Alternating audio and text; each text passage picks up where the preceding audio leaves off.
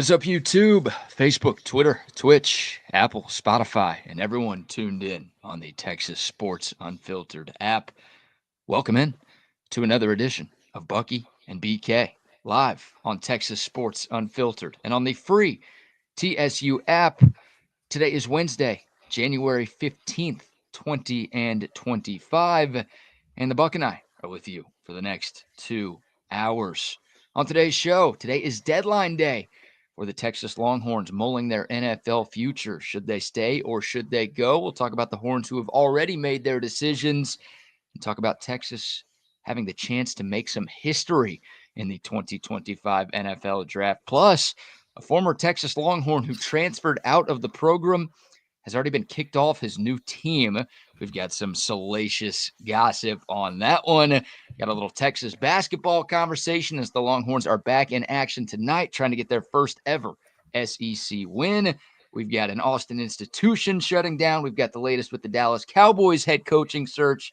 All of that and so much more on a Hump Day edition of the TSU morning program. Happy Hump Day, my friend. How are you? Thank you. Doing fantastic, man. Another beautiful day here in Dripping Springs, Texas. Everything's good. The Mullet Open is officially, I should have told you guys this days ago, but that thing is now filled up. I'm still holding for 2 special sponsors that want to get involved. If you're interested in getting to force them in there, just contact us, just text us. You know me, I'm always screwing up, so they always hold about 3 or 4 teams back. So, remember such and such, you promised that this was going to happen this year. So I've got that. And Kathy Markin, who's now doing this for me now, we don't have Jancy Darling any longer. This is the first year. So I've got a new young lady that's helping me. And I'm going through some different things with the tournament. But that thing was done, by the way, in the first 4 or 5 hours. A couple of weeks ago, I should have said something over the course of this. But I guess people, if you're really, really interested, I still have a couple in my hand, in my back pocket, BK. So I always do that. That's just for screw ups, or that's just for special sponsors. You know what I'm saying? Well, it sounds like you're taking bribes. I could be. You know, it is about the kids. It is about the kids, P. It's about the kids. It's about the kids, but a special event, and hopefully we'll get our whole gang to be out there from the morning to the afternoon, and of course, we're going to have that great meal again. So I'm excited about that. Yeah. But year 24, I don't know. Someone run it back. I got to believe that year 25 could be it. Come on, man. The people need you. The kids need you. The kids don't need me anymore. Yeah, you just said it's all about the kids. What? Kids are still going to exist after next year. They're going to need your help. 71 by then. I'm going on 71. This is long, man. This is a long 6 months, and my shed will be filled with all kinds of stuff. And although I do have a good time, that is a fun day. It is. It's a fun day to see people that I've seen now for 24. Now to see their kids and their grandkids and stuff. That's the cool part. I think maybe if I get my daughter to come from Jacksonville, she's a golfer. Bring my grandkids down there and stay at the hotel and terrorize that hotel for a couple days, and not terrorize my house. It may work out for me. It may work out. Yeah, it's one of my favorite days of the year. I mean, hell, the 2 years I was living in Houston, I would take a day off of work and come back. Come down there and work. Yeah, just to be a part of the Mullet Open, man. The job that you do, and this event means so much to so many people. It truly is a special day. So the good news is, look, I've never played in the Mullet Open yet. I've gone like every year for the last 8 or 9. So even if you're not playing, 24 years, I've never been out there playing. Yeah, there's so much to do on that day, even if you don't get a team in the Mullet Open. If you want to hang out and, watch us do some shows, and they got the Lazy River. Small stat beer, cruise around. Yeah, hang out in the Lazy River with me, getting blackout drunk. We got it all, baby. We got it all. It is a mess of a couple days, man. And as my wife says, what are you going to do then if you're not running around collecting checks and picking up shit in your truck and loading it up and making boxes of Tito's? What are you going to do? I said, I'll just hang out with you. She goes, oh, no. She said, that ain't happening. You're not going to hang out and watch TV in the big taco or just hang out with me. She goes, I'm gonna be on the move. You need to find a hobby. I'm like, wow. I'm thinking maybe that means I can play golf more than once a week. No, that's all. No, my body. No, I can't do that. My body doesn't like that kind of deal. Good morning to soldiers at Fort Cavazos, Texas, the soldiers in the state of Texas, and all those that fight for us each and every day. Thank you, thank you, thank you for what you do. EMS, first responders out in California, thank you for what you're doing out there and continue to do, and they need your help. And if you got that extra little bit of coin, send it and helps those folks out there. I know you can't send clothes. They've got an abundance of people that have sent so many clothes, and in their neighborhoods, the people in those neighborhoods had money. The ones that survived still have cash and they've got clothes.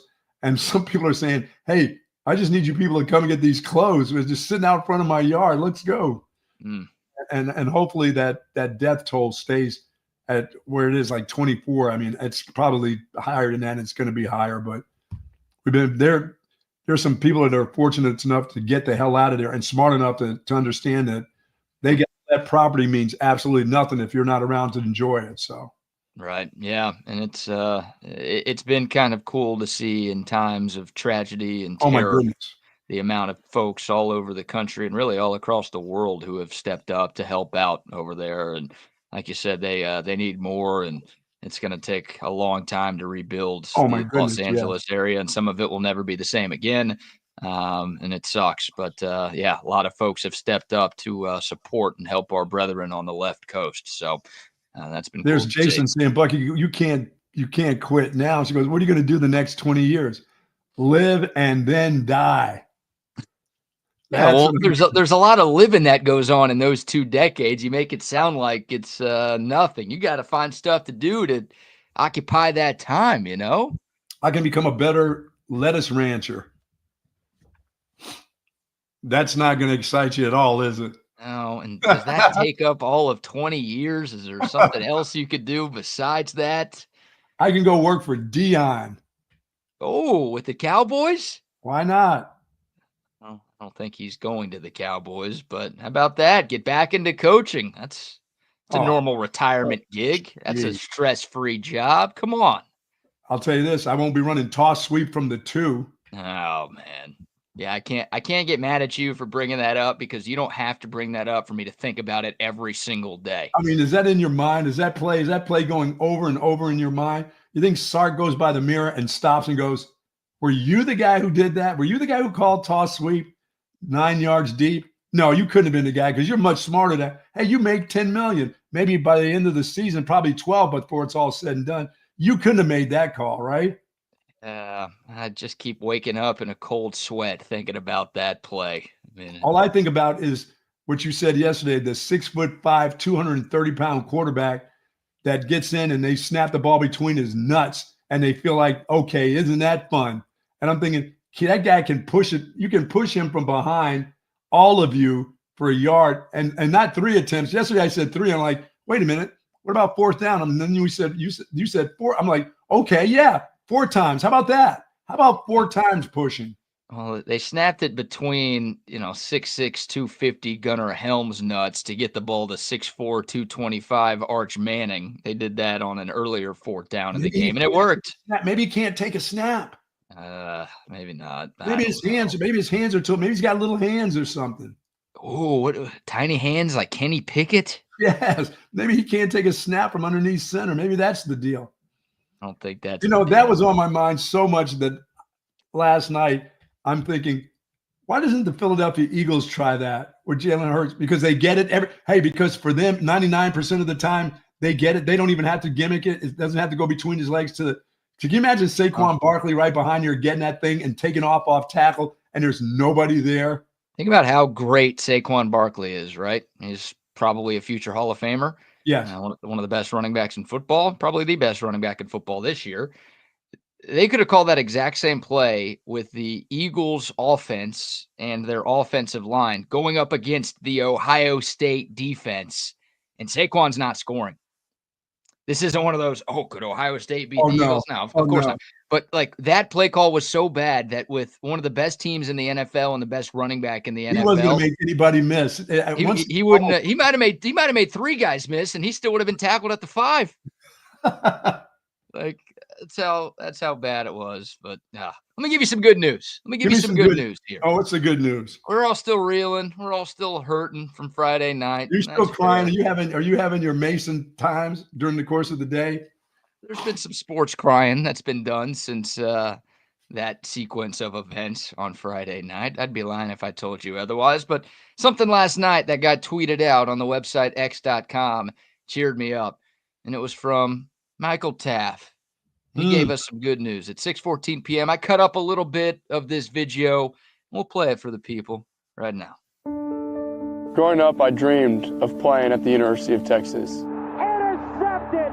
Michael Taff, the Austin native. These last 4 years have been so special to me. What a moment for Michael Taff. To play in the Burnt Orange was always a dream come true. But more than that, I dreamed of winning a national championship. The last 2 playoff appearances is a true testament to how much me and my teammates put into this and how much we poured into one another. But the job's not over and the mission's not finished.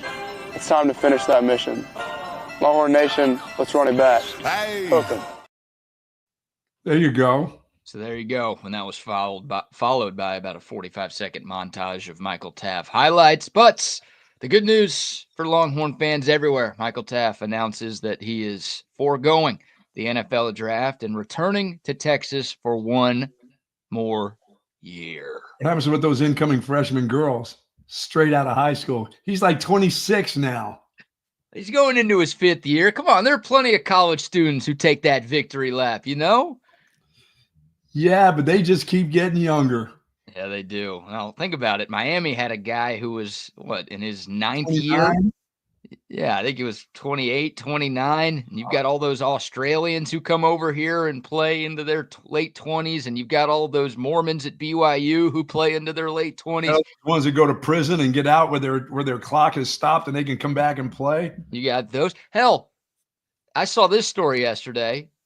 Bubba Thompson was a former first-round pick of the Texas Rangers. He committed to Major Applewhite and South Alabama football yesterday. This guy played in the minors for a few years. I think made it to the majors at one point, and he's given up baseball to go back to football, and he's in his late 20s. So you've got stories like that all over college football. Michael Taff, that clock stops. People don't understand there's certain things where the clock stops. It's year 5. It's year 5. That's it. It's a COVID year. It's a redshirt year. It's a victory lap year. He needs a few more credits to graduate, whatever it is. Goodness. Well, that's great news. That's great news. That's great news for Texas because that brings back a solid player. It brings back a solid leader on the team. It helps that secondary that will, as they were growing and got so good this year, they still have guys that had a lot of experience in playing will be another year better. And then with Michael Taff there, that makes it even easier, for them. Makes it easier for them. It'll be harder on him because he'll have more responsibility because he won't have the other 2 guys that were around him that took some of the pressure off. The pressure's back on him, but now he's another year older. He understands what they're looking for, and he can help these guys out. You're going to obviously miss the 2 guys that will be graduating, but you've got some pretty talented guys, and then some guys in the wing that have played that's been hurt that are going to get opportunities. So I think that secondary is pretty stable for the next couple years. Even if Michael Tapp would have been going, I think that the stability back there is going to be good for a long time. Yeah, well, this obviously helps, right? Not only on the field, but in terms of the locker room and continuing the culture that Steve Sarkisian has implemented here at Texas over his first 4 seasons. I mean, Michael Taff has been here throughout the entirety of the Steve Sarkisian era, and he really embodies what it means to be a Texas Longhorn. And he's a guy, I know I keep saying this, but he bleeds burnt orange. He cares so much about this program. And he had the chance, he wasn't going to be a first or a second or a third round pick in the NFL draft. Probably would have been a late day 3 pick if he left, but he had the chance to go pro and take his talents to the next level. And instead, he's sticking around Austin, Texas to try to help the Longhorns get over that semifinal hump and win a national championship. This is awesome. Great player, great locker room guy, a guy who can be that coach on the field. Not just saying that because he's white, but this is big news because Texas is obviously losing a lot of players to the draft. And that's how it goes. And that's a sign of a healthy program. But Texas is going to have a lot to replace not having to replace Michael Taff is huge. It's going to make life so much easier for the players, for the coaches, for everybody associated with Texas football. Yeah, I mean, it's a healthy program. It's got a healthy budget to go get players that need be. Yesterday I don't know if we mentioned. I think they probably need to go and get another secondary guy. Yeah, a veteran secondary guy, not just a guy, because Texas doesn't just get guys anymore. The guys that they bring here are that are performing and playing well. Go to UTSA and you get a guy who hasn't played at that level of football. He became a pretty good player as the season went on. For that level of football where he was fantastic. For this level early, we were wondering, but he ended up being pretty damn good at the end. He's back for another year, correct? Possibly. Trying to think. The defensive man. Trey Moore. Moore. Yeah, he actually has not decided yet. He's one of those guys who is draft eligible, who, at least to my knowledge, as of 8:17 this morning, has not made his decision on whether or not he's going to stay or go pro. I think he probably should come back for one more year. But I can't imagine.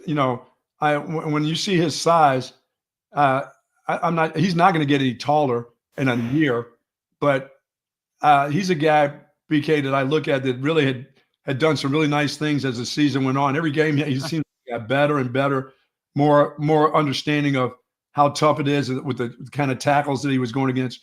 But in the NFL, that guy has to go inside. He's not big enough out there. You're not.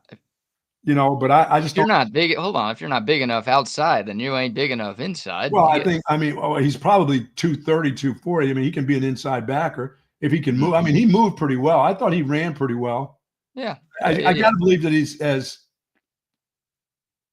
you think he's as fast as David Benda? I know he doesn't understand that part of the defense inside in there, but I know, is he as fast? Would he be as fast, as quick as Benda was? I think so. I mean, you're asking me to Benda compare. May be bigger than he is. Well, you're asking me to compare an edge to a linebacker. Like, those guys are two very different players. I don't like Trey. Trey Moore doesn't play that position. To compare him to his type of speed. I mean, I think he's probably faster than David Benda. Okay.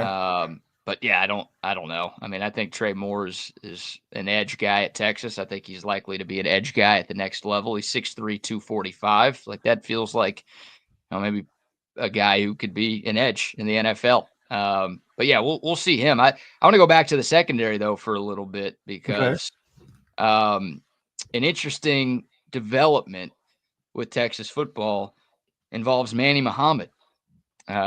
This might be a nothing burger.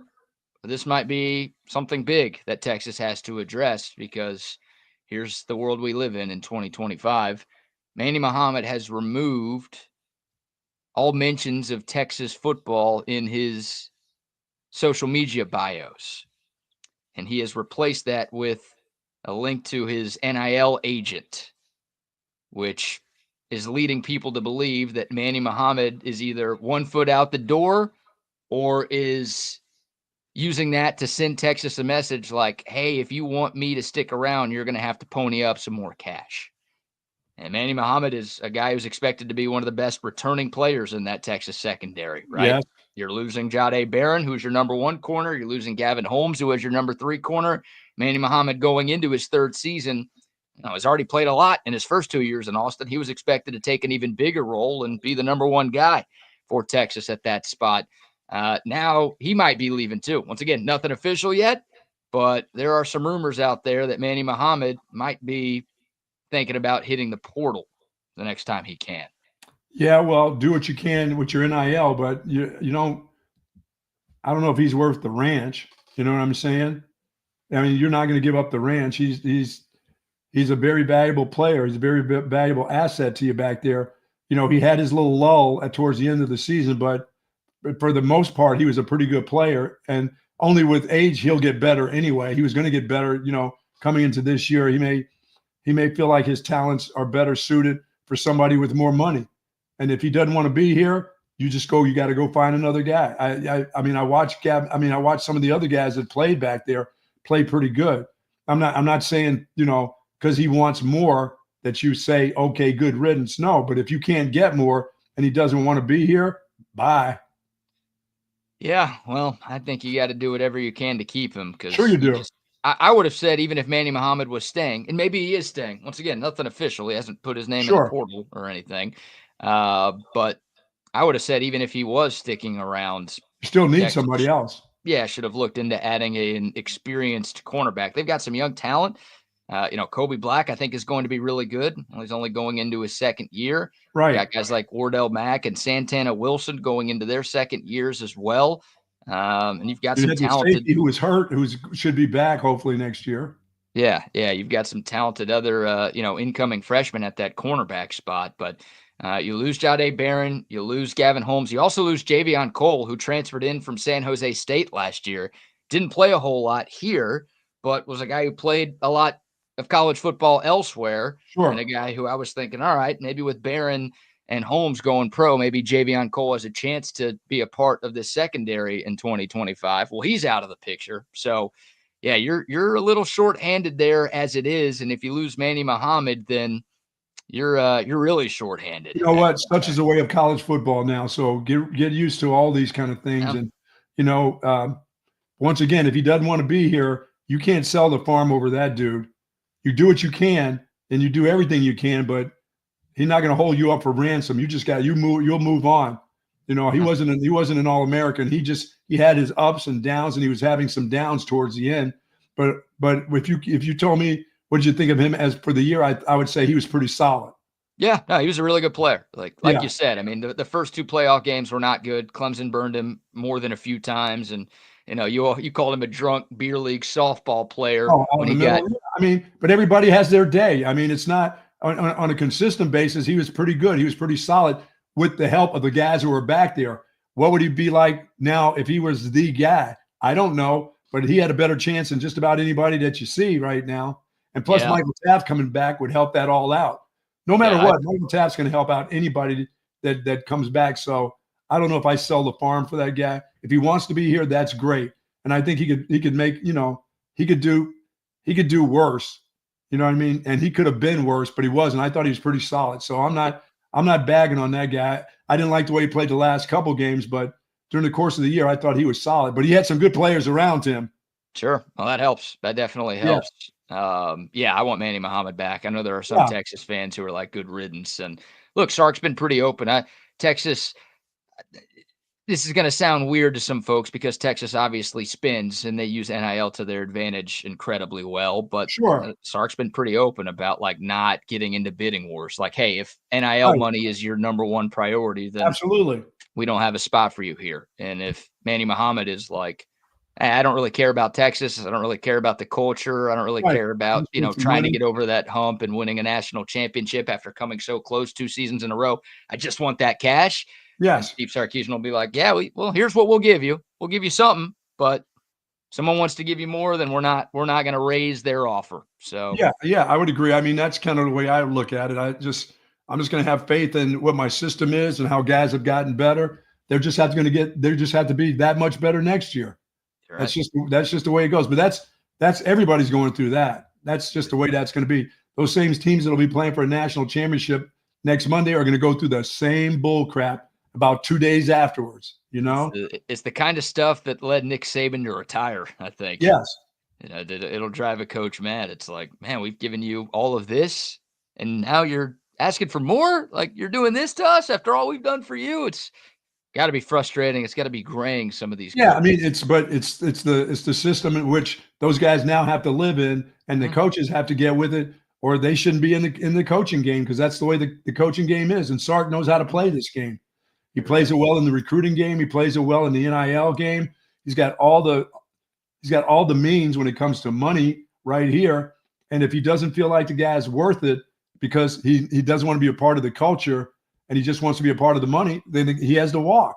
But you got to find somebody else because that's still, no matter what, is going to be on you.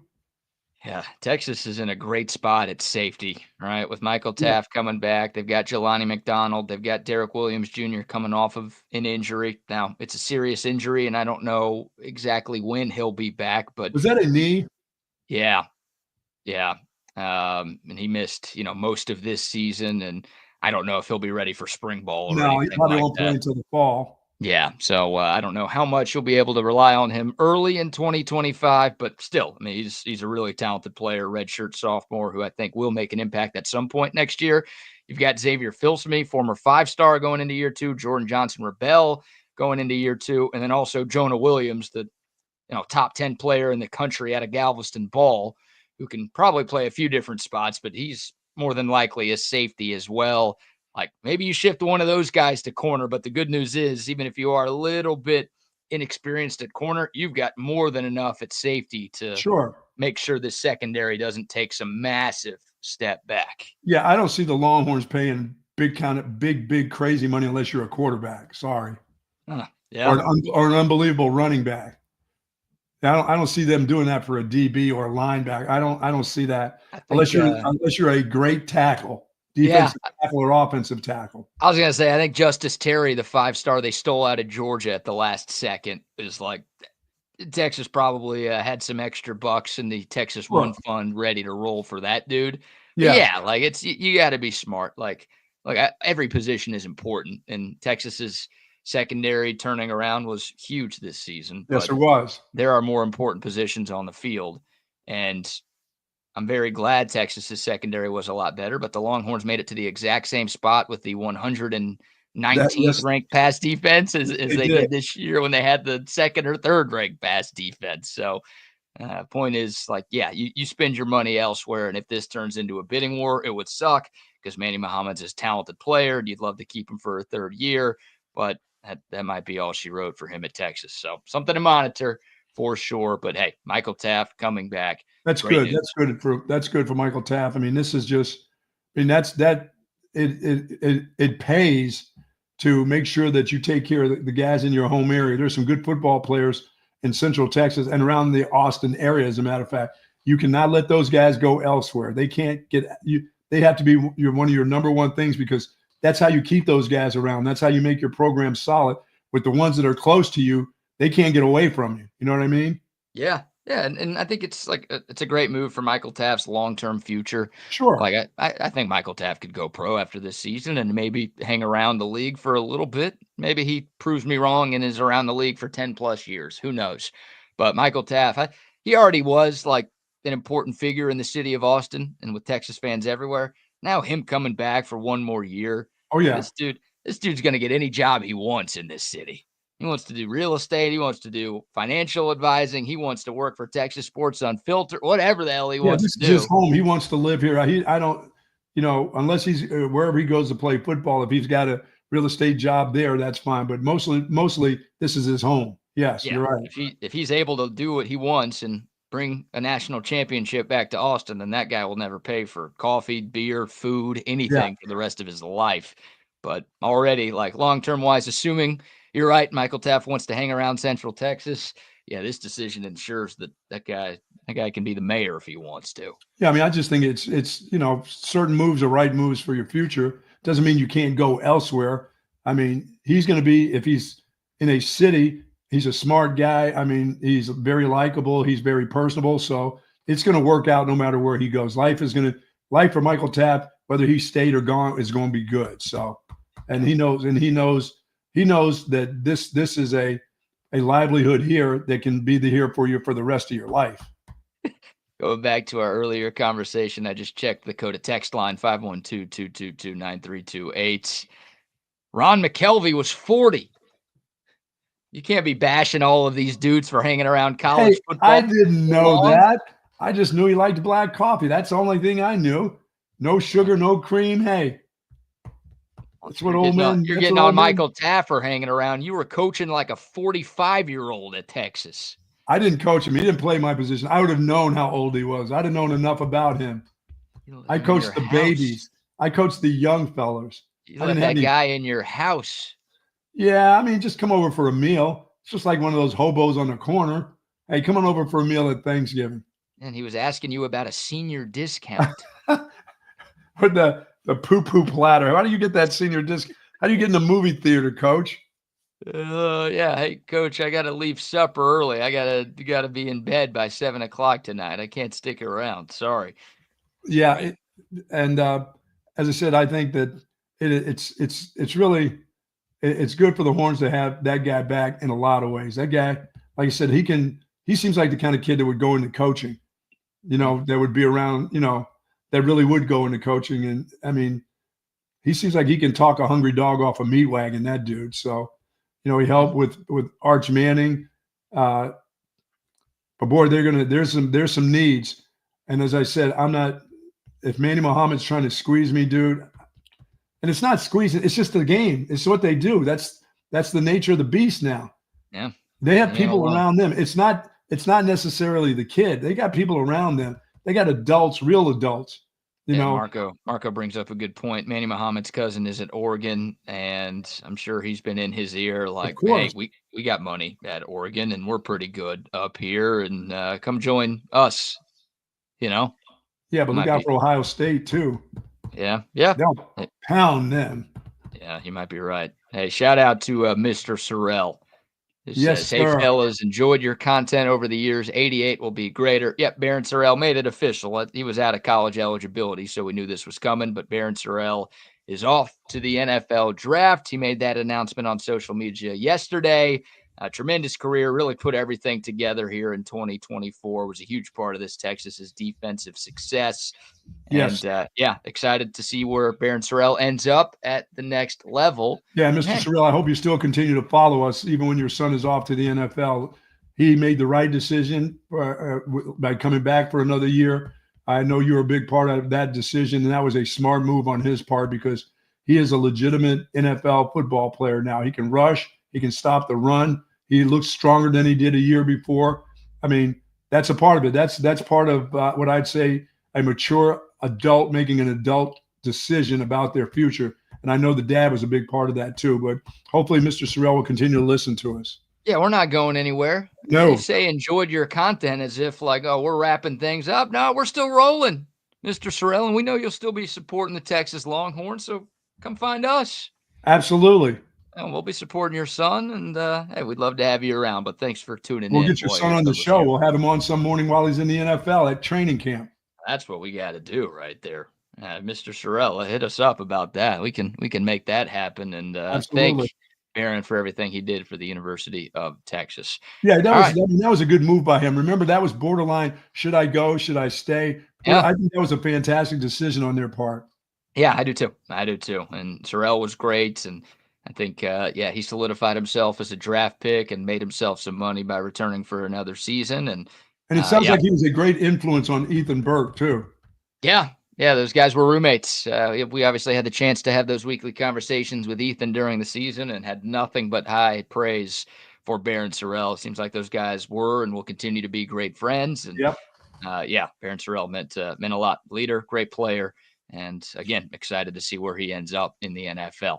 All right, a few more Texas football news to talk about, including Cam Williams. A little disappointed with this decision, but it's bittersweet. You understand it. We'll talk about his move to the NFL in a moment. But first, how about our first round of sponsor shout-outs? Folks, my back is feeling so good. I've been sitting in this chair for the last 2 days after being up in Arlington last week. And my back couldn't feel happier thanks to the folks at Relax the Back. Believe me, they've got everything that you need. Zero gravity recliners, select office chairs. If you've got a bad thoracic back, you got a lumbar problem, you got a hip problem, neck and shoulder problem, please go over to Relax the Back, folks. They've got all the accessories that you need, Tempur-Pedic mattresses and pillows, of course. BK does love the recliner when he's at his parents' house. I'm surprised it's not in your place yet, but folks, they got everything you need. There's no reason for you to have a bad back or shoulder pain. I think they can give you the relief that I've got. They have 2 great locations in Austin at the Gateway Shopping Center across from the Container Store up north, but at the Hill Country Galleria across from Whole Foods down south. Be pain-free like the Buck at Relax the Back. Yeah, if I ever buy a house, that might be my first stop. Relax the Back. Getting a nice massage chair or something like that. They've got a great selection, great pricing, great everything. Much love to them. Much love to centextickets.com as well. Unfortunately, no more Texas football tickets to talk about, but tons of fun events in Austin, Texas. There's always stuff going on in our city. Absolutely. Concerts, comedy shows, Broadway shows, festivals, Texas basketball, anything. They've got tickets on site at centextickets.com. And our promo code for TSU listeners is not going anywhere. Just type in CENTEX10 at checkout, and you will be getting 10% off your purchase of any tickets available online at centextickets.com. Love them. All right. Also, a quick shout out to who needs shouting out to? Waterloo Printing and Graphics. I'm wearing my TSU hat today. Shout out to our guy Adam and his great team at Waterloo Printing and Graphics. If you need hats, shirts, signs, posters, any sort of merch for your business or for any big event that you have coming up soon, our friends at Waterloo are here for you, based right here in South Austin. Great people, great customer service, fast turnaround time, everything that you are looking for. Just hit up our buddy Adam, 512-300-9641. It's 512-300-9641. You can find him on Instagram and shoot him a DM there at Waterloo Printing. Okay, Buck, teased it a moment ago. Unfortunate. And look, these are all bittersweet, right? Like you want the guys who can come back to Texas to come back to Texas because they're great players and you want them to help you win a national championship. And it sucks that they're leaving, but it's sweet because you're excited to go watch them play on Sundays, and it's well-deserved for what they've been able to accomplish to this point in their football careers. Cam Williams made it, I think, official yesterday, and at least reports came out that Texas's starting right tackle is foregoing his remaining college eligibility, and he is putting his name in the NFL draft. Look, mock drafts have had Cam Williams in the first round for months. Yes. I think Cam Williams at worst is a top 50 pick when we get to April. He's big. He's strong. He's got all the measurables that teams are looking for in a right tackle. And I think he's got the chance to be a really, really good right tackle in the NFL. He's a guy I would have loved to have had back for another season, and a guy I think who could have used another season. But his decision, he wants to go play in the NFL, and he's off. Yeah, I mean, it's some people to hang around and have to play school and go through the things that you have to do as an offensive lineman. So now it's an awful lot of work. And he's got the body type, now he just has to go 1,001, 1,002, snap, 1,001, 1,002, 1,003, snap. I mean, once he figures out all that stuff, he's got all the tools. Yeah, you'd like to have him around for another year, but that's one of those decisions that's not a bad decision. That's just a decision that you just have to make. And wear and tear on his body out there at right tackle, left tackle, wherever he's going to be, wherever they find him suited for, inside. There's only a number of hits that those big guys can take too before they start to wear down. You only got so many practices in you.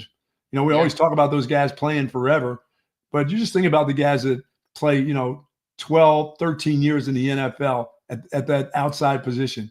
That's unbelievable. Guys keep getting faster on the outside, stronger on the outside.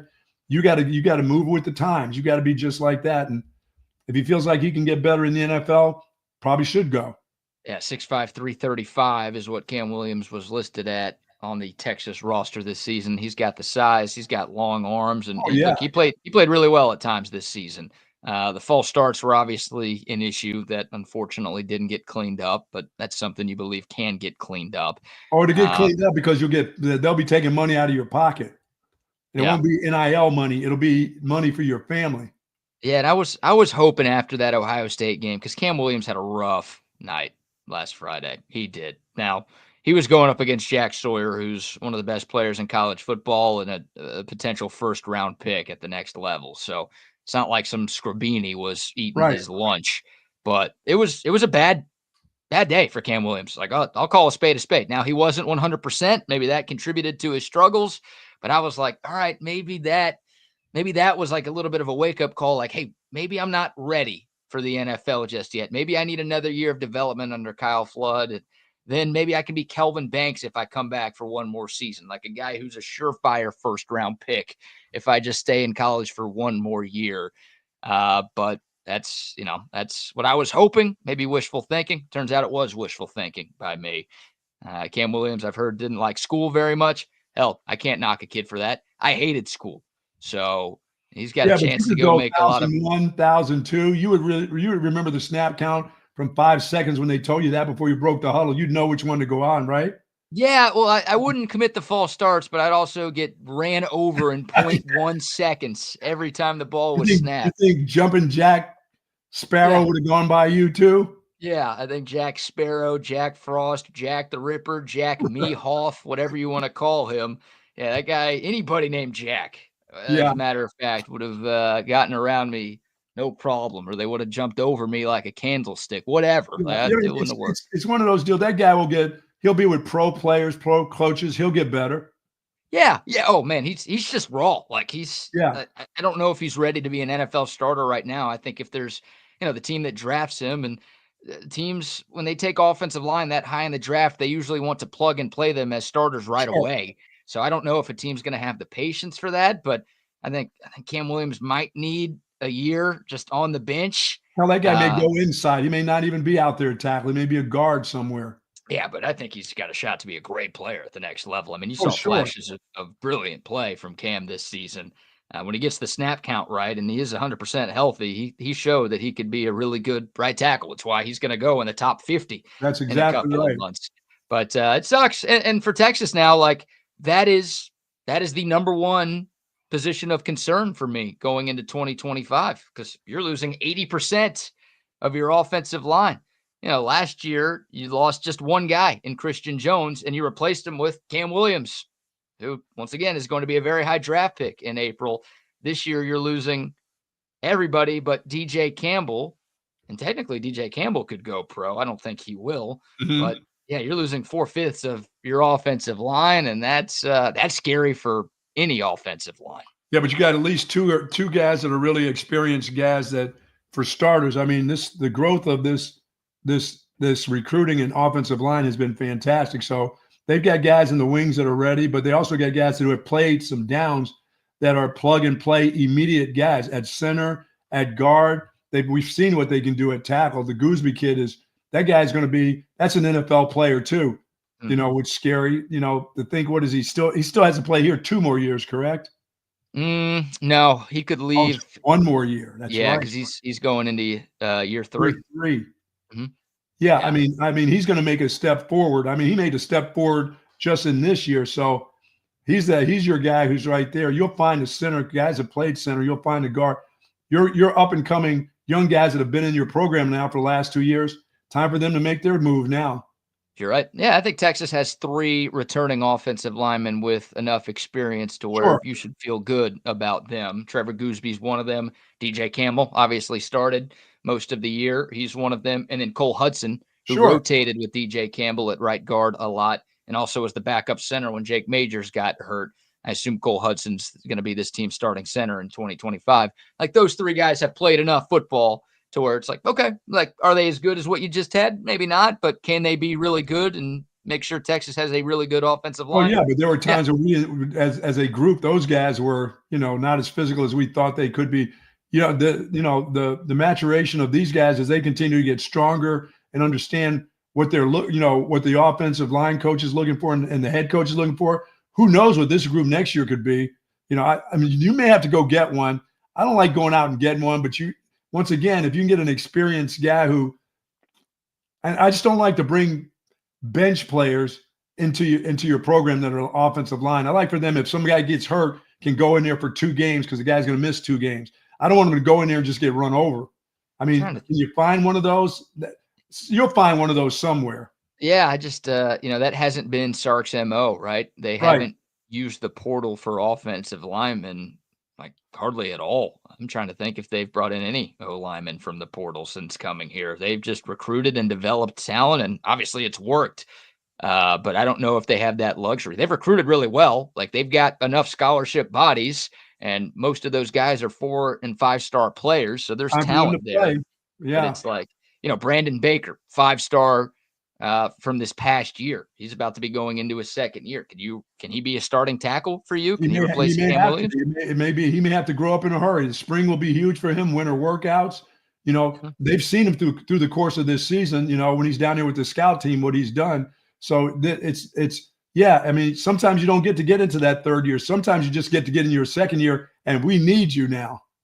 I think like, as of this moment, your starting 5 on the Texas offensive line would be Trevor Gooseby at left tackle. Mm-hmm. I would say Neto Umeozulu, get used to that name, going into his 3rd season at left guard. I think the staff is pretty high on him. Cole Hudson at center, DJ Campbell at right guard, and then Brandon Baker at right tackle. Like that's two guys who have not started for you before as starters right now. And then I'm not that worried about that starting five, but you get to your reserves. You need 2 to 3 more dudes getting ready that can play immediately. Something could happen in the summertime. Something could happen in practices in the spring where a guy's knee gets jacked up and he won't be ready for the fall. You need 3 more now. When you think about it, they either have to be here or you got to go find at least 1 or 2. I think they've got to find at least one. I mean, they've got, I would say at least one, yes.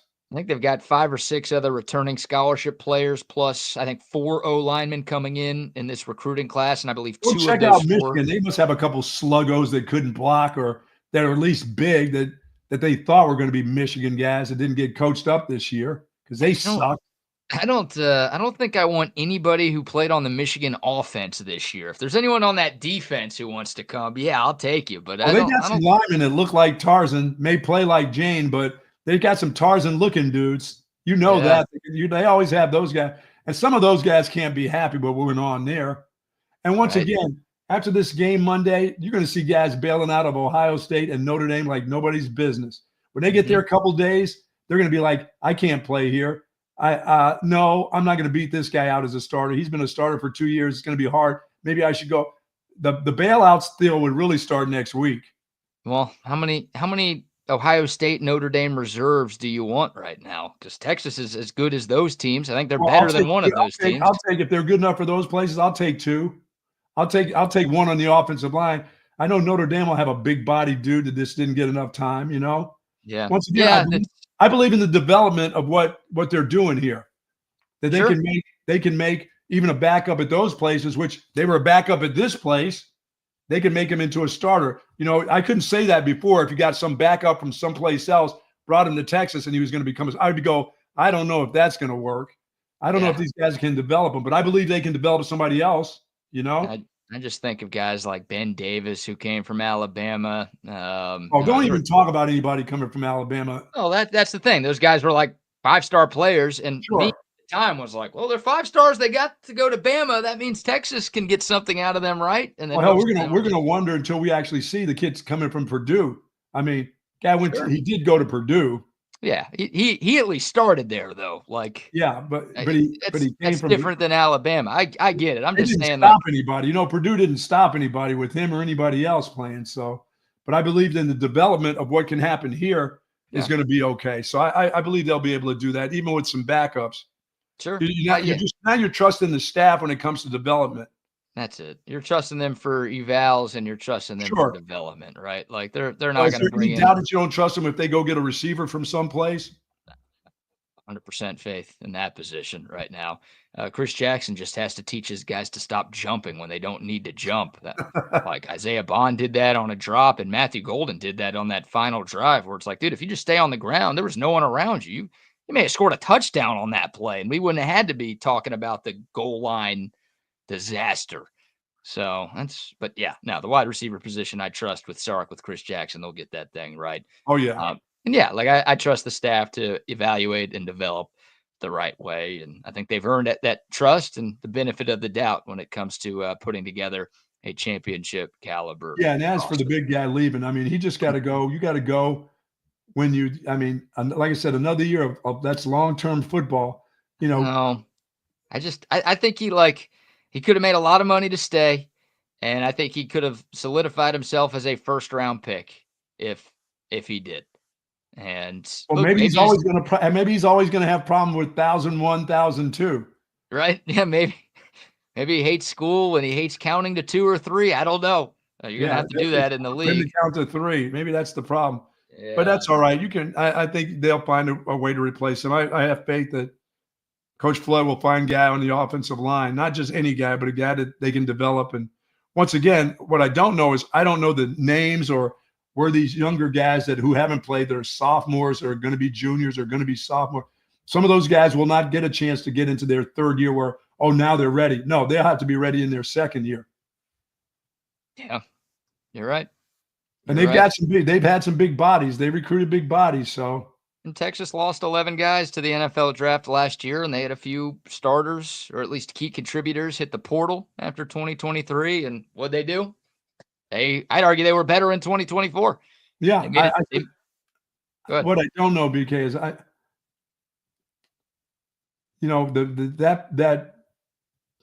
that center position is going to be, as I said, it's good that you got a guy who has played there and has experience. Jake Majors, I thought, was really a special player. I mean, I guess when you get a guy who's been that same guy for 6 years, there's a reason why he's still there, and they can't get rid of him. They've tried. They've wanted to. They've always wanted somebody bigger and stronger, but boy, that seems to be, that's got to be key. Got to be hard snapping that ball between the legs of your quarterback and hitting that running back on your trick plays. Yeah, no, you're right. No, he'll be missed. All those guys will be. I mean, Kelvin Banks, like Texas hasn't had a first round pick on the offensive line in 20 years. You don't think Kelvin Banks will be missed? We haven't had that in 2 decades at Texas. So, I mean, hell, Texas might have 2 first-round picks this year on the offensive line. That's why I was pissed that dude went to Oklahoma. The kid from the state of Texas ended up there. I think that's a guy Texas kind of tried to money whip, and he just, some guys are weird. Some guys like Norman, Oklahoma. Yeah, that's good. Yeah, they're weird. No thanks. No, we don't need them here. That's just weird. Well, I'll still take him if he wants to come by. Yeah, right. If you decide yes. Like after the spring, if he's like, yeah, this place is weird and these guys aren't going anywhere and Brent Venables sucks, and he's like, I want to hit the portal post spring. Sure, we'll take you, Mike. Come on down. Why not? Be happy to have you. But there you go. There's the latest. A couple of other guys announced they were leaving, but they're guys who had to leave. Like Gunnar Helm was out of eligibility. He released a statement. David Benda, 6-year player. What a guy. In an era of guys who don't want to compete, guys who, don't want to stick around if they lose their job. Right. Guys who want to money whip teams with NIL. David Benda sticking around here for 6 years, being the player and the leader that he was. That's awesome. I enjoy watching that dude play. I watched him and watching him develop into a pretty good sound linebacker was fun to see. I just never in my wildest dreams that I think he could ever go sideline to sideline. I saw that last year, and I saw it again this year, and he kept getting better. He never took a step back, I thought, and he was solid inside. He was solid inside last year. He was solid inside this year. I never thought that guy could go boundary to boundary the way he did and make some decisions where he would cut up underneath the guy and make a play. I always thought, oh, that doesn't seem like it's a good decision, but he seemed to make plays that way, Yeah, I didn't really agree with, and PK knows what he's doing, except with 29 seconds left. And before the end of the game. I never quite agreed with the decision to bench David Benda in favor of Leonga Lafau. Now, I wanted Lafau to play. It's not like Lafau shouldn't have played. I thought Benda should have still been getting the majority of snaps at that linebacker spot opposite Anthony Hill. But that was another moment where David Benda could have been like, are you shitting me? Like, I came back for a 6th year and you guys are going to do this to me in the middle of this season. I'm out. Like, I can't transfer anywhere, but like, I'm quitting on I don't need this right now. And he toughed it out. By all accounts, he was a great leader, and he still played a tremendous role on this team. He was one of the goal line stands that Texas had in the college football playoff. Maybe it was the 3rd down against Clemson. He made a huge play to keep Clemson out of the end zone. So he still did. That's a young guy I'd love to get on the show and talk to. Yeah, I would too. You say young guy. That guy might be older than me at this point. Yeah, that's true. No kid. Yeah, we should get him on and talk to him and what made him stay, what made him stick it out. How did he develop himself into the kind of guy that he is right now, and what he thinks his future is going to be. I'd love to talk to him. I would too. Yeah, I'll reach out and see if we can get him on this show. I'll try a few of these Texas players who are leaving and see if we can get him on the show. But Bill Norton, the last of the names, at least yesterday, another guy who couldn't come back to college football, but he released a statement saying, thank you. And he is off to the league. He did some good things too, man. He was a run stuffer, that dude. Yeah. He's got a squatty body with take up some area. That guy did pretty good. Yeah, 330, 335. He showed it. Some guys can kind of hide that weight. Bill Norton. I'm thinking that they kind of fudge that weight like they did Sweat. I'm thinking that guy's 350 something. Maybe. I don't know if he's 330. I think he's a little bit more than 330. He looked like it. He like kind of walked around like a big guy too. Like some guys try to hide their weight so they lean forward a little bit and suck in their gut. He's like, no, I'm fat and I know it. And he was like Santa Claus. He'd hold his shoulders back, you know? Yeah, and I'm about to tackle you and lay on top of you for an extra 3 seconds so you just feel how big I am, all right? 1 year in Austin, but a very good year for Bill Dorton. Shout out to him. Shout out to all of those guys. So, yeah, those are the guys. Those are the kind of guys you need to go in the portal and find that can really make a difference immediately when they get here, you know, that are good people that want to be around the program. Yeah, they want to make some money, but they also want to get better. You got to find those guys. And Sark and those guys will do that. As I said, next week will be, after the national championship game, we're all out there again. Let's go. Mm-hmm. And don't think for a second that tampering ain't going on now. Oh, come on. It goes on everywhere. It's except at your favorite school. That's right. It's your favorite school. Everyone else is tampering, but your favorite school? We don't do that. No, they do things the right way. All right. Players just go to school there because they want to go to school there. They want to graduate. They want to be a part of the academic scene. Love the academics, love the city, love the campus. That's why they go to your school. It ain't money. It ain't tampering. It ain't any of that. It's the love of the game. Are you telling me Andrew Makuba can't come back? Yeah, Makuba's got to go. Are you sure he's got to go? I said it, man. If you really care about this program, you would go over to Wuhan or somewhere and bring a pandemic back. We need another COVID to give guys unlimited college eligibility. So he was 3 years there, 2 years here, huh? That's 3 years. 3 years here, 1 year here. But that's 4. He didn't redshirt, so that's 4 years. Yeah. You're out of time. Now, maybe if you're Diego Pavia, you get unlimited time, apparently. Oh, yeah, because he cried the blues because he went to junior. What the hell is that? How did he get that, Peru? I don't know. Everyone loved him, and he was a great story. And Vanderbilt's kind of good at sports, so let's keep him around. The SEC got him back for another year. I think it's just like, Texas will have to see him in Austin. That's fine. But it's like, the NCAA doesn't like doing work. Diego Pavia is like, I'm going to sue you, and the NCAA is like, okay, no, you can stay. You win. We don't want to deal with this. That's true. You want to make us do work? No, sorry. Not on that deal. All right, we'll take your thoughts. The Dakota text line 512-222-9328. We'll get into some Texas basketball in hour 2, some Dallas Cowboys talk in hour 2, an Austin institution closing its doors as well. Also, the latest with Jonte Cook, and it is not good. All of that coming up in a moment. But first, how about a few more sponsor shout-outs? So to Jay and the gang over at Sue Patrick, they've got that incredible selection of Longhorn apparel, collectibles, accessories. Then they got tons of Texas-themed gifts and items there just for you. An unbelievable variety of polos, of shirts and skirts, and you name it, they have got it over there. Wearing my hat right here. This is one of my favorites right now, BK, is this one from Sue Patrick. As a matter of fact, they're located at 5222 Burnett Road. Drop on by, say hello to Jay and the gang over there. They offer free shipping on any online order over $49. But, folks, you don't have to worry if you go shopping there. There is plenty of parking space there. Not to worry. They've even got luggage. I'm thinking of the luggage, so the Delta airline can lose the luggage or whatever, or throw it out of the plane when the cargo door opens up, they can shove it out. But I think that luggage at Sue Patrick's can survive that aerial assault there for sure. But, folks, go to Sue Patrick. Say hello to the whole gang over there. As I said, plenty of savings, plenty of things that you're looking for. Next week, you'll be looking for that hoodie. If you can't find your old hoodie, head on over there. Jay, they have wonderful sales on hoodies over at Sue Patrick, Texas with the horns on them. Go get yourself one. You're going to need it next week, BK. It's going to start getting nasty here after Saturday night for about 4 straight days. Oh, boy. Yes. Well, you ain't leaving anyway.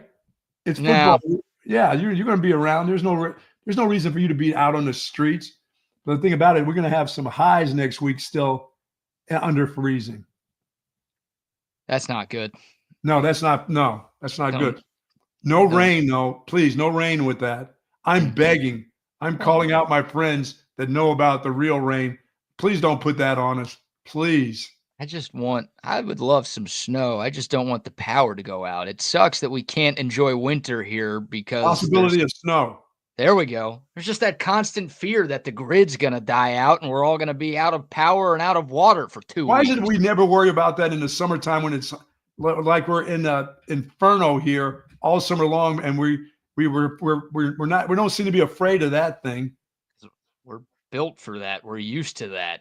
It's been 100 degrees around here for a long time in the summers. We're just not used to snow or ice because that never happens. And when it does happen, yeah, hey, you get an extra year.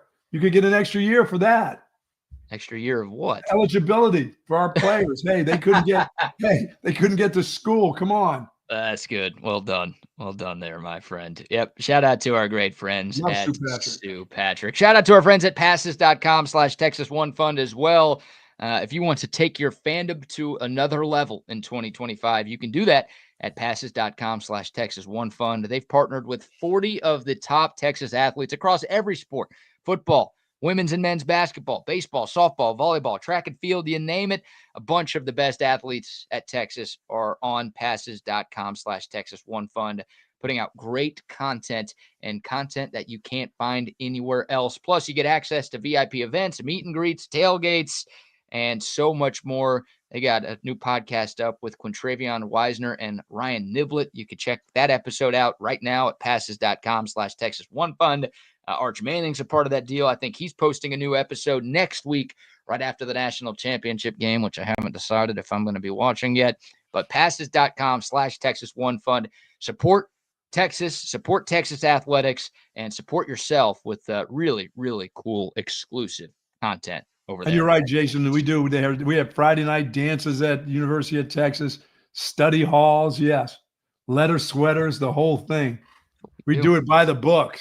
That's what we do, man. Yeah. What we do. It's sock hops. We do all those good things. What now? Sock hops, line dancing. We do all the good stuff. Friday nights, yeah.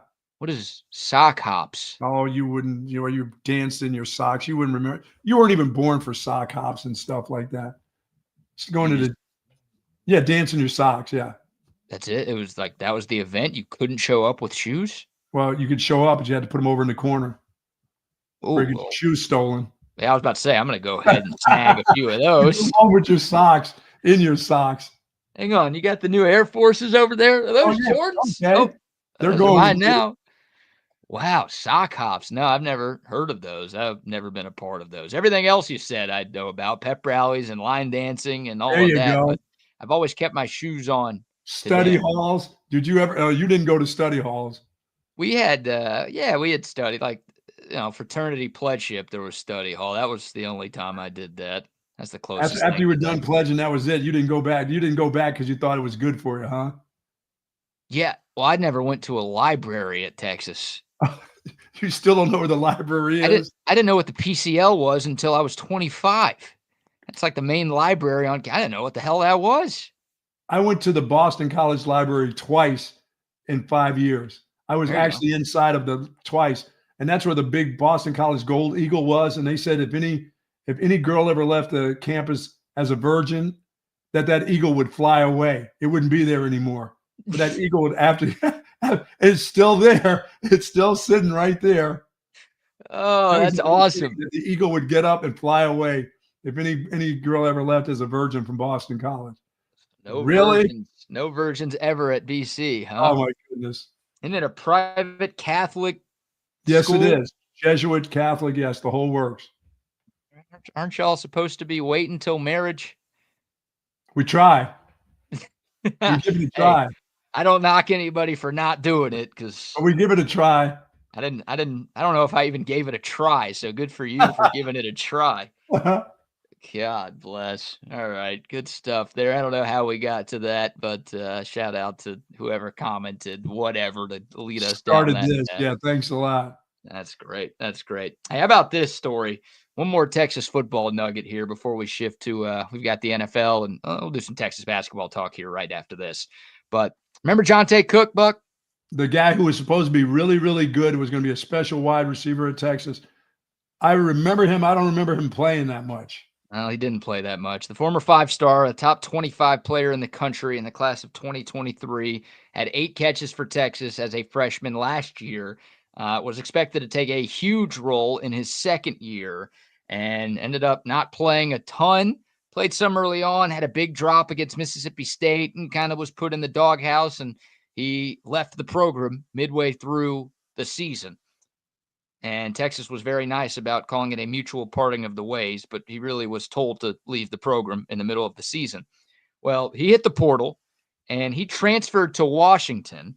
He announced that a few weeks ago, and he officially signed on January 7th. Buck, he is no longer with the Washington football team. He couldn't find his way to class or something. They didn't give him the right directions. What happened? Signed on January 7th, and apparently he was on campus for less than 48 hours before this news came down that he is no longer with the program. That's not good news, and it can't be good news. Now, school, I don't even think class has started yet. I think it's like there are reports of missed workouts. There are reports of just already talking back to coaches, like the same stuff he was doing at Texas, which caused the Longhorns in the middle of a Final Four season to say, hey, we know you're a 5-star and we don't want to rock the boat too much, but you're causing problems, so you got to go. Not even 2 full days at UW, and he is gone, Buck. Wow. You ever seen? Yeah, they had to know those things that he was. They had to know they were taking a chance when he got here. That's what that sounds like to me. That he had already told him that guy can be a pain in the ass and be a problem. So look out if he's not playing. He's going to be a pain if he's not getting what he wants. And obviously at Texas, he didn't get what he wants, so they had to send him packing in year number 2. And this place wouldn't put up with it for more than 2 days. All right, it's like Washington ain't Texas right now, too. Like, Texas, you take all the 5-stars you can at Texas. You're at a place like Washington. Yeah, you need that talent to get back on track. Right. And not even 2 days in, they're like, no, he ain't worth it. He might be talented as all hell, but we're not dealing with these headaches. No, thank you. So he's out. And now. Yeah, you get to the point where you've gone to 2 different universities. Some of the other places that may need you aren't even going to make that phone call. And I'm talking about the UTSAs, the Texas States of the world, where you're in the same state. They don't even want to take the chance on thinking they can make their program, because you can destroy their program with the kind of person that you are. Yeah. They don't. We'll see. He's going to find himself at home at the local drugstore, doing something like sweeping the floor. You ever seen the movie A Bronx Tale? Yes. I haven't seen it, but I do know the quote from this because I've seen it a lot and heard it a lot used in sports. The saddest thing in life is wasted talent. Yep. That's what's happening right now. And if Jonte Cook needs help, I hope he gets the help he needs. I do too. That he needs a mentor right now, and somebody that will stick their foot so far in his ass that it'll be hard to get it out. I mean, that's what he needs. He doesn't need anybody to put their arm around him and whisper in his ear and tell him, you know what, you can do this, you can do that. They need somebody to tell him no before you really have to tell him no. No, you can't do that. No, that's not the way to act. No. Yeah, it sucks, man. I mean, Texas, the culture here at Texas was so strong that I'm sure there have been a couple of incidents where guys have not been happy with the coaches, with their playing time, with this, that, and the other. And it feels like Sark and company have been able to clean it up to where it doesn't see the light of day, and none of us find out about it. But obviously we found out about this one, which I think told us that it was pretty serious at Texas. And now we know that Jonte Cook clearly has some issues right now. And this is a 5-star player, man. I mean, this is a guy who you thought would be playing on Sundays sometime down the line. And now it's like, who knows if a college team's even going to take a chance on him at this point. I mean, he just needs some guidance. He needs somebody that will, I mean, obviously within his family right now, nobody can do it because he's been to 2 different places. So whatever they're trying to say to him, it's not working. He needs somebody, because he's now going to look for that now. He's going to look for help. He's not, I don't know if he's the guy. I don't know him at all. I'm just saying that. But most kids that have that kind of talent will then seek somebody out to really help them now, because that's, you're getting to the last stop on the bus stop, but somebody else will give him a chance if he can figure it out. It's crazy. I remember at last year's NFL Combine, right? the former Texas players, guys like Jonathan Brooks and Xavier Worthy and A.D. Mitchell. A couple of those guys were asked, like, hey, who are some guys at Texas who we need to be on the lookout for? Who are some guys who are going to be next up to replace what you guys are leaving behind in Austin? And a couple of those guys were like, oh, Jonte Cook. Like, Jonte's the guy. And they wouldn't have said that if they didn't believe in the talent that Jonte Cook possesses. But that attitude, there's too many talented players in this sport, and especially at a place like Texas and even at a place like Washington, to where it's just not worth all the extra stuff. Once again, change your attitude, change your life. Yeah, that's it. The Lincoln Chicken guy told me that once. And there was times when I knew him and he had the weirdest attitude, but he said, I had to change my attitude, which changed my life. So that's what he'll have to do. He'll have to change his attitude. Hopefully he's at the point now where people won't put up with it no matter where he goes. They won't put up with it for 1 second. They'll say, you're gone. He won't last for 2 days. He won't last for a day. No.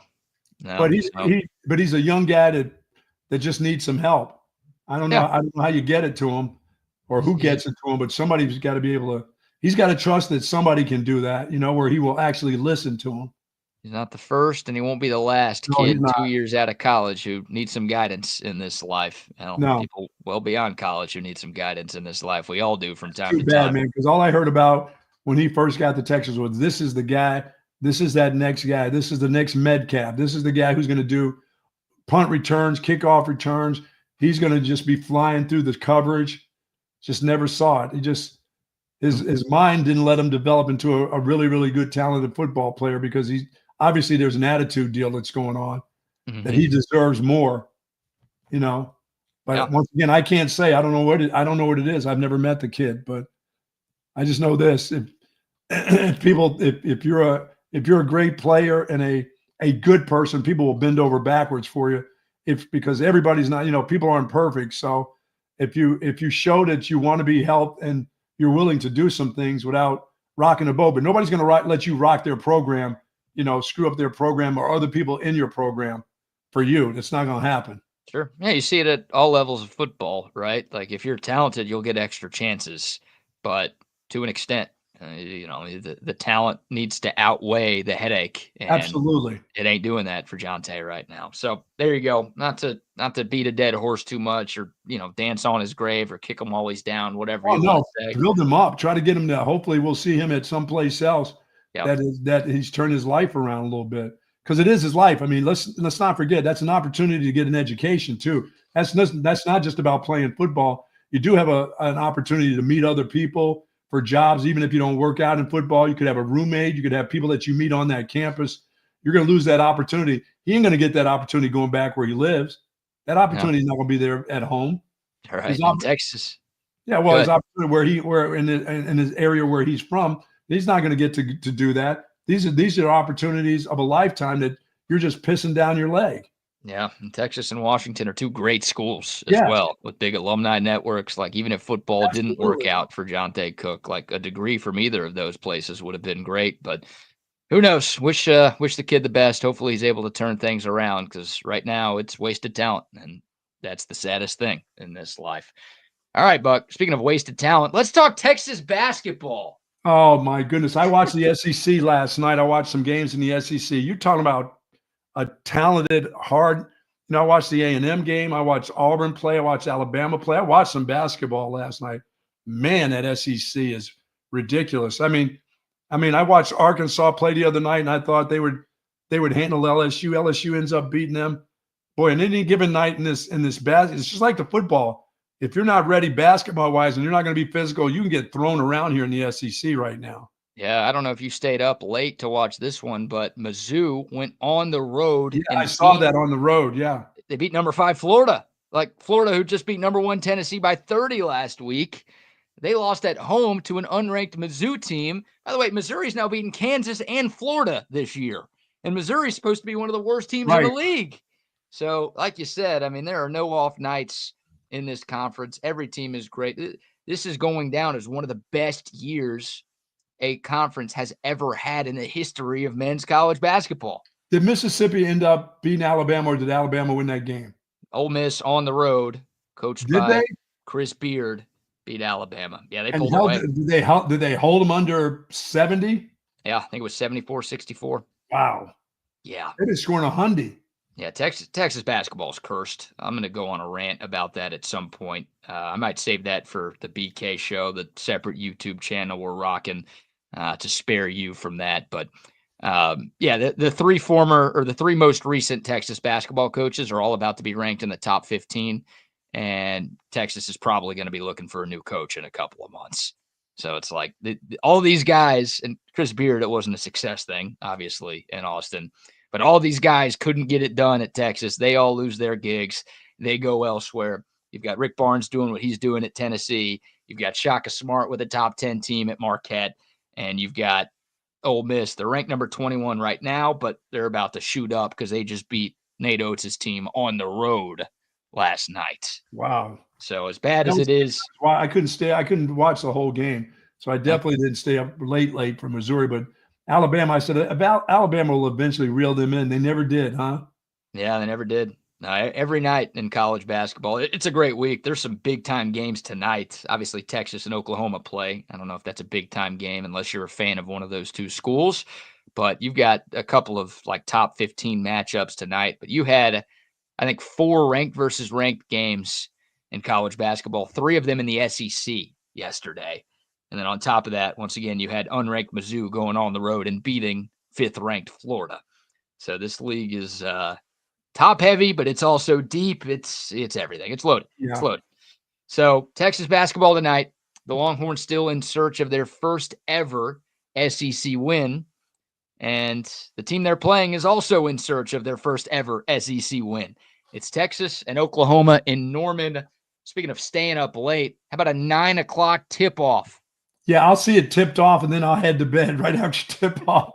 You're going to bet on the opening tip, and then you're crashing, huh? Oh, my goodness. 9 o'clock? What are we doing? There's a triple header on SEC Network tonight. It's 5, 7, and 9.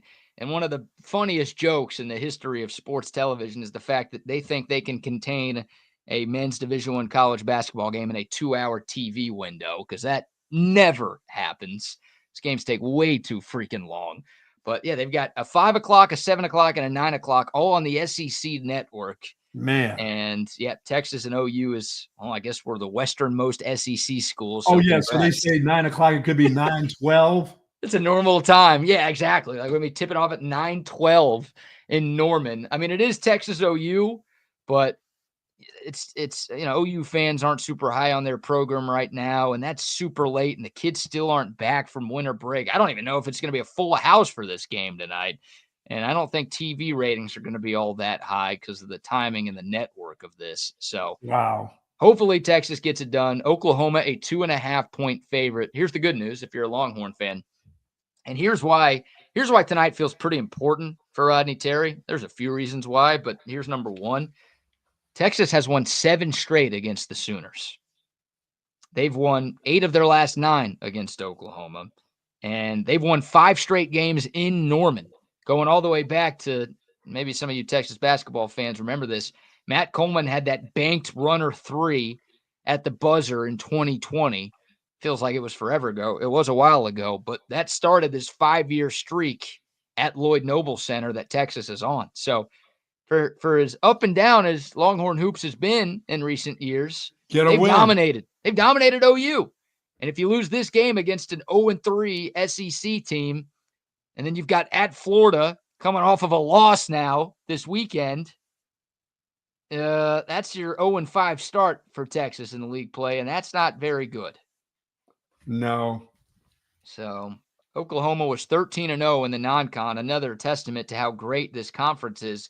They beat some good they beat Arizona, who's 5-0 in the Big 12. They beat the brakes off of Baylor last night. They beat a solid Louisville team. They beat a ranked Michigan team. They whipped up on Oklahoma State. Like, Oklahoma had some good wins in non-conference play. Had 2 7-footers. I mean, really? They beat Michigan too? Yeah, they beat Michigan too. It's a close game, but they beat them. And they've gotten to the SEC. Now they've played, A&M, but without Wade Taylor. They played at Alabama. So those are 2 tough teams ranked in the top 15, but they also lost to Georgia. So, Georgia's not one of the best teams in the conference. OU lost all 3 of those games, so they're desperate for a conference win right now. So is Texas. And Ken Palm has this as a 3-point loss for the Longhorns, for those of Or you they're going who to have to are curious. rebound again tonight. It's another one of those rebounding nights. And the problem with that is Kendall Weaver's still out. And Kendall Weaver hasn't had a great year, but he's a junkyard dog on the glass. Yeah, yeah, That guy you need him. You need hustles. him in a rivalry game desperately. Yeah. So he's dealing with the hip flexor injury. It caused him to miss the Tennessee game, and I don't know when he's coming back. It sounds like he's going to miss, at least both games this week. And you'd love to have him on the road against two good physical teams. No Kendall Weaver again tonight. Like you said, Texas is going to have to. They're going to have to rebound. They're going to have to be more physical. They need more from Caden Shedrick down low. And can we get Trey Johnson and Arthur Kaluma to play well together? Because 2 games ago it was Kaluma against Auburn going for 34, but Trey Johnson had an off night. Texas lost. Against Tennessee over the weekend, Trey Johnson was great, but Arthur Kaluma had like 5 or 6 shots, barely scored. It's like those are your 2 best players. To win games, you're going to need your 2 best players to show up for you on the same night. And those guys have both shown that they could be great, but they both have to be great together. Yeah, I don't know how rivalry night works in basketball, especially when you have so many guys coming, young freshmen coming in, you're having guys come from other places. Do you know what the rivalry is like? Do you understand it? I mean, they can talk about it all you want to, but it's just, the thing you can talk about is the fact that you've been there and beat them this many times. No matter how bad you were, when you play at their place, you whip their ass. So that's about all you can say. They don't understand the rivalry yet.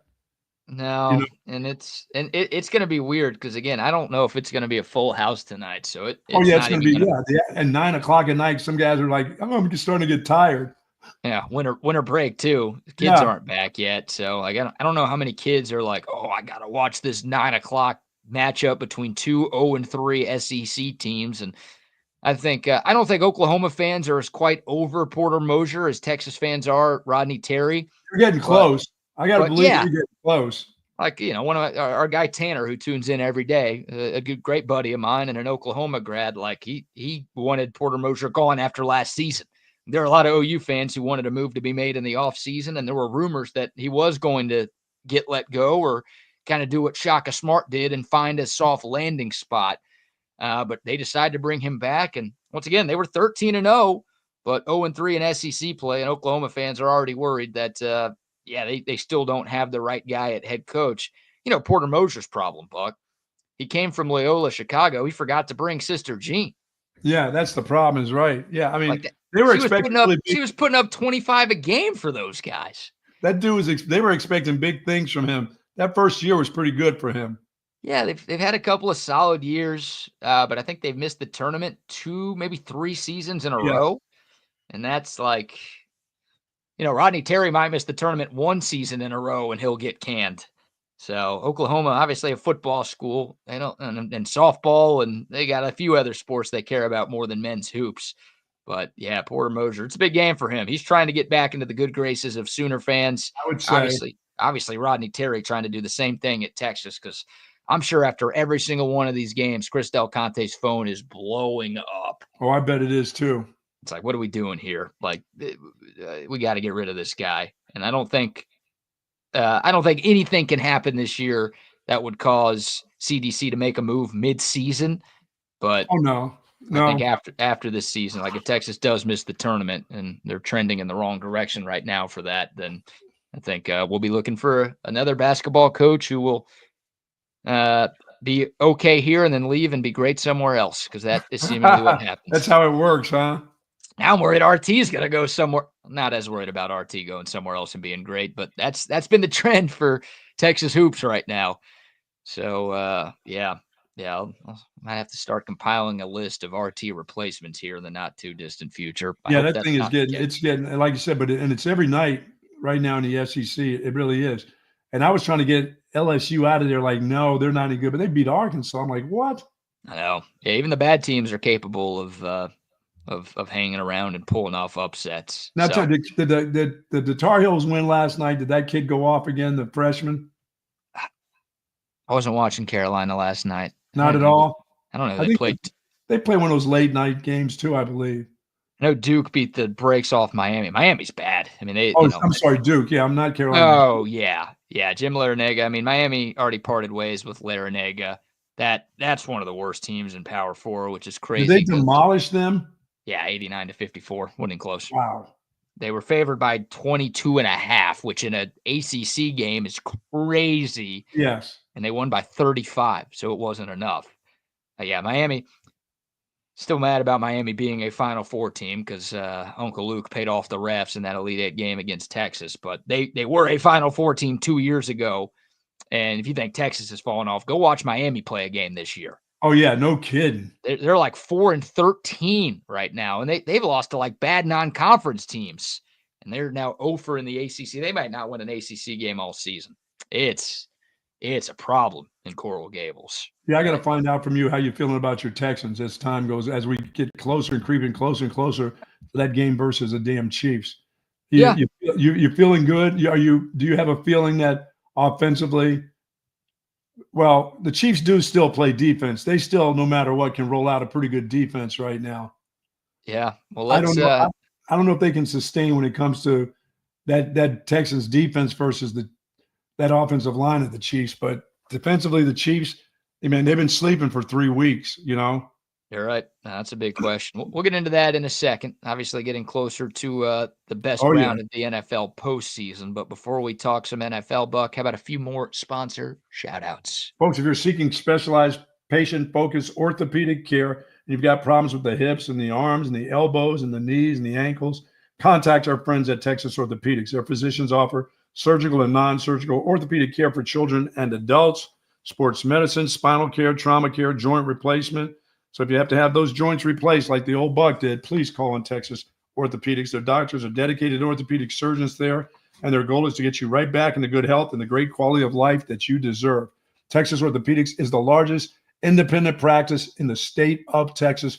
For more information, go to txortho.com. Absolutely. Love our guy, Dr. Danny, and the entire team there at Texas Orthopedics. Also love our friends at McCall Custom Homes. There you go. About that for a New Year's resolution. You know, I mentioned it earlier, like I'm going to be calling Relax the Back if I buy a house. I'm also going to be calling McCall Custom Homes. So I'm like, there you go. Guys, I need y'all. This kitchen ain't good enough. This bathroom ain't good enough. This outdoor space ain't good enough. They can do that. Whether you're about to buy a home or you have a home and you just want to upgrade it in 2025, our friends at McCall Custom Homes have your back because they've been doing this for more than 40 years in Austin. They're not Houston. They're not Dallas. They're not California or Florida moving to Austin to start their business. No, they're here in Austin. It's a father-son company. They've been doing it in Austin for 40 years. So if you want to elevate your home and turn it into something truly special here in the new year, our friends at McCall Custom Homes can get that done for you. Don't just take my word for it. Check out their 5-star reviews online and then check out their Facebook and Instagram accounts. Search McCall Custom Homes and look at the gallery of projects they've done over the last 4 decades. When you're ready, make the call or go to their new website, McCallCustomHomesATX.com. They just revamped it. It looks great. You can reach out to them there, McCallCustomHomesATX.com, or call or text our buddy Mike, 512-633-9580. It's McCall Custom Homes. We build value into your home. And our good friends over at Woods Comfort Center. Let me tell you about this for Woods right now.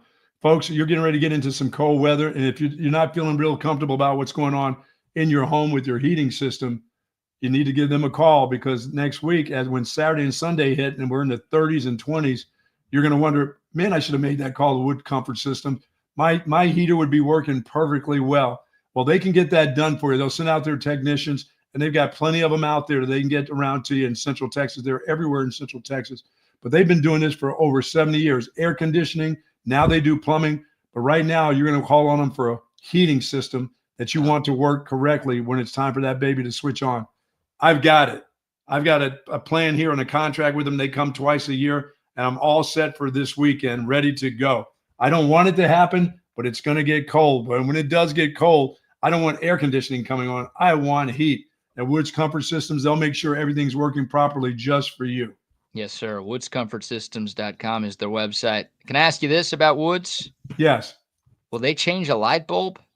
No, dude, you have to call on your people in your building to do that. And you shouldn't call. You should get up there in your chair, get up there in your relaxed back chair, stand up there and get it done. You don't even need a ladder for where your light bulb is. You probably can stand up. It's probably one in the bathroom that's over the mirror or something. You change your own light bulb. You're capable of that. See, I don't know if you've been able to tell because I brought a floor lamp in here, but the lights out. Oh, it's Halloween. And how fitting is this that literally the light bulb in this room went out on Saturday, like right as the Texas football season was coming to an end. You know, it goes out. It's like the Texas season burns out, the light in here burns out. This is the second time. Remember, we talked about this same light on this show like 6 months ago. In the beginning of the football season, yes. What, did they steal a light bulb from my neighbor and put it in here? Like they replaced it with a used light bulb. It's already out. They've got some great sales at Costco. You can get 5,000 light bulbs for $5. Now, see, that's what I pay for living in an apartment, right? Like if it was my place, obviously I'm buying the bulb, I'm replacing it myself.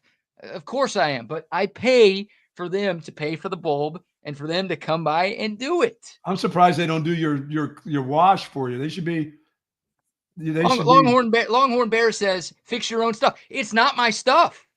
I don't own this stuff. Like if something goes wrong, if the fan light fixture falls off the ceiling as I'm repairing it, well, I am an idiot and I am a sad example of a UT graduate. But guess what? Like I get in trouble because I'm messing with stuff that's not mine.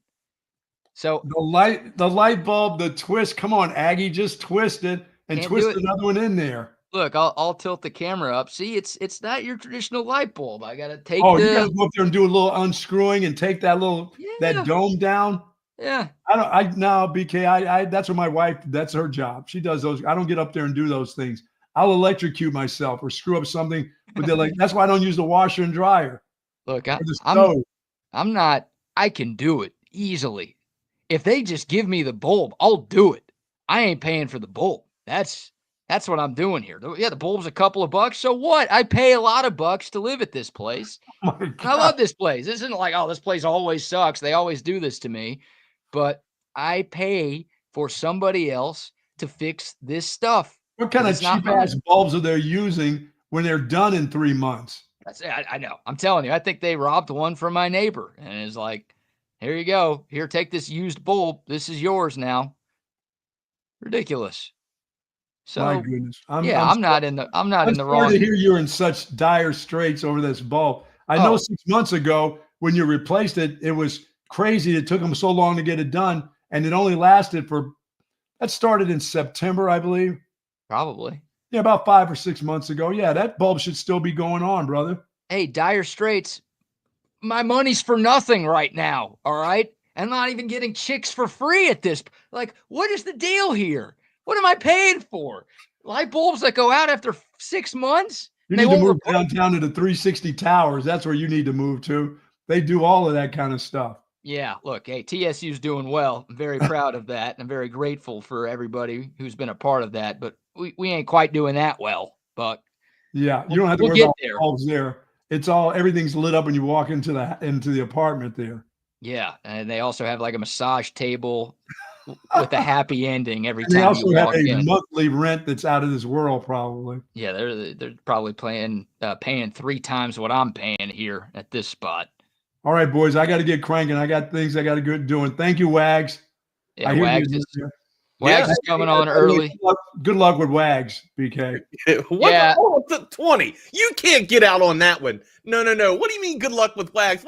I'm just saying, Wags, give him something. Help him with his light bulb. He's got problems with light bulbs. He doesn't want to pay for his light bulb. Good save. That's almost as good as Mariano Rivera. Make sure you go get a statue of him with Jeter. Later, guys. Yeah, go crank one. Go crank one out, Buck. Yeah, he's cranking one, man. We've had a busy morning, my dude.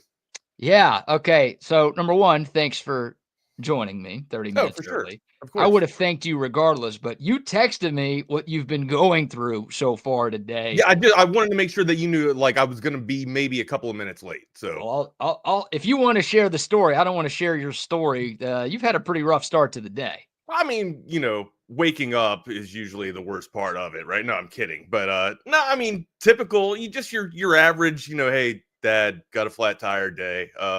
Gonna leave the car right behind the bank so that you can take care of it while I go to school. It's cool. Right on, man. By the way, thank you for paying the car payment too, Dad. Thank you. So your son was on his way to school and he got a flat tire. So you had to go out there. Like I would have done the same thing. Like, hey, I don't want to be late for class. Truancy issues, man. Truancy issues. So you had to go out there, and you just gave him your car, and you left his car in the lot, and you're going to go. Well, I mean, I took the spare. Like, oh, that's another thing. Dad's driving the Prius now, man. Driving the sick. So I bring the electric fast golf cart all around to go pick Reed up on 620 there, drop him off to school, and now I'm gonna have to take care of the other car once. Well, which is a good thing because Central Texas Auto is literally like a couple of parking lots over. So if hopefully it's drivable enough to where I can just wheel it over there and not have to worry about getting a damn tow truck for 3 parking lots. Yeah. But you can't replace the tire? You know what? I do think we got the new spare. That was the issue because I thought we already had a spare that was banged up from your true. Like I was on the spare and I actually hit a curb. Yeah, batting 1,000. You know me in cars, bud. Batting 1,000, man. Don't let me borrow your car. All right. Good to know. I'll tell. Even though I ask, repeatedly sometimes, hey man, I need a car, bro. I need a car. Yeah. Don't let me borrow it. No, you've never done that. Although if you want to wreck mine so I can get a new one, then be my guest. I'd be happy to go through that, and I'll call the coverts to make that one happen. But yeah, that's the word. Like, so that's the thing, right? Like, we started going over there for these luncheons, and it's almost like clockwork, man. You're gonna get car envy as soon as you go on the lot. You're gonna be like, God damn, I wish I could be in that thing, man. And every time, like, they hook us up with these cars to drive to, DFW for Texas OU and then for the Cotton Bowl. And it's like, I might not bring this car back. Like, this might be mine, Coverts. You shouldn't have let me drive this thing off the lot. What's the deal? Who's it, Stacy over there? Yeah, shout out to the great folks at Covert Bee Cave. But I got to ask one follow-up question on this, and then we'll dive into the sports. I want to get your thoughts on some sports happenings this morning. Have you told your Marine compadres that you're driving a Prius right now? No. That's no, I'm like, I'm fascinated. Some of the stories you've told me about these guys, like, what would they think if they heard you were driving it? Sure, because they're in like pickup trucks or rigged up Jeeps, you know what I mean? Or nice car, like some of them that are working the city drive like a BMW or whatever like that. But no, they don't. That conversation weirdly doesn't come up, or I try not to insert that into the conversation. I don't lead with that. Be like, hey guys, man, took the Prius out today, man. Really cranked one there, man. Got it up to 45. Yeah. The whole car's shaking when you get that fast. It is the one good thing is the Prius is paid off. There you go. It is paid off. It's like I forget Mopac. If you're trying to take that thing on Palmer, I'm worried it's too fast. It's fall like Ike's seen it. The plastic's falling off of it. It's got some sun. We call it Rhonda. She's got sunspots. Great. Like Aunt Rhonda. Everybody's got an Aunt Rhonda out there.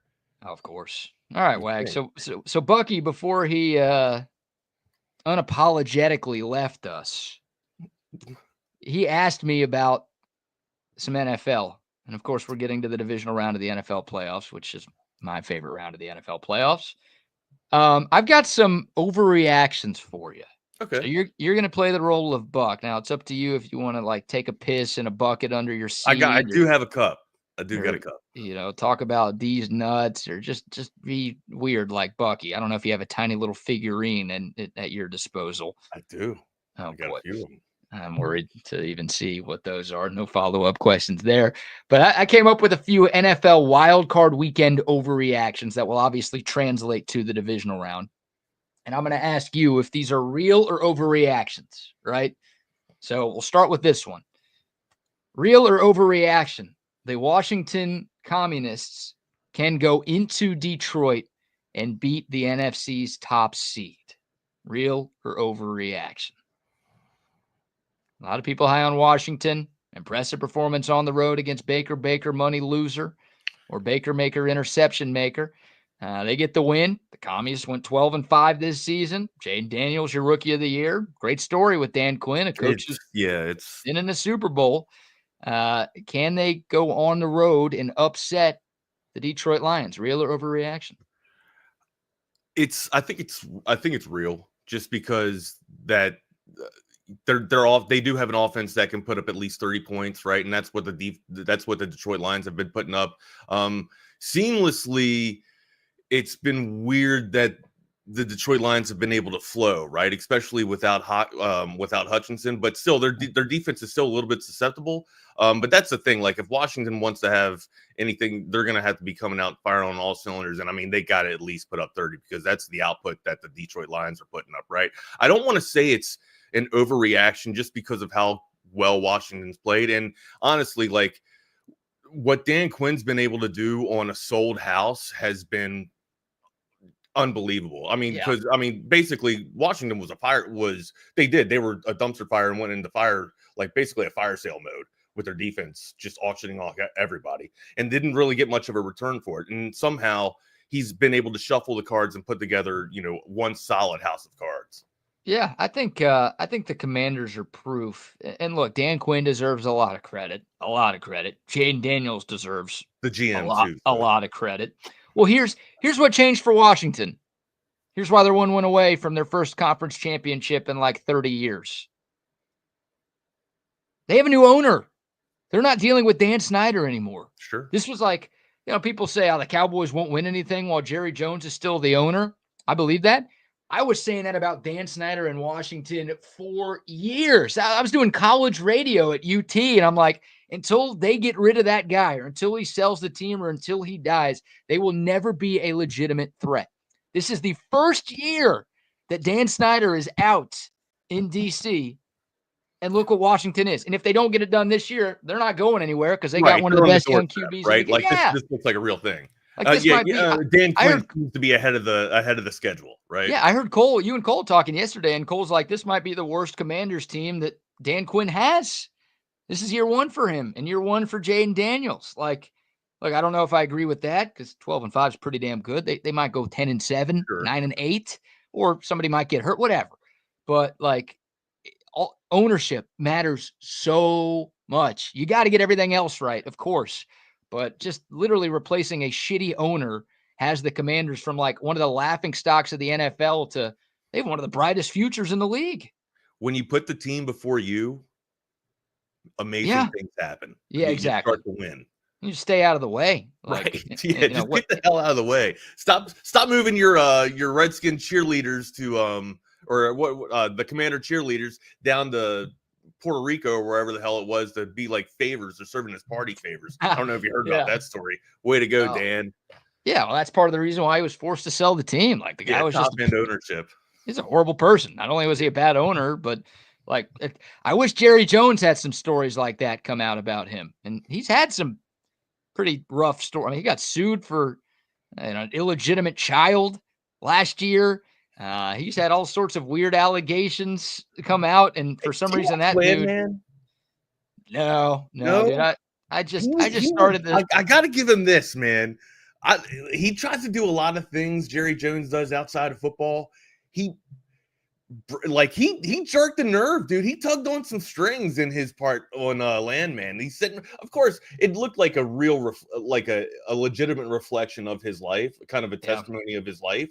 And he was probably just getting into his bag of feelings. But damn, dude, he tugged on some strings, dude. And it's probably easy when you get towards the end of the road and you're looking back and you see the light start to shrink a little bit.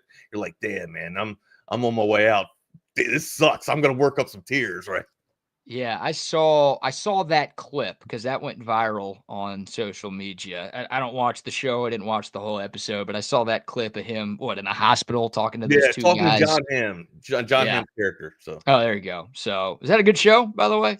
So it's got a weird daddy-daughter dynamic. Like the daughter she's a smoke show, right? And she's actually one of the actresses from 1923, which it's just like the saga of Yellowstone. I know it's way over your head. It's a drama on Paramount So if you get Paramount to stream, you can watch it. It's another Taylor Sheridan movie, but it's in the family. It's in the story saga of Yellowstone. But anyway, she's the daddy-daughter dynamic is a little weird. Like she runs around in thongs. She's a college student, right? Or I think she's a freshman going into her freshman year of college. So it's very risky, the line there. But she walks around in thongs or whatever around a whole bunch of old men. Putting Crisco on her body, lathering up and, getting a good suntan. It's a little weird. The dynamic's weird. Allie Lauder's in it. She's an absolute, she's pushing like 55. She's a smoke show. Demi Moore is in it. She plays John Hamm's wife, and she gives a tremendous performance so far. But it's entertaining.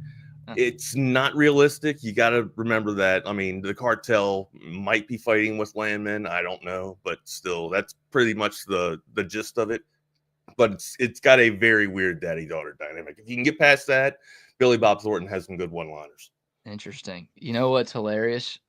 You know who I think is at my door right now? The maintenance guy. I'm gonna play an AV consultations read. I'm gonna tell him to come back.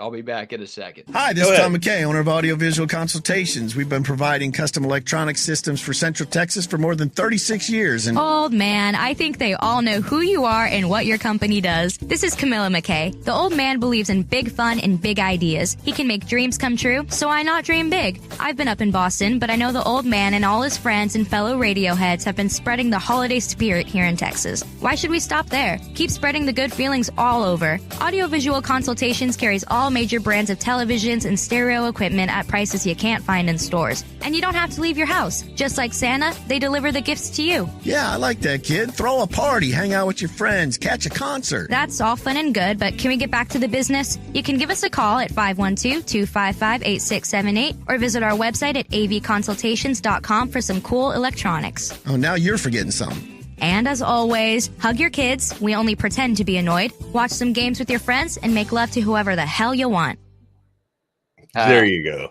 30 minutos, Wags. That's what I told. Trenta minutos, 30 minutes. Come on back in a little bit. Yeah, I love it, man. Hey, you know what? I was going to ask if it was Carl Hungus and he was there to fix the cable. It's Ben Dover actually here too. Have you never seen The Big Lebowski? Yeah, I have a few times. It's Carl Hungus was the guy that showed up in Log Jamming. Oh, I hear you got the problem. I'm here to fix the cable. Yeah. Good pull right there. Carl Hungus, man. Yeah, I usually have good pulls in the morning, just not this Carl morning. Hungus. That's good. No. So what were we talking about? We were NFL real or overreaction. Jerry Jones performance. I don't think Jerry Jones was acting. That's the point I was getting to. Right on. It's just Jerry Jones. It's like I think he's that crude in his business, and that's just kind of the way he talks to people. So, he did a good job. But Mr. Jones or Jerry? Would I call him Mr. Jones? I'd call him a piece of shit. I'd call him and tell him to sell the team.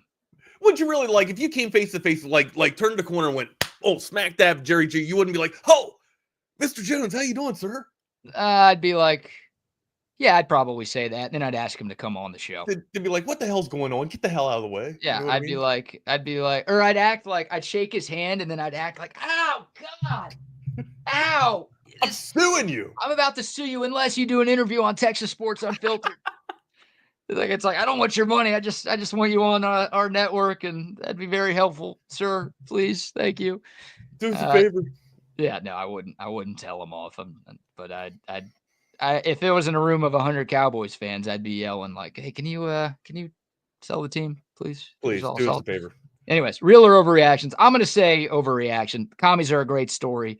I just think the Lions are too good. Sounds like they're getting David Montgomery back on offense too. Their defense is so banged up, like you said. It's taken a little bit of a step back. It's amazing it hasn't taken a bigger step back because of Hutchinson and McNeil Terry Arnold. Like they're losing good players at every level of that side of the ball, and they're still doing enough. So yeah, I think the Lions win. The Lions 9.5. I don't like betting against the Lions. I think I'd take the Lions 9.5. That's a lot of points. That is points, man. Especially playoff points. Yeah, I think I'd go Detroit by double digits. All right, next real or overreaction. Got a couple more. How about this? Real or overreaction? This will be the year the Ravens finally get to the Super Bowl. They've gotten close. They've obviously made the playoffs a lot with Lamar Jackson, but he's never been able to lead them to the promised land just yet. Real or overreaction? The Ravens, who obviously have to play in Buffalo on Sunday and then potentially have to play in Kansas City next week. This is the year they finally make it to the Super Bowl. I want to say it's real, right? Because I think now that with the advent of Derrick Henry, it doesn't have to be all on the legs of Lamar Jackson. And plus, it draws the defense in. It allows Lamar to get to the edge even faster. And you've been able to see what the running attack has done for Lamar's passing game too, right? Here's the thing: no Zay Flowers. Where does that contribute? Where does that output come from? Bateman's going to have one hell of a game, and then you're going to have to get Likely to be able to come out there and kind of spell for that. Be kind of like a mix of a cross between a wide receiver and your tight end, kind of like your X factor. And then you got to hit some medium targets with Mark Andrews, right? That's kind of the go-to there. There's a lot to put together. A lot of stars have to line. They're going to have to really lean on the damn rushing attack of Derrick Henry. But even if they get it's just what you alluded to. Like, even if they get past Buffalo, though, man, great, they got to go through Kansas City. You know what I mean? Like, how do you surmount, or how do you overcome the injuries, or just, the bumps and bruises that you take from, going against a tough Buffalo team and then turning right around and having to deal with a Kansas City team? Yeah, that's obviously, if you're a Bills or a Ravens fan, you're rooting for Houston to pull off the upset because, number one, you get that game at home. Number two, you don't have to play the back-to-back champs, right? So I think Houston. I think Houston outplayed themselves this past Sunday too. I mean, I don't think they were an actual bye like Rex Ryan said, but they beat the crap out of the Chargers. Yeah, the Chargers were the bye. The Chargers were terrible. It was flipped. It was absolutely flipped. Rex Ryan had it right. Somebody was getting a bye. He just picked the wrong team. So you're saying overreaction, just too tough? I think it's overreaction. I don't think they get past Buffalo this season. Even if they do get past Buffalo, I don't see them get past Kansas City. I'm going to say real. And the Ravens were my preseason Super Bowl pick. I had Ravens over Lions at the start. Was it because of Derrick Henry?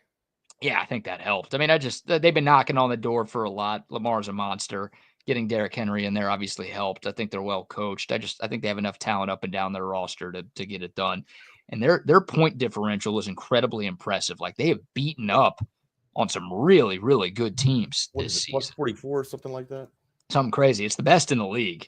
And they don't have the best record in the league. Obviously, they're the 3 seed, so they're going to have to play, a couple of road playoff games, more than likely, if they want to get to New Orleans for the Super Bowl. But yeah, plus 157. 157, there you go. On the point differential for the Ravens this year. And it's just, they're loaded. They're really talented. And Lamar Jackson, he talked about it before the Steelers game. He said he's been too antsy in his past postseasons. He's like, I feel calmer and more relaxed, and I feel like I've got a better grasp of things. And like you said, I think Derrick Henry's a big reason why he can feel that way. Just doesn't have to do everything like he's had to do in the past. So, yeah, I think this is finally the year that Baltimore gets to the Super Bowl. They've got everything you need.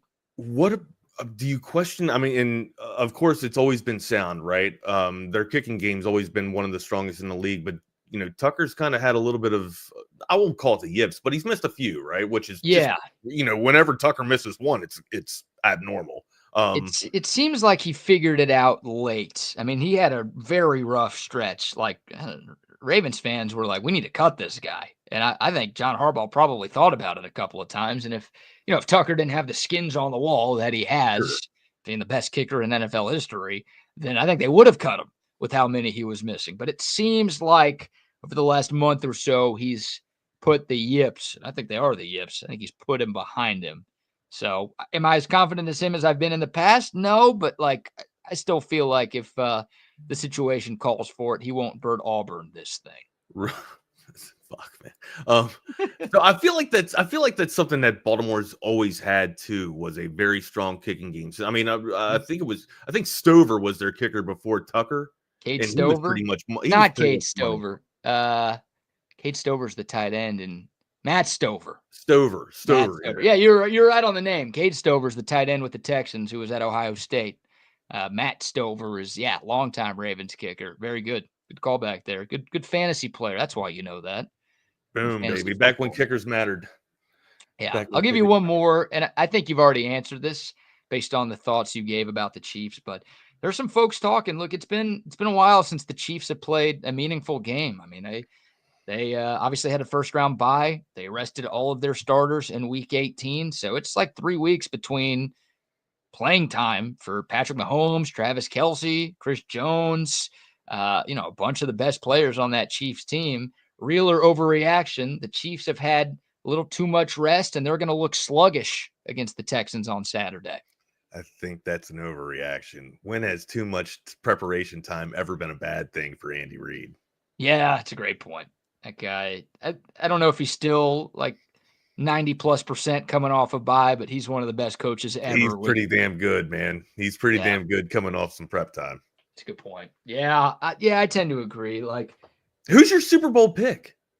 I'm sticking with what I had before the year. It's Ravens, but who's the Lions? Ravens over Lions. Okay. Yeah, which could happen. Could very well happen. I mean, this is awesome. There's some really good teams left. Good parity. Yeah, I think the NFL gods did it right by taking us through the regular season gauntlet to get the teams that are left standing here this time. And that's why, like, Wild Card Weekend's cool because it's 2 games Saturday, 3 Sunday, 1 Monday. Like, it's so much football, but all playoff teams are not created equal, and you kind of filter out some of the non-legit Super Bowl contenders. So did you think Minnesota, based off their performance, was a legit team? I mean, you can't win 14 games and not be a legit team, right? But you can't come out and squander something like you just did. I was always, and I'll give you a lot of credit, man. You were high on the Vikings coming in. You were high on Sam Darnold. I thought they'd win like 7 or 8 games. So I can't sit here and call them a bad team because they like damn near doubled my expectations for them this season. But I was always worried the other shoe was going to drop with Sam Darnold. And it did. Like, it wasn't all his fault. 9 sacks. Some of those were on the offensive line. But he missed some bunnies, man. Yeah, he's seeing ghosts out there. Like Jets fans had to be enjoying that because it was Darnold seeing ghosts again. Well, I mean, and on what, like, I don't know when he actually started getting off his mark and actually couldn't hit the damn target at all. But at some point, like, you'd have to think, like you just alluded to, the 9 sacks would shake him up a little bit and make him start to see ghosts a little bit more. But no, he was kind of like that in the first quarter too. So. It was a struggle bus for Darnold and absolutely the wrong time to do it. Yeah, you're right. And the Lions game too, he wasn't good enough. So those are like 2 very good teams he was playing against. The Lions, the number 1 seed in the NFC. The Rams, they've got McVay, they've got Stafford. Like there's a Super Bowl culture that's established out there. So it's not like he crapped the bed against awful teams, but in the playoff, like Sam Darnold cost himself a lot of money with the way he played in these last 2 games. Does he stay at Minnesota now? I think so, but I think they're going to franchise tag him, Wax. Like, I think he went from getting a 3 or 4 year deal, maybe like what Baker Mayfield got in Tampa, to they're going to tag him and say, hey, you're going to get a lot of money next year, but you're going to have to prove it again. Because one more time. Yeah, we've got J.J. McCarthy, who we drafted in the top 10, waiting in the wings. Hell, if he didn't get hurt, he might have been our guy from week 1 this year. So we clearly think highly of him. You've got to prove it again. Sucks for Darnold, but when you're a quarterback, ask Dak Prescott. Right. Dak Prescott's runner-up for MVP a season ago, and everyone thinks he's a bum. Why? Because he hasn't been good enough in the playoffs in those big spots. Unfortunately, it's a world of what have you done for me lately, man, or is you're only as good as your last trip. Yeah, that's it. And for the Chiefs, back to this game, like the Texans, their defense is elite. And the Chiefs' offense has sputtered. It hasn't been the same Chiefs' offense that Mahomes has had for most of his career. C.J. Stroud did not play that well for like the first 2.5 quarters against the Chargers. And that Texans offense, I think, still has some issues. Once again, they figured it out once the defense kept getting them the ball. It was kind of just an avalanche that began in the 3rd quarter of that game. But I worry about the Texans' offense going up against an elite Chiefs defense. I'm not confident enough with what I saw from Houston down the stretch in the regular season on that side of the football to where I think they'll have enough to go on the road and beat Kansas City. I'd pick the Texans to cover because it feels like most teams covered against the Chiefs. during the regular season, and 8 points is a lot, but I'm not picking against the Chiefs. I don't have enough faith in Stroud and Mixon and the rest of that offense right now. Every week I've been asking, is this the week that Patrick Mahomes wakes up? Right? Because, I mean, that's the scary thing about it, right? Like the Chiefs they're a one-loss team, and they're the Super Bowl favorites or at least that's my optics, right? I feel like they're the Super Bowl favorites, and Patrick Mahomes hasn't even played what we've seen him play in recent years. He's almost been a shell of himself. Like, I won't call it mediocre football, but it's kind of been very much down for Patrick Mahomes, right? Yeah, not what we're used to. Sure. Very much down. So I ask every week, when will we see the real Patrick Mahomes return to form? And if that's the case, look out for the rest of the NFL, because this thing's over.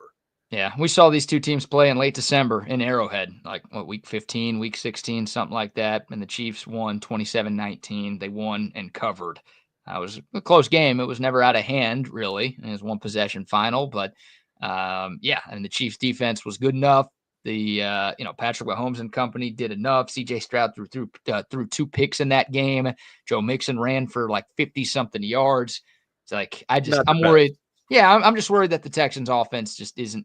I think they're going to need to get close to 30, and against that defense and that defensive coordinator in that building, in that area, I don't think it happens. So I'll say, is Spags the best DC? Is Spags the best DC right now? Yeah, how can you say no, right? I mean, there's plenty of good ones out there, but Spags has won 2 straight Super Bowls, and his defense, even at times in the regular season, hasn't been great. But really, I mean, since Tyreek Hill left, like the first Super Bowl, it was the Chiefs' offense just next level. And when the Chiefs got back there against the Bucs the year after, it was still the offense that carried the team.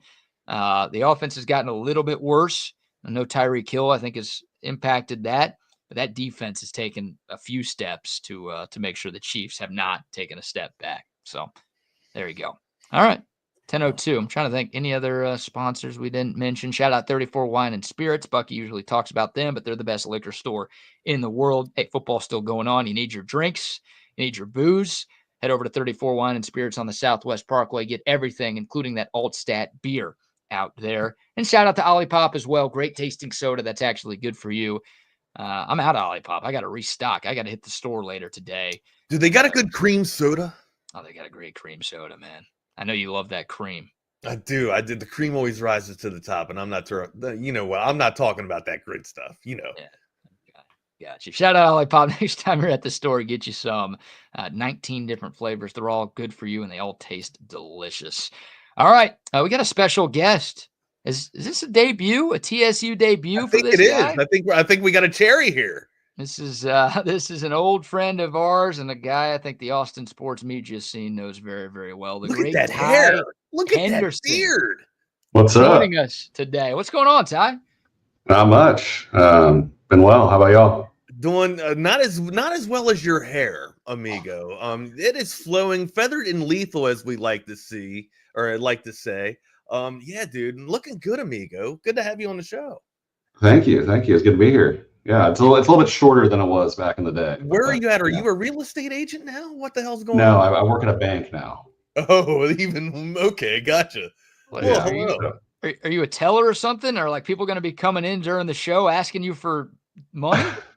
It's personal banker / teller. Like it's two jobs. Here's the thing. He's giving financial advice, but little do the people from Austin know is that Ty used to be chasing the sun with the Hawaiian football team back in the day. So I've been chasing it still here during the day. Right. There's still some. We're already one wager placed in today. Took the L on a little live tennis bet, but we're still chasing it for sure. I love it. Who'd you have down under? We got Australian Open second round betting going on. Who'd you lose? This wasn't even the Australian Open. This was like some tournament in Brazil. Clay. I don't know. It was doubles. It was a doubles tournament. I don't know. I needed something to wake me up this morning, so I threw down a quick 20. Lost it. You know? Yeah, some people have caffeine.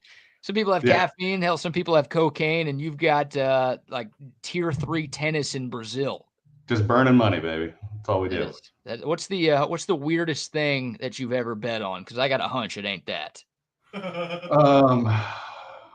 I mean, probably like 4 a.m. Korean baseball. Oh, well, dude, that was when COVID happened, and that was like the only league going on. I was right there with you. I needed that. We all did. Yeah, I haven't done like the marble racing or anything like that. I'm not that bad, but I bet on League of Legends. I do. I bet on Counter-Strike all the time, and I have no idea. I'm just basically flipping a coin, Just take Faker, baby. Take Faker. Esports? How do you even do that? It's like Prize market, Picks and man. Underdog. I don't know if y'all have a sponsor, but all those like daily fantasy apps have video games on there, so it's very accessible. And none of it's rigged or anything. Like, I don't know enough about esports to where I think there's too much nerd pride for people to throw. So, okay.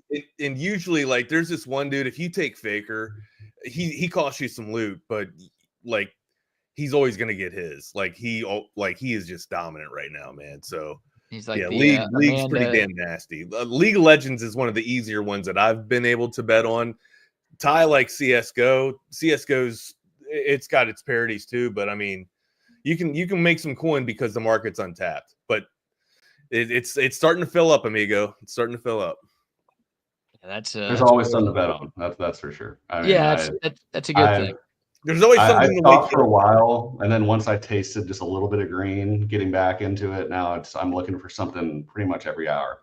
I got some soccer picks today. I'm sure me and Wags might talk about later, but I don't even watch soccer that often, but I'm pretty confident in my picks.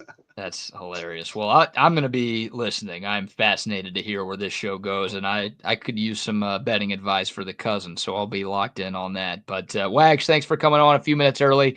Ty, it's great to see you, brother. Glad you're doing well. Hopefully we get a few more appearances from you on Texas Sports Unfiltered moving forward. But thanks for filling in, and I'll see y'all tomorrow. Later, brother. Thank you. There he goes. Here we are. What is up, Ty? Good to see you again, my dude. Good to see you too. Well, let's catch up, man. Let's tell the world, first and foremost, man, welcome into Chaos Theory. Everybody that has just gotten here, make sure you give us a follow. I'm on Twitter at NotTheFakeWags. Ty is on Twitter at Texas Guy Ty. I got it right that time. How about that? Bada bing, bada boom. And then also, you can give us a follow on our Instagrams or InstaFace. I'm at the Wagner Wire, and I believe Ty is the same thing, right? Or what's your InstaFace? Is it still Texas Guy Ty? It's Texas Guy Ty too. Texas Guy. Yeah, you can still follow him. He's universal, unlike myself. Anyways, if you were out and about, if you were mobile, if you were on your way to the bank to get some financial advice from Ty, make sure you hit us up at 512 on that Coda text line, 512-222-9328. Smash that subscribe button if you hadn't done so already, and get your ass into this conversation. All right, my brother, what's up? So how you been, man? What's been going on? I was after the whole thing went down at the last place, that ceasing to exist. I was unemployed for a little while, had a lot living off the fat of the land. I got some unemployment checks. So that was nice. Yeah, baby, absolutely. So did I. But eventually, that ran out, and I had to kind of settle in. I found a great company here at this bank I work out, Guarantee downtown. Great time, great culture. Never saw myself doing this, but I've been doing it for about 2 months now, and I'm enjoying myself. So they always say when the doors close, it's the end of the career or whatever. But honestly, dude, sometimes it's the opening of another door and an opening of another career that blossoms, man. That's what happened. That's the stuff that I actually found with gaming and with tech. So I didn't think I'd be in tech. I thought I'd be in communication and entertainment, almost my entire life. And now it kind of just started sailing and soaring off, man. Project management started, kicking back into gear now after, bringing stuff that I was doing in the military and in the Marines. Now I'm, which I thought I should have been doing that once I was transitioning from the Marine Corps, but just kind of fell in love with radio, with doing this, man, just chopping it up. Yeah, and doing this now gives me an opportunity to, do stuff like this on the side. Right. And it started to get to the point where it probably was mostly my fault, but just it started to become too much more like work, and I wasn't having as much fun like we used to do back in the day on Sundays. And well, that's just it too, right? Like when you're doing every show, when you're producing every show and not just a show, you don't have time to breathe, And, I mean, you told me I was going to get burnt out, and I was like, nah, I'm good. Yeah, I loved it. But the novelty wears off, man. It does. It's not just a spaceship anymore. Now it's absolutely a board. You know what I mean? It's just like, damn, this sucks. So, but it's good to have you, man. What do you So your first, I haven't talked to you in a minute, Len. Let's get your take on the season, man. Was it, did we live up to expectations? Were we playing on house money, or falling short? Did you think that this was a team that was going to take down the Natty? And I'm talking Texas football here with Ty. Well, you know me, my expectation going into every year's national championship or bust. So I don't think I wouldn't. I love your standard, but it's not realistic. Well, as a true and tried Texas fan, that's kind of what most of us. That's what we should have. What we should expect every year. Sure. How far off do you think we are with that? Like not so much a national championship every year, but in the conversation. I'm glad we're competing. At the table. I'm glad we're competing. A lot of the things I hear people on social media complaining about about Quinn or our secondary, like Mike, like people talking trash about this team should not be. We got to look back 5 years ago to where we were with Tom Herman and Charlie Strong before that, and going 5-7, losing to Kansas. Like we should be thankful we're in a position to succeed and win national championships. I think we're right there. Obviously, we've been in the Final Four the last 2 years. It can get better. I think it will get better. This next season is going to be a true test. With all the guys you're replacing, a lot of young guys going to have to play. Arch Manning, is he going to live up to the hype? So I think if we can compete next year and make it back to the Final Four, could possibly compete in the national championship, I think that's really when the machine's going to start moving. Well, let's get your take from the Cotton Bowl real quick here. A lot of people have been calling, not for Sark's head, but wondering why Sark didn't place Arch in on that goal line situation there. Your take on that? I mean, we all knew going in that game, Sark struggled in the end zone. He definitely struggled on the 1 yard line throughout the season, throughout the last 2 years. I think he should have been an Arch, but I mean, trusting your guys. That toss play, I think, is unexcusable. I'm not quite sure why that was the play call there. Once that happened, I kind of closed the book on the game. At that point. You can't get you can't get lucky twice like we did against Arizona State. Now that was a little bit farther back on that fourth and 13, but that Ohio State defense, especially when their backs are against the wall like that, you got to expect them to. And they're just too fast, man. They're the best defense in the nation for a reason. I don't blame the game on that. I think we did a great job of staying in that game thanks to the defense. And in the second half and towards the end of the first half, Quinn did a great job of kind of settling in and not taking as many sacks in the second half. He was a bit of a statue there for a while. But yeah, no, I great game. I mean, hats off to Ohio State. I wouldn't say they're far and away the better team, but I'd say they were definitely competing as the more complete team at that point. They take down the Natty, right? I don't know. I mean, really, it's football. So I mean, everyone expected them to blow us out, and I mean, the two-score game on the scoreboard, but that game could have easily swung in Texas's favor. I think Notre Dame. Well, but I don't think that score was indicative of the game either, right? Like that play that happened with Sawyer, that was a 14-point swing right there, Definitely. And then at the end of the half, if you don't give up that 75, right, that long screen, or hell, yeah, no, was it a draw or a screen? I can't even remember. Screen. Yeah. I mean, there was a lot left out there, but I think Notre Dame, if they can be physical up front, which I mean, they've proven they can. On a week-to-week basis, yeah. But against a squad like this too, like this is clearly the toughest team that Notre Dame has faced all season long. I think it's going to be a lot more on Will Howard to do more. I don't think Judkins or Henderson are going to have nearly as much running room as they did against Texas, at least in the first half. I don't know. I think Notre Dame. I'm going to pick Ohio State, but I think Notre Dame can compete. Knowing what we know that Howard can do with his legs, are you surprised that Kelly and Day haven't utilized that as much? Not when you have. I feel like at Kansas State when he was doing that was more of a necessity. And well, I mean, hell, Deuce Vaughn. I mean, he had some weapons there too, right? Yeah, but I mean, that's just I feel like quarterback run is kind of built into the identity of Kansas State, especially when Colin Klein was there. With the RPO. No, I got you. It would be kind of like, I don't know. I mean, not Sam Ehlinger, obviously a better runner than Will Howard, but I feel like this similar kind of style where it's a little bit more quarterback power run. I don't know. Maybe now this last game of the season you can utilize it. You don't have to worry about him getting hurt or anything like that. But I think having 2 solid running backs and 3 options on the outside, you don't really have to rely on the quarterback run as much. Well, I like Ohio State. I like Ohio State to cover too. I think Ohio State, they're good for 10. I think the line now is 8. The line's 8. Oh. Yeah, I think they're good for 10, man. How many things would be like last year with Michigan and Washington? That was a similar line in that one, I think. I don't know if that'll be the same outcome as this, right? Because I do think Notre Dame it'll be a back and forth, but I think towards like the fourth quarter, I think Ohio State will actually pull away and actually make like the 10-point cushion there. But I think it will be close for at least 3 quarters. But hell, I don't know. Like you said, I mean, quarterback parity too. Like you got Riley Leonard who kind of does the same. Well, no, he's more mobile than he is through the air. I would say that. I got to give the advantage on all 3 sides, like all 3 phases of the ball. I got to give it to Ohio State. I don't really think that Notre Dame has a chance here. I thought the penultimate game, like the semifinals, I thought, Ohio State versus Texas, that was probably the national championship.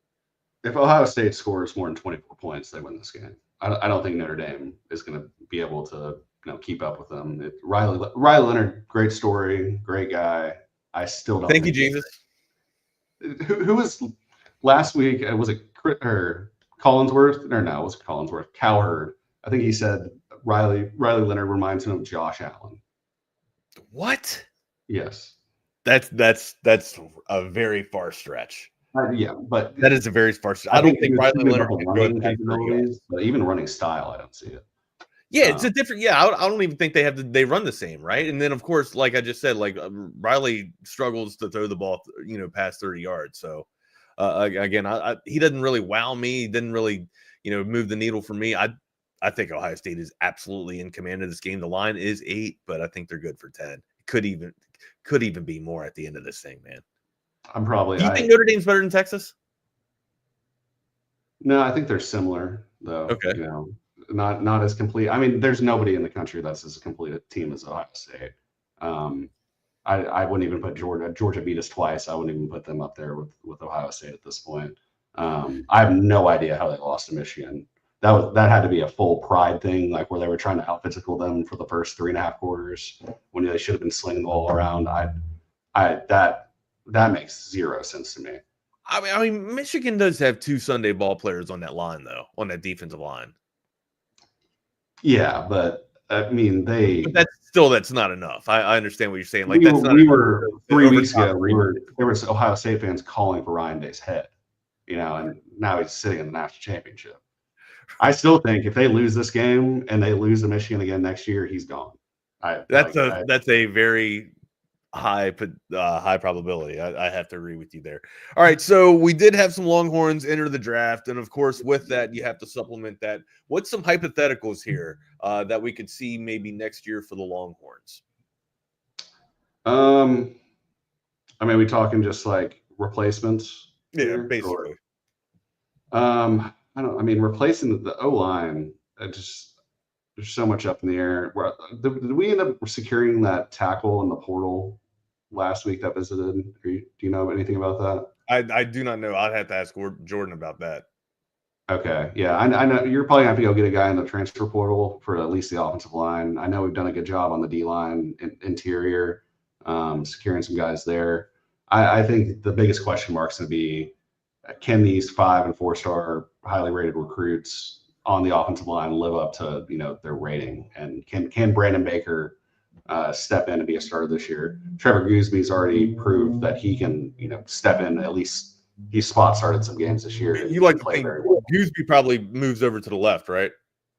I think so. I mean, he started one game at left tackle, and then when Williams went out, I think he started those other two at right tackle. So, I mean, you have some. If Brandon Baker can only play left tackle, throw him in there. I mean, I think Gooseby, you can move him around a little bit. Center worries me. I know we have Connor Robertson, who's been on the team for a few years. Westlake grad, go Chaps. I know he's a real leader in the locker room, even as a backup, playing behind Jake Majors for the past few years. I think if he can step in and kind of do some of the same things Jake Majors did, then we'll have a good start there. But the offensive line really worries me. I mean, if DJ Campbell comes back, that's huge. But if not, you're replacing 5 guys. Yeah, so, or 4.5 with Gooseby, I'd say. But well, I mean, it's still 5. Like Gooseby's only had 2 starts, 2 or 3, yeah. 2 or 3. Yeah. So yeah, it's essentially 5 dudes. But yeah, combined starts, that's going to take one hell of a dent. Behind it with Arch Manning starting, who's he started games, but he hasn't really started a big game yet in the SEC. It's a lot of pressure, and that's why earlier I said that this next coming up year is going to be a huge testament to the culture and everything that Sark's done in his time here. If they can stay in the running for a national championship. So Jake says that he chose Oregon instead of Texas. Okay. So. Okay. Well, cross that one off the list. Ike says OSU by 21 too, man. That's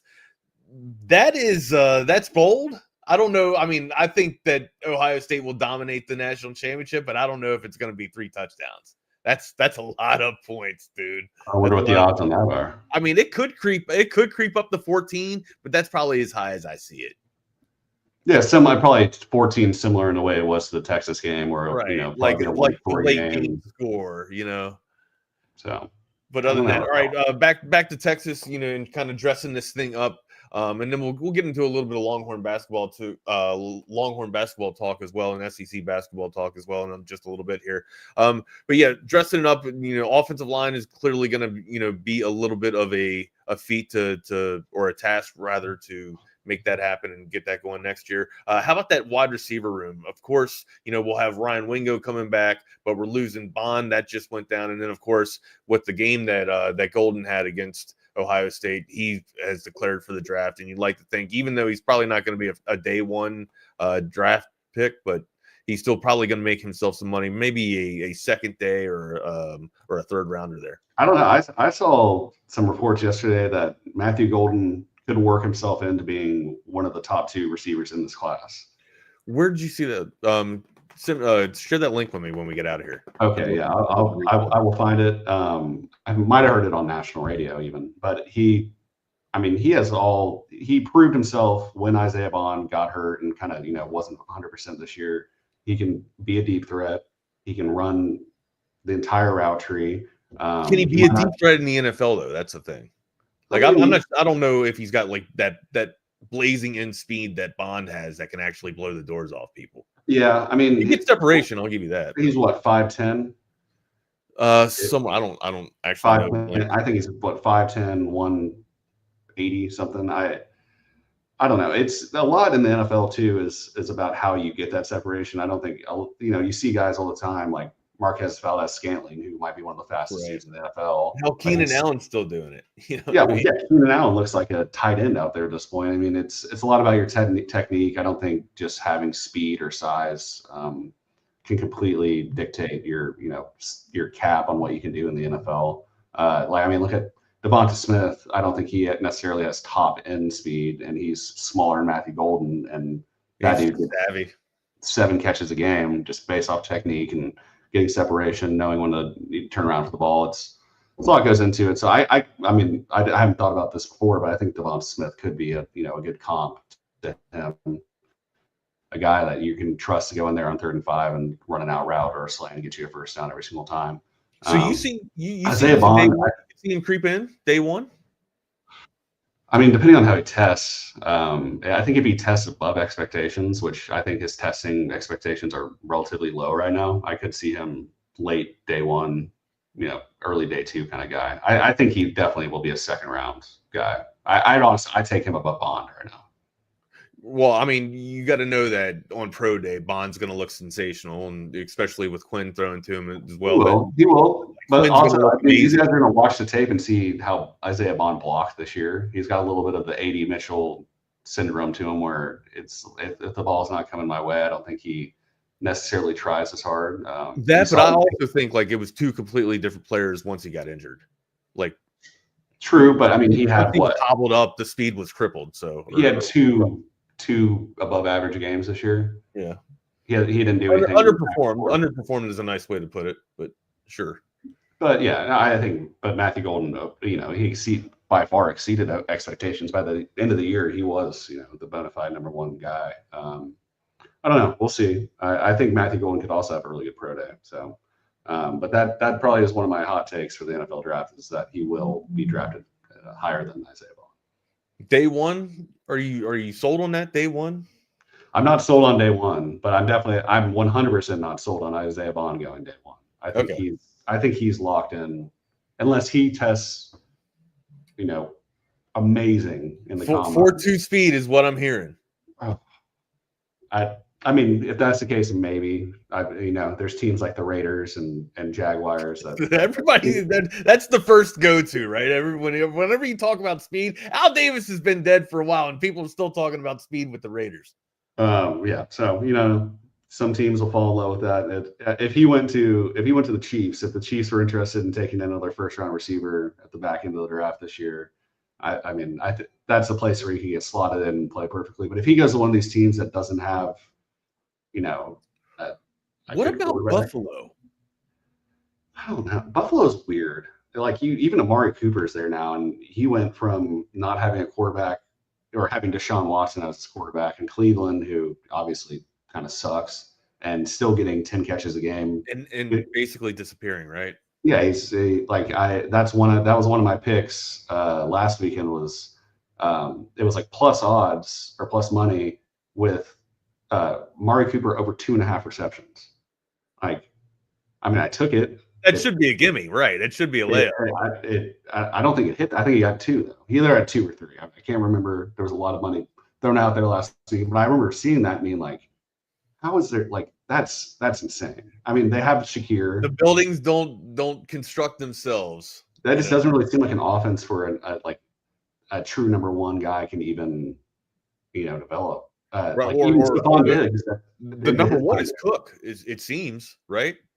Who? The number one is maybe a check down for the Cook or maybe even. Oh yeah, I mean he's really solidified that offense this year as being complete. I mean, last year he was okay, but having a good running back has been huge for Josh Allen, taking a little pressure off him.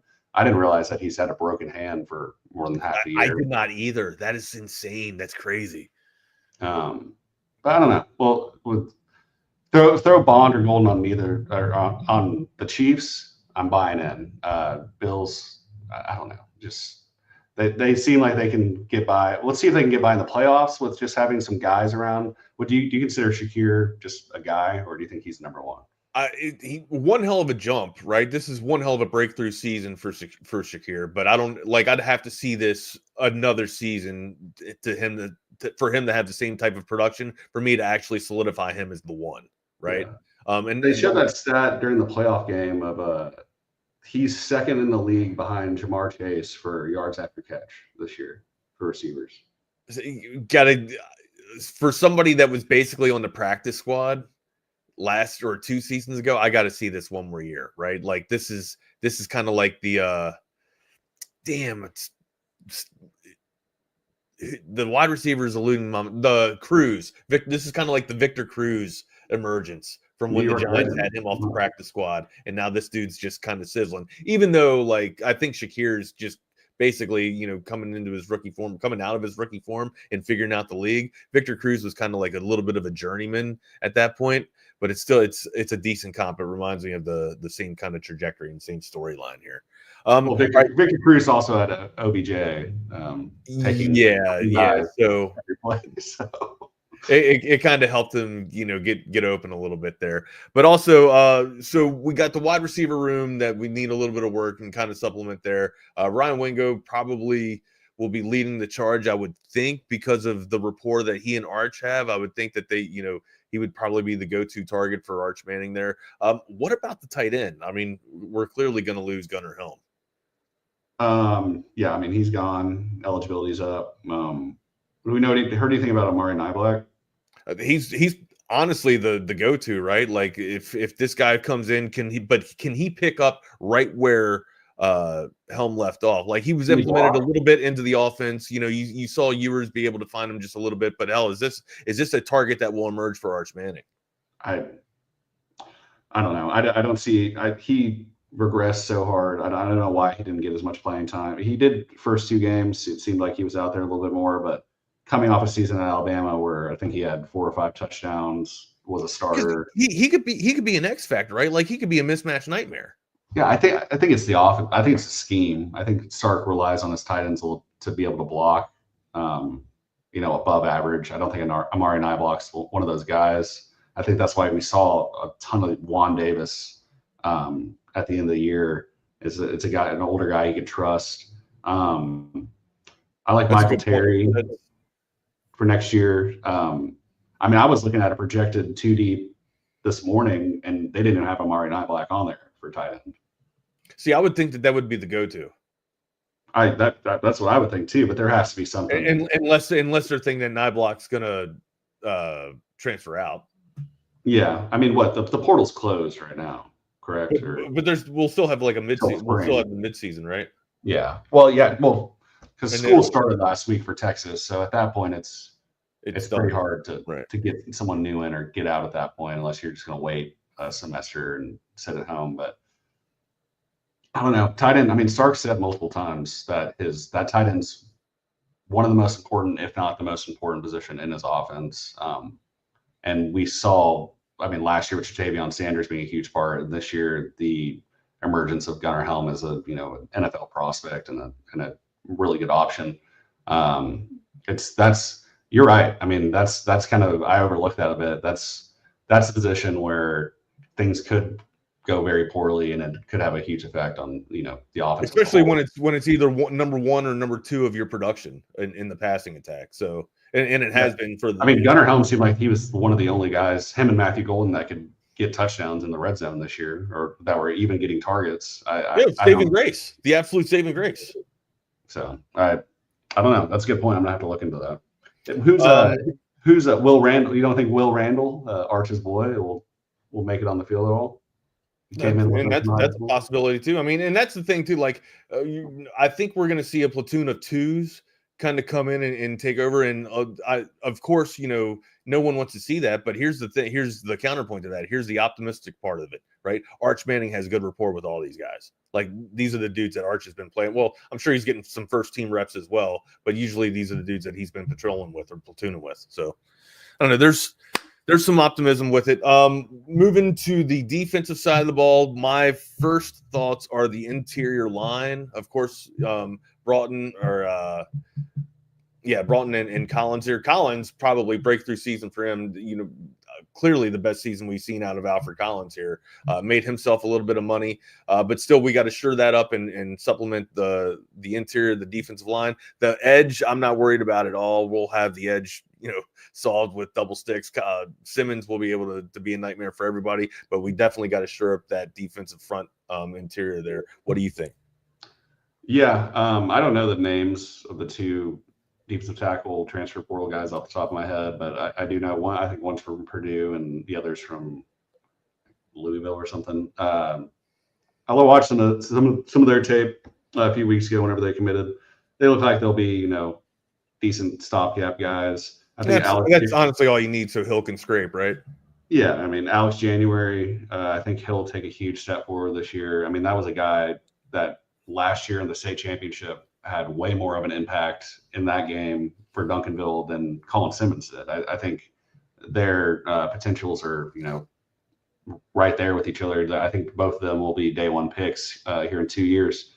On the edge, I think we're going to see a bit of a NASCAR package, speed rush package next year at a lot of points with Bostic and Burke on the edges, and then have Colin Simmons and Anthony Hill kind of free rushers up the middle. I think that's going to be something that PK is going to utilize. It's so much more speed and pass rush ability on this team, both this year and going forward, than we've been accustomed to in the last 10 years at Texas.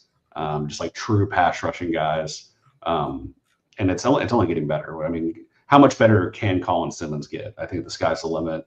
I think next year, unless we see some kind of how many sacks did he have this year? Like 7 or 6.5, 7. Is he double? You got him pegged for double digits next year? I mean, if he's not, you got to think that his playing time is going to increase, right? And one, like, I don't know why Moore got more snaps than he did anyway. Like, I would have Colin Simmons on the field regardless of scenario. He would be playing all 4 downs or all 3 downs. He just would not come off the field. He's that much of an impact maker. Yeah.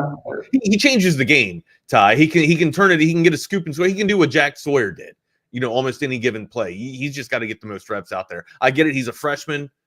You got to tip your hat to seniority there. I understand that they probably got a little bit more of the acumen and the IQ there, but still, when you have a raw athlete like that, just an absolute freak that can change the game and dominate and take over, I think you got to let him eat, man.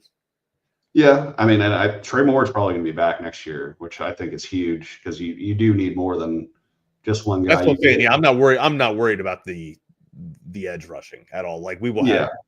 So, I mean, up the middle, like I said, those transfer guys are going to have to step up. Alex January is going to be huge. You got some losing Sadir Mitchell. I mean, obviously, I don't want anybody that doesn't want to be here. That's not 100% bought in. But I really wanted to see him, kind of slot into that T'Vondre Sweat one technique role and just stop the run. I think that's maybe one issue that this team will have is maybe not being able to not stop the run next year. We'll have to see. I mean, if you want to talk about linebackers, I think that's going to be one of the strongest units.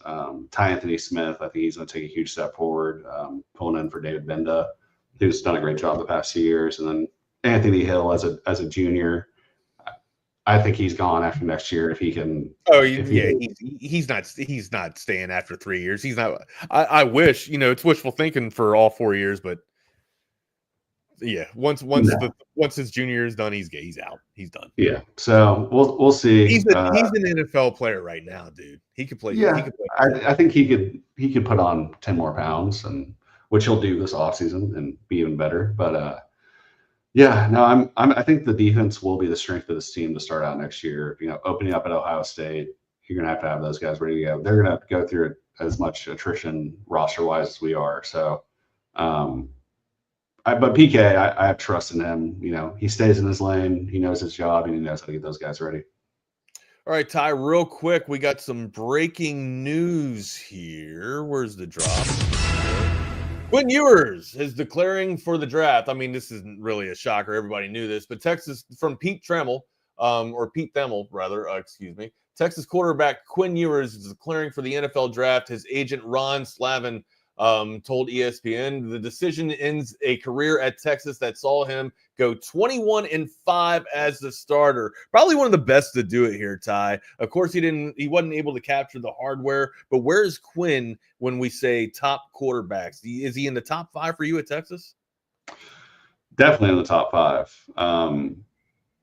I think the real question is, are you putting him above Sam Ehlinger for number 3? It's tough because of a hypothetical question that I'm about to ask you. What if what if Sam had Sark? Or what if this culture had a better question? What if the culture that is in place now is something that Sam was able to thrive in? I mean, right?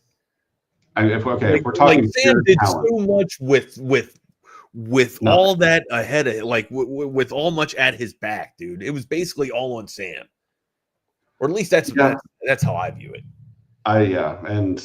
But Sam also took some bad losses. I mean, he beat Georgia in that Sugar Bowl, but I don't think you can put that. I think Sam maybe would have done a little bit more with what Quinn has had here, but I do think Quinn's the more talented player, just pure arm talent. Arm talent for sure. Yeah, he can like the ball just the ball gets out of it, man. Like the release that Quinn has and just the pop that he had, like the energy that comes out of that right arm is pretty special. It's kind of like magic. I agree with you. And if he could escape a pass rush, man. Yeah.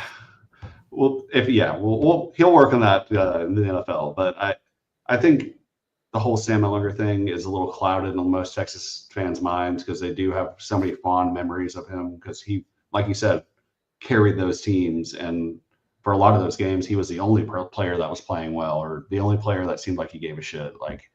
And that resonated. It's kind of like the Michael Taff effect. I mean, not to mention 2 Wesley guys there, but when you see somebody care, and it's not fake, it's not like Russell Wilson, it's genuine and it's authentic. No, you're right.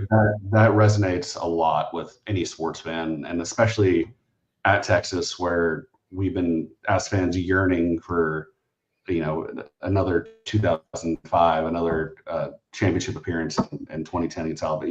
But when you see somebody care that much,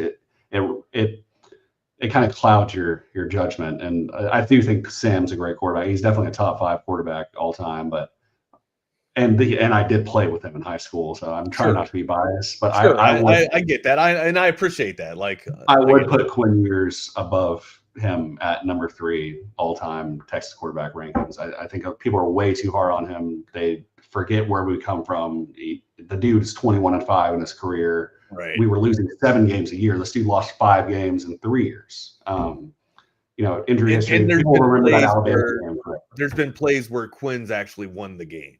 You know what I mean? Yeah. Like his arm has won the game in huge games too. That game against Arizona State, that throw was way more important than any throw Sam Ehlinger ever had in his career at Texas.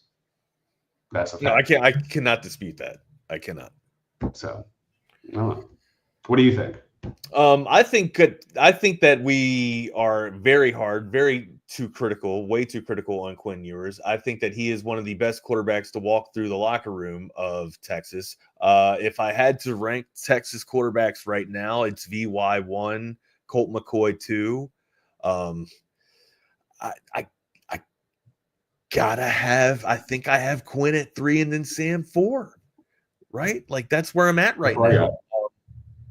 I've tried to work out that I've tried to work out that sequence, but I just can't, man. That's kind of where I'm at. And honestly, it's the sheriff. Colt McCoy I would love to put him at 1 just because I just love I love the attitude that he always brought. But I mean, VY is the godsend, right? Winning matters. Winning absolutely matters. Right. And Colt McCoy had more accolades and everything else at Texas stat-wise. Sure. And probably was more beloved in his 4 years here. But it's the hardware.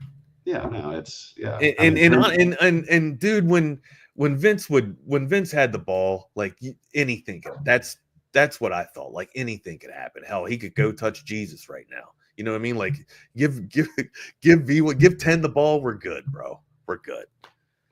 But I don't know. Number 5. Do you have anyone for number 5 to round up? I guess it's still yet to come, right? I think I'm a little bit too biased right now, but I think it's Arch without. Okay, we can't anoint him top 5 already. But no, but I mean after this next season, I think it could be. I think he could quite possibly be creeping up into there. No, I mean that's a good question. I really haven't gone too much outside of that. How about your boy Todd Brown? Or not Todd Brown. Todd Dodge. How about your boy Todd Dodge? He does hold the record for most interceptions in a game by a Texas quarterback. There you go. There's a superlative right there. If we're roping in his coaching career as well, maybe throw him in the top 10 quarterbacks at Texas rankings. But I don't know. It's been a great year for Westlake football players all over the nation. It's been a good couple of 3 years for Westlake, especially now. If you're alluding to Jordan Greathouse as well, for Notre Dame, absolutely. Cade. Or not Jordan, Jaden Greathouse. Thank you. Yeah, Cade Klubnik. I mean, they're all over, and that's I will have to highlight Westlake for 30 seconds here, because in my time there, and Jake brings up a good point too. Street was 20-0. Okay, well, that was also in the 60s and 70s, so time changes everything. But I feel he's number 5. He's number 5. But Sam Ellinger. That's good. But I mean, I think you have a good point. Like, because it was so long ago, I think it kind of just it slips the mind, just because of what was it, the 60s, right? I think. Late Hell, 60s. I can't even fucking remember. But yes, I mean, of course, undefeated. Yeah, that's got to be up there. But the game's changed, and that's kind of like a cop out, right? Saying that the game's changed, but it really has, man. It's a different game. It's a shell of itself. Yeah, no, and you can't compare eras like that. That goes back to the Michael Jordan, LeBron James. But no, I'm you got to tip the cap. Yeah, definitely, 100%. He will be in the top 5 till somebody unseats him, for sure. But regardless, I think the top 5 will be shifting here within a year or two. That's one thing. I think one thing that could knock Quinn down a peg or two, maybe even below Sam Ellinger, is if Arch Manning goes out and wins the national championship next year, that and looks and that offense looks even a little bit better than it did with Quinn Ewers, and less weapons, or less experienced guys. I think you're going to have to put Arch Manning maybe number 1 above Vince Young. Vince Young, he had I mean, how many NFL dudes were on, leaving for the draft after that game? NFL dudes were on that Texas roster when they played USC. I don't know. That's a good question. Hold on one second. Let me answer Harry Dean real quick. Sims, I actually got Major Applewhite over Sims. I like Applewhite over Sims, man. I know I'm probably going to be catching some or being dragged for that. I'll get dragged for that, but I like, Major was my dude, but yeah, Sims definitely has the record and the superlatives there, but Major's my guy. And if I'm given the rankings, I got Applewhite maybe at 6, and then Sims maybe at 8. I don't know. I'm not. But I think that's. I'm not really a Sims fan, so that's similar to the Quinn versus Sam debate, though. Obviously they didn't play together like Major and Sims did, but the fans love Major Applewhite, right? That's the favorite. But if you look in the numbers, if you look deeply, the numbers are undeniable. But I guarantee you, if we took a poll in this chat right now, who do you think was a better quarterback, Major Applewhite or Chris Sims? The majority of people would say Major Applewhite, which, maybe if you looked at the numbers, like we said, that probably, I can say 99% chance that would not be the case. No, I'm with you there, man. I am with you. All right, real quick, before we go any further, let's give a shout out to Tom McCall and Audiovisual Consultations. For the past 35 years, been setting the standard in audiovisual automation, and they can do so at your place as well. They've done it at mine. You can see the studio here. I got the 2 screens set up. Rodney's got the trifecta going down at his house, and then also we got the video cave machines, the arcade cabinets. I got a home theater system downstairs. You can have that too. Just go to the gallery of projects that they got at their website at avconsultations.com, and I guarantee that you'll get an idea of what you want, man. If you don't, no job's too big, no job's too small. Just ask them about it, man. 512-255-8678. That's avconsultations.com. All right, my dude. Kind of going around some hypotheticals. Any more hypotheticals you got to get out for Texas football, because we do got to talk some Texas hoops. I mean, we've kind of covered it all. I like where the DB room's at. Kicker, we got 2 local Austin area kickers. We'll be fighting it out next year. Oh yeah. Yeah, that is like clockwork. That will absolutely be changing. So I mean, I think Auburn's gone no matter what, but yeah, no, I think we covered most of the hypotheticals I wanted to talk about. All right, now on to Texas basketball. It's pretty much been the Trey Johnson show or the Kaluma show. It hasn't really been put together at the same time on a given night. Where does Texas have to go? And also, do they have a chance to make any type of run in the SEC, which looks like to be the gauntlet of college basketball at the moment? I'm going to be honest. I have not been watching as much Texas basketball this year. It hasn't been moving the needle for you?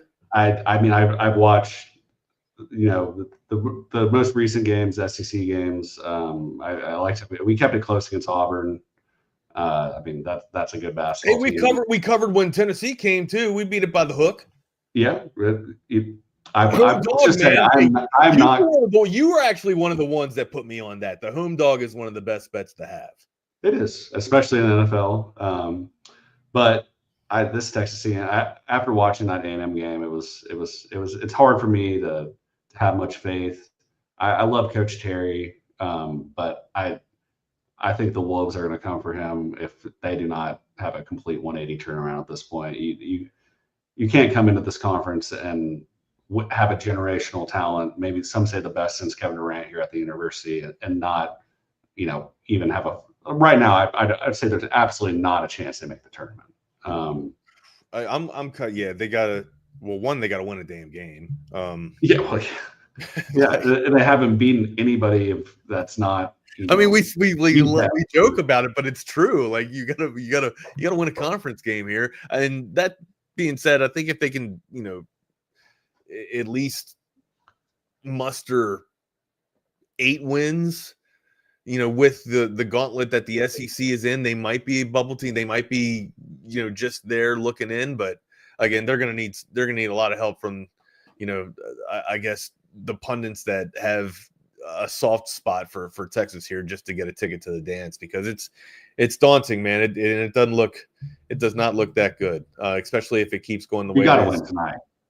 Oh yeah. Well, see, here's the thing, right? I guess the one good saving grace is, I mean, if you're looking at competitive games, or how the Longhorns have compared against top 10 teams, they've stayed in the cover, right, that the line has been, or they've stayed in the line. They've made it somewhat of an entertaining game. But you could also argue that Auburn played one of their worst games, in Tennessee, they weren't shooting like they usually shoot. So maybe it's something to do with the mood. Maybe the mood is a little bit more of home court advantage than we actually thought it would, be at this point. I think getting somebody next year that can competently rebound a basketball would be a good move. Without Kendall Weaver on the floor, it doesn't feel like anybody's fighting very hard, and on offense we're kind of back to the shock of smart. Oh yeah, it's lethargic. Wait for 10 seconds. I do not understand that. Watching it doesn't matter who's been our coach the last 10 years.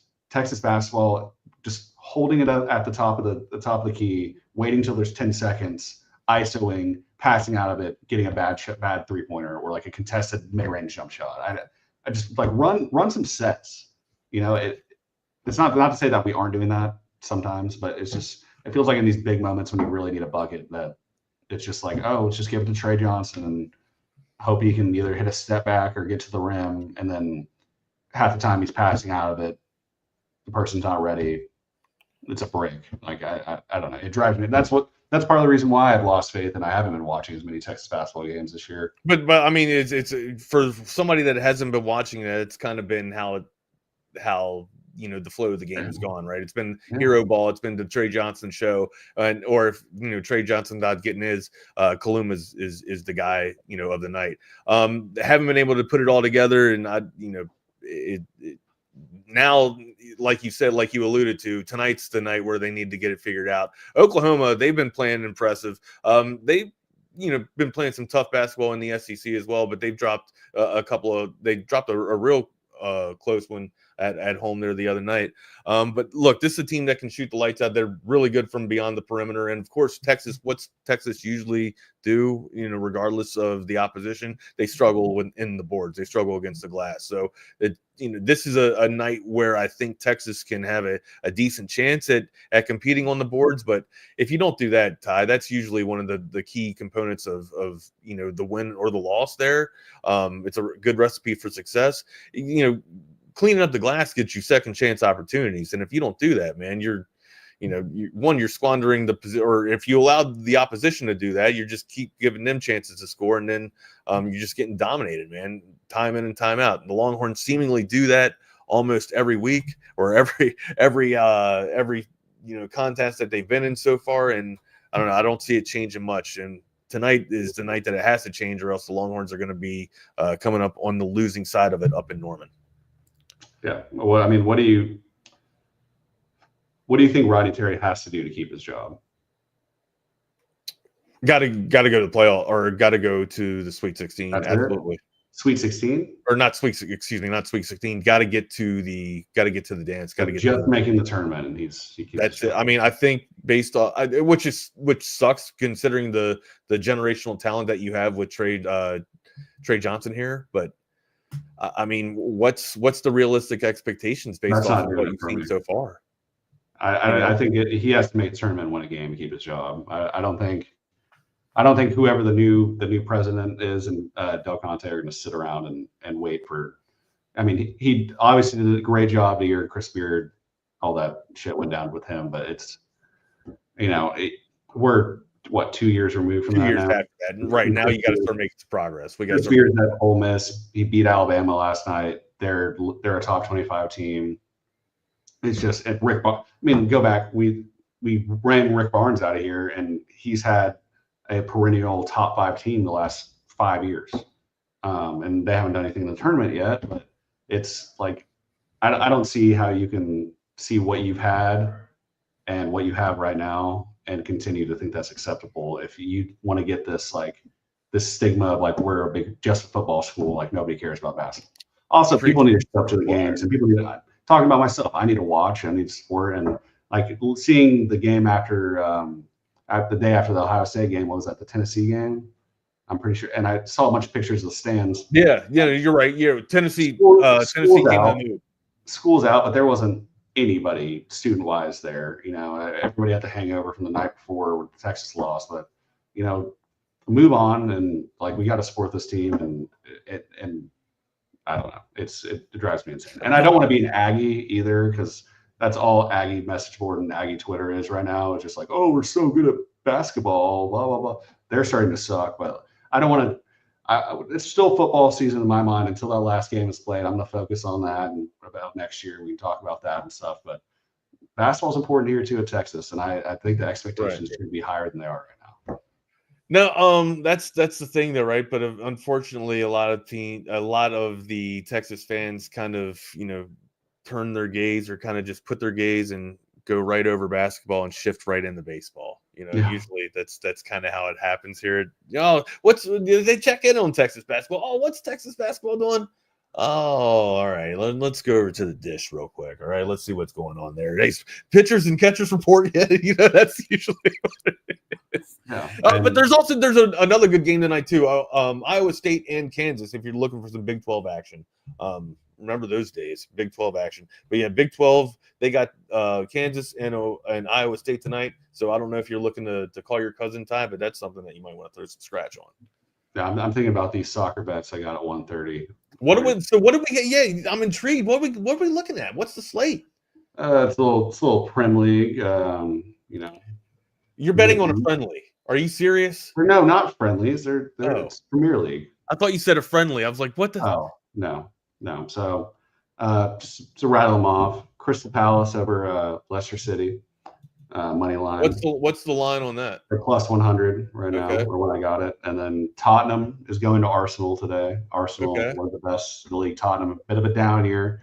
I think they keep it close, plus 1.5. That's also plus 100, plus money there, so it's good value. If you wanted to take Tottenham, you took Tottenham. I took them plus 1.5. So. We'll see. That was a little bit. I'm not as confident in that one, but there's been a lot of crazy games. Arsenal's good, man. I know. And then Newcastle over Wolverhampton, and they're pretty. Wolverhampton. That's BK's favorite team, just based off the damn logo and the badge and the crest. That's kind of how I still haven't picked my Premier League team, but I like Brentford just because the bees. I like their logo. We're Chelsea supporters at this house. Well, they suck. Death taxes and Chelsea blowing the Prem. I live with a Liverpool guy, so I've been watching a lot of Liverpool games and losing a lot of money because he tells me things that he he thinks will happen. And I realized yesterday after they tied that he's just betting with his heart. And it's like me betting on the Cowboys or Texas or anything like that. I need to stop listening to him. So, good times. Don't bet with your heart, bet with your brain, man. It is a numbers game, as we always used to say. All right, where do you want to go next? We got about 2 minutes, maybe 3 minutes, depending on when the guys show up here. But usually they're a few minutes late. But usually we can get a little bit of a. Who's next? I guess we'd be remiss if I didn't tell you about Covert Bee Cave real quick. Let me get that out of the way real quick. All right. Covert Bee Cave, of course, we talk about it. One of the best partners here at Texas Sports Unfiltered. They got that chariot, the chariots out there, the Covert Kingdom, right off of 71. Make sure you get out there and check them out. We just talked about some of the chariot envy that you will get if you go out to Covert Bee Cave. But the best in the business, they've been supporting Texas Sports Unfiltered since our gestation. Make sure you guys give them a shout out. Here's another quick word from our friends at Covert Bee Cave. It's a family atmosphere. It's not just when you stop in, you buy your car. From communication to expertise to professionalism, it's exactly what I expected from the Covert family. So they make it so easy for me. That car that I wanted, they found it, and I didn't know if I can afford it, but they make it possible. You'll see that they really will move mountains. They're going to do what they need to do to get you what you want and make sure you're happy with it. Come and experience it for yourself. Covert, born and raised in Austin. Yes, they are. And like I just mentioned, right outside of our Fairburg on 71, make sure you get out there and tell Stacy we said hello. Also, make sure you guys are following Ty. He was kind enough to join us for another conversation on Texas Sports Unfiltered. First conversation. We actually got the cherry here today. Anything you want to get off your chest here, man? You got any NFL takes you want to get out? Because I don't know when we'll see you again. Hopefully it's tomorrow. Hopefully it's the day after that and two in succession. Hopefully, yeah. No, it's been. I don't really got any sports takes to get off my chest. It's been good to talk to you. It's been a while. You really gave me my start at the old place. Gave me confidence to talk on a mic. Hopefully, I didn't sound too. You were a natural, amigo. You had a good baritone voice, and you're able to sit there and talk confidently about sports, which are not just sports but life too. So, that's one thing. I've been working on some other projects, and I've been leaning away from the sports talk. But I mean, getting back on here and talking with you and seeing a lot of these names in the chat I haven't seen since the Specs text line back in the day. I don't know if I can say that, but it's good to hear from a lot of y'all. And being a hair model is in your future too, bud. A hair model. Being a hair model, yeah. I don't know. Got it going on. You got the beard flow. You got the locks up top, man. Looking. I gotta good, say, man. Somewhat professional. I think the last time you saw me in person, my hair was down to like you looked like you just got back from the Cayman Islands or some shit. Yeah, well, that was my. Looked like you were chasing some benders. That's what it looked like. No more benders in the last 6 months. So I'm very professional now. If anybody needs any to open up any banking accounts or any financial advice, come down to Guarantee Bank, of course.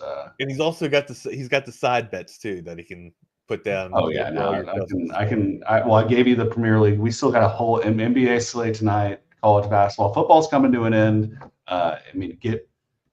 Enjoy. That's one of my takes. Enjoy the rest of the. So you've been saying that you're doing some other projects. What else you got going? You doing you doing some side shows or what we got? You doing some OnlyFans? No shows. Showing some feet pics? Been thinking about it, honestly. There's Feet Finder is a real app, and people get paid on there. So are you stop? Yeah, you can be a man and get paid for your feet pics, but. I've been working with Jacob Standard a little bit, doing some projects with him, more on like the documentary side of things, not so much podcasts or anything like that. But storytelling. What's up? Storytelling. Like mockumentary stuff. We're making. There's one in the works right now. Posted on my Instagram story a few weeks ago, but it's more about like the. Kind of making fun of Cowboys fans, me being the Cowboys fan. And by the way, I completely gave up like after like week 2 this year. So I do not care about the Cowboys. But I had to play the part as somebody who was like, what are you talking about? Dak Prescott's an MVP candidate. He's one of the best quarterbacks in the league. Well, like, So hopefully that'll be coming out in the next month or so. That'll be fun. Of course, Soul Scream would be like, don't mess with Feet Finder. Soul's got some good content out there. If you're into feet, make sure you give him a follow on Twitter as well. Yeah, well, the people know where it's at. But yeah, no, I've been thinking about getting, a podcast or something just to, have a creative outlet when I'm not here at the bank crunching numbers and such. You should do a podcast from the bank. And now today's craziest person through the drive-through. Yeah, but that's the thing is this bank's it's not as busy as like a Wells Fargo or a Chase with like people coming in. So it's a lot of answering emails and opening up accounts, doing wire transfers, and a lot of honestly wire transfers to the Cayman Islands, to the Grand Caymans. I put one into Mexico this morning. It's I don't know. I tell you, you know what? You might have hit the nail on the head, dude. You might have knocked it out of the park here. Not only do you got your side bets with your cousins, but you also got the damn cover, right? You can be like, oh, I work at a bank. Well, what are you doing wiring money to accounts offshore? I work at a bank, of course. I'm the flow guy. I make the money move. I think you figured it out, man. I think you hit it. I will tell you on a serious note, it has made me far more financially responsible working here and seeing money every day, and the way people use their money and the way I was using my money was very irresponsible. And I'm not completely there yet. Obviously, I did say that I bet on 8 a.m. tennis this morning and instantly lost $25. But it's making me realize a lot of things about saving money and trying to build for my future to one day hopefully own a house and such and pay for engagement rings and stuff like that. So well, I think you're on your way, and I have seen on your Instagram that you are enjoying somewhat of a new girlfriend, or is it the same girlfriend? It's been a year. It's not the one I had before that right. Everybody. Honestly, I got to shout. He looked different. Shout out Casey Sutter and those guys because they literally told me to break up with my girlfriend. Right, I've been dating this girl. This is probably the worst thing I've ever done. We've been dating for like almost 2 years, and they were like, "If you want to break up with her that bad, just call her right now and break up with her. Like not even in person." And they were like, just do it. And I did it. And that was one of the best decisions probably the best decision I've ever made in my life. So much happier after. What they do were they coaching you as you were on the phone with them? Like no, because I'm in the booth, like they were all in there. It's like Ben Buckman, Johnny Rogers, Jamie. Oh, were they on the air? It was right before we went on the air. We weren't talking about it. And then I literally, we went on the air and I called her and I did it. And then, I never talked to her again. So she was crazy. Love you too, Soul. I see you, baby. I see you, man. I also see the guys in the background. Yeah, crazy story, dude. I had no idea. It would have been even better if you would have done it on the air. But I think you came in the next day and I was like, I did it. Like I think I went out that night, so I was probably a little groggy. Wrapping. That's why. Yeah, you came. Yeah, that's you gave me the shout. Hey, just heads up, man. I broke up with my girlfriend last night. It's gonna be a rough one. So that's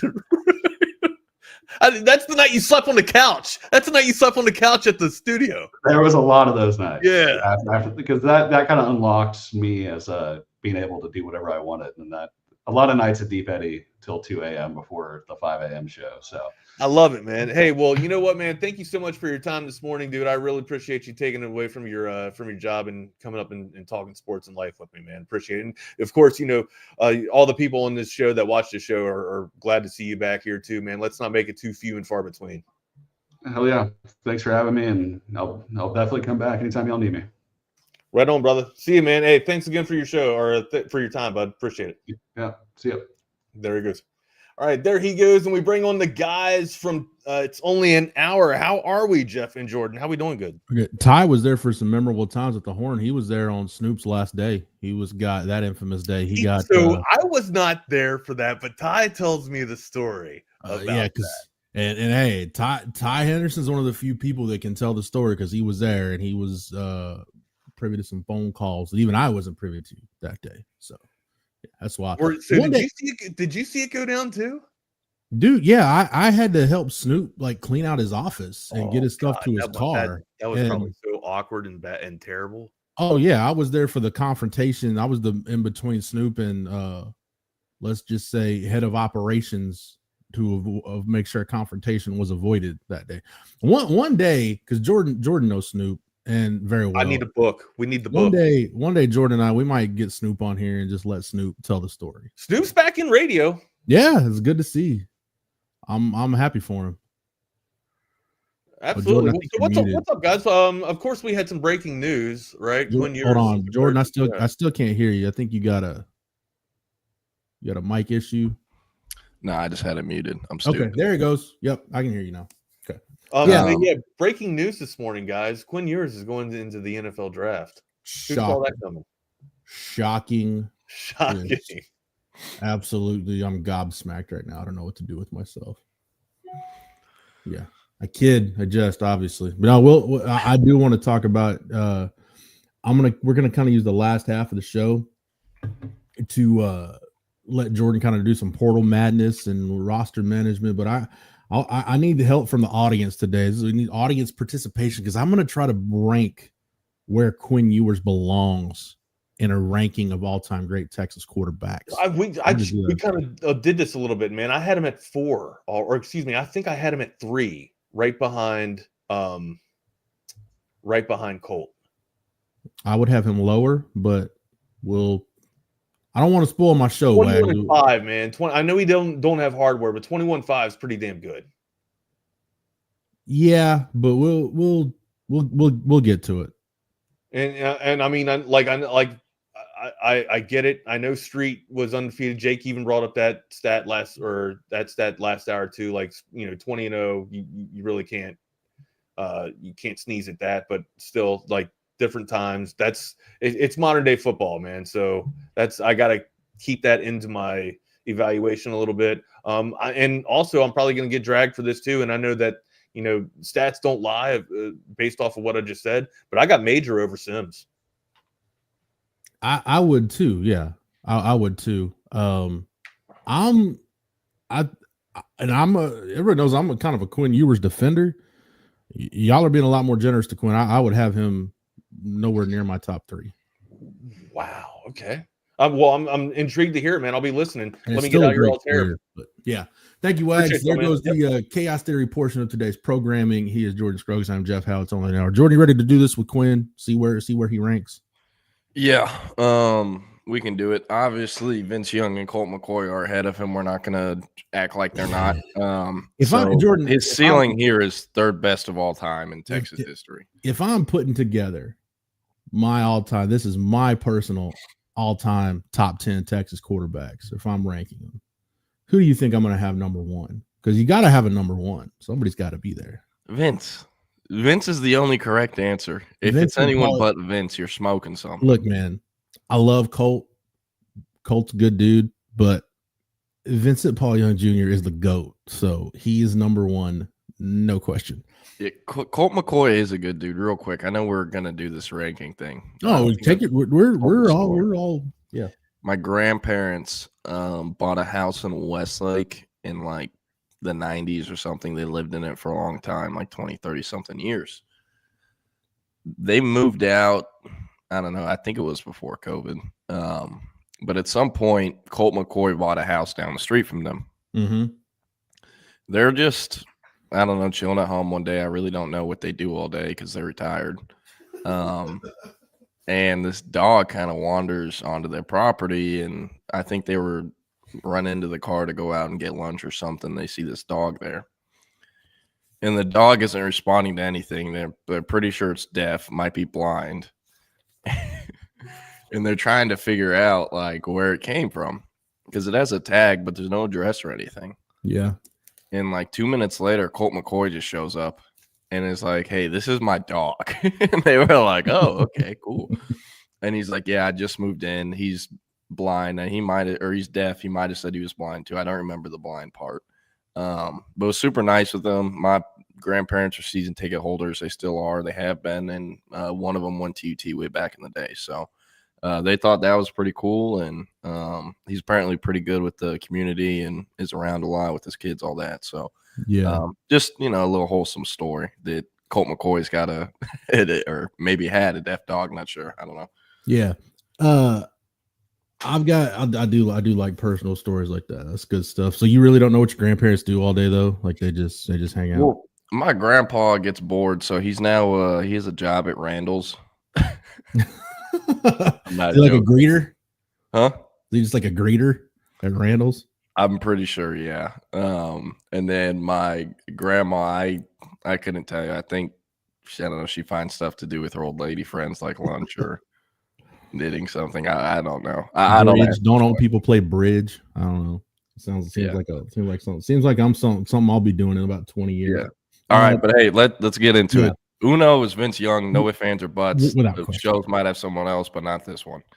Colt McCoy, number 2, no ifs, ands, or buts. I feel like number 3, and I can't before I go any further, okay? I'm just gonna state this for the record.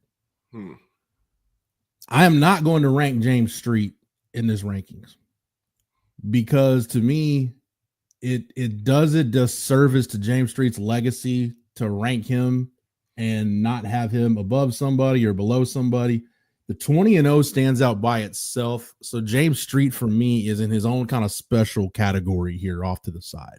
So I'm not going to rank James Street. Number 3 for me, I don't know how. I've seen multiple lists in the chat already. I don't know how you can have a top 3 Texas quarterback list and not have Bobby Lane in there. When you look at the records he set at the time, he's a quarterback in the Pro Football Hall of Fame. Everything he did while he was on campus, just being just a general badass through life. Bobby Lane to me is number 3. So I know, look, you can talk about, hey, if you quarterbacked the game at Texas while Hitler was still roaming this mortal world, like, can you really be in the top 10 in the year 2025? Yeah, I was about to say you can. I'm putting Bobby Lane in the top 3. Fight me. Anybody can fight me on that. Jeff, you really like Bobby Lane enough to put him in the top 3? Of course. I know he is who he is. That man cursed a pro football franchise for 60 years. He got a lot of clout, even from the grave, even from the great beyond. Bro, Jeff, he played in the 40s. Dude, I don't give a rat's ass when he played. The Bobby Lane was a bad son of a bitch. Okay, just telling you because you know how this works. Right. This can be clipped into saying that you would have Bobby Lane over Quinn Ewers on this Texas team this year. I don't know if Bobby Lane in the 1947 version of Bobby Lane could play for Texas in 2025. I have no idea. No, he couldn't. Bro, Jeff, Hitler was around back then. Black people couldn't even play yet. This is horrible. Like, well, you can put him there. For me, he's not in there. I'm not putting him in there. Okay, so who do you? If you don't have Bobby Lane at 3, we're gonna keep a running tally of this. Your top 10 and my top 10. You don't have Bobby Lane at 3. Who do you have at 3? And I'll give you some names. Right, this is kind of who I came. Again, you can put James Street in yours if you want. I'm not ranking him just because I think it's disingenuous to rank him. I think he stands out by himself. Marty Akins, Major Applewhite, Sam Ehlinger. Quinn Ewers is in the discussion for sure. James Brown, Peter Gardere, Chris Sims. Yeah, no, I'm not going to be able to recall names like pre Vince Young, Chance Mock, right? All that, right? I got you. So yeah, but no, I just did. Man, if you're playing when Hitler was still around, the game has changed so much. Like, how many passes was he even attempting back then per game? Enough to be a badass. I know that. Well, CB, he might have changed my opinion a little bit on Bobby Lane. CB commented, didn't Bobby Lane pitch a perfect game all drunk? Dude, Bobby Lane, I've heard Mickey Mantle tell stories about how Bobby Lane drank him under the table. Do you realize how much of a partier and an alcohol connoisseur you got to be to out drink and out party Mickey Mantle back in the day? Oh. You got to be a bad, like, if you just look up just pure badasses, dude. I'll tell you the first time this is honestly when I was a kid. This is the first time I remember hearing Bobby Lane's name, and it wasn't even here. I saw it. I remember getting a Sports Illustrated back when we used to get magazines in the mail. Jordan. Hey, I was old enough to remember that too. I had them. I remember getting Sports Illustrated, and it was a picture of Bobby Lane just with his Lions helmet on. And the headline was the front of the SI said something to the effect of the toughest quarterback who ever lived. And I'm like, oh, I gotta read about this guy. So I started reading about Bobby Lane. And ever since then, I was like 11 or 12 years old. I've just been just kind of sickly obsessed with the life and the football career of Bobby Lane. So yeah, I'm gonna have Bobby Lane at 3. You don't have to. Yeah, So the other Howe brothers were nose deep in the swimsuit section, and you're over here reading about the toughest quarterback that ever did it. Yeah, I mean, just curious, did the swimsuit edition come out when you were a kid and still reading them, or was that like a later 2000s? No. It was out in the 90s. Yeah, I remember it came out in the 90s. They hit the floor and streets like crack, huh? Yeah, I was trying to think if there was any other like catalogs or something. There was a couple of wrestling magazines that were bandied about, but from some of the female centerfolds and whatnot. But that's like the most Florence, Texas thing I've ever heard. The swimsuit issue. I'll tell you this. Like, no, we weren't interested in the swimsuit issue. We wanted the wrestling one. I can tell you this. I remember in the library. I can remember from the summer all the issues of SI would be in the library. Somehow the swimsuit issue was not in the library when you got back to school and we're looking for magazines. Yeah, it was in someone's closet at home. We're under their bed. Somebody's got it. All right. So I've got VY, I've got Colt McCoy, I've got Bobby Lane. To me, where you can start looking at Quinn, the argument comes in at 4 for me. For Jordan, it would probably be 3. But at this point in the discussion, I think I'm talking about that Raw magazine, CB, back in the day, the one with Sonny. I think everybody knows which one I'm talking about. The discussion to me, and I'll just give some quick points on all these guys, right? Marty Akins, I think you have to put him on there because he was the only of all of Darryl Royal's wishbone quarterbacks. Marty Akins was the only one to be an All-American, 3 conference championships, had pretty much all the total offense and quarterback rushing records until Vince Young. So that's why I've got Marty Akins up there. Major Applewhite was, when he left school, was the most statistically prolific quarterback in school history. Sam has now surpassed him. So as I like saying, the most statistically prolific quarterback in school history, not named Colt McCoy, is Sam Ehlinger.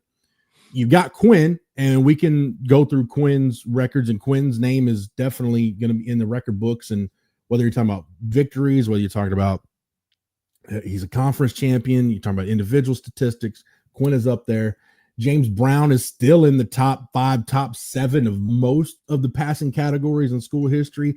I know he's got a conference championship ring that says Southwest Conference Champions in 1994. I'm going to put an asterisk next to that, but I'll give James Brown the fact that he did lead Texas to the last Southwest Conference Championship and the first Big 12 championship.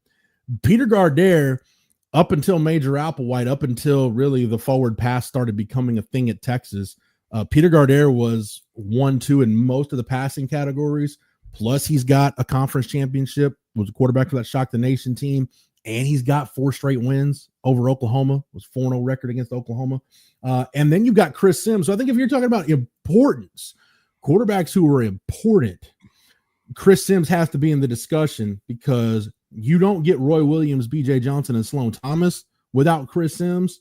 And I don't know if you get Cedric Benson without Chris Sims.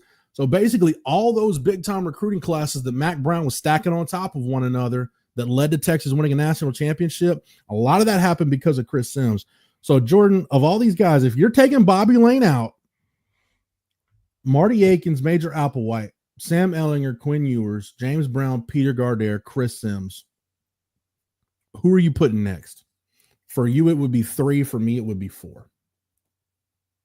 I feel like Sam Ehlinger or Quinn's the right answer, at least for my lifetime.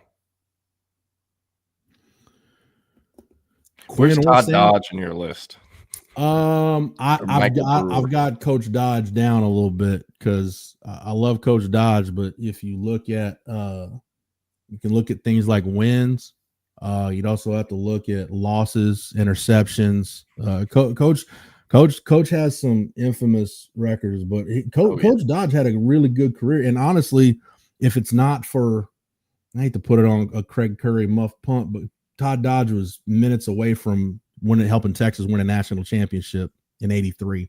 So, yeah. What was the name of Charlie Brewer's dad? Was it Michael Brewer? Robert. John Brewer? Robert Brewer. Yeah, that was really only for 1 year though. Mm. That Cotton Bowl year. So I'm the guys I'm looking at. The guys I'm looking at were multiple year starters, multiple year contributors, left a lasting mark on Texas.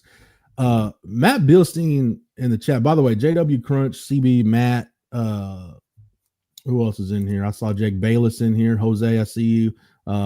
Bevo Lance, Jason. Thanks everybody for hanging out. Brian Berg, I saw you also. Appreciate all the comments in the chat.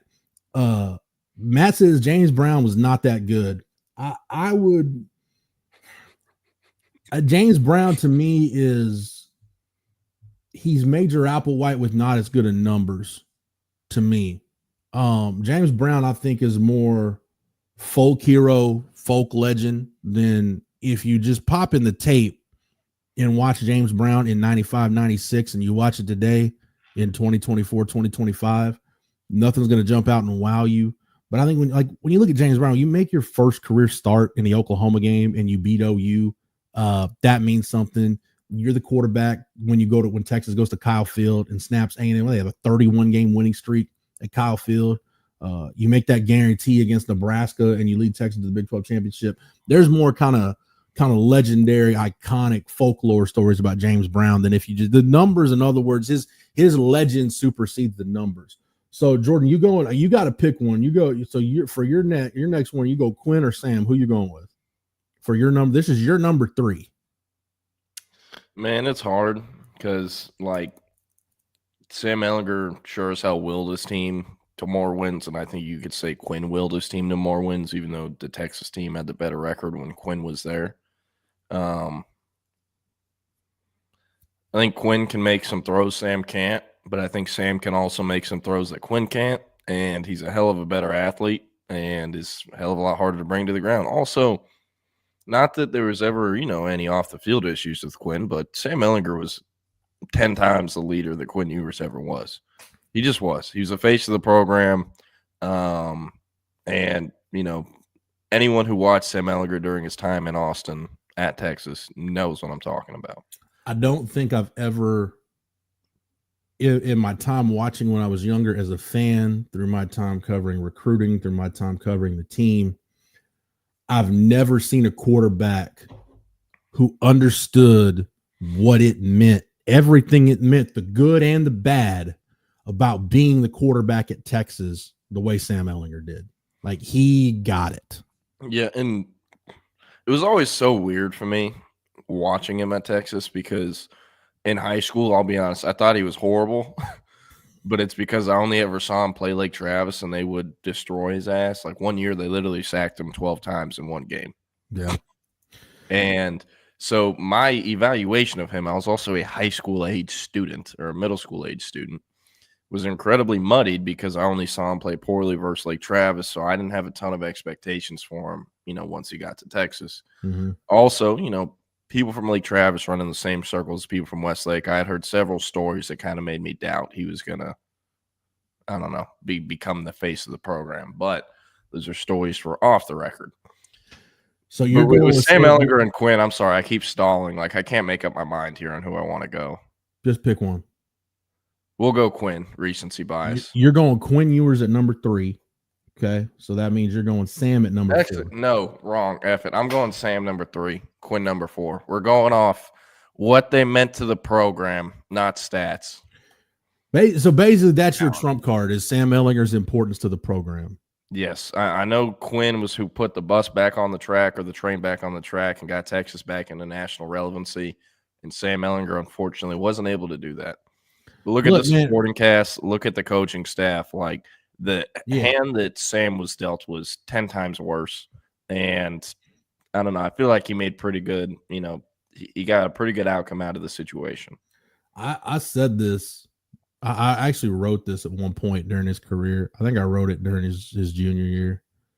Sam's biggest crime was some of the games he lost. He played really well.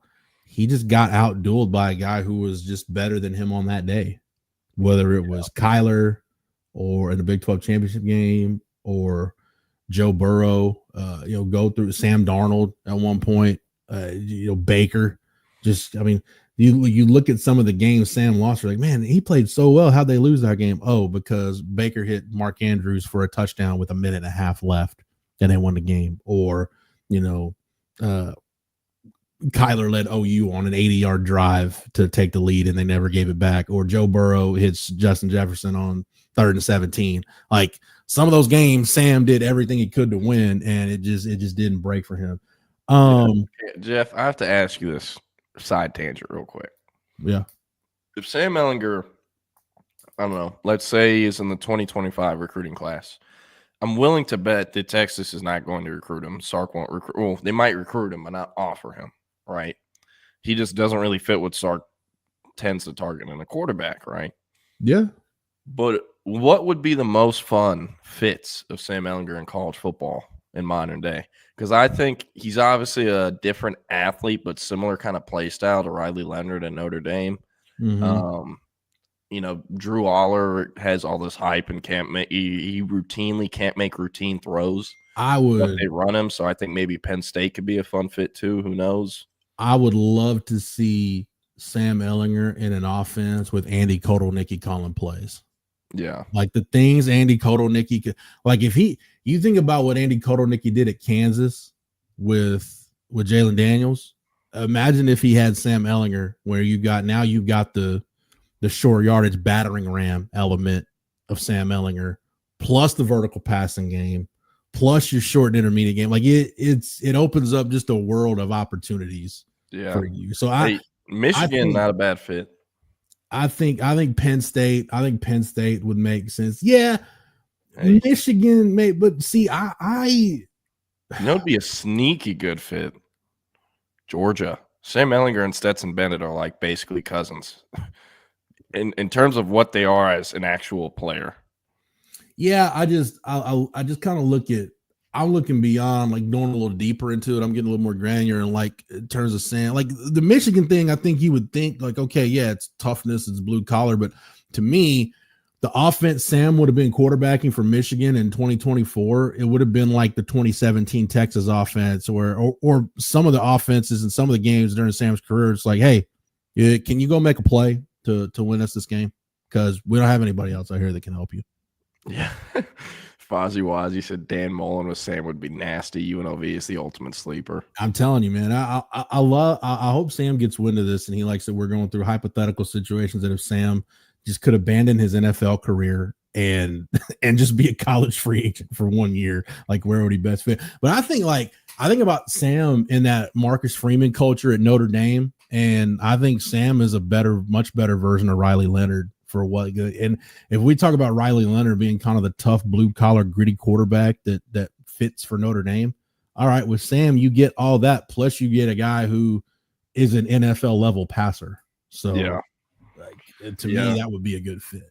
Yeah, Richard Rodriguez kind of nailed it on the head with what I was talking about with Sam earlier. He said, Jordan, my cousin's coached at Westlake for over 20 years for every football coach except the current one. He said if they can keep Sam away from parties and out of trouble, he would be great at UT. There you go. So you're going Sam at 3. And sorry, also, I didn't see – oh, here it is. Rex St. Charles, Sam would fit Colin Klein's offense. Perfect, yeah. As much as and now I don't look, there's some schools that I think Sam may have been open to, may have not. I don't think there's any way in hell Sam Ehlinger could ever wear that logo on his helmet or on his person. I just don't. I think it would go against every fiber of his being to do it. I think there's two schools. I don't think Sam could do it at A&M. I don't think he could do it at OU. I just don't think he could bring himself to do it. Yeah. All right. So I'm at Vince, Colt, Sam, Quinn is my top 4. Give us your top 4. I've got Vince Young, obviously the GOAT, at 1. All right, Colt at 2. I'm sticking with Bobby Lane at 3. I'm dying on this hill. I think I'm gonna switch it up a little bit. I'm gonna go Sam Ehlinger at 4 because for all the things I just talked about, the being statistically prolific, on top of the fact of kind of what he meant to the program, the face of the program element with Sam. I got to give it to Sam. I wear this badge proudly, Jordan. While Sam was at Texas, I was a Sam Ehlinger apologist, and I say that with no shame in my voice and no malice in my heart. So I'll go Vince Young, Colt McCoy, Bobby Lane, and I'll go Sam Ehlinger at 4. Number 5, Quinn is at 4 for you. At number 5, I am torn. And again, audience participation is welcome. SD, Rex, C. Gaddis, Bevo Lynch, Jason, Steven, if you guys want to help out and chime in with your 2 cents. I'm torn at 5, my top 5, between Major Applewhite and Quinn Ewers as my 5. And I think Major to me, like I said, to reverse what I said earlier, Major has all the kind of folklore that James Brown has, but Major has big time statistics to back it up. Now, for Texas fans, I think you've got to separate a little bit. You've got to separate Major's legacy as a player from kind of the whole Fiesta Bowl issue that he ran into during his last year as a coach when that thing surfaced and the salary freeze and all of that. I think that tainted his legacy at Texas a little bit. But I think you just got to put yourself back in like 2000, 2001. And that's where I'm coming from. It's the height of I'm a junior, senior in high school. This is the height of my fandom. That's why I put Major. And then Quinn, I think Quinn it's interesting, Jordan, when you look at when Sark recruited Quinn, when Quinn comes into the program, he had Casey Thompson coming off a really good year. And I think we all thought Hudson Card, there's something there. Like I know what it was, but there was something there with Hudson Card. But Sark went to the portal and got Quinn because he wanted to elevate the quarterback position. And for all the stuff we can say, if you just want to look at a baseline of Quinn Ewers' career, did Quinn do what he was brought to do? Did he elevate the quarterback position at Texas and establish a new standard for quarterbacking at Texas? Yes, I believe he did. Mm-hmm. So I think for me, and again, I'm not, for those of you just tuning in, I'm not ranking James Brown. I'm sorry. I'm not ranking James Street because I'm putting him over in a category by himself. Marty Akins, Major Applewhite, Sam Ehlinger, Quinn Ewers, James Brown, Peter Gardere, Chris Sims. That's kind of the group, the cluster group after my top 3 of Vince Young, Colt McCoy, and Bobby Lane. But I think I'm going to go Quinn Ewers over Major Applewhite. So if I'm ranking the top quarterbacks in school history from 1 to 5, my top 5, I'm going Vince Young, Colt McCoy, Bobby Lane, Sam Ehlinger, Quinn Ewers. Here's an underrated Quinn Ewers fact. You ready for this, Jordan? Now, this is stuff like Arch and Trey Owens and KJ Lacey and Dia Bell. This is stuff they will be judged on. So it'll be like a throwback to 30, 40 years ago. Quinn's record as a starter against Oklahoma, Texas A&M, and Arkansas. And keep in mind, that's 1 start in Fayetteville and 1 start in College Station. He's 4-1. So you finish with not just a winning record, but a really good. You finish with a winning record. Granted, it's not a big sample size, but you finish with a winning record against OU. You're 2-1, and you beat Arkansas and Fayetteville, and you beat A&M in College Station.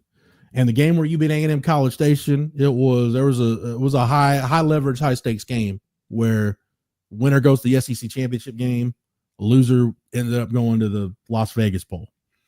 Yeah. Jeff, real quick, want to ask you, My pops was watching the show today, and he texted me, "You have to bring up Donnie Little. He was the first black quarterback at Texas in the 70s, was a hell of an athlete and very important to the program, especially at the time he wore number 1." Yeah, Donnie Little's a guy that I can. I mean, Donnie Little to me is on that. And I'm not saying I'm right, but Donnie Little to me is on that tier of like I would put Donnie Little, like Todd Dodge, Brett Stafford. I think you start going back like Donnie Wigington would be on that tier for me. Hell, I mean, honestly, that next tier, go look at some of the numbers. Call me crazy. I may put Tyrone Swoops on that next tier. I don't know about all that. Because of the success of the 18-wheeler package, they found how big is the second tier? I don't know. That to me is that's like the third or fourth tier. Yeah. And yeah, C. Gaddis is right. Quinn's record against OU, but like once you get past this wave of it's VY Colt, Bobby Lane, again, Marty Akins, Majors, Sam, Quinn, James Brown, Peter Gardner, Chris Sims, James Street is in this group, this top group too. And you get to that next tier. Now you start talking about, all right, Donnie Wigington, Eddie Phillips. Where does David Ash? Does David Ash come up somewhere in there? You really start going to some different places. Hell, where did Deshae Morenz come through at some point in one of these deals? But that's outside the top 10. So yeah, I think Gerard Hurd, just for the Cal game specifically, just those 4 quarters versus Cal, can get like an honorable mention nod. Because if we're going best QB performances of all time and ranking those, he's got to be top 10. If you're talking about just single games, yeah. Yeah, because it's the school record for total offense. I mean, I think, man, if you're just talking single games, Quinn had one with the Big 12 championship game last year. Yeah. In a conference championship game to throw for, what did he throw for, 450 and 5 touchdowns? Like, yeah, that's putting your scones on the table kind of game. That's just letting them hang. Yeah. Gerard Hurd against Cal would be one of those games. Yeah, played the number 1 pick in the draft, and they lost because Nick Rose was doing his Bert Auburn impression. Yeah, and I kind of a little bit in jest about the Tyrone Swoops thing, but I'm talking about like once you get past like the top 10-ish quarterbacks, like then it's open to interpretation. I mean, hell, for me, like I consider for this top 10 discussion, I didn't consider Tyrone Swoops. I consider Shane Buechele. Like I really considered Shane Buechele sneakily one of the best throwers of the football in program history. That's all I'm saying is just throwers of the football. Ike is probably right. So Jeff, you said 10 quarterbacks right. better than Tyrone Swoops since saying he's second tier. I'm happy that the chat agrees with me. I said that next tier, which at this point for me, I think by the time I get there, I'm on like, no disrespect to Tyrone, I'm on like tier 3 or 4 at that point, maybe 5. I don't know. Well, I mean, you brought him up, and I was like, hey, whoa, I don't know about that. I think everybody gets what I'm saying. Like, there's a cutoff. There's a pretty clear cutoff where you're talking about the top.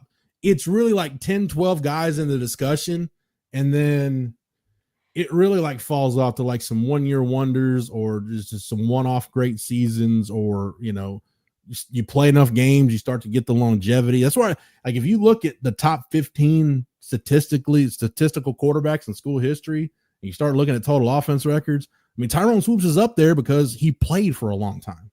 Yeah. Hey, one thing I'll never forget about Swoops, every time he'd come in the game, you couldn't tell people were booing him because he was playing ass or if they were just saying Swoops. Yeah, that's true. He was also like, man, I remember. This is also just because, like, it helps me think about it from a fan's perspective now. But whenever Texas signed Tyrone Swoops, that was when I was first starting to, like, look into recruiting stuff. And I'm like, yo, holy shit. They got this 6'4", 200-plus pound kid coming down from North Texas, and he's Cheryl Swoops' nephew. Like, holy shit, they just signed Vince Young again. And you see him. The family relationship there, as I found out pretty quickly, it's pretty much non-existent. But. Oh, well, anyways, that's probably not his fault. I'm like 12 years old, 13 years old. So I'm in my head, I'm like, Texas just signed Vince Young again, you know? And man, seeing his big ass warm up out there, it was just like, I'm like drooling as like a 12, 13-year-old because I'm like, they signed, you know, the next guy. He was also, I think, like just outside of 5-star territory, if I remember correctly. And then initially he was, man, there were. And then sorry, I might be remembering this wrong. Didn't during his true freshman year, he was supposed to redshirt, and then Mac put him in at the end of like some dumbass game in there. At like 2 o'clock in the morning against TCU at the end of a rain delay. Yeah, they had that big weather delay. And I'm like groggy. All I'm thinking about at that point, because at that point I haven't eaten in about, 12 hours or so. And I'm like, man, I can't wait to get out of here and get some Whataburger. And it's like the minutes are ticking down in the TCU game. I'm on the Texas sideline, and I see them. They send swoops in the game. I'm like, just burned his red shirt. Just burned his red shirt at 1:30 in the morning on a Sunday against TCU.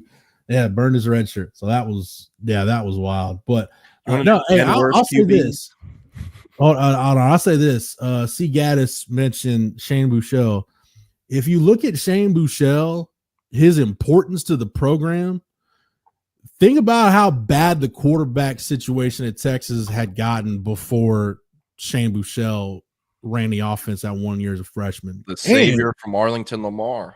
And Shane Buechele, it's like an honorable mention because Texas doesn't win 10 games in 2018 if not for Shane Buechele. Shane Buechele doesn't come in when Sam gets hurt like 6 snaps into the Baylor game, and Shane came in there and saved the day. So Shane Buechele's not top 10, top 12, but like I said, I think it just shows you once you get past that cutoff, it's open to interpretation. So, hey, you want to guess what Shane Buechele's up to nowadays? He's where is he with the Chiefs still? He's with the Buffalo Bills and has been on IR since August 13th. So okay, go get that bag, young man. Well, he might not be young anymore. He's 27. That still counts. Did he get a ring? He's gotten a ring with the Chiefs in recent years, though, hadn't he? He was with the Chiefs. He was waived by the Chiefs on August 29, 2023, and was signed as an undrafted free agent May 13, 2021. So, yeah, he got one ring when they beat the Eagles. Yeah, I knew he got a ring in there. So here we are, Jordan. You need to finish out your top 5 because you're hating on Bobby Lane, which I still think you're dead wrong. All right, I'm just gonna be honest. I'll be talking out my ass if I say anyone that isn't in my lifetime. So Vince, Colt McCoy, Sam Ehlinger 3, Quinn Ewers 4. Mm-hmm. Can I? I'll give you. You've got again the candidates so far: Marty Aikens, Major Applewhite, James Brown, Peter Gardere, Chris Sims. That's the guys I brought into the discussion. Or you can right your wrong and put Bobby Lane in the top 5 since you're being blasphemous and don't have him in your top 3. Yeah. Well, hey, I didn't mean to call him old. I just meant like, I don't know. Are you calling a 27-year-old a young man? I feel like young man is like what you big dog high schoolers with. I don't know. Yeah. But with David Ash without the concussions is my 5. There we go. David Ash with an asterisk. Yeah. David Ash, like the play before the first concussion. That's my number 5.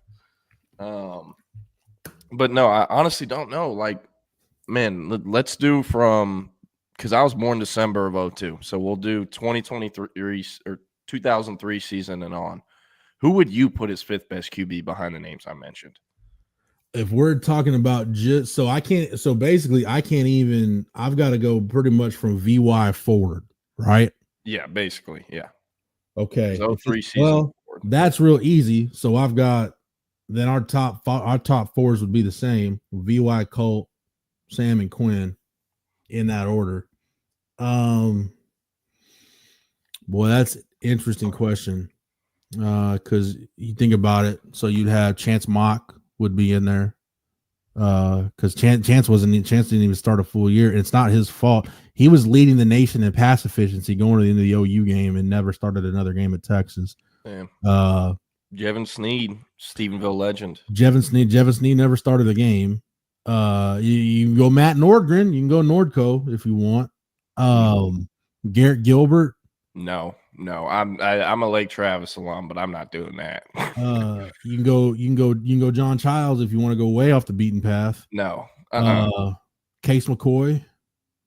I think Case McCoy and Swoops are two pretty good candidates for number 5. David Ash. I'm not putting him.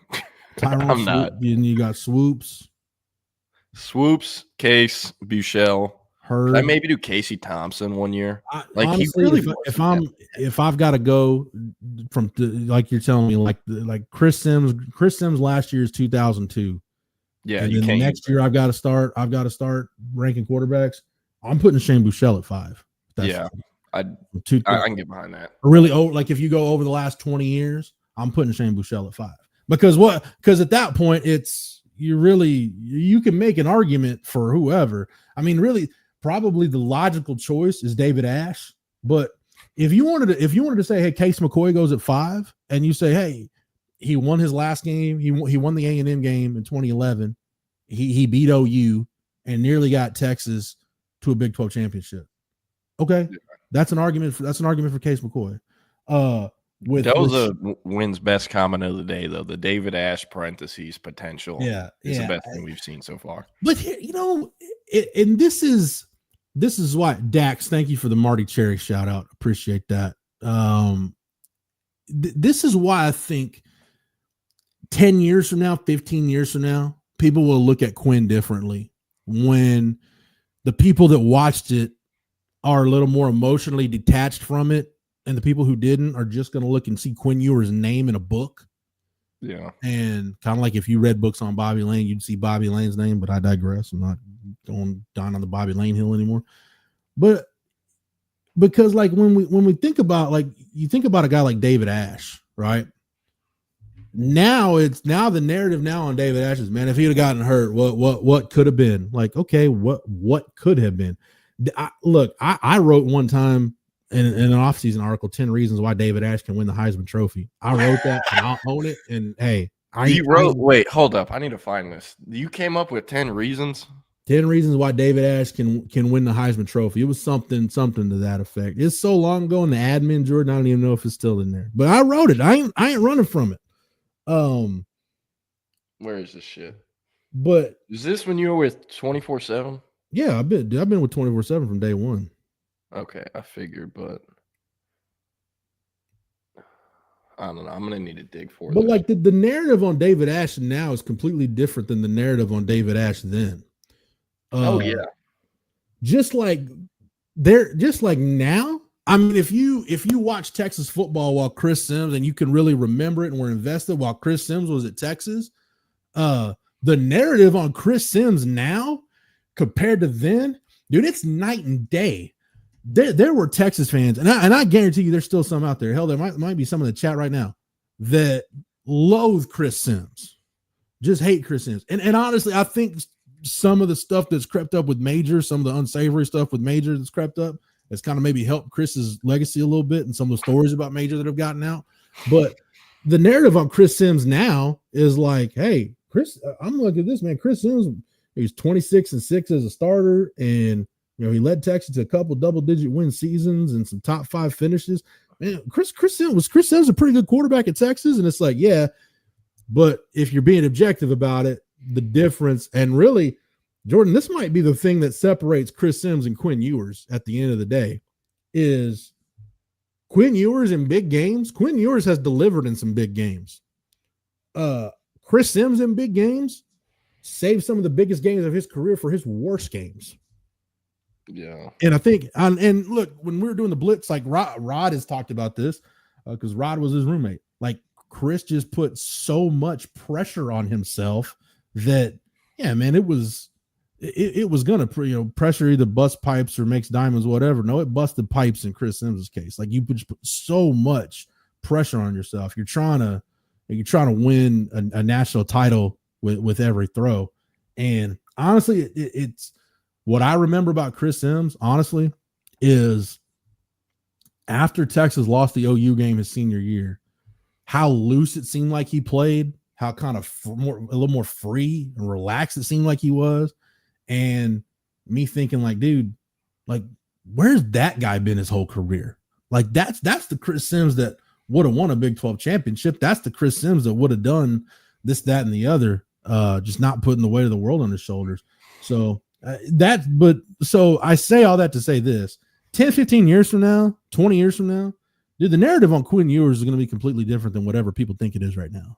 Oh yeah, especially if, knock on wood, but especially if Texas goes back to having cats like David Ash, Tyrone Swoops, and Case McCoy. Jordan, I can't do that. I can't do that.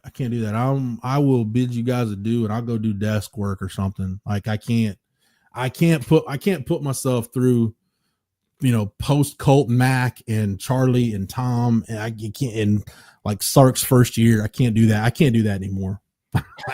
I gotta remove myself. I gotta remove myself from that situation. It's like an alcoholic where it's like, hey, you guys are hanging out at the bar, I'm recovering, I can't be there. Or like a gambler, I can't even set foot in a casino. Like, don't let me near that. I can't do that. It's for my health and my sanity.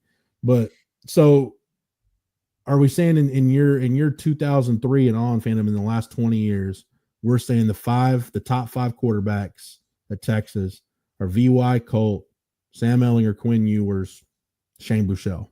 Mm-hmm. And it's Shane Buechele over David Ash probably is really what we're talking about. David Ash I can't have my QB spending half his career in a dark room. And it's unfortunate. David Ash, somebody mentioned it. David Ash is did somebody tell me, I don't know if this is like info that doesn't need to get out. Somebody tell me what church David Ash is. I think he's preaching now, what church he's at, but I want to say he's in Dripping Springs, maybe. The last I heard. Right. But and Xavier Flores mentioned that 5th spot is soft. Well, yeah, I think it kind of shows you where the Texas quarterback bar has been and kind of how it's kind of symbolic of Texas football under Sark. And I said this after last season. When I think about the football program under Sark and where it can go, and Sark kind of hopefully many, many years from now, leaving his legacy when the book is written on Steve Sarkisian's time, nobody since Coach Royal during the Wishbone days has really fully maximized what Texas can be. And I say I'll get to why Jordan's laughing in a minute. I don't know why, but Mac won a national championship and played for another. And if Colt doesn't get hurt, maybe he's got another one. But I don't think Mac really fully maximized what Texas could be. We saw, hey, when you get it to a certain point, how powerful of a machine it is. But can you turn Texas into a legitimate, like, national championship contending team for, 6 to 8 years? And get, can your NFL numbers rival, what Alabama's been and what Georgia's been? Can you win those big games? And we got to kind of adjust how we're going to judge Sark because of the playoff format, and we may not be able to look at conference championships. Like Ryan Day is about to maybe win a national championship with losing to Michigan and not winning a conference title in the same year. So it's different, but I feel like Sark can fully maximize what Texas can be, just like he can fully maximize what the quarterback position at Texas can be. It starts with Quinn. Quinn set the baseline.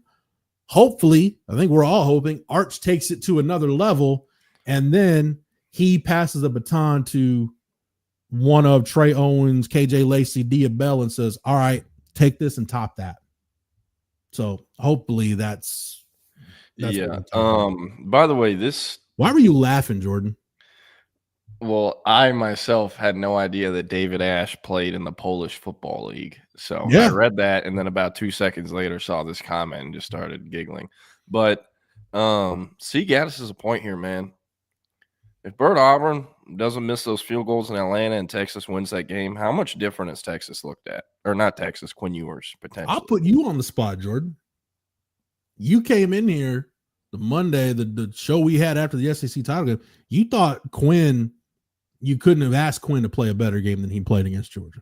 Yeah, no, I know that, but I'm saying if they win that game, how much different is he looked at for going Big 12 champion to SEC champion year one in the conference? Honestly, if he wins that second Georgia game and Texas wins the conference championship, he's above Sam Ehlinger on this list without question at that point. Yeah, so he already might be anyway, depending on whose opinion it is. But you say, hey, Quinn, you won a Big 12 title and Texas first year in the SEC. You went to the Benz and beat Georgia, avenged your one loss during the regular season. Yeah, you're top four, or in Jordan's case, since Jordan is going to hate on Bobby Lane, top three. What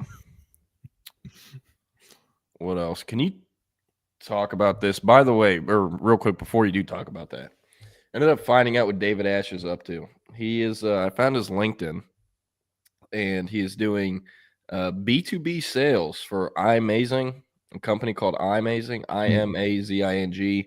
He's worked for them since May of last year. Before that, he was a senior account manager for First American Title from April 2022 to May 24.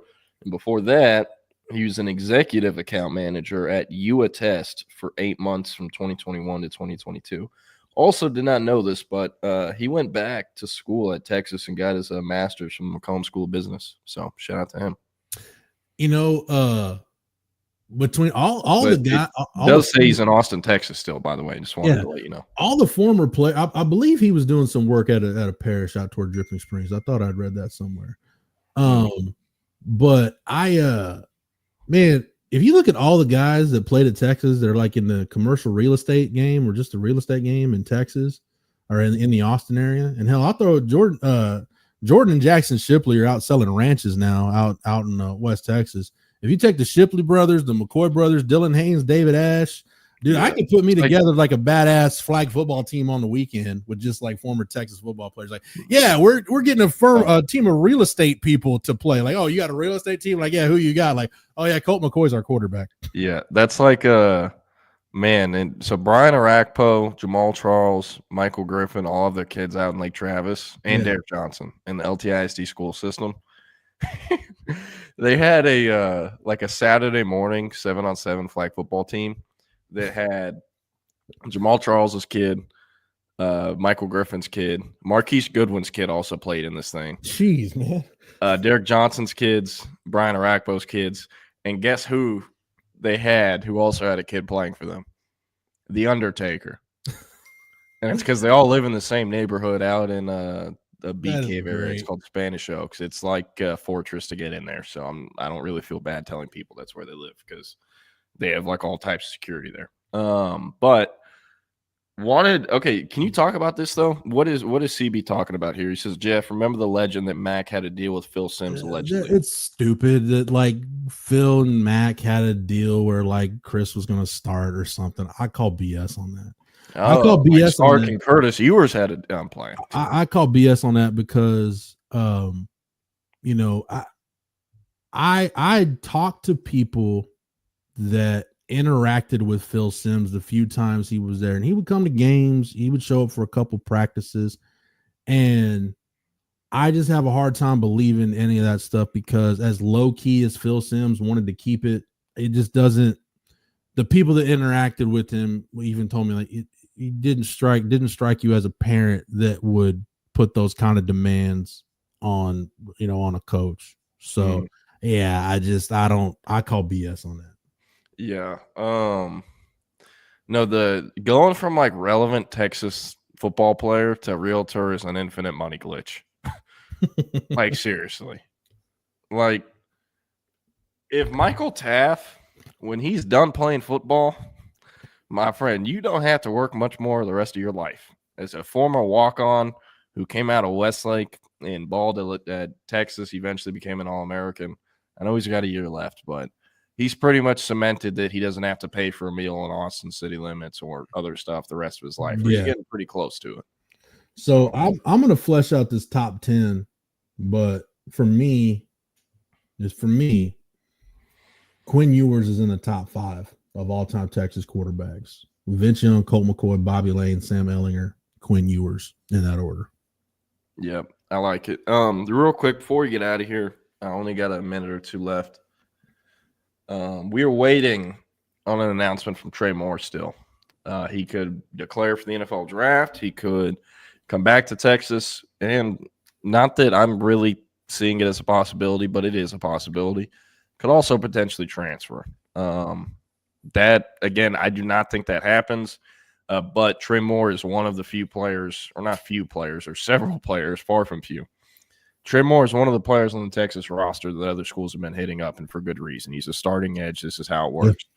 Several SEC teams, including one that Texas played this year, are amongst them. I'm not going to say name just because I'm not going to do that, but I do think he's going to end up coming back to Texas. I reported this on Horns 24/7, not yesterday, but I guess Sunday or Monday. I don't know. My days are all out of whack. His family, his camp, was making calls to folks in the NIL world asking about, hey, could you help us with setting up Austin area NIL deals in the Austin area for the upcoming season? That could obviously be them trying to get a good read of what they can make by coming back, comparing it to what they can make by going into the draft or potentially school. But the source I spoke with is who helped me nail this recruitment out of the portal about a year ago, and he's been on the money with everything he's ever given me on Trey Moore. That source leans towards him coming back to Texas, so I lean towards him coming back to Texas. But again, he has yet to announce a decision, and there are 3 outcomes here. So something to keep in mind with. Also, just as a reminder, the deadline for the NFL draft, again, is today. They have to announce it, I believe, by 10:59 Eastern, so midnight on the East Coast. And then I believe for the transfer portal, today is also the last day. They have until midnight Central Time to submit their names to compliance for going in the portal. So, like, let's say, Jeff, you get pissed off at Sark. You want to end up going in the portal now, right? Yeah. As long as you submit your name before midnight tonight, you're good to go. Now, you can submit your name at 11:58 tonight, and it can take compliance up to 48 hours for your name to appear in the portal. So that being said, just because there isn't an announcement tonight or before everyone goes to bed tonight doesn't mean that a player can't officially show up in the portal on Thursday or Friday. Boy, that Friday afternoon news dump, that 5 o'clock news dump on Friday could hit something fierce for some schools. Yeah. So, yeah. Also, 2 Penn State wide receivers went into the portal yesterday.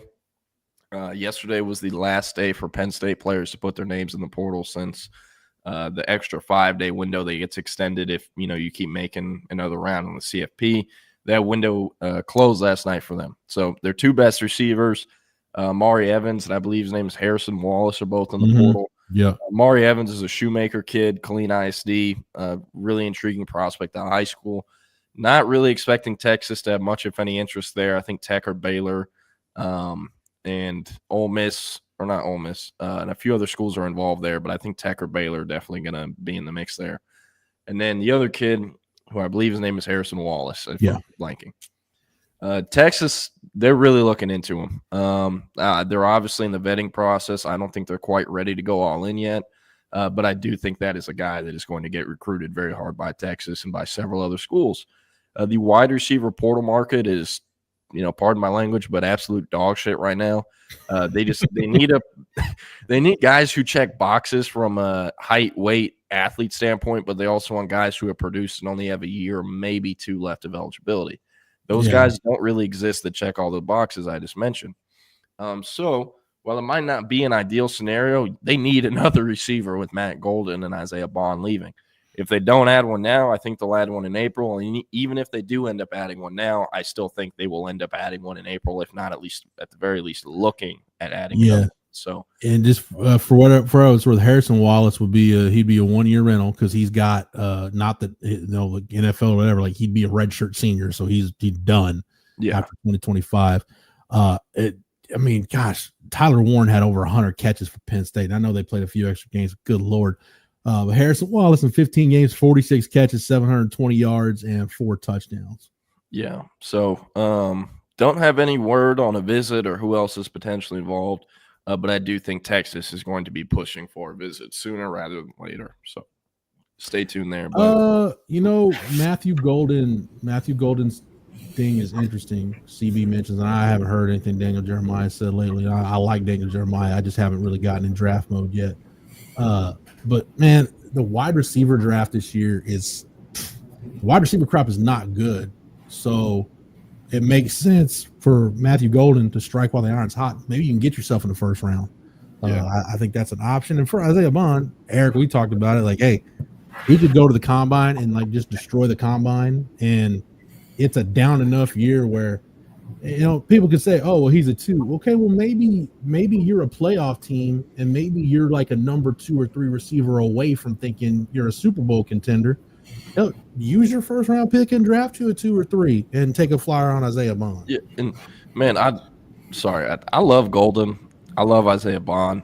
There's no way in hell no one receiver taken in the draft isn't McMillan from Arizona. I don't think there's any way in hell it's not him. Or Travis Hunter, if you count him as a receiver. I don't know. I mean, McMillan's is the safest bet, I feel like, to pan out amongst the receiver prospects, including Travis Hunter. Travis Hunter has never had verified height or weight because in high school he would not do it because he knew it would hurt his ranking and his thing.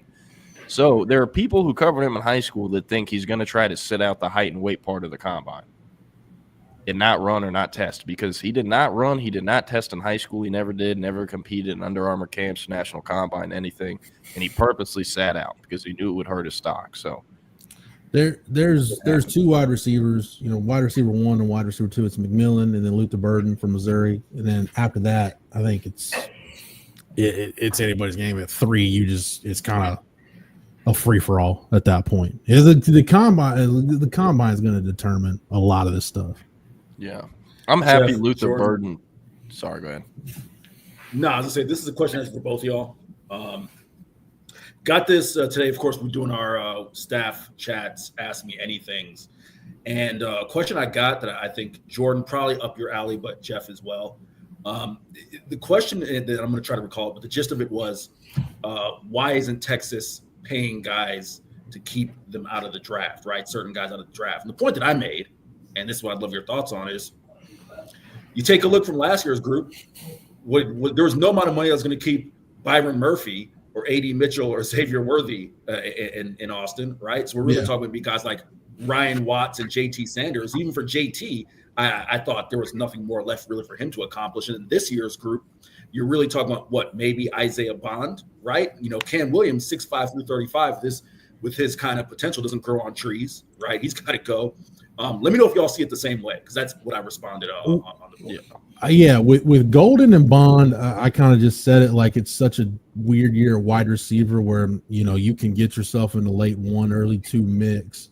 The only guy though, there was no amount of money was going to keep Kelvin Banks or Quinn Ewers from staying in school.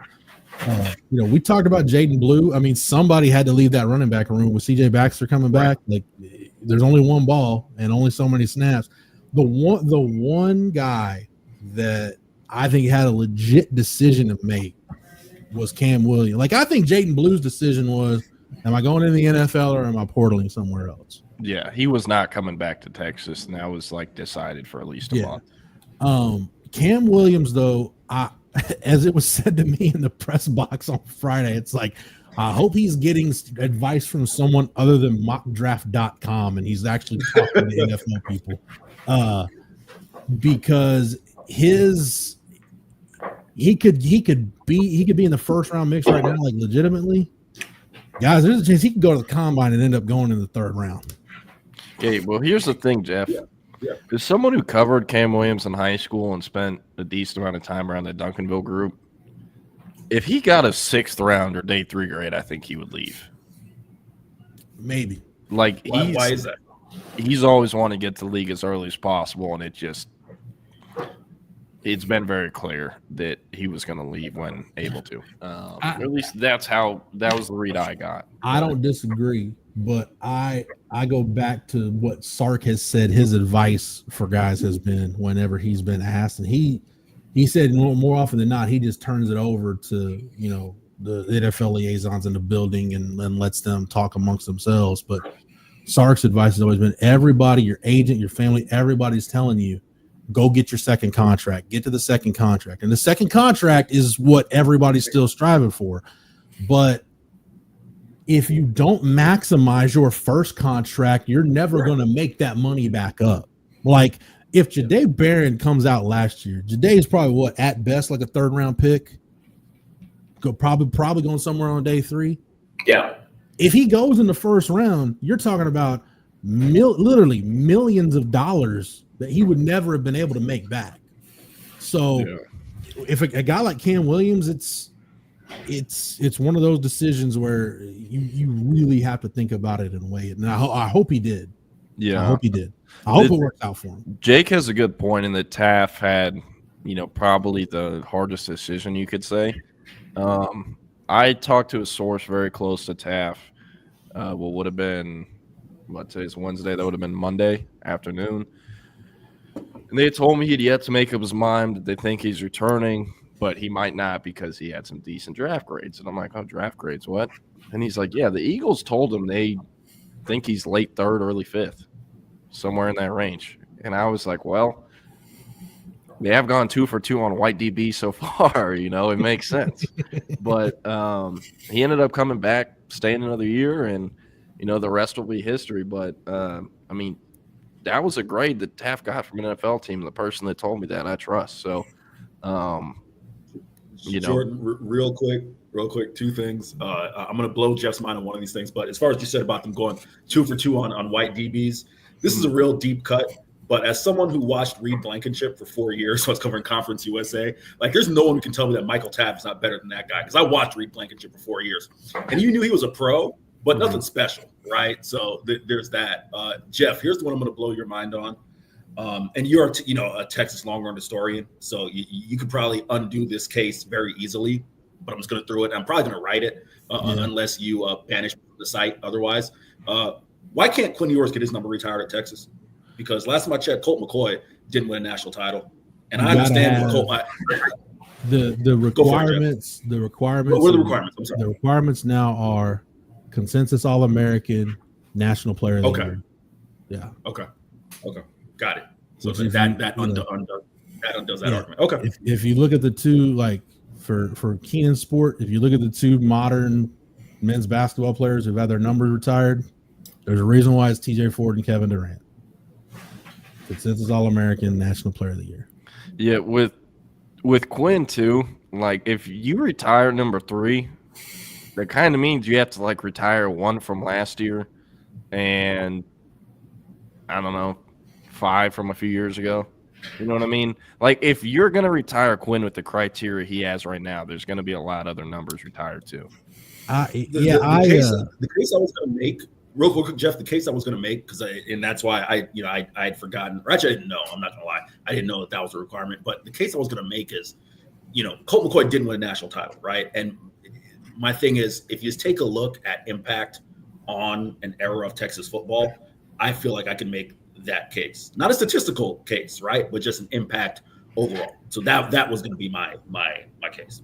I not just because I have him higher in my top 5 of Texas quarterbacks, I can make a better case for Sam Ehlinger getting his number retired than Quinn Ewers. Okay. Fair.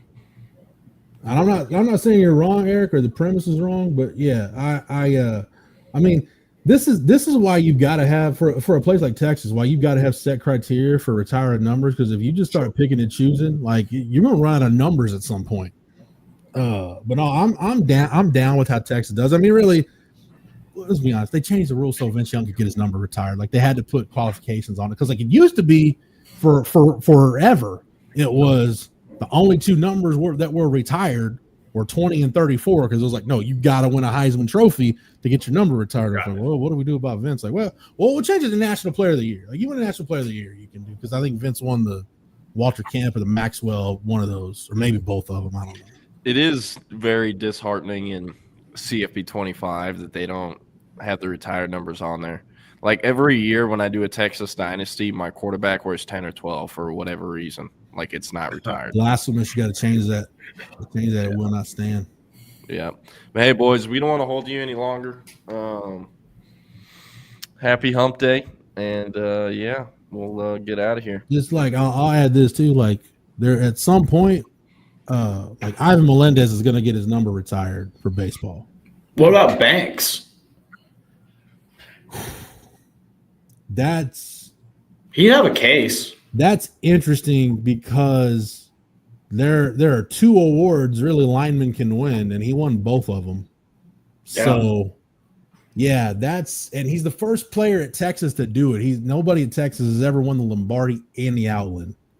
So, yeah, that's interesting.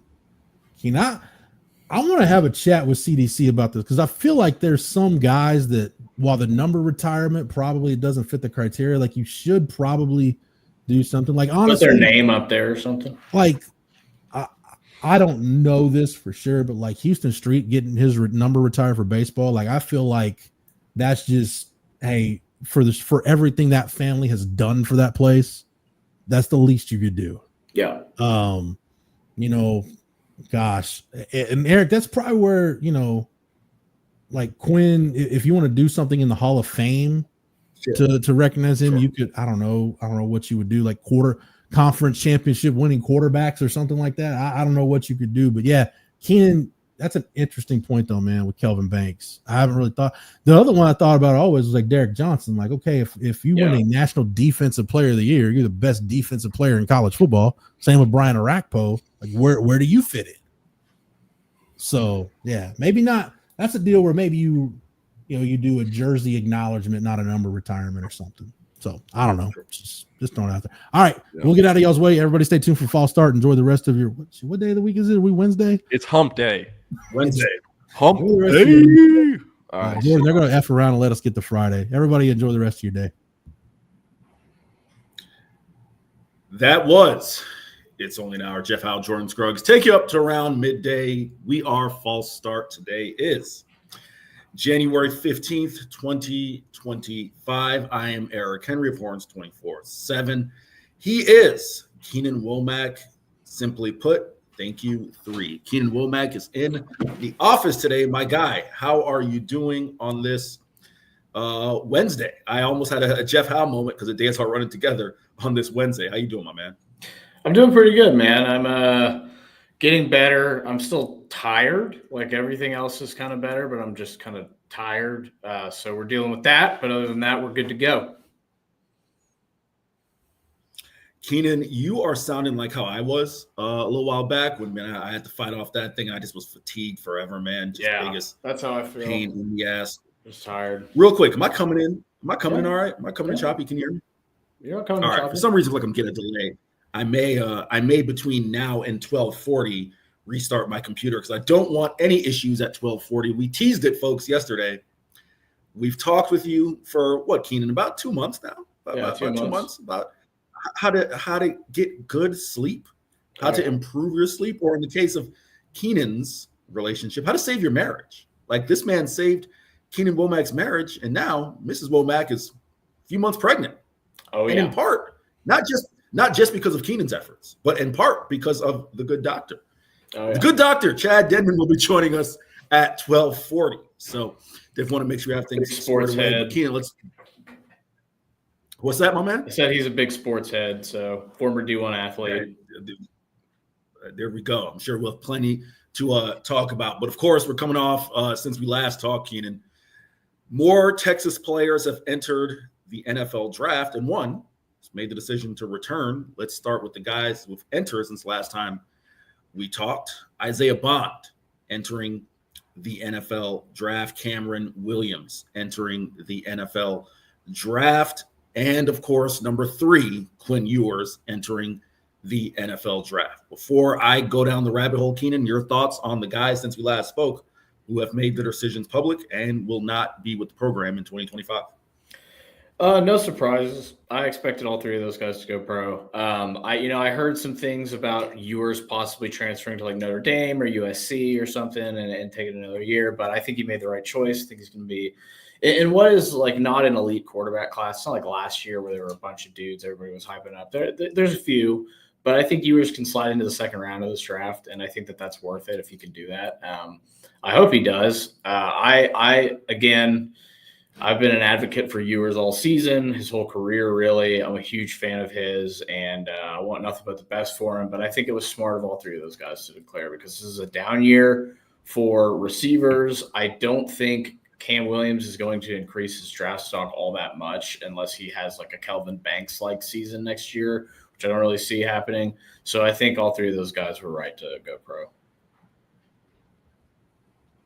Here's the thing, and I kind of want to piggyback off of what I mentioned there, Keenan. I'd love your thoughts as well. I know I posed it to Jeff and Jordan, but would love your thoughts now that it's just the two of us. There was no amount of NIL money that was going to get the majority of these guys we're talking about back, right? I mean, again, if you're talking about a 4th, 5th, 6th, 7th rounder, then maybe, depending on the position, the finances might be comparable as, hey, you can get someone back. But Cam Williams, 6'5", 335, Texas didn't make him available for media during the year. So the first time I really got a chance to see Cam Williams, not in pads and cleats, but just, regular clothes, was the Peach Bowl. And Cam probably has a little bit of body reshaping in terms of that sense, right? Sure. But that aside, 6'5", 335 with his measurables and his kind of ceiling doesn't grow on trees. Yeah. It doesn't, So in my mind, yes, anything short of Cam Williams sliding to left tackle was not going to make him a ton of money, a significant amount more money than what he would get right now, right? Yeah. I mean, yes, right tackles get drafted high, but we all know the premium is on that left tackle, right? Unless Cam was going to slide over left tackle, I just didn't see that happening. And I mean, it was a bit of a possibility. I mean, Trevor Gooseby is a guy who seems like a swing guy. He could play him either or. But Cam's been primarily like a right tackle. Of course, I mean, that's because Kelvin Banks was in Austin, right? But like I said, I didn't see a route for him to make more money. With Quinn Ewers, folks, this is the example that I use when it comes to quarterbacks being overrated. I'm not necessarily calling Quinn Ewers overrated. What I am saying is 6'2", 215 pounds. Quinn's going to throw the ball, all of the things, and I've said this before on this show, all of the things that you want a quarterback to do in terms of testing, Quinn is going to do well.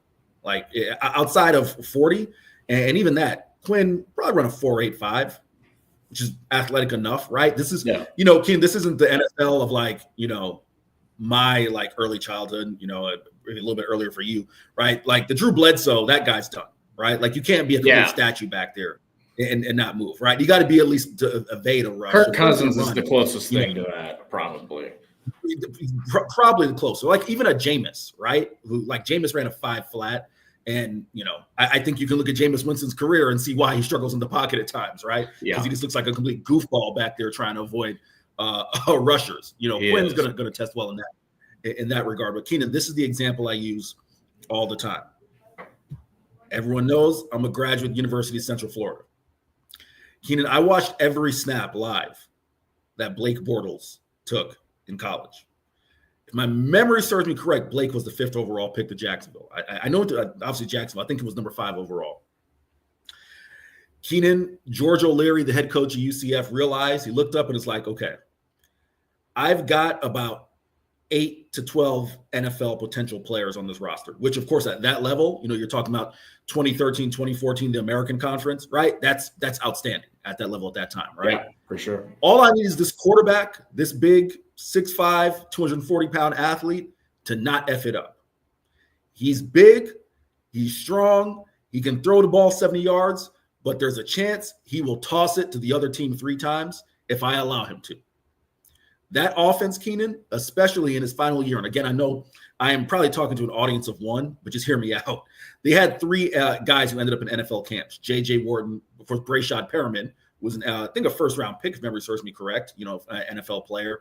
A couple other guys, like, who ended up on NFL camps. Again, like, at that level, that is outstanding. He realized, okay, I'm going to call nothing but 3 to 7 8-yard routes for the entire game. And then I'm going to give this big, strong kid like 4 or 5 deep shots and hope he doesn't toss it to the other team 3 times, right? Just hope out of those 5, 6 deep shots, our guys come down with 3 or 4 of them. And that's what happened, right? And that got Blake Bortles to be a number 5 overall pick. I'm saying all that to say I don't have a ton of faith that NFL GMs, their evaluation process of quarterbacks has changed or evolved that much in a decade.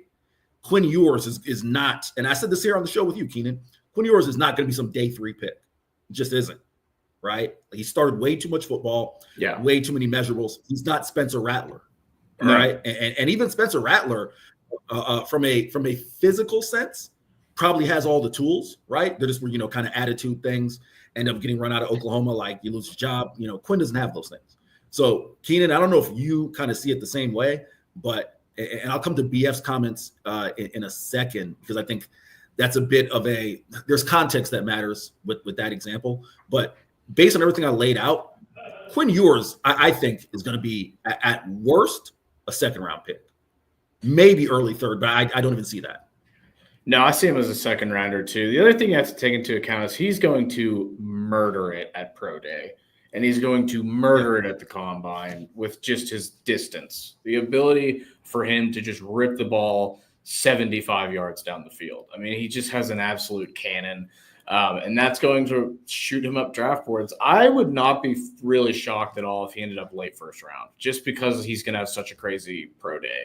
And people reach for quarterbacks, and this is not a strong quarterback class. So I don't think that'll happen, but I'm just saying I wouldn't be shocked if he ended up going 30th or something. You know what I mean?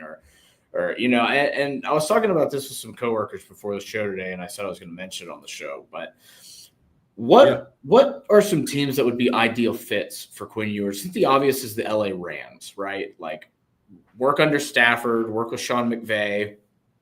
But what are some other maybe ideal landing spots for Quinn Ewers? Well, I want to do this. I'm going to answer your question, Keenan, but let's just do this, right? Let's just go 20 down, because I don't think any of us thinks that Quinn's going to go any higher than that, right? But at 20, you're looking at Denver. 21, you're looking at Pittsburgh.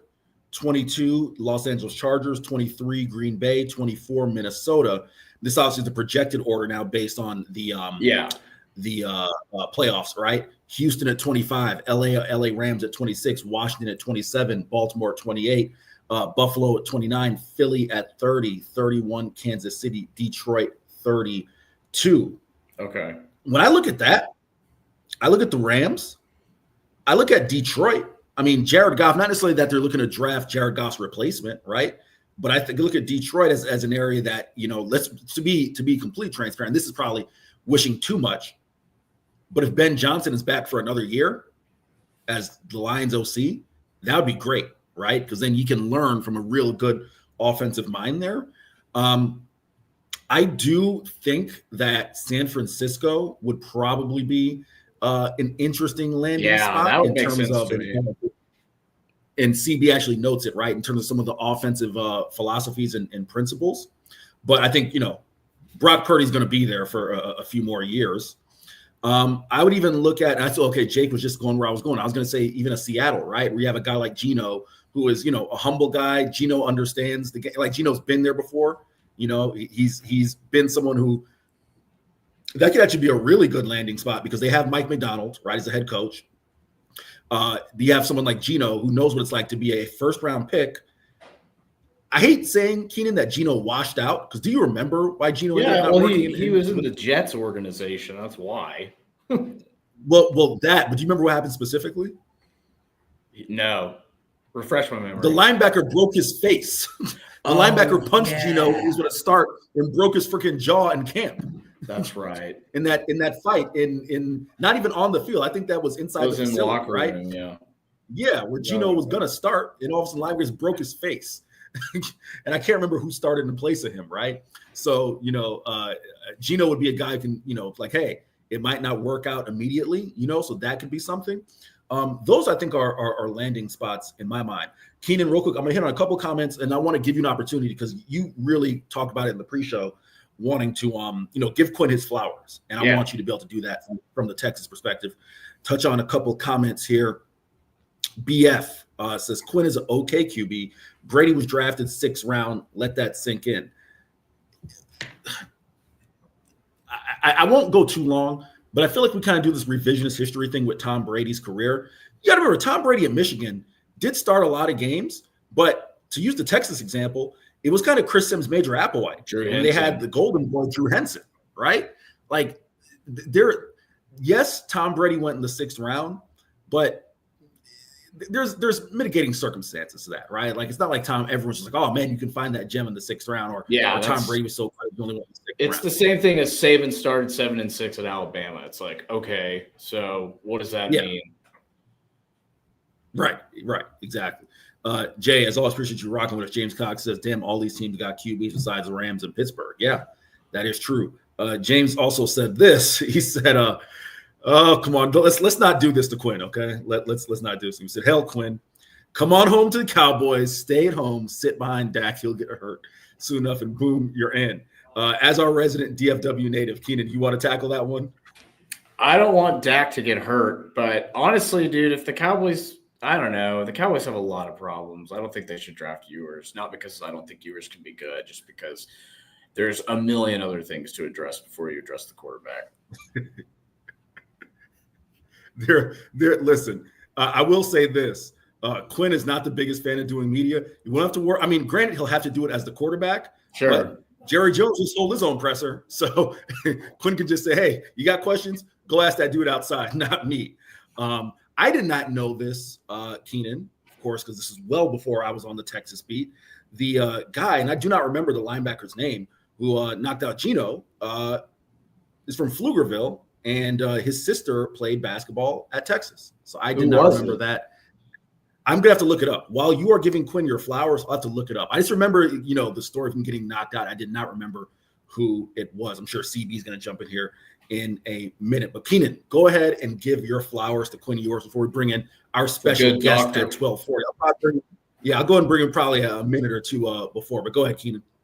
Yeah. Quinn I think his commitment to Texas was super important. I think it was a sign of the tides turning.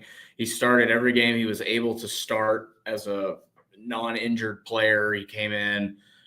He had a lot of fantastic performances. He was great against Alabama both times. I know he got hurt, but he was really good in that game before he got hurt.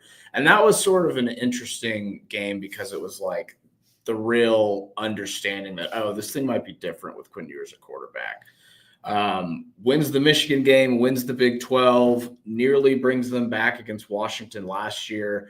I just think he deserves as much praise as you can give a guy. I think he was nails. I think he's a lot more than an average quarterback. I think he's a lot more important to this program than he's getting credit for at the moment, though I do think in retrospect he will be respected more.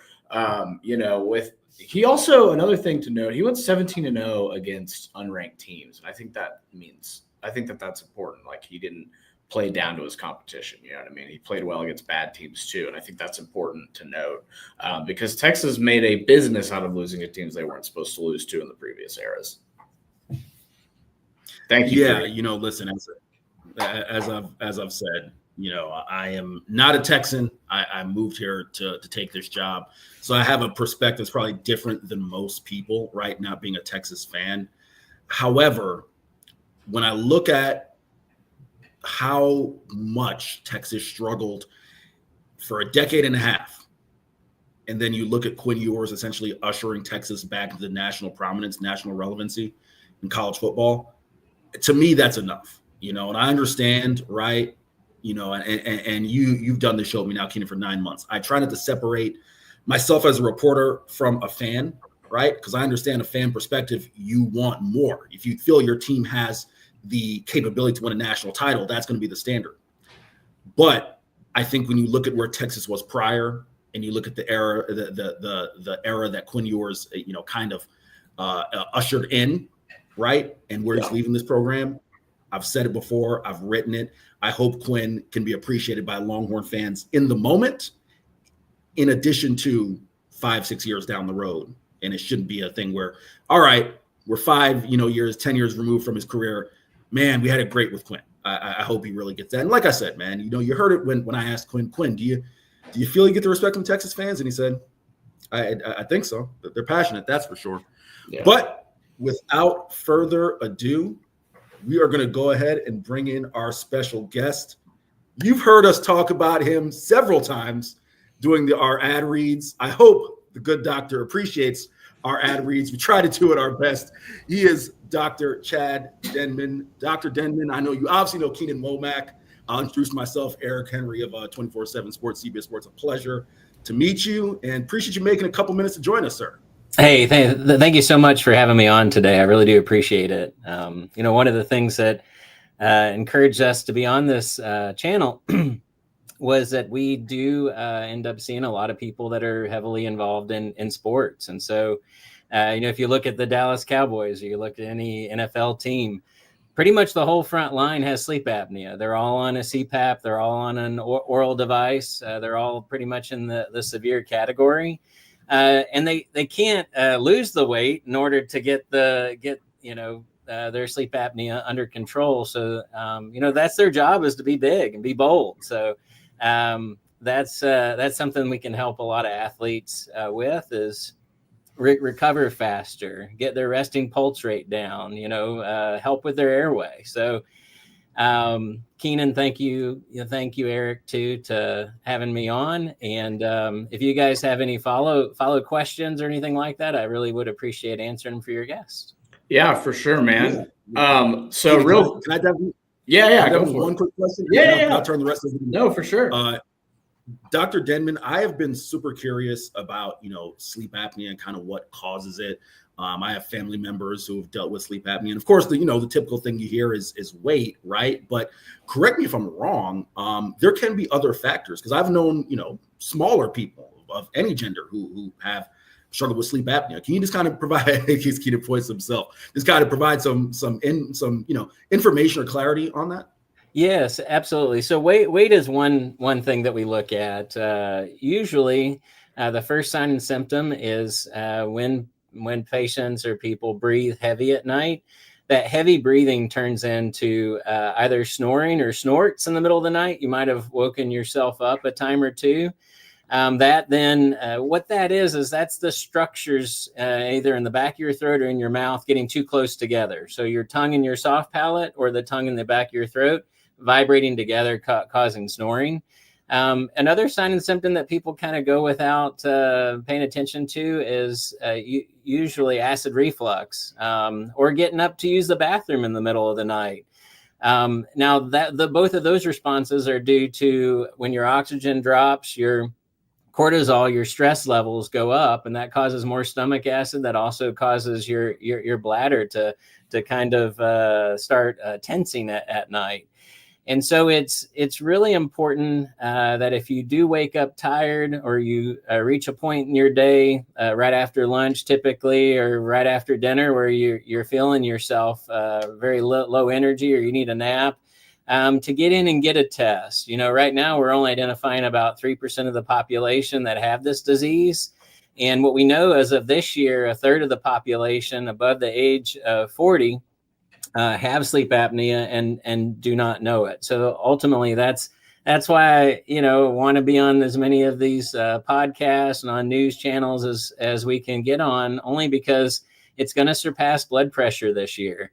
So for the first time in America, and weight has a reason for that, but it's not all the be all and end all. Actually, my worst sleep apnea patient was 86-pound female. Now, people can also have developmental issues that lead to this, that have been overlooked their whole life. And so talking about being able to keep your oxygen up and your pulse rate down, let's just say it real simply. Oxygen is life. And if you can breathe normally and naturally, that's usually the best treatment for patients. Chad, you are a Florida man, as is Eric. Where did you play? What sport did you play? Where did you play? Florida State University baseball. So I thought that was pretty cool. So Eric is from the Tampa area, correct, Eric? That is correct. Born and raised in Tampa, was raised a Seminole fan, but went to UCF. That is correct.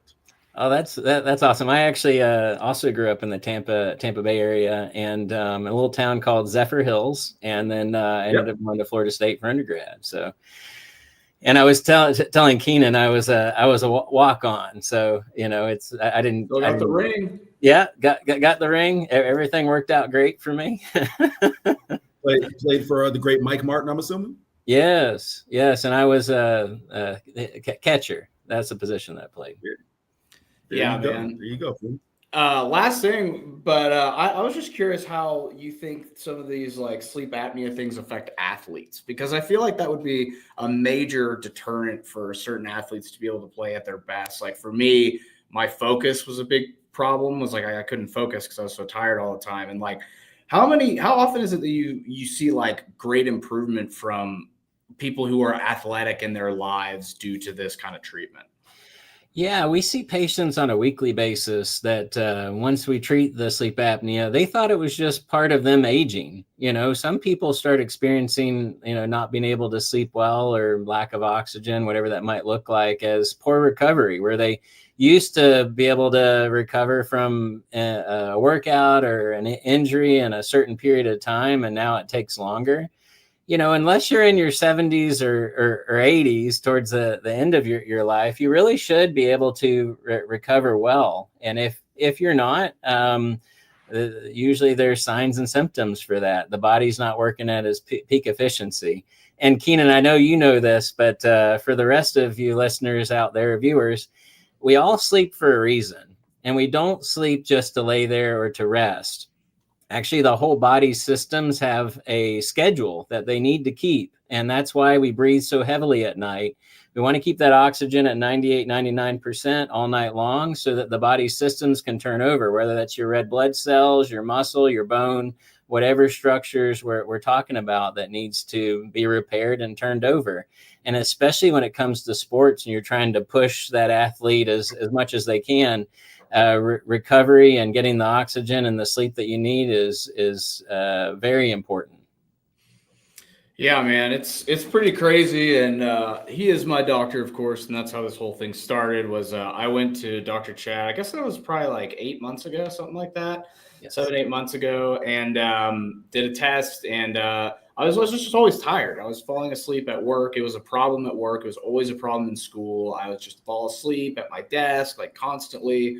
And, I don't have to have a CPAP. Like I have a different device that works for me. That's fixing it gradually. That gives me sleep at night. And it's been life-changing. So any of our listeners, man, like if you're an athlete and you're somebody that likes to go out and run and things like that, like part of my nostril is underdeveloped and that's being rectified. I can breathe better even when I'm not sleeping now. So these things affect every part of your life. So definitely, man, if you're struggling with this at all, I can't recommend it more than to go to Dr. Denman, because this dude truly like impacted my life in a really positive way. And my life is so much better for it now. So I have you to thank for that, man, for real. And we really appreciate you coming on the show and spreading the message, my friend.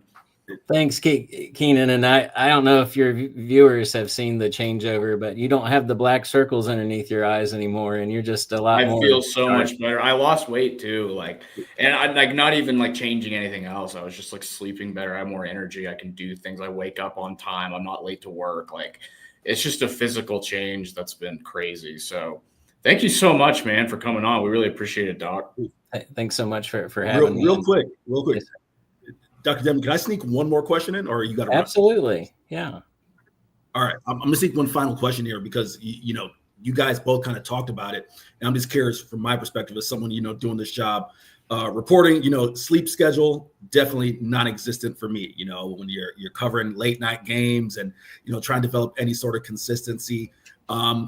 What advice? Because listen, I'm gonna have to come through Sleep Cycle Center, not just because you are a sponsor of the show, but I, got some of these dark circles going on right here because sleep isn't constant for me. And I will admit, and you probably are gonna face palm, Dr. Denman, but I've gone to the melatonins and things that world to try to get sleep, and it's not exactly the best. So I'm just curious, what advice would you give for someone like me who works a job and you're on planes, you're trying to sneak a nap in between covering games, this, that, and the other, and you can't really develop a consistent sleep schedule? Yeah. And you touch on a very difficult concept, especially in America, because a lot of people do work shift work, whether it's at night or then they switch back to the day and it's inconsistent. If I could wave my magic wand over the age of 40 for all of our listeners out there, your bedtime should be the same every night. So Eric, when I'm talking to you directly here, if you do have late nights and you are needing, to stay up late, being on that schedule consistently 7 days a week would be my advice on that. Now, I know you also have this commitment, so that might be difficult to really work through. But ultimately, in our 20s and our early 30s, we probably can do just about anything that we want to. But as you get older, it gets more and more difficult. And the biggest sign of that is when you travel overseas or you go to a different time zone. Yeah, jet lag. When you're in your 20s and you landed, it probably wasn't a big deal. And then, as you get older, that recovery is just more and more difficult. And the reason for that is your body, when you're in your teens and 20s, it has its peak efficiency, so it recovers faster. And so if you combine that with limited airway or sleep apnea or whatever the case may be, it starts chipping away at that. And it just takes you longer and longer to rebound from that. There you have it. I will have to, as I said, Keenan has introduced not just me, but our Texas Sports Unfiltered audience to Sleep Cycle Center and the great Dr. Chad Denman. So I'll have to go check him out. And, he's a Zephyr Hills guy. I'm from Temple Terrace. So I grew up about 30 minutes down the road from him. So I got to check out my guy. Dr. Denman, cannot thank you enough for making a couple minutes to join the show and enjoy the rest of your day. And again, we will make sure to keep plugging Sleep Cycle Center because sleep is important. It is. Well, I really Thanks so appreciate much, it. Doc. Appreciate you, man. I'll see you soon. See you soon. Bye. Good stuff, Keenan. Good stuff. Yeah, he's a good dude. Doctor. He really is a good dude. Chad. And it's crazy. He played baseball for Mike Martin, who's like a legend. Absolutely is a legend. Florida actually just passed away this year. Yeah. But yeah, one of the greats. He is the Augie Garrido of Florida State. There, no doubt about that. Keenan, you raised a topic in the pre-show, and I want to give you an opportunity to talk about it. Yeah. You were talking about running back duos, man. Running back duos. Texas faced arguably, one of the top running back duos in the nation, Quinshon Judkins and Trevion Henderson. Mm-hmm. And you were talking about, just great duos that you've seen. And I'll lead off. All right. Like maybe not this year. No, it could be any time in the last 25, 30 years. Yeah. I mean, the best duos that come to mind for me, I have talked about this, and this is my, CB throws this comment here saying Eric came in thinking Texas was overrated, didn't get the hype as an outsider, which is true. That's factual. But my one deep cut, my Texas deep cut, Ramonce Taylor, that was the guy who, I saw him play. He was 6'3", 215. I was like, yo, that guy's supposed to be the truth, right? Yeah. Just a name who comes to mind, because I know he was here. If memory serves me correct, with Cedric Benson, rest in peace. If memory serves me correct, they overlapped. I can't remember if it was him and Selvin Young. He overlapped with Jamal Charles too. Jamal Charles. Okay. Jamal Charles. I knew he was a great Texas back. But no, Jake Bayless touches on one of the three. This might be the number one. No, not Julius Jones and Marion Barber. Sorry, that's Cowboys. That's Cowboys. Marion Barber and let's go to Marion Barber and Lawrence Maroney. Keenan, do you remember that on my Minnesota? list? I have them on my list. Dude, I put together a list today. That was like, we don't throw the ball. We just turn around and hand it to those guys, right? So that's one. Reggie Bush, Lendale White. I mean, as someone who was a product of, started high school in the mid 2000s, right? Like, come on. I mean, that's, we talk about thunder and lightning, that one.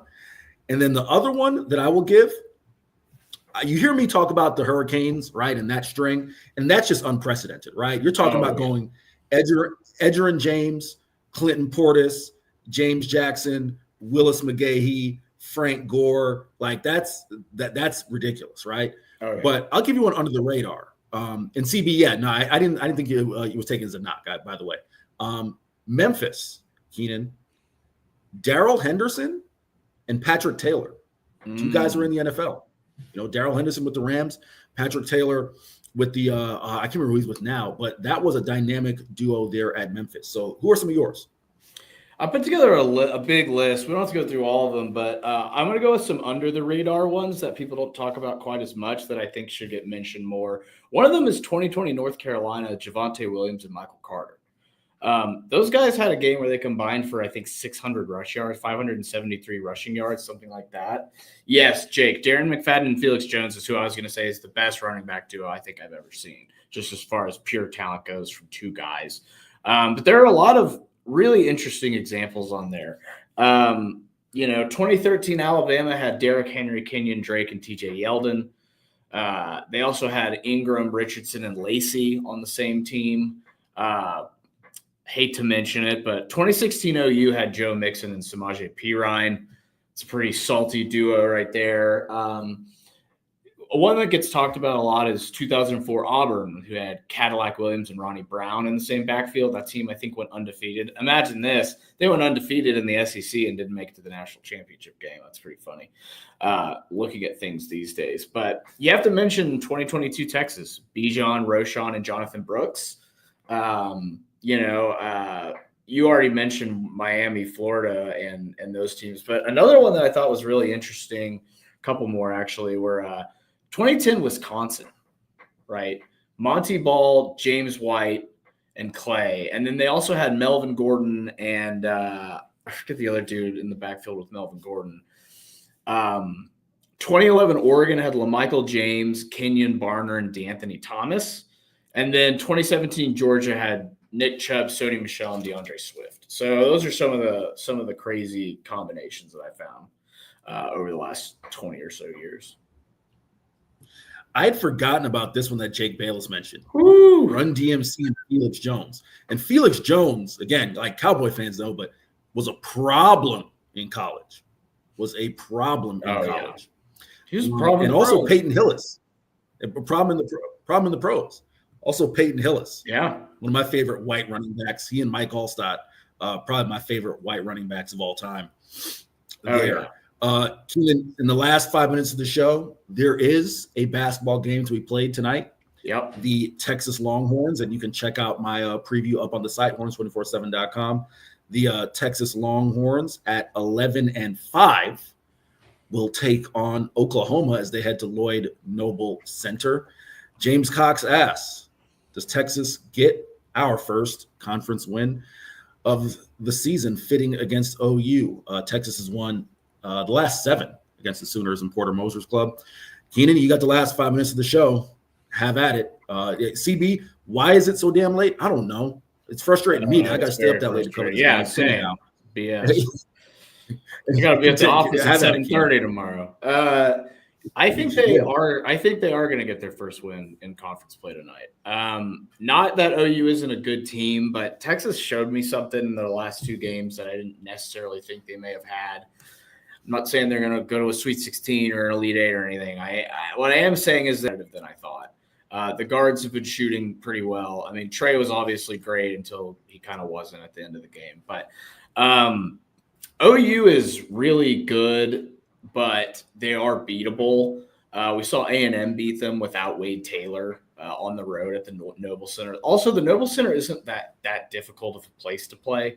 It's not like playing at Kansas or Auburn or whoever. But what is notable about OU's roster is they have arguably, there's so many damn good freshmen in the SEC this year. He is, in my opinion, a top 3 SEC freshman in Jeremiah Fears. Top 4. There's like 4 guys that I kind of can't pick between. He's a point guard. He can play off the ball, but he's been playing point guard for OU. He was a reclass from the 20. He was supposed to be in college next year, reclassed to play this year. He was an Illinois commit. He flipped to Oklahoma because he knew he could start, and he wasn't going to have to be dealing with Casper Siakichonis at Illinois at the same position. And he is a complete baller. He had a rough game the other night, but overall, super talented scoring threat. He can distribute, pretty good rebounder at 6'3", 6'4", really dynamic on the ball, good handle, really good combo guard who leans towards the point guard spot. But I think Texas can win tonight. I really do. They have had Porter Moser's number, and this is the best Oklahoma team of the last few years, but there's just something I just feel like Texas can go in there and win. I don't think it's you got to chalk this up as a loss automatically. I think they have a shot to win this game tonight. Keenan, let's go out and play around with a couple hypotheticals really quick. Okay. One, if they win, can this propel them to more? Yeah, it can. I don't think they're going to beat Florida, but you got to take care of business again, because like we saw Missouri beat Florida last night. Like, there are not many bad teams in this league, and I don't think Texas is a bad team. I just think they're like okay. So if they beat OU tonight, which I think they can. Again, I didn't think that before this week of games and seeing them take Auburn and Tennessee to the wire. Like those were really close games. So I was impressed with what they were able to do, and I just think that this is going to be a game where they're able to compete against OU's athletes. OU is decent in the paint, but I don't know. I just think Texas can win this game. Here's the flip side of that: if they lose, does this thing get off the rails? And I tried. Rodney Terry is not someone who deals a lot with hypotheticals, right? Most coaches aren't. I didn't even. Sorry, Anwar. I didn't even do that to be funny. I was not doing that on purpose. I wasn't doing that on purpose. It's the boy. Wasn't even doing that on purpose, War. But if they lose this thing, Keenan, looking at the rest of the schedule, they go to Gainesville, to the O-Dome, the Stephen O'Connell Center, whatever it's called nowadays. They head to Gainesville. Yeah. They host Missouri, A&M, then head to Ole Miss, LSU. Keenan, you're the basketball aficionado, but I think this is the most crucial stretch of the season for Texas. They can get a win here. Let's just go through winnable games, and you'll tell me if I'm right or wrong.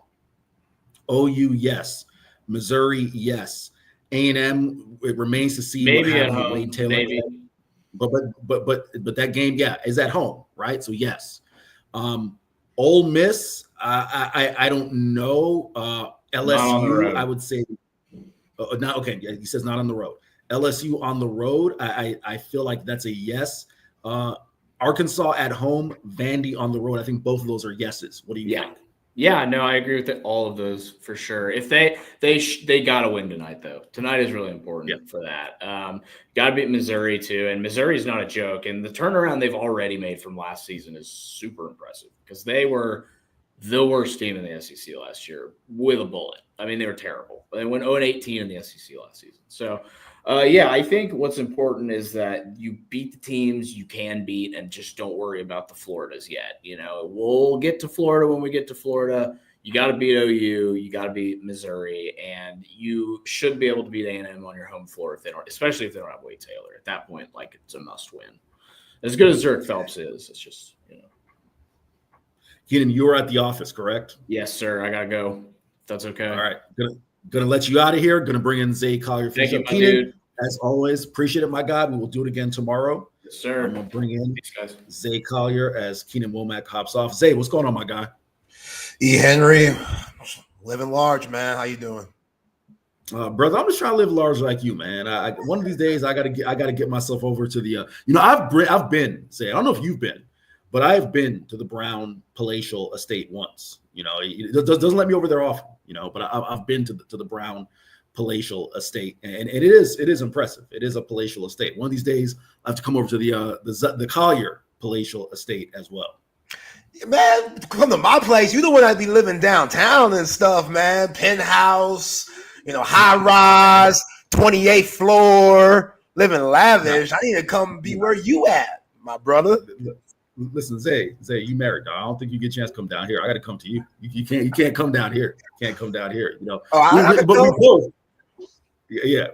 we both can go to the Brown palatial estate if we are invited by the gentleman on the bottom of your screen, one Chip Brown. Chip, happy Wednesday, my man. Y'all have both been. I have not been to y'all's place. You know what I'm saying? He's right. That's Zay, true. Zay, if you can't come, I know damn sure Eleanor not letting him come down here. I know that much. There's a yoga studio directly across the street from my place, Chip Brown. Elle ain't having that. Oh, man. What's wrong with you? All right, fellas, I got to get out of here. I got to run on a quick errand. So I'm going to quickly toss it over to the dynamic duo of Chip Brown and Zay Collier. Fellas, y'all have a fantastic Wednesday. Hey, appreciate ya. Hey, in the immortal words of Judy Brown, happiness is a choice. And we're happy you're spending some time with us. Right here on Chip and Zay, loaded show today, folks. We got Hummer going to join us in about 7 minutes. And then we'll talk to our man, John Brown, father of Amon-Ra St. Brown, as these Lions get ready to take on the Washington Commanders and Jaden Daniels.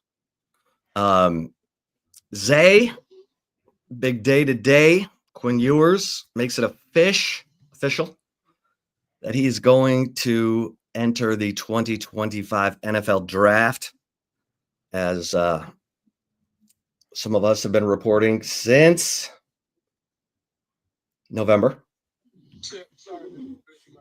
You know what I'm saying?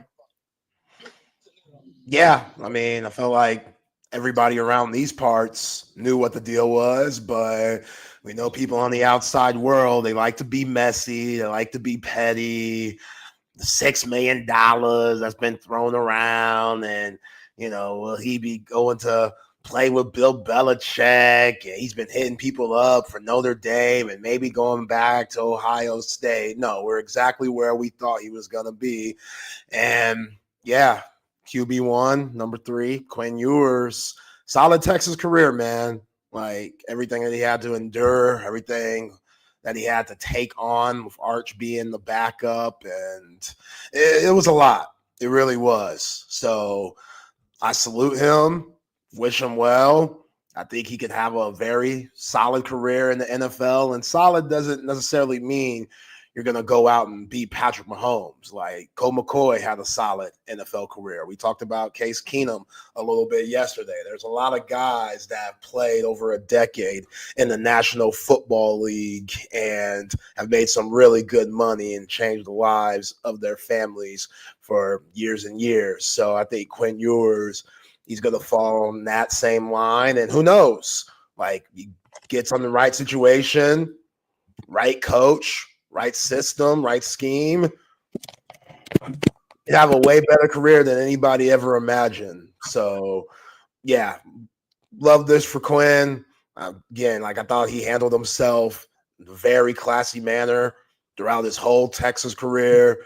We know how he feels about his faith and just how important that is to him. We knew how coming back to Texas and playing for the flagship university, how important that was to him when he was a little snot-nosed kid and wearing the burnt orange. Like, it was meant to be. And yeah, I know he probably even tell you himself that he wish he would have got some more wins, but back-to-back college football playoff appearances, you beat OU twice, you beat A&M, and, first year of the rivalry in years.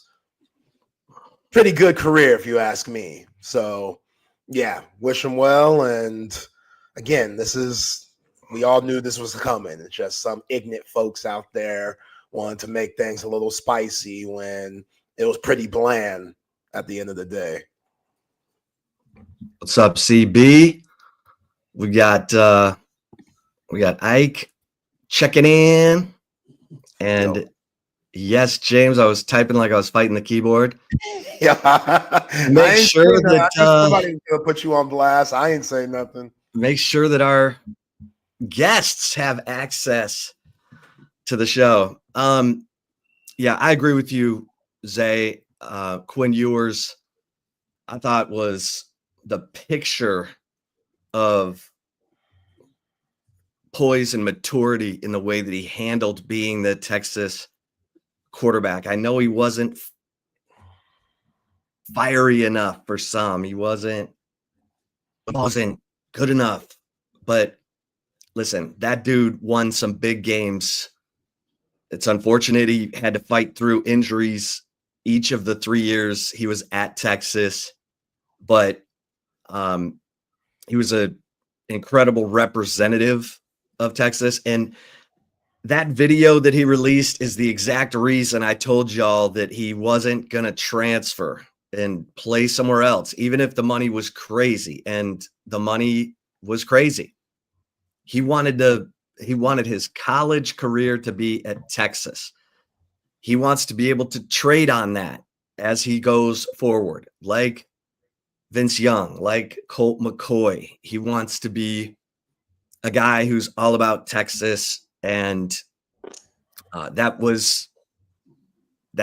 what took the transfer portal off the table for him. And look, the ideal situation for Quinn, people are like, oh, he's not a first-round pick. The ideal situation for Quinn would be for him to be drafted onto a team where there's a veteran who's getting a little bit long in the tooth, kind of the way Dak Prescott was drafted by the Cowboys when Tony Romo was in his early 30s, I should say.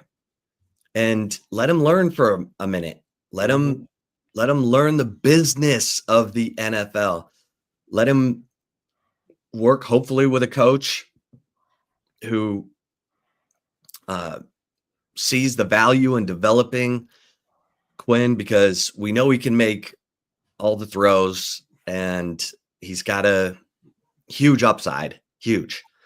So he's got to get bigger, faster, stronger. He's got to stay in shape and just keep developing, because Quinn Ewers, we've seen him win big games. We've seen him go up against the best, and this is going to be a good move for Quinn, depending on what team he lands on. Let's bring in our man Chris Hummer, Hummer rocking the Mighty Duck sweater. I see you, Hummer.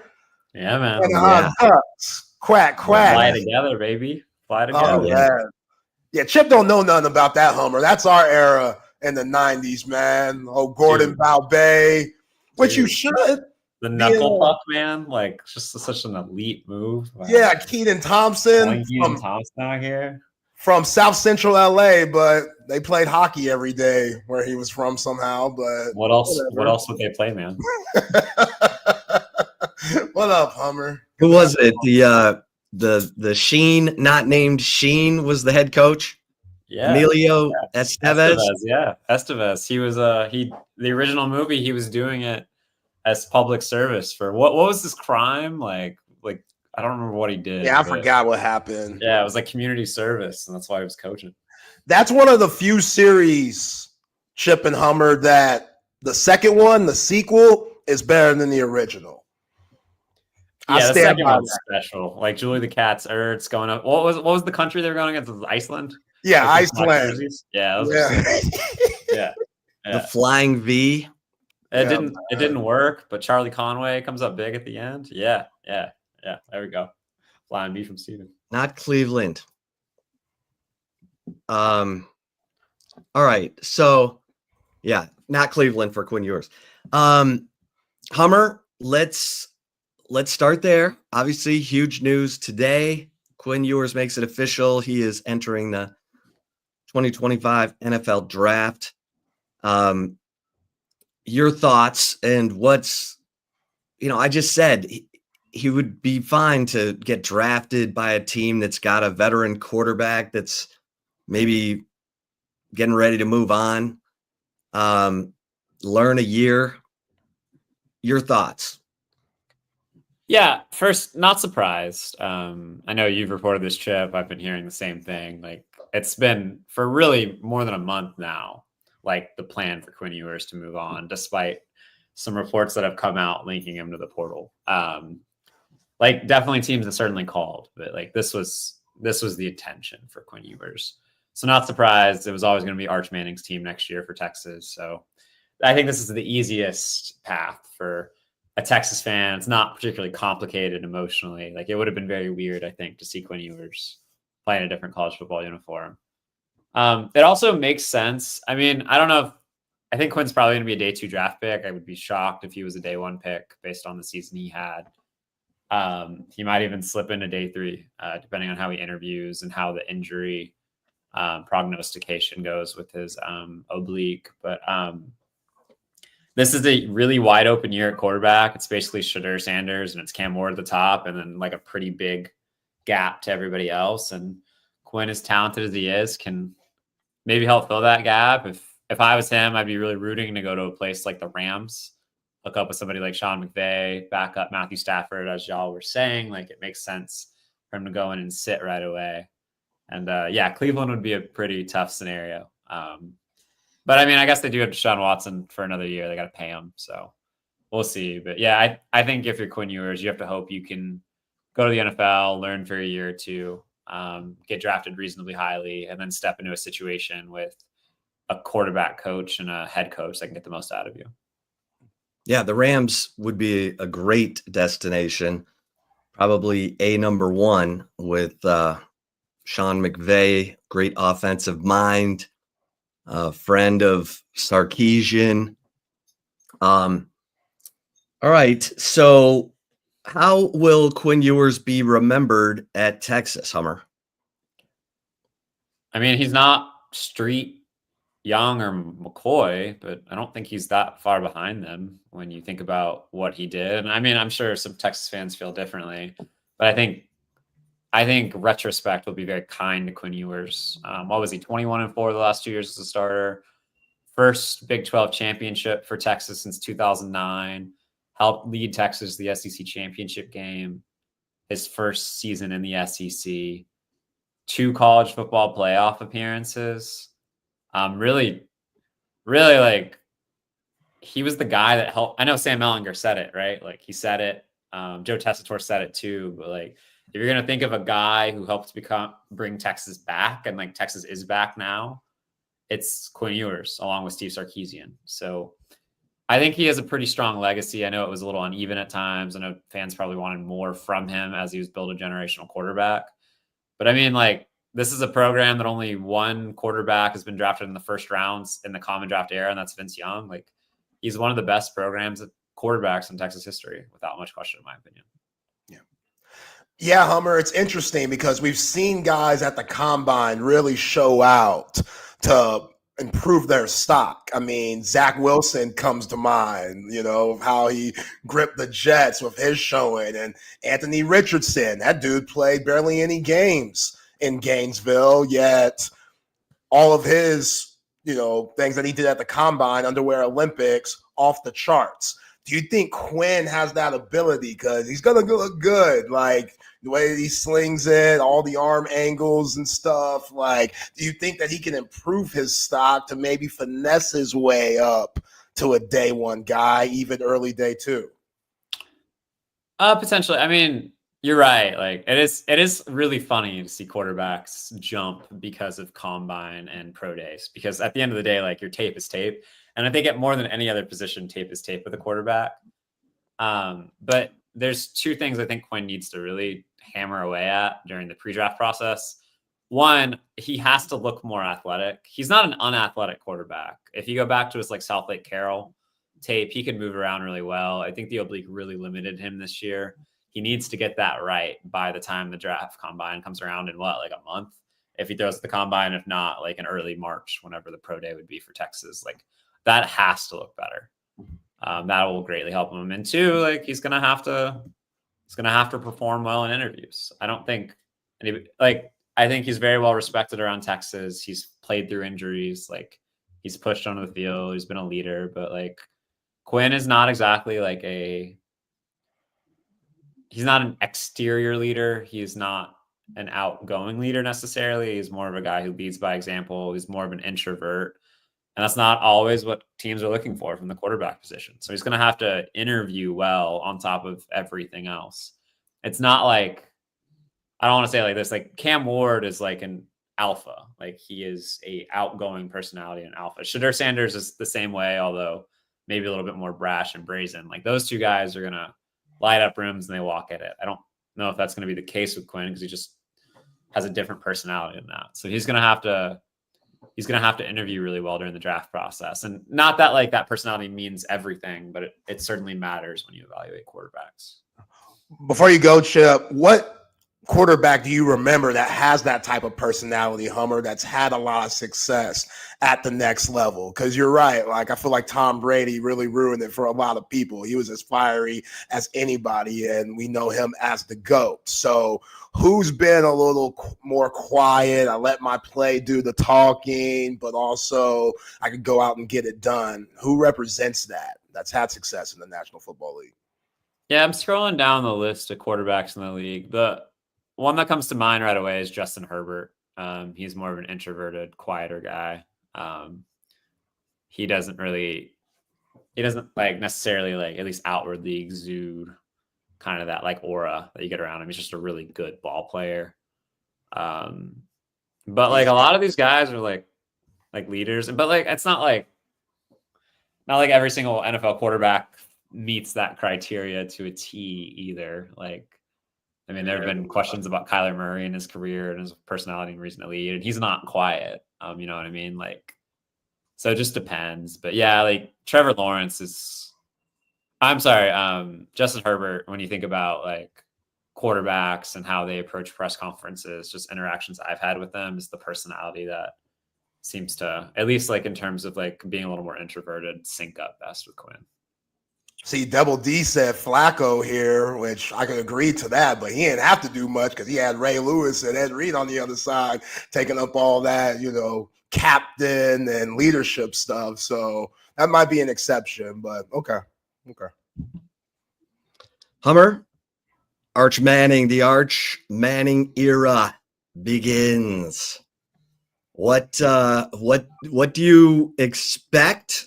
What do you think fans should expect of Arch Manning, who will open his Texas career at Ohio State? Well, if he doesn't have the Heisman locked up by week 1, has he really met expectations from the fan base? My goodness. I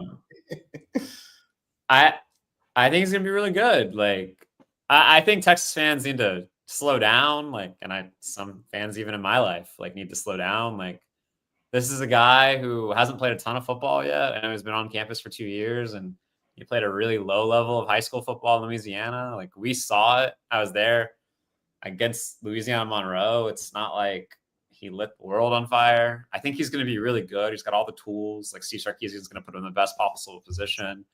But like, I'd tap the brakes a little bit if I was a Texas fan. But at the same time, like, Texas has one of the most talented rosters in America. I think Arch Manning has as much natural talent as any quarterback in America. And I think the offense is going to be really good. I would hope they run him a little bit more than they do Quinn now. I think that's just an element of the offense that's been missing all season for Texas. And I think if you can unlock a little bit of that, it would be really beneficial to what Steve Sarkisian likes to do and can do. But yeah, I mean, like, the schedule is more difficult for Texas next year, even though it's the same technically slated teams outside the non-conference. But if you're Texas and you don't win 10 games next year with Arch Manning and reach the playoffs, it's a disappointment. Yeah, I agree. Hummer, just want to get your thoughts on the Cotton Bowl and how that went down. Obviously, Ohio State going to the national championship game against Notre Dame, and the score doesn't indicate what the game really was. Just a couple of big-time plays. Definitely the one by Jack Sawyer stands out, but your thoughts on that game and how it went down? Yeah, I thought Texas played pretty well for the most part, especially defensively. I know it started off a little slow, but Pete Keselowski had a plan pretty similar to what Michigan did to Ohio State, honestly, watching the game. And I thought Texas' defense really held its own.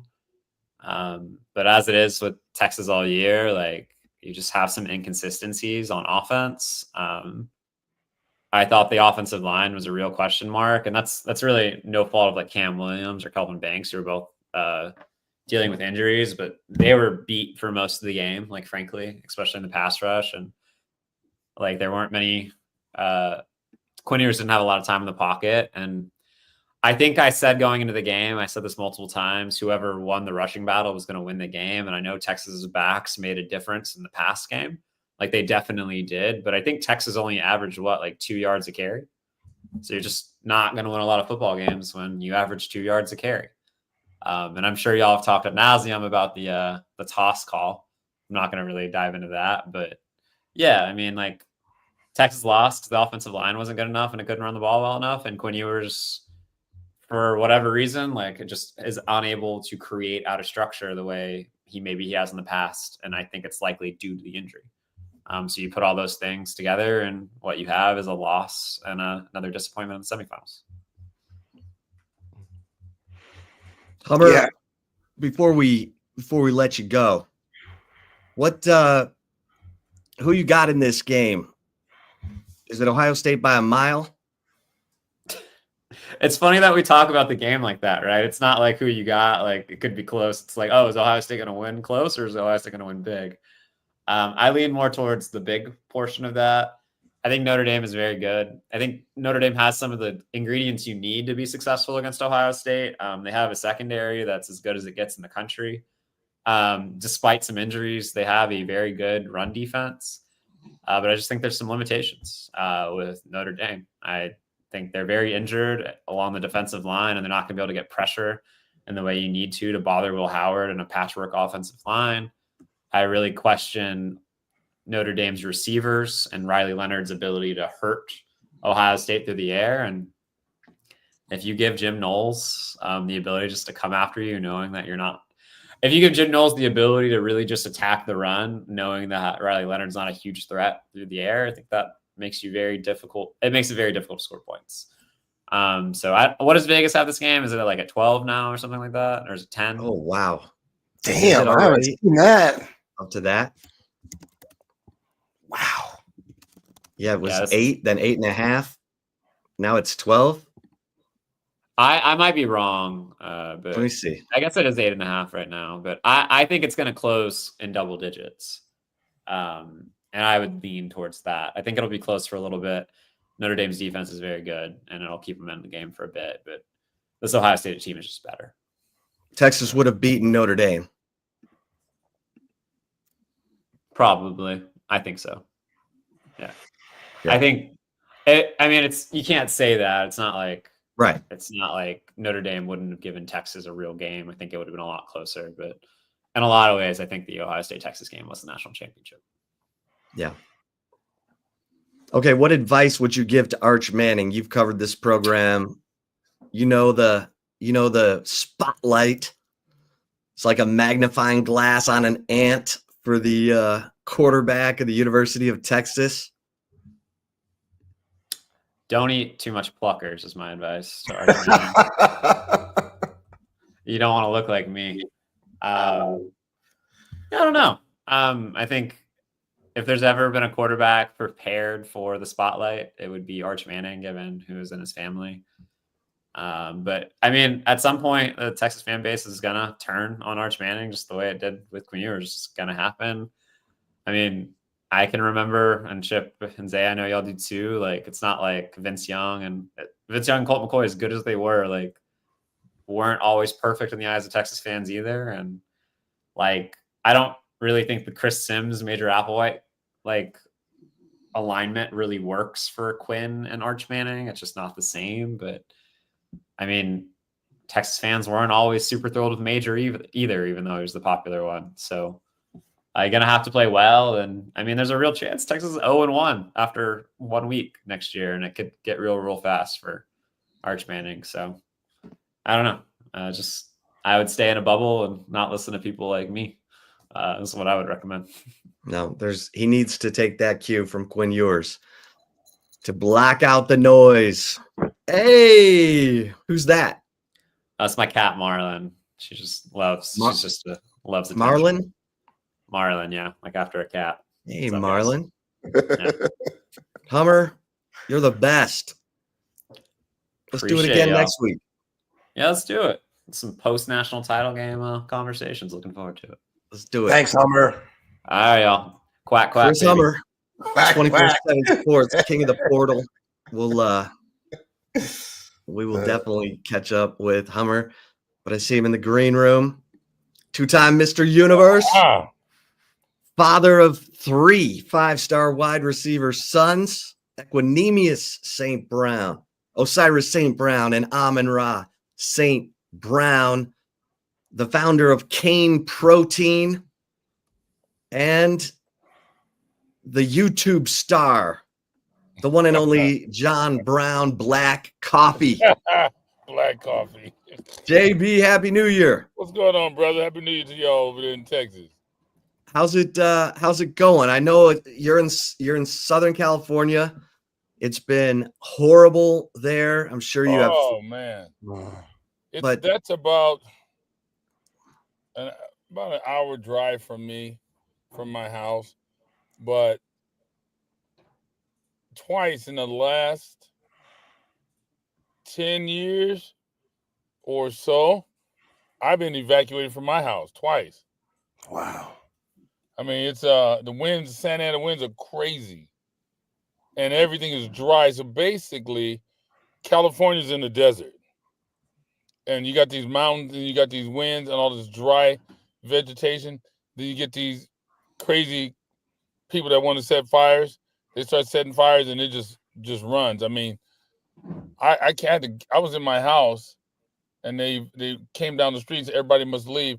Got in my car, drove 100 meters, turned left.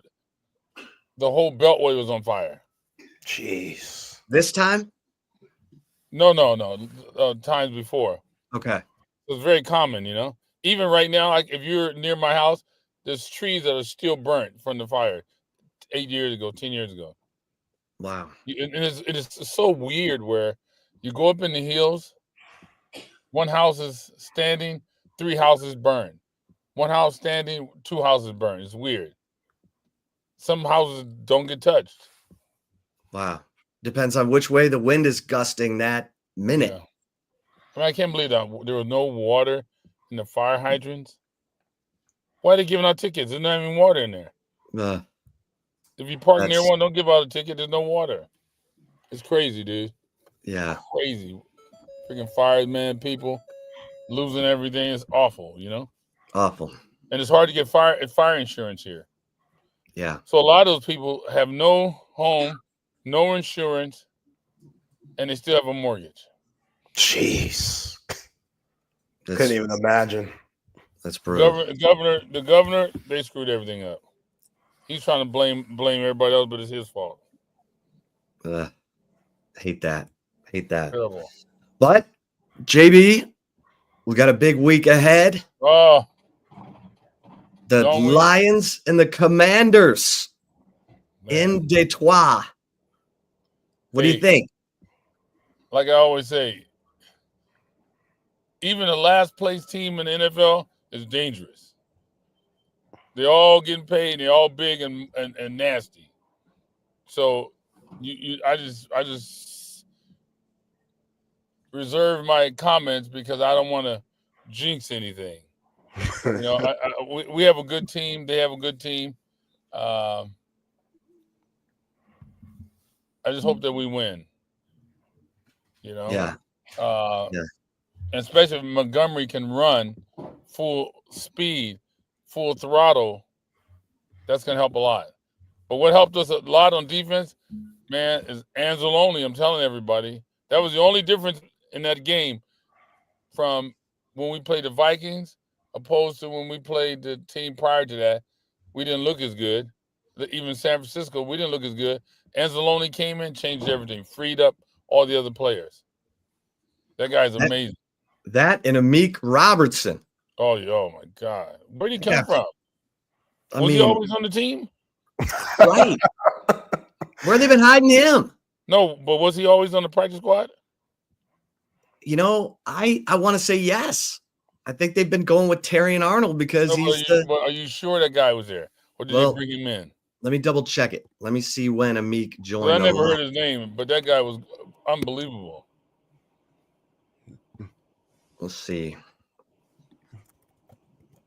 Go ahead, Zay. Yeah, JB, when you leaving? Getting up to Detroit. Tomorrow, baby. Let's go. How cold is it?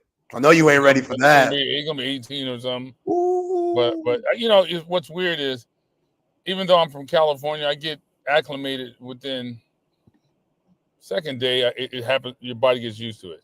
Then it doesn't feel as cold. So, yeah. But for me, it's interesting because I don't see that. I mean, you can see I'm sitting in my car. The damn thing, what is it? 70?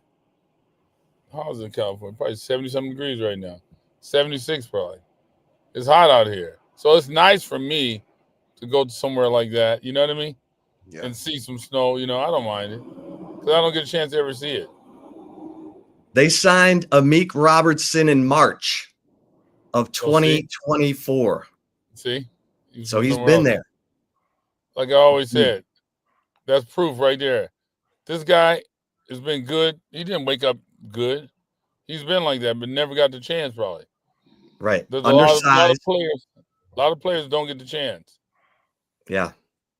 And when he locked old boy down. Sorry. Ooh, and I love Jefferson. Jefferson, for me, is one of the best receivers in the league, right?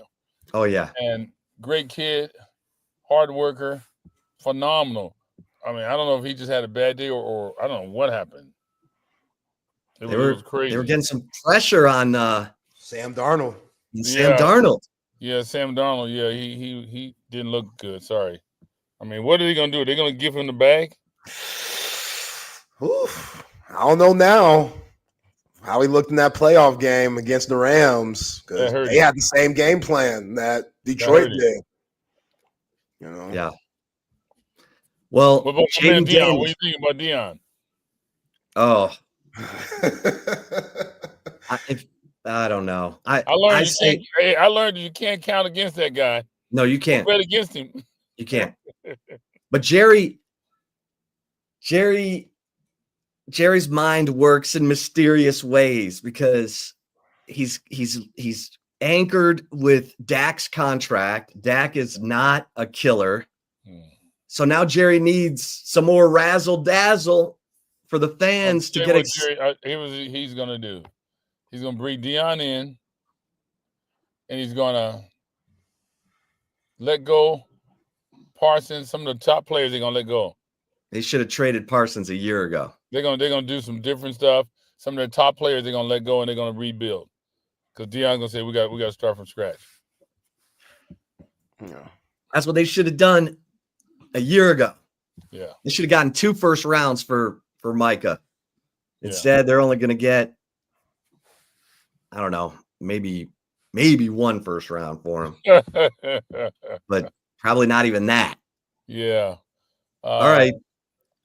So Jaden Daniels, this guy scares me because he can run around. I know, man. He's a fiery competitor. Yes. He is the reason that team is in the playoffs and now, in the divisional round. I think Anzalone, our defensive coordinator, I think they're going to game plan for him. Yeah. Because there's a lot of games, a lot of tape out there when they lost games. And they're going to look at that. In NFL, they figure you out quick. They figured out Sam Darnold. We figured him out. So once they got the cheat code on him, everybody knows it now. They're like, we know what to do to him now. I mean, he was sitting in the huddle. His eyes looked like a dead catfish. Yeah, it was not good. Yeah, he was just staring I'm like, oh, no, he's panicking. It was not good. But, how's Amon doing? He's got the Honolulu blue hair cooking. Hey, this time of the year, I'm going to see him. I'll be with him, but I kind of stay away from him. You know what I mean? No talking, just let him do his thing. Yeah. Did you see that cake someone made? That's crazy. And full life-size cake of Amon upside down, like he did that touchdown celebration, of course. That's become crazy famous. I bought a Christmas ornament of it, of Amon standing on his head. You buy something from the shop, and he's giving out 2 tickets to the game. Oh, that's awesome. Nice. So that's pretty cool. Well, you told us weeks ago that should have been his signature. You can go online and buy something today, a cookie or something. Just order a cookie from the lady, and then your name goes into the drawing, and they have a drawing, and whoever gets it gets a 1+, them plus a 1 or something. You told us weeks ago that should be his signature celebration in the end zone. You said that. You called it. And this knucklehead tells me, no, you can't do them twice. You only can do them once. I gotta have something new. I said, Amon, listen to me.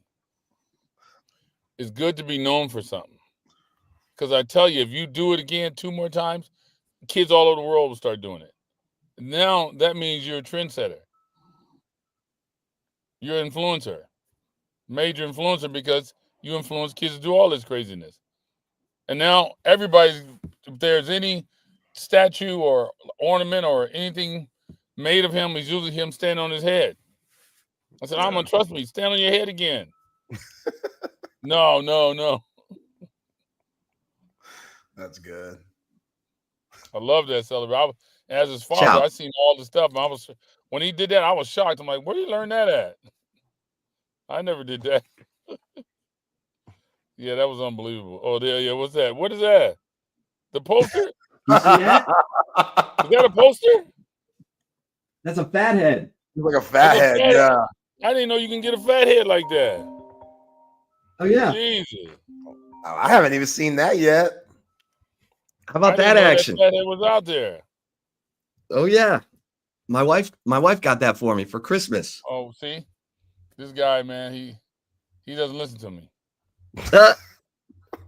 But I know he should do it again.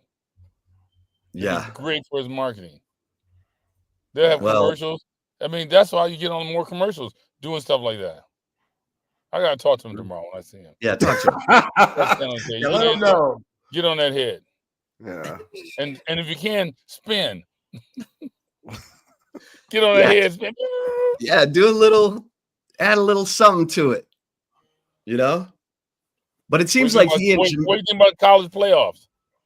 Well, hold on real quick. It seems like him and Jahmyr Gibbs have a real good relationship. Oh, yeah, those guys are tight, thick as thieves. Yeah.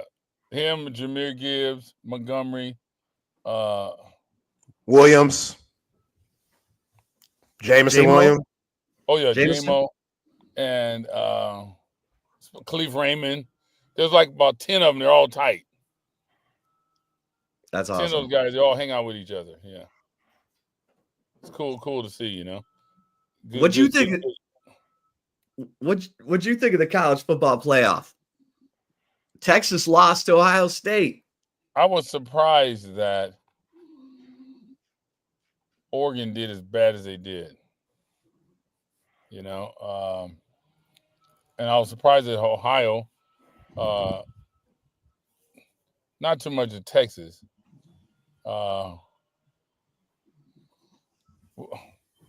It was interesting, you know. It could have went either way. I thought the Arizona State got robbed. Yeah. That head-to-head helmet hit, that was penalty right there. Yeah, those refs were not going to decide the game because there was a helmet-to-helmet on a Texas player a little earlier in that fourth quarter. Oh, it was? They didn't call that either. Call. Oh, okay, then it's even. Then it's okay. But look, the college football is great. I'm glad they're getting money, but it's not right. They got to do a salary cap or something. Because what if some guy like Elon Musk goes, you know what? I want Timbuktu University to be the best university in the world because I like them. I'm gonna give them all the money. They can buy all the players. Then they'll win. And buy the best coach. You can't have that. It's like baseball. You can't do that. You don't like baseball, John? Yeah, it's just the teams with the most money win. It's kind of like soccer too. It's weird. So, the salary cap is kind of BS because it eliminates how much a player can get, but the NIL is like the Wild Wild West. It is. Yep. It is. They need a commissioner too or something. I don't know. Woo. Yeah. I don't know who wants that job. That's like trying to be Wyatt Earp, trying to tame the Wild Wild What West. y'all think about the game this weekend? Give me some predictions. Who for Lions? Commanders. I think the Lions at home. The way the offense has been cooking, I mean, Goff to Amon. You know, Gibbs has been excellent while Montgomery's I've been been saying hurt. it since the beginning of the year. He's the best run back by far in the NFL. And they finally give him his flowers. That guy's he's unbelievable. You know what he does? He hits the hole so hard, so fast. And if you're not on him right now, he's just gone. He doesn't care. He just goes. It's like 3rd and 10. And they do a pitch. They say, can we pitch you the ball and you can run to that corner quicker than anybody can catch you? And that's what it is. He just goes. And no one can catch him because he's so fast. It's been phenomenal because with Montgomery down, you had to have Gibbs come through, and he did with flying colors. Laporta's getting more involved. That's good. Laporta's always a monster. They got to involve him more. You know, yeah, he's always a monster. And Tim Patrick has been good. He's doing good, huh? He's doing good. And not just catches, he do good blocks too. Yeah. Yeah. Yeah. I mean, the offense has been outstanding, and they're going to need to. What is it about home field advantage? Something about that. The team, it gives them more energy, more power, something. It's amazing how it always helps the team. Home field advantage. Yeah. That's going to help them too. Yeah. Don't you think, Zay? Yeah, definitely. I mean, Jaden Daniels, he's tough, man. He got cut in the face against Tampa Bay. That clearly didn't faze him, man. I thought the Buccaneers blew that game. I mean, Baker Mayfield, horrible fumble. Oh, that was horrible. Yeah. That which no love lost here. That's Oklahoma guys, so we could care less. They would have won that game had he not done that, probably. Yeah, that's true. That's how it is. Sometimes the ball bounces your way, sometimes it doesn't. Yeah. That would have been a payback game. Oh, really? If the Bucks, because the Bucks went to Detroit and won earlier this year. Oh, we played the Bucks. Yeah. But we weren't greased up like we need to be. Yeah. Well, now you got it's a different team. You got to stop scary Terry McLaurin, the receiver for the Commanders. He's their number one weapon. You know, Brian Robinson's good running back, but Jaden Daniels' legs. Oh, that dude, man, that's scary right there. That means that it could be just a shootout. But Washington's defense it's not special. So I think the Lions offense can. Well, I'm praying that the Lions pull it off, and I think that Rams game, I don't know why, but I got a strong feeling the Rams are going to beat them. The Rams are going to beat the Eagles? Yeah. I can see that too, John. Matt Stafford, that's a bad dude. They got them defensive linemen. They're powerful. 9 sacks. They're real good. They're very young and they're good. That means they're fast. Not going to get injured. I like their defense. And they're going to slow down that run. If they stop that run, it's going to be interesting. Yeah. Well, they got to go to Philly. The Rams got to go to the bitter ass cold But they got to go to the cold. But here's my theory: it's cold for Philly players too. Yeah. So it's not. I don't believe in that. Oh, bring them to the Green Bay, the frozen tundra. Come here, during the playoffs because it's cold and we're used to it. I've been in those games. They are not used to it. Tom Brady went in and waxed them. They are not. We're used to the cold. They're from Earth also, so they're not. Have a defense against the cold, a physical, advantage. No, they freeze their butts off too. They're just used to it. They're not even used to it. That's what I'm saying. They're not used to it. Even though Philly played in the cold last? Yeah, they're not used to that. No, hell no. To me, to get used to it means stand there in a pair of pants and a T-shirt and say, "Are you cold?" No, I'm used to it. No, it doesn't work like that. I'm freezing my ass off. Yeah, of course. You're from Earth. long as your ass is from Earth, you're not used to it. No, you're not used to that. Yeah. That's a misnomer. That's a mistake they make. Now, if Philly fans were smart, they would request that they get a dome. They got to close that stadium. They win more games. Yeah. Telling What you. about the AFC, John? Ooh, that's a nasty thing. Ooh, you don't want to be a part of that. Mm-mm. You got the Bills against the Ravens. Baltimore, Kansas City. All three of them can knock each other off. It's just who has a lucky game, right? Yeah. Yeah. I mean, you don't Battle. want to be in that division. AFC. Right. It's going to be a battle. That's going to be rough. I thought the NFC North, well, yeah, it is. The NFC North is tough. Don't get me wrong. It is a tough division right now. But the AFC in general, oh, my God. Like, who's going to win this game? I mean, okay, of course, Kansas City going to probably win. But Baltimore? Josh Allen? Who's winning? Yeah. It's a coin Game of the toss. weekend. Yeah. Who you got? Who you got, Jay? Oh, man. Bills? The Bills, man, those fans are nuts down there in Western New York. They be jumping through tables and lighting themselves on fire and stuff. Oh, really? Oh, yeah. They're different. Because that's all they got is Buffalo Bills. Jeez. So, yeah, to be up in that cold all the time, they got the Bills, Buffalo Wings, that's about it. So they're due for one. They've had a lot of bad luck the last few decades. They're due for one.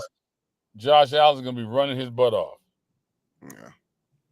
And the more he runs, I like the Bills. The more Lamar going to run. It's going to be a shootout. I mean, you got James Cook for the Bills. You got Derrick Henry for the Ravens. And whoever's the more physical team is going to win this game. And man, that's going to be rough. That AFC, woo, Lord. That's going to be big time. God. So is the whole family headed to Detroit? Everybody. Let's go. Equinemius, Osiris, Mama. Yeah, we all there. Let's go. I just want to make sure I stay away from Mama. Give him his space because I know how he is. He don't want to see people, don't want to talk. Just let him just exist. Yeah. Congrats again on another All-Pro selection. Oh yeah, yes. Thank you. That's pretty good for him. Yeah, it's not easy to do. To me, All-Pro is very difficult. Yeah. Oh yeah. Extremely difficult. That's the prize. That's Pro the prize, Bowl is right? goofy. All-Pro is legit. Who said goofy? You know, you got the fans voting. Yeah. Yeah, fans voting. I mean, no. But yeah. The first team. Amirad, Justin Jefferson, Chase. Jamar Chase. Yeah, that's it. Don't get better than that. No. Can you imagine? So when you go Olympic football team? What, the flag? Flag football? Yeah, but I mean, I don't know. Flag So- is goofy. when you go to Detroit, will you stay at Amon's place? Most deaf. And Staying so- there, watching everything, looking at the heat, with the temperature in the house, make sure everything's right. Make sure he got his Coca-Cola there if he needs it. You swing by the store, grab some Coca-Colas, make sure Yeah. he's stocked up. Mm-hmm. But you Gotta don't be talk careful. to him. You just Not much. You're like planets in orbit. Because I know how he is, you know? Yeah. He's like, when I say he's locked in, he's locked in. He does not, ever since he was a little baby, anytime he played in a big game, his face he changed, his whole facial expressions, his demeanor, everything changed. You saw it when he was a little boy. He's like, Jesus, this little dude here is so locked in. He's locked. He's like, he's like just angry or something, you know? Yeah. I felt like we had this conversation last year around this time, John, but Ben Johnson's name coming up in, head coaching talks once again. Yeah. How you feel about that? I mean, it's sad to see him leave. But we understand it, right? He has a family. He has a life. He wants to better himself. Aaron Glenn, too. Yeah. But I tell you something. The guy who don't get enough credit is the GM, Brad Holmes. Brad Holmes bought the groceries. He's the guy that made this thing happen. He's the whiz kid, right? If you got the Jimmies and the Joes, it's hard to go wrong. He knew exactly, think about it, the players to get. They got on his case for Jahmyr Gibbs. Why would you use a first round early pick on a running back? Well, he knew something everyone else didn't know. And I think the Lions are changing the game. I see more teams going for it on fourth down. They don't quite understand how to convert that thing yet, but they're doing it. A lot of teams are going to the fourth down. He changed the culture. Dan, come on, Dan. Make it happen, Dan. This is the year. Around, right? Dan Campbell. Let's do it. Third and forever. He's like, don't even think about it. They're going for it. Oh, shit. I love Dan Campbell. He's like, man, just don't even look at the sideline. Don't even look over here. You know what's going on. So everybody where I go at the bars in California, if I'm at a sports bar, we're watching the game, they all love Dan Campbell. Because he got balls, he goes for it. And he coaches with freaking male energy, masculine energy. You know, he's not, oh, hi, okay, make sure. No, none of that. No. Right. He's not afraid to, you know. Now, John, you're two-time Mr. Universe. You know what a well put together body looks like. Dan Campbell's 48. He still looks like he could bench 300. He's still jacked, man. Big, tall, in shape, veins popping out his neck like the WWE wrestlers. You know, I mean, I'm surprised he hasn't been in. WWF hasn't called him and say, hey, man, you want to get in the ring a couple of times? Yeah. That's a great call. That's a great call, by the way. Yeah. I mean, everybody would watch that Dan Campbell in the ring. Oh, yeah. Giving a mic. Let me tell you something. I've seen this before. With the hat on crooked. Listen, I'm telling you. Oh, geez. See, I hate how much I like him too, John, because he is an Aggie. He went to A&M, and being a Longhorn fan, it's hard to root for those Aggies. But is that right? Yeah, man. But I do got a sweet spot for Dan. That guy, he's different. He comes from a different cloth. I love him, man. He's like, oh, man. Man, that's the guy you want to play for. It's so funny. I'm in California. Raiders, 49ers, Rams. That's what you see here. But now you're starting to see Lion fans. In California, that's weird to me. California? And everyone, low-key, hey, my team lost, but guess what? I'm rooting for the Lions now. Everybody's rooting for the Lions. It's really cool. It is cool. It is cool. And Amon didn't want to go to that team. And now he's like, man, that was the best thing ever happened to you. I love it. I got to give a shout out to these folks. Look here, y'all. I have the podcast, John Brown Black Coffee. So if you want to get on, be a guest, and talk to me or ask me questions about how I did it, my method, or, you know, you may have a child that's 3 years old, 5 years old, 10, and want to get to the next level. You go to, if you don't call, at least go to YouTube and check it out. You can hear other parents asking me different questions. If you may have a question, they may answer a question that you may have. Like, you know what? I was wondering about that. So go to John Brown Black Coffee and we'll get this thing started because, hey, there's a lot to know. There's a lot to know. Well, and get to caneprotein.com to get your protein. If you want some protein, you can't be skinny. You got to be strong, you know?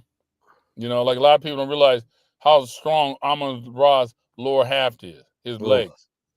They don't realize it, how freaking strong he is.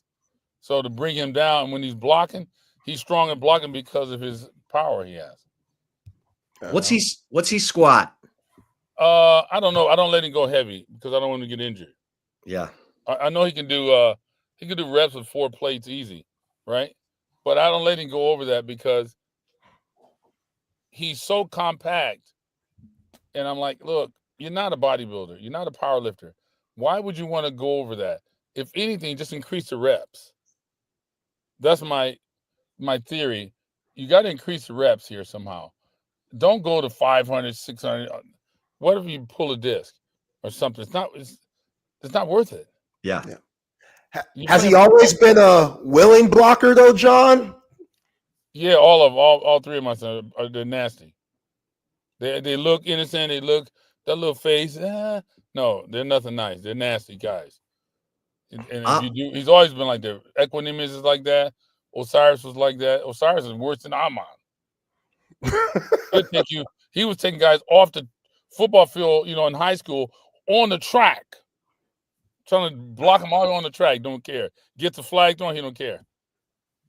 Yeah, that's awesome. Justin Jefferson and Jamar Chase, they ain't doing all that.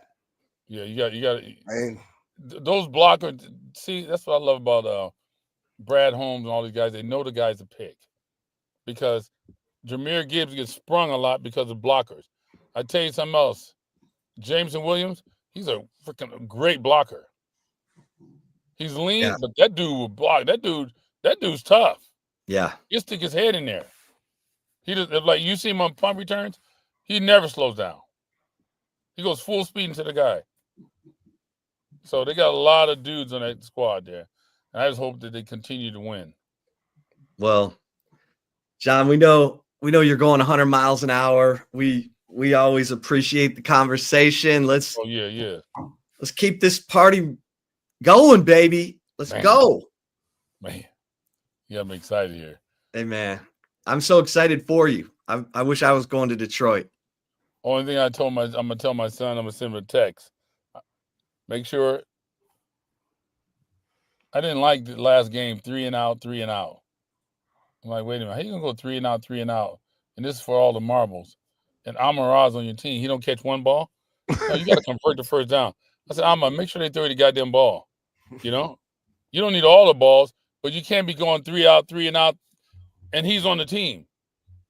Doesn't make sense. Right. You can't just throw it to him when you need him. You can't be predictable. I mean, he's not dropping balls. Who in the NFL besides him is not dropping balls? Not many.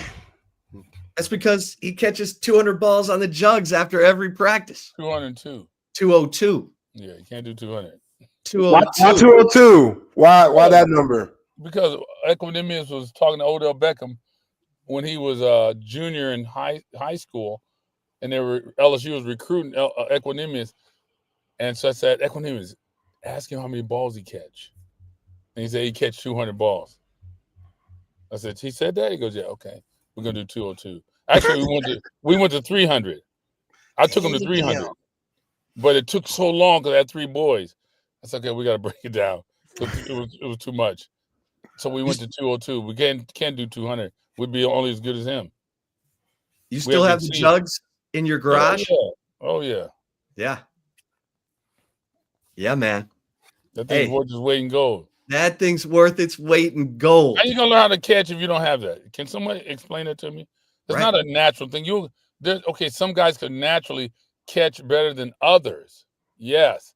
But for that level, NFL level, you got to be almost perfect. And if you don't have a jug machine, how can you become perfect? It's not possible. So I don't understand. This is stuff we talk about on Black Coffee. I don't understand that. Even NBA. In order to shoot, you need those Dr. Dish, those machines that you shoot in, if it throws the ball back at you. How do you learn how to shoot without that? You can't. Right. It's not enough time in the day. Right. You can't be freaking shooting balls and then chasing balls, and you can't do that. So guys in NBA, to me, are all lazy, except like Steph Curry has made 2 or 3 guys. Rest of them that ain't shooting, can't shoot good. What they say? If you shoot 40% from the 3, no, 50%, that's good, right? In the NBA from 3, 50% is amazing. Huh? Overall, 40% from 3 is elite. Okay. Now, how you going to – that's like Tiger Woods missing 9 of his 2-foot putts. That don't make sense. You got to – they don't shoot. That's why. They all want to just run to the hole and lay it up. Now, for the parents that are listening right now to my voice, here's the good thing. Everyone else is lazy. All you got to do is get out the lazy zone. Your child can make it. Because they're not going to do the work. It's hard to do that work day in and day out. So if you do that, man, shoot. Your son could be 6 feet. He's going to the NBA with no problem. Because guess what? When I shoot, it goes in the damn hole. Yo. My man, Coach 420, been listening to you, John. Said he took his daughter to her first tennis lesson the other day. Smart. So, I talked to a guy the other day. I played golf. I got to get up out of here. But look, I'm playing golf with this guy. He goes, my niece is at practice. I have to go pick her up. She's in high school. She's a basketball player, and we're excited about her because she got like 4 or 5 scholarships. And I hope that she can make that money like your son. I go, well, I hope so too, but you put it in the wrong sport. You can't be. Where do you get out of basketball? You don't get money out of that sport. You should have played tennis. Like, if she can play basketball and be that good, she can play tennis and be a champion. Why are you screwing around with your kids? You know what that's from? You parents give your kid choices. Well, honey, what you like? Honey, what you like? You talking about what she like? She likes what you tell her to like. Then she'll thank you later. It's stupid. No, people, look. Everyone got to stop the stupid stuff in life. If you don't know what's stupid, go to Black Coffee. I'll tell you what's stupid. Hey, JB, go hit those golf balls right onto the green. Greens and regulation, my man. Hope all the putts are falling. Greens and regulation. Hey, that's it. And let's go. All right, let's go, Lions. Oh, got to put a prayer in for them boys. I think they got a good chance, but it's always nerve-wracking. Get it, JB. Appreciate you, man.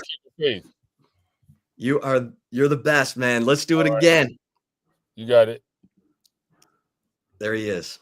John Brown, 2-time Mr. Universe, father of Equinemius Osiris and Amun-Ra. St. Brown, caneprotein.com for the protein. And of course, check him out on YouTube at John Brown Black Coffee. All right, let's get a couple mentions in here on a Wednesday. And then I want to get Zay's thoughts on that conversation because there's only one John Brown. Hey, Tom, passes.com/Texas One Fund. We've been talking about the Texas free agency going on, Texas NIL free agency going on, and it's real. Guys, teams are coming after Texas's players, and you want to, if you're a Texas fan and you want to help out with NIL, but also get something in return, then go to passes.com/Texas One Fund. Like right now, they've got the $25 wheeling and $25 a month gets you all the wheeling and dealing podcasts. These are Texas student athletes doing podcasts that you can only get at passes.com/Texas One Fund. Arch Manning's got a podcast coming out a week from today. So get over to passes.com/Texas One Fund and bookmark it so that you're always checking to see what they have going on. Because if you're a Texas fan, you want to help out with NIL, but you want to get something in return, that's the place to go. And they do need your help because it's getting expensive to keep all your players, especially when everyone's coming for them. They're coming for your best players. They're coming for your best backups. Anyway, that's a way that Texas fans can help. Going to passes.com/Texas One Fund. Cover 3, I mean, my favorite, my go-to spot. You got, incredible food, a great vibe. and the best place to hang out with your buddies. Oh, and you can catch your favorite team. You can catch the big game at Cover 3 on all the TVs around the restaurant. Get the Sean Adams prime rib sandwich, and then get in the comments and let me know. Let me know what you thought. I love the Sean Adams prime rib sandwich, Parmesan fries. You got the $7 social hour menu, which is just amazing. You go in for happy hour, 3:30 to 6:30, 3:30 to close on Mondays. And you got the bacon deviled eggs, the big chicken slider, the firecracker shrimp. That's all on the $7 social hour menu. So get into Cover 3 right there in Anderson Lane. Don't forget about the Chop House Burger, which Texas Monthly calls one of the best burgers in the state of Texas. If you love burgers and you haven't had the Cover 3 Chop House Burger or the Hickory Bacon Barbecue Burger, come on, man. We got to get you up to speed. That's what I'm talking about. And if you're looking to redo a room in your house, the bathroom, the kitchen, the dining room, love McCall Custom Homes, love pitching them because they care about it like you care about it. They care about the details. Remember, they're custom homes. So they're all about those little details, like the perfect, floorboards and every little detail. That's what it's all about. It's not about, you trying to be a weekend warrior. Leave it to the experts, but leave it to the experts who care about your home the way you do. And that's McCall Custom Homes. They've been, building custom homes in Austin for 40 years. Father-son team. Mike is unbelievable. And they have a brand new website, McCall Custom Homes, ATX.com. Check out their work on social media at McCall Custom Homes and check it all out on their website, McCall Custom Homes, ATX.com. And look, part of a redo might include putting in a new media room with some audio visual consultations, touches, shall we say, like the big screen of your dreams, surround sound, surveillance, electronic shades, new lighting for a room, AV consultations. They have taken care of me, everything audio and visual, 3 different houses in my 32 years in Austin. Swear by Tom McKay and AV consultations. They make it so easy. All you got to do is call 255-8678. Of course, area code 512. 255-8678. And let Tom and his crew bring everything to you. You don't need to be lugging around 80-inch screens and punching holes in your drywall. Tom and his crew are going to come over and set you up with the ideal audio visual equipment. 255-8678. All right. And of course, Ollie Pop to John Brown, of course, for coming on with us. We love talking to John Brown, and y'all love it too. Steven says, man, I love when he comes on. Me too. Ollie Pop to John Brown, and Ollie Pop to Quinn Ewers, and to Michael Taff, who's coming back. Come on, Michael Taff, Ollie Pop, coming back to the 40 acres. Ollie Pop. All right, Zay, real quick before we get back into the Quinn Ewers, Michael Taff conversation. John Brown, what stood out? I mean, Compton's always in the house when John Brown jumps on. Chip and Zay, love having them. It's been too long since we had them on. You could tell he's feeling a little antsy, with the Lions. Kind of like you. I see it in your eye too. You feeling it too this time of year. It's just natural, so I get it. Saturday night. That's a good antsy though. That's what you want. You'd rather be antsy because the optimism there instead of deflated because of what you've seen throughout most of the years of your Detroit Lions life as a fan. So yeah, man. Love John jumping on stuff, did a hell of a job. Yeah, there he is. Yeah.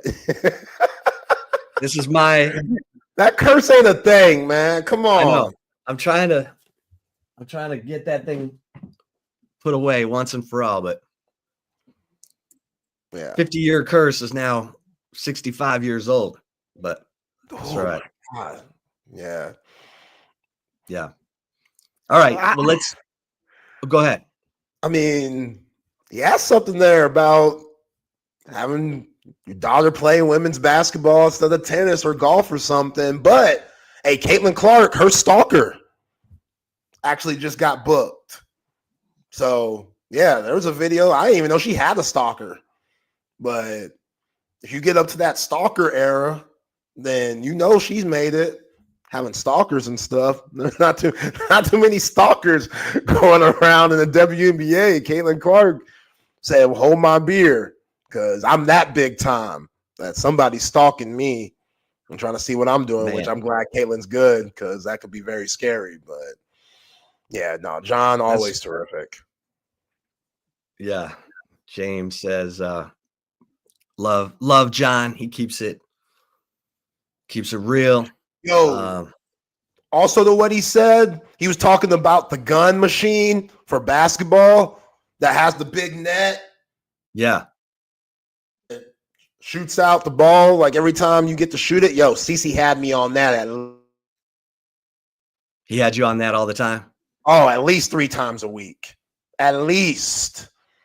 Like, he loved that thing. I hated it. I did not like it. Because I didn't have I don't know, like you have to have a certain amount of arc just to get it over the net, which is good, but I wasn't good enough to go back and forth from how I shot on the gun, which also it only gave you the, reality of an offensive rebound, which our team, we weren't getting many offensive rebounds. And I was the one crashing for the offensive rebounds. So it's like, get an offensive rebound, you kick it back out from the paint. I needed those passes from the wing. That's where I struggled, passes from the wing from the point guard. So I needed that a little bit more. So it never really translated for my game, but I got it. It made sense. You know what I'm saying? I got you. It's still good. It's still a good machine. Well, I definitely recommend it for basketball players out there. It's just, yeah. Yeah. It helps others game more than others, if that makes sense. Okay, so obviously the big news today, Quinn Ewers declares for the NFL draft. And I reported this back in November that was the plan, and it was always the plan. Quinn did not look, the offers were there for him to transfer, to take big NIL money for one more year like Carson Beck, but that was not what Quinn wanted. Quinn wanted his college experience to be at Texas. They talked about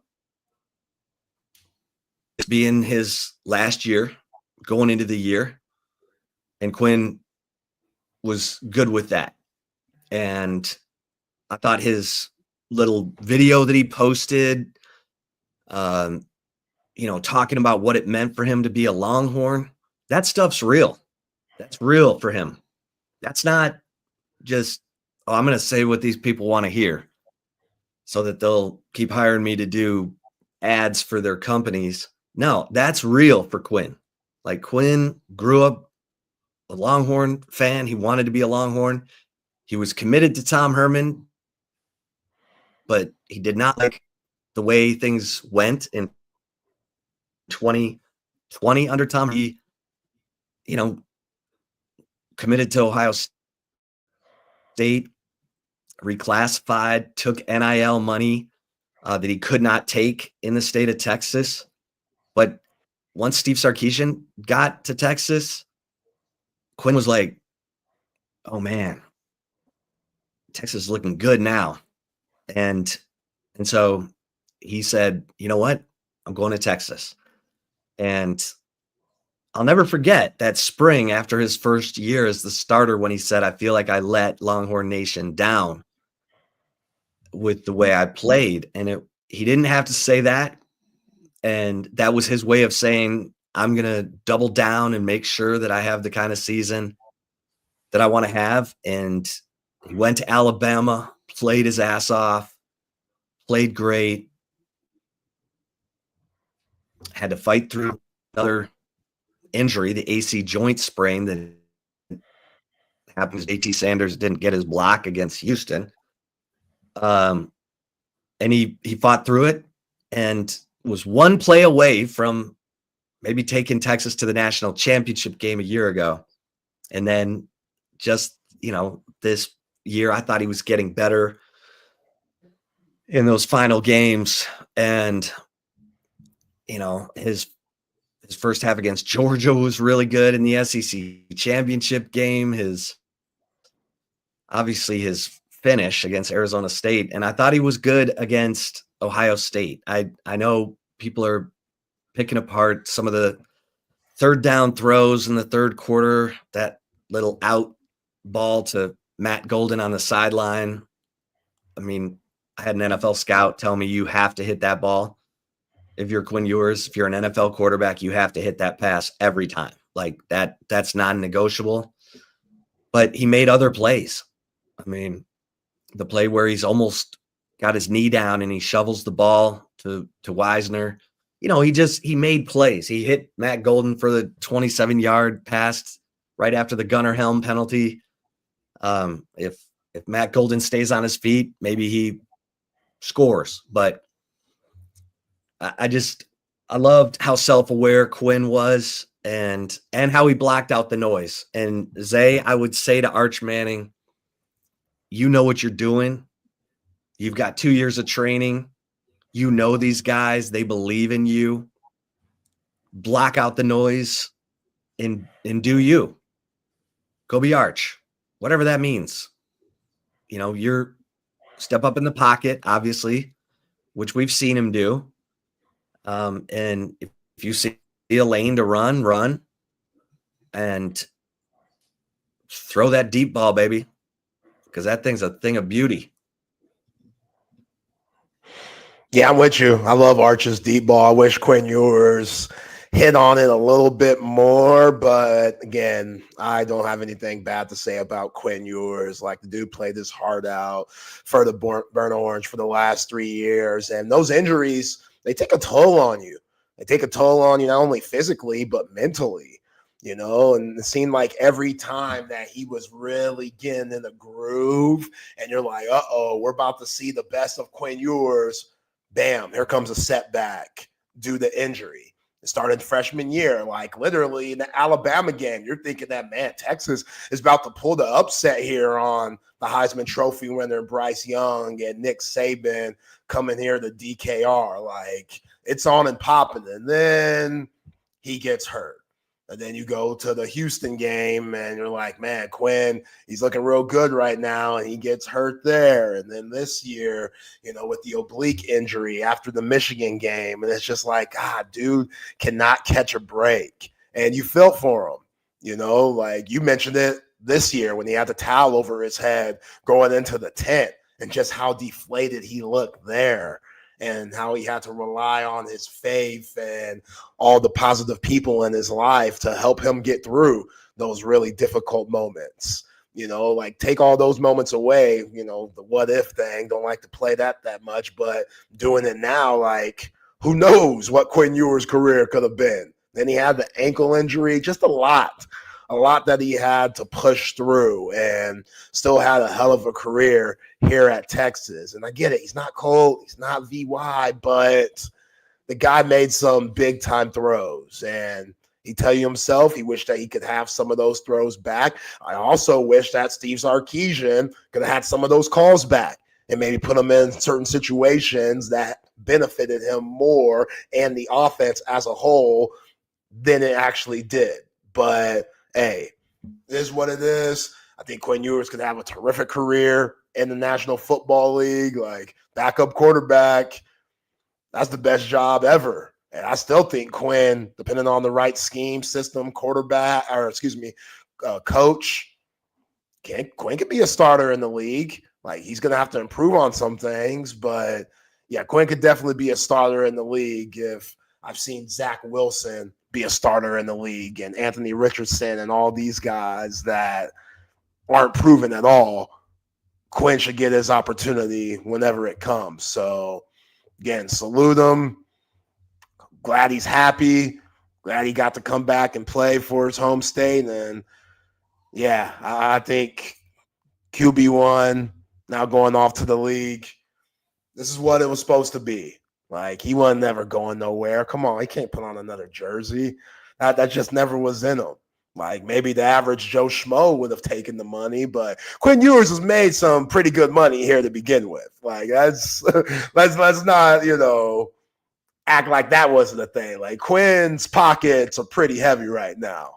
So him trying to get more money at another school to kind of play off or put down what he did at Texas, no, I don't think he was ever about that. Clearly was not. And we'll see what happens. We'll see in the underwear Olympics, as the great John McClain calls it, if he can show out there, because I think he's going to turn some heads, man. I think he's going to turn some heads there, and then people are going to go back and watch the film and be like, man, what happened here? Why wasn't this as consistent as it should have been? 1, because of the injuries. 2, because of Steve Sarkisian. And 3, yeah, Quinn, there's certain throws that he should have made that he didn't. And that's okay. You can get better. That is a thing, Chip. Guys do get better. Guys do get better. Like, it's just Brock Purdy. Ask him if he thought about anything anyone was telling him. Like, for sure. Guys can figure it out. So I'm excited to see these next few years and how Quinn Ewers does in the National Football League. Well, and Michael Taff puts out a video. Let's run it back. So Michael Taff coming back. Yo, can we play that? We got it queued up. It's only 41 seconds. Can we play that? Yeah, let's play it. Let's play it, man. That's worth being played. Growing up, I dreamed of playing at the University of Texas. Intercepted! Michael Taff, the Austin native. These last 4 years have been so special to me. What a moment for Michael Taff. To play in the Burnt Orange was always a dream come true. But more than that, I dreamed of winning a national championship. The last 2 playoff appearances is a true testament to how much me and my teammates put into this and how much we poured into one another. But the job's not over and the mission's not finished. It's time to finish that mission. Longhorn Nation, let's run it back. Hey. Cook 'em. Love it. Well, look, he's not going to have Jade Barron and Andrew Makuba, his brothers from another mother, with him. But he's going to have Arch, the guy he hosted on Arch's official visit. And they call each other twins because they both wear number 16. And they've got a special bond. So having that veteran leadership presence on this football team is huge. And he's going to be as important to the guys in the defensive tackle room who are going to be coming in as newcomers and transfers as he is to that safety room, because of how much he cares about the university, how much he cares about winning. And you saw the pain he was in after the Cotton Bowl. He's going to provide passionate leadership for a team that needs it, because you're losing a lot of really talented dudes, just like you lost last year. Only this time you're losing your All-American left tackle. I think look, Trevor Goosby's going to be fine. I think Brandon Baker is going to be fine. And sometimes the chemistry be a little better in certain position groups. And I'm not saying that on the offensive line because you lose Jake Majors, you lose Calvin Banks, you lose, and Cam Williams is a good player. He's a good player. He's a good run blocker. He struggles against speed rushers. We know that. And when he is up against a speed rusher, he false starts because he wants to get into his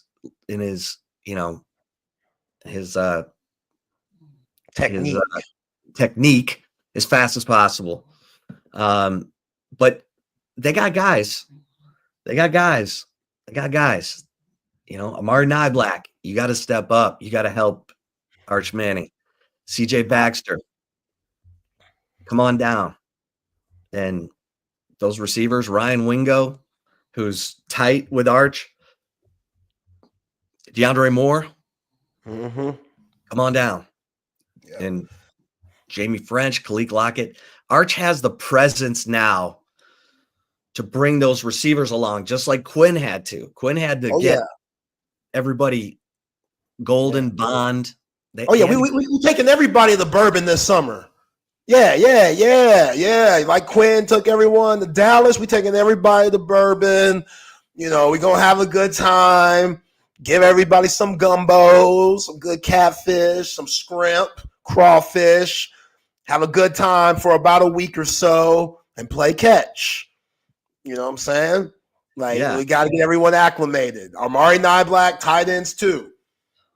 We need all that and then some. Offensive linemen, Arch. We're going to Peyton's house too. Right. Peyton's mansion. We going to stay at, because Peyton, he got about 4 homes all across America. We going to go to Peyton's house, rent it out for the week, have a good time. That's what we need to do. What do you think the odds are that Peyton's going to show up to some of those throwing sessions? Oh, yeah. Yeah. Yeah. Bring Eli too with the crazy things. The uncle's they've been taking it all in from afar because Arch was waiting in the wings. But now Arch is the man. So Peyton and Eli can be right up in there. Hey, man, we're here for you. We're here for you. You need You ain't playing Ole Miss. You ain't playing Tennessee. So, they won't feel guilty or anything. Yeah, I like it. That's what we need, You didn't mention Jonte Cook. But Jonte Cook, he ain't going to be there. He ain't going to be in Washington either. I told y'all yesterday. My man's got some serious issues here. Serious issues. They kicked his ass out. It's been 2 days, Chip. It's been 2 days. School just started Monday. We're on Wednesday now. He already off the team? Already? Rumors going around. He fighting in the locker room, acting a fool, talking back to coaches. Bruh. Yo. Hey, where's Ajayi Hall? Sac State. Jonte, you're on the slow boat to Sac State, my man. Sad, man. It is. Sad. That's just wasting talent. Get out of your own way. Just wasting talent. But again, there's something more going on there. Has to be. We need to get him some serious help. Shrink, psychiatrist, something. He needs to have sit-downs on a weekly basis to figure out what's going on with him. Because, that's why A&M and Florida and all these other schools that have a lot more to lose than Washington. Washington was like, let's take a chance. we going to take a chance on them. And then they saw it in a few days this guy fighting your own players in the locker room. What are we doing? That's just flat out ignorant.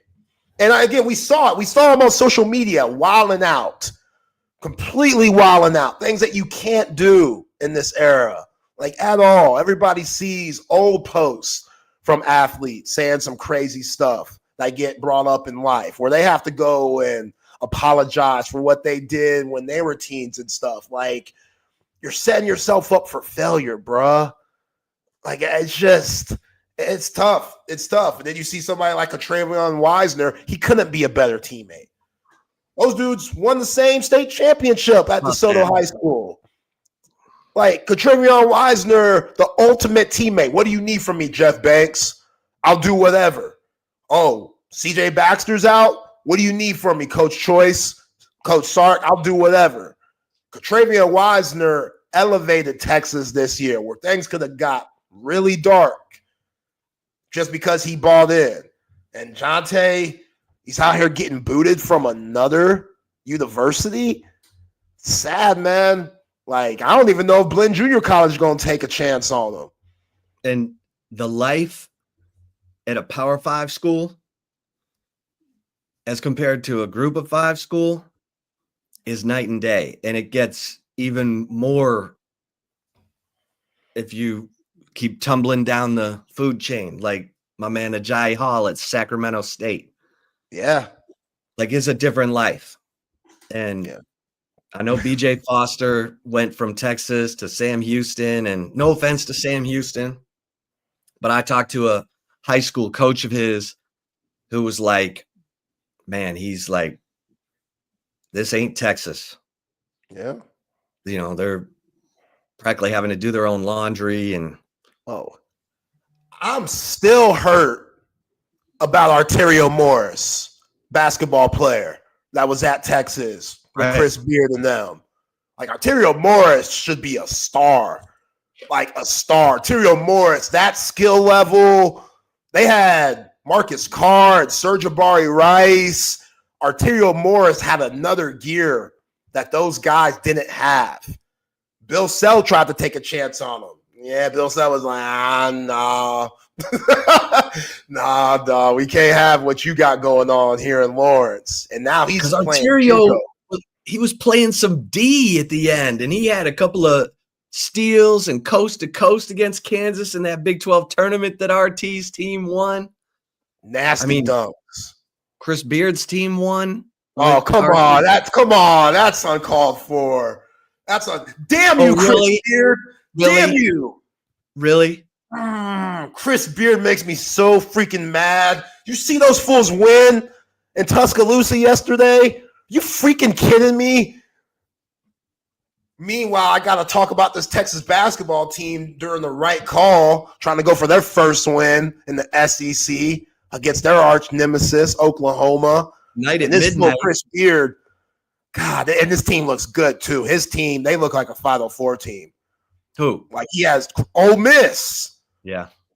They got everything you want. Those brothers, he got some brothers that you got to check on all the time, but that's okay. As long as you keeping them in line, the talent, it's worth it. Like, they got size, they got shooting, they lock up. They had Nate Oates and those Crimson Tide in shambles yesterday. I was so mad watching that game, man. My man Todd, shout out to my man Todd from Twitter, big time Texas basketball fan. He be hitting me up all the time, but like, yo, you see this son of a B, Chris Beard? I'm like, unfortunately, I do. Like, it's just Texas plays at Ole Miss. Fun. On January 29th. That is a Wednesday, 8:00 on ESPN2. The whole world gets to watch it. Yeah. Texas at Ole Miss. The reunion of Chris Beard and Texas. Yeah, they got this one African-looking brother, Malik Dia. The dude had 23 points and 19 rebounds yesterday, 31 minutes. 19 rebounds. Caden Shedder did have one defensive rebound the other night. Is he from Africa? I don't think so. But he got the last name Dia, and he's a dark-skinned brother, so the roots. You're all over that African recruiting. Who's in charge of recruiting Africa? That's what I'm saying. Get all your shots. You need about 20 shots just to touch down there, because once you step foot on that African soil, you get infected with something. You got to be careful. But get all your shots. Go down there and be like the homie Kevin Bacon air up there. It ain't that hard. How bad do you want it? You know what I'm saying? Jack, word to Jerry Seinfeld. How can I be racist if I like the race? Oh. How can I be racist racist if I love the race. You know what I'm saying? Hey, for the chip shot, do you have the Colt McCoy? I do. Video? Okay. I do. All right. Well, you want to hear this chip shot because Colt McCoy has some advice for Arch Manning. But before we get to the chip shot, Salt Traders Coastal Cooking, baby. Best seafood in Austin. I mean, if you love seafood, how about going at happy hour? Because you got the best selection of raw oysters in Austin, Texas, and they've got crazy raw oyster specials. So get in for happy hour. Like if you're driving north on Mopac and you go by Rollingwood, just get off at Rollingwood, get out of the stop and go traffic and go eat some incredible seafood from the appetizer menu. You get $5 off each of the items on the beginnings menu, which includes the mussels, the crab cake, the grilled oysters, the New Orleans barbecue shrimp, raw oysters. Oh, man. Yeah. And then tell us how great it is in the comments when you, on the Coda text line at 512-222-9328, or of course in the comments on the YouTube channel, the Texas Sports Unfiltered YouTube channel, which again, please like and subscribe. It may not sound like much to you, but it means everything to us. Just hit that subscribe button, hit that like button. That helps us grow, helps us continue to broadcast to y'all. So give us a little love right there. We really appreciate it because we want to be here for you. And give some love to all these sponsors you see around our faces because they allow us to broadcast to you each and every day.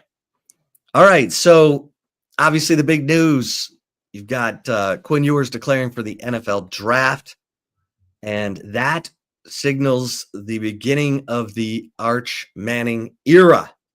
Who better to weigh in on this than a quarterback at Texas who also followed a guy with a big shadow. Colt McCoy had to follow Vince Young.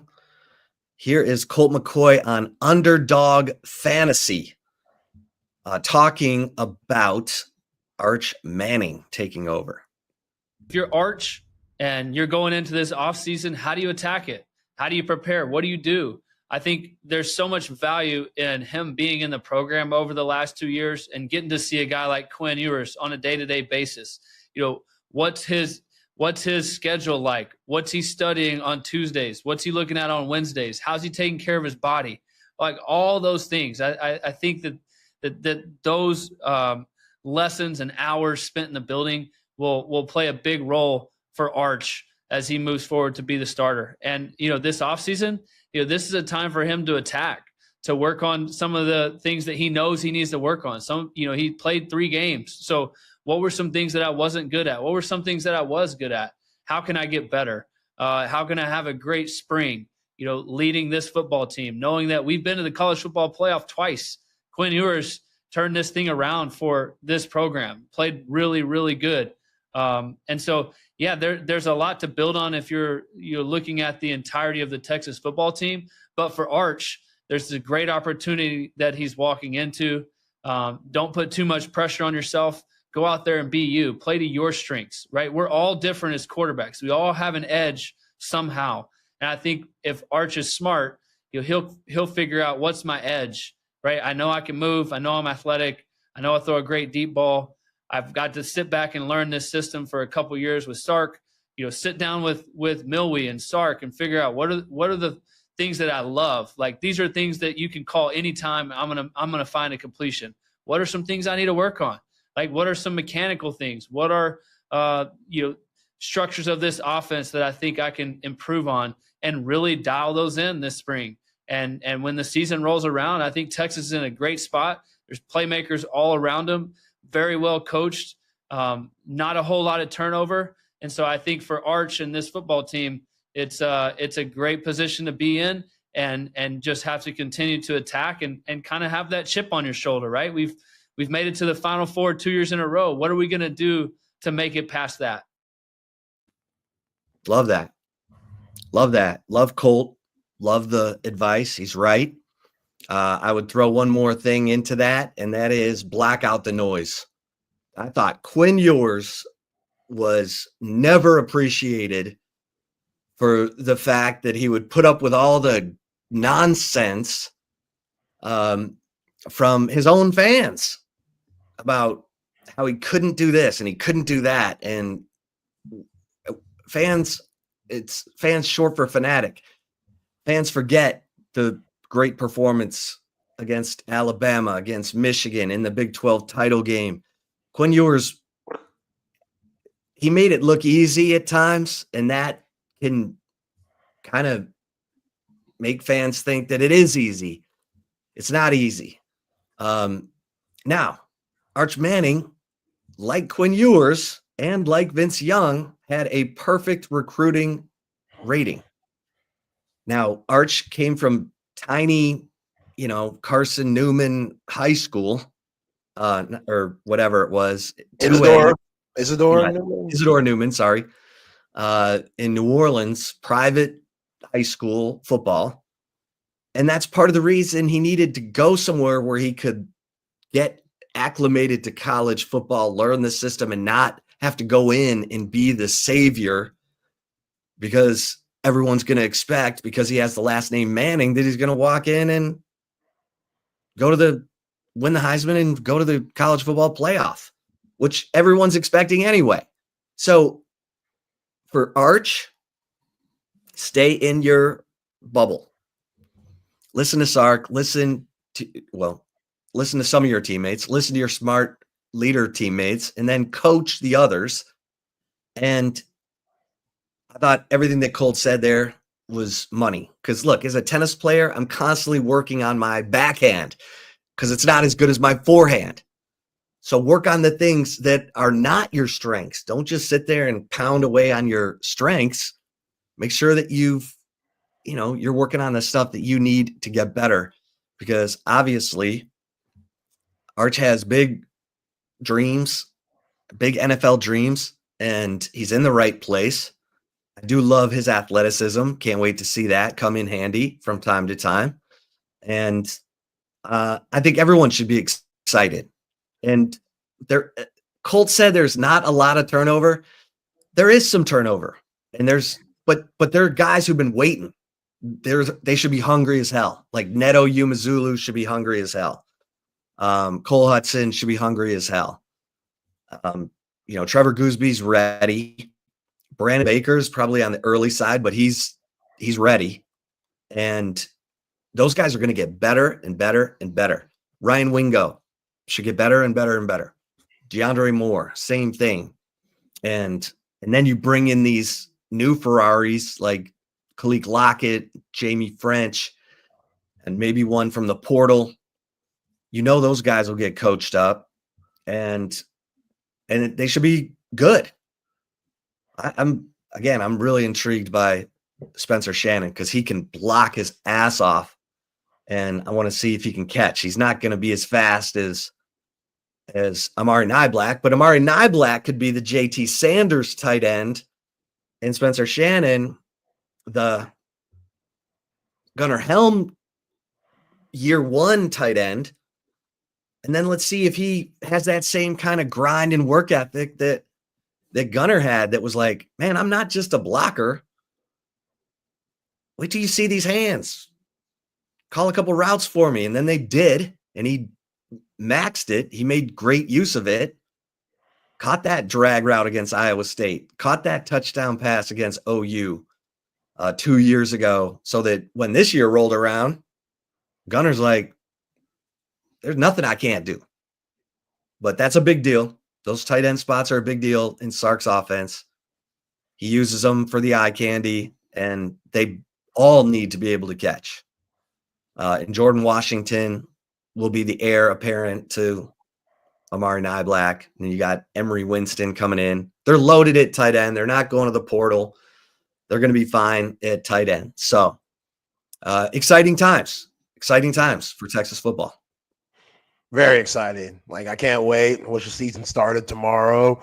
And yeah, you go to the team that just knocked you out of the college football playoff. If that doesn't piss you off, then I don't know what does. Like, and yeah, they're going to have to do a lot of rebuilding themselves, but they knocked you out to get to the national championship game. They're probably going to win the national championship. So going into Columbus for that first game of the year, yeah, that's a heavyweight matchup early on that's going to show your team what they're about. And how about that? 2 years in a row, their first road game is against the defending national champion, most likely. Yeah. Like, that's what you want. Like, that's why you come here to Texas, to play in those games. I get it. Everybody in the SEC, they run away from the preseason, but Sark says, nah, we taking it head on. We're about it. Let's go. So I like what CB said about Arch Manning too. Like, Arch Manning has a type of LeBron pressure on him that not too many people get to face. Now, Quinn Ewers, he had a lot of pressure on him too, but this is a different type of pressure because everybody's looking at Arch and being like, yo, you need to be like Peyton and Eli, bruh. Like, that's what the last name is. Like, this should be easy to you because this is what you grew up in. Your grandpops was a player. Your uncles was a player. Your dad was a player before he dealt with those health injuries and stuff like that. So, yeah, you talk about him blocking out the noise. We'll see early. Like, we'll see early how it handles him because I'm sure he's going to get a call from EA Sports about the video game, you know, maybe being on the cover of that, even though he hasn't necessarily proven himself to be on the cover of it. But who's the household name coming into this year? Like, Travis Hunter's gone, Shedeur Sanders gone, Quinn gone. Like, it's Caleb Downs. Yeah, Will Howard's gone. Leonard's gone. Caleb Downs, probably that guy on the defensive side, but offensively, looking around, all I see is 16 right now. You're like, is Carson Beck maybe with Miami? But wide open. It's wide open who's going to be the face of college football. Who's going to be that Ashton Jeanty that just comes out of nowhere and gets all the love and gets invited to New York? Because there's always those guys. So, yeah, I'm excited, man. This is going to be a long 7 months. You know, but football season never ends here on Chip and Zay. That's true. That's true, which we got definitely makes it fun. But free agency coming up. We got spring football coming up, the portal window in April, summer workouts. We got you covered. Zay's the best in basketball. I mean, you don't have to go anywhere. We got you covered. Yeah. Don't for 1 second think, oh, football season's over. I don't need to listen to the guys on Texas Sports Unfiltered because, first of all, you know, we're going to keep you laughing. Second of all, we got you covered. All right, let's get to the right call. Speaking of got you covered. Let's get it. Before that, though, got to get to some of these terrific sponsors of ours like Covert BK, family-owned and operative group. Automotive dealership that have been serving the greater Austin area for over 100 years and been doing it well. Covert BK, they've been committed to providing customers with a high-quality selection of new and pre-owned vehicles. We got our Buick Encore GT. Absolutely love that from Covert BK. And you could be like us, too. 7 terrific brands to choose from: Cadillac, Chrysler, Dodge, Jeep, Ram, Buick, and GMC. Shout out to my man Daniel, Marcus, Jerome, that just made everything so easy for my wife and I. Like I've said before, my wife, she could be a lot sometimes. You know, I got to deal with it, but I'm used to it. Sometimes other folks, they might not be used to it. And those guys, man, every question that she had, they answered without a click of a dime. So, hey, Covert BK, they will hook you up. It's not about making that quota. It's about giving you something that you feel comfortable in for the next decade plus. Nobody beats a Covert deal. Not now, not ever. And if you're looking for large quantities of supplies to fulfill any landscaping job, trendy house plants, a collection of specialty plants and rare plants, your one-stop shop for everything you need is at Leaf Landscape Supply, a full-service and wholesale and retail plant nursery and landscape supplier here in the ATX. Go visit both of their locations, one off of 290 in Monterey Oaks down south and the other up north off of Pond Springs. Check out their website at leaflandscapesupply.com to see everything they have to offer and go visit both of their locations. Don't forget, when you make a purchase at Texas Sports Unfiltered, you get, or at Leaf Landscape Supply, mention Texas Sports Unfiltered and you get 10% off. 10% off Leaf Landscape Supply. If you mention your boy, Zay Collier, here at Texas Sports Unfiltered, can't beat that. All right, Chip. Right call today. Let me answer Mike M's question first. Zay, are we making the tourney? Yeah, we gonna make the tourney. The NIT, if that's the tournament you're talking about, because the NCAA tournament, group of 68, they ain't making that. Sorry. Yeah, they could have a tremendous turnaround or something like that, but I'm going to say this. The loser of tonight's game ain't making it. Both teams 0-3, which Oklahoma, their resume looks a lot better than Texas. At least they've beaten Oklahoma State and Michigan and Arizona. They got some good wins, but all those teams that they've beaten, they're not ranked anymore. And Oklahoma playing at home tonight for Porter Mosier's team, they're desperate, just like Texas, being 0-3 in the SEC. They lost a tough one in Athens to Georgia the other day, lost to A&M, and also lost to Alabama. And this is still a really good team, in my opinion, that has some really solid players. So. Was it Jeremiah Frears, the guard for OU, the freshman? Yeah, Jeremiah Frears. Mm-hmm. He had that Matty Booker game against Georgia. He was like 1 of 11. Yeah, like 2 points. Couldn't hit anything. Awful.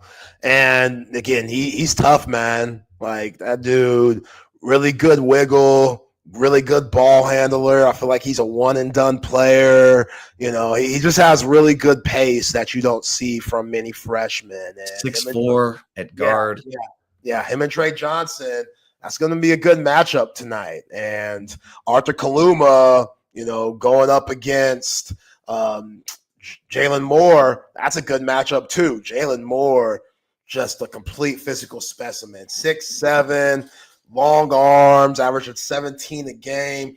You can't let him drive because he could just mow guys over with how big and physical he is, but you can't let him shoot either. The dude's shooting 43% from 3. So if you run him off the line, he's going to get to the paint, and that's where he could do a lot of damage. So that's the guy that I think is going to be very difficult for Texas to stop tonight.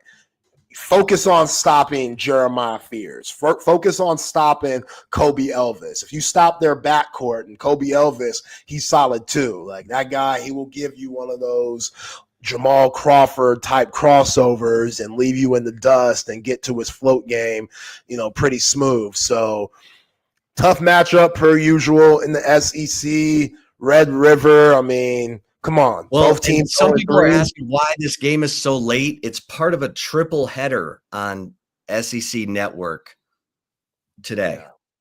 So it's the marquee headliner, the third of 3 SEC basketball games on SEC Network.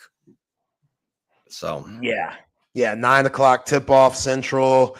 I mean, hey, I'll be up watching it because I have to, but I will too. Yeah, I pop a 5-hour energy, get some coffee, and you know, clean college drink, and you should be good, Longhorn fans. But you felt a lot better if you got a dub tonight. So, you know, Porter Mosier's team, again, they play hard. They just like Texas. They faced some really good teams as of late. Like Georgia's good. Like Georgia. They got some dogs, no pun intended. They got some guys that could flat out hoop. And the X factor matchup in the game tonight is Godwin. Sam Godwin versus Caden Shedrick. Caden Shedrick has to win that matchup. It's a must. You cannot allow Sam Godwin to get putbacks or offensive rebounds that lead to wide open threes because guys like Duke Miles, who's shooting 43% from three, he's going to be waiting on it. You know, like that's a knockdown shooter. Kobe Elvis, he's shooting a lot better. Jeremiah Fears, even though his three-point percentage isn't what you think it would be, 27.9%, he's streaky. If he hits that first one, look out. So I'm just keep playing good basketball, man. Just keep playing like team basketball. I don't know what that says. What's that say? Zay, January 15th. Yeah. Loser of Texas at OU fails to make NCAA tourney. I'm putting that up on my Post-it note. Yeah, put it up. Put it up. You Put good it with up. that? I'm great with that. Great with that. Because Like, you've been doomsday about Texas basketball. You see no recourse. You see no hope. You see no chance for improvement. they're playing a lot better. They are. Hey, but I don't want to hear. Again, they're one of the worst assist teams in the country by a long shot. They're horrible when it comes to moving the ball. Like, I don't understand it. Like, that's the beauty of the game. Getting the ball in the paint, dribble penetration, the defense collapse, swing it out. Okay, the first guy's not open. Another swing. The second guy's not open. Another swing. Third guy not open. The original guy that got in the paint, he's back on the outside. He might be open for a shot. You see none of that with Texas. It's Trey Johnson. He gets the ball, tries to break his man down. 8 dribbles later, shot.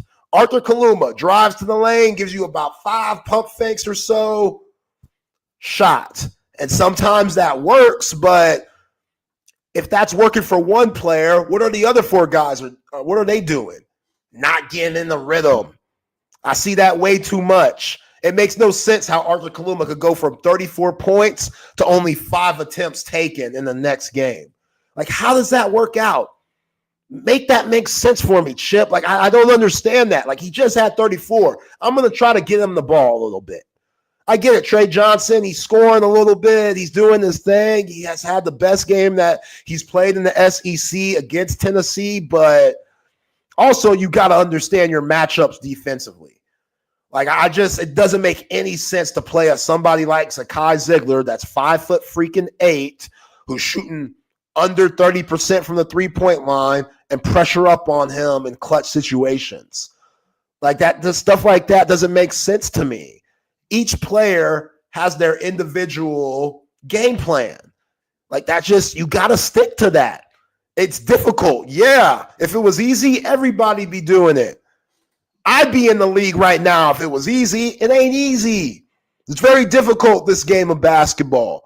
But you can make it a lot easier if you play the game the right way. Texas doesn't do that for the full 40 minutes.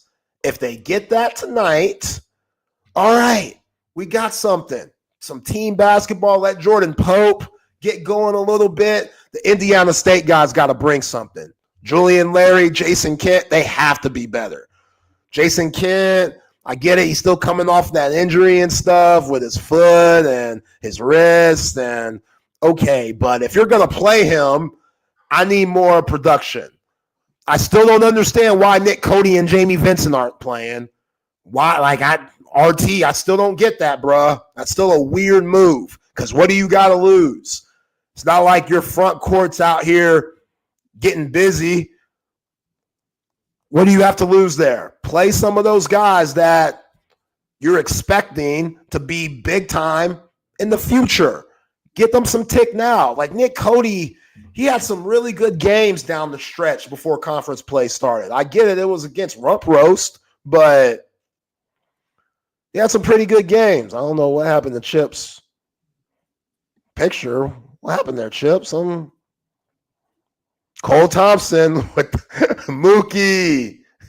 I'm so happy. I'm so happy. We don't have to say goodbye just yet to him. It's a good feeling. It's a fantastic feeling, Zay. I get to come on early with you now because Chip decided to bail on out of here. I don't know what that was. He usually gives a heads up or something. I don't know what happened, but yeah. Now you have me, and we have Mookie back for another year. Mookie Taff, yay! He's the story that you tell your kids, man. Oh, 100%. That's just one of those, like, walk on, comes in. Rice was the only place that offered him, and I don't even know if it was a full scholarship to go to Rice. I guarantee you it wasn't either. Yeah. I guarantee you it was. Because you can't tell me that walking on to the University of Texas and eventually becoming a starter, that anybody else had like offers out for you. Like, come on, man. It's just, and I think that's the beauty of the story. He's not this kid that just earned his way into a scholarship. He earned his way into an all-conference honor. He earned his way into an All-American caliber season. He earned his way into a captainhood, a beloved fixture of the Longhorn football program in the history of all of Texas football, but especially on this team. And he was one of the vocal leaders in a run to a national championship back-to-back years. I think when you add all that up together, that's what makes him the story that you want to tell your kids.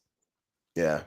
Yeah, I mean, last year, Cole, like, you remember Jalen Catalon coming in from Arkansas. We know how good Jalen Catalon was for the Razorbacks before all the injuries and stuff. And Mookie Taff was like, nah, not my job.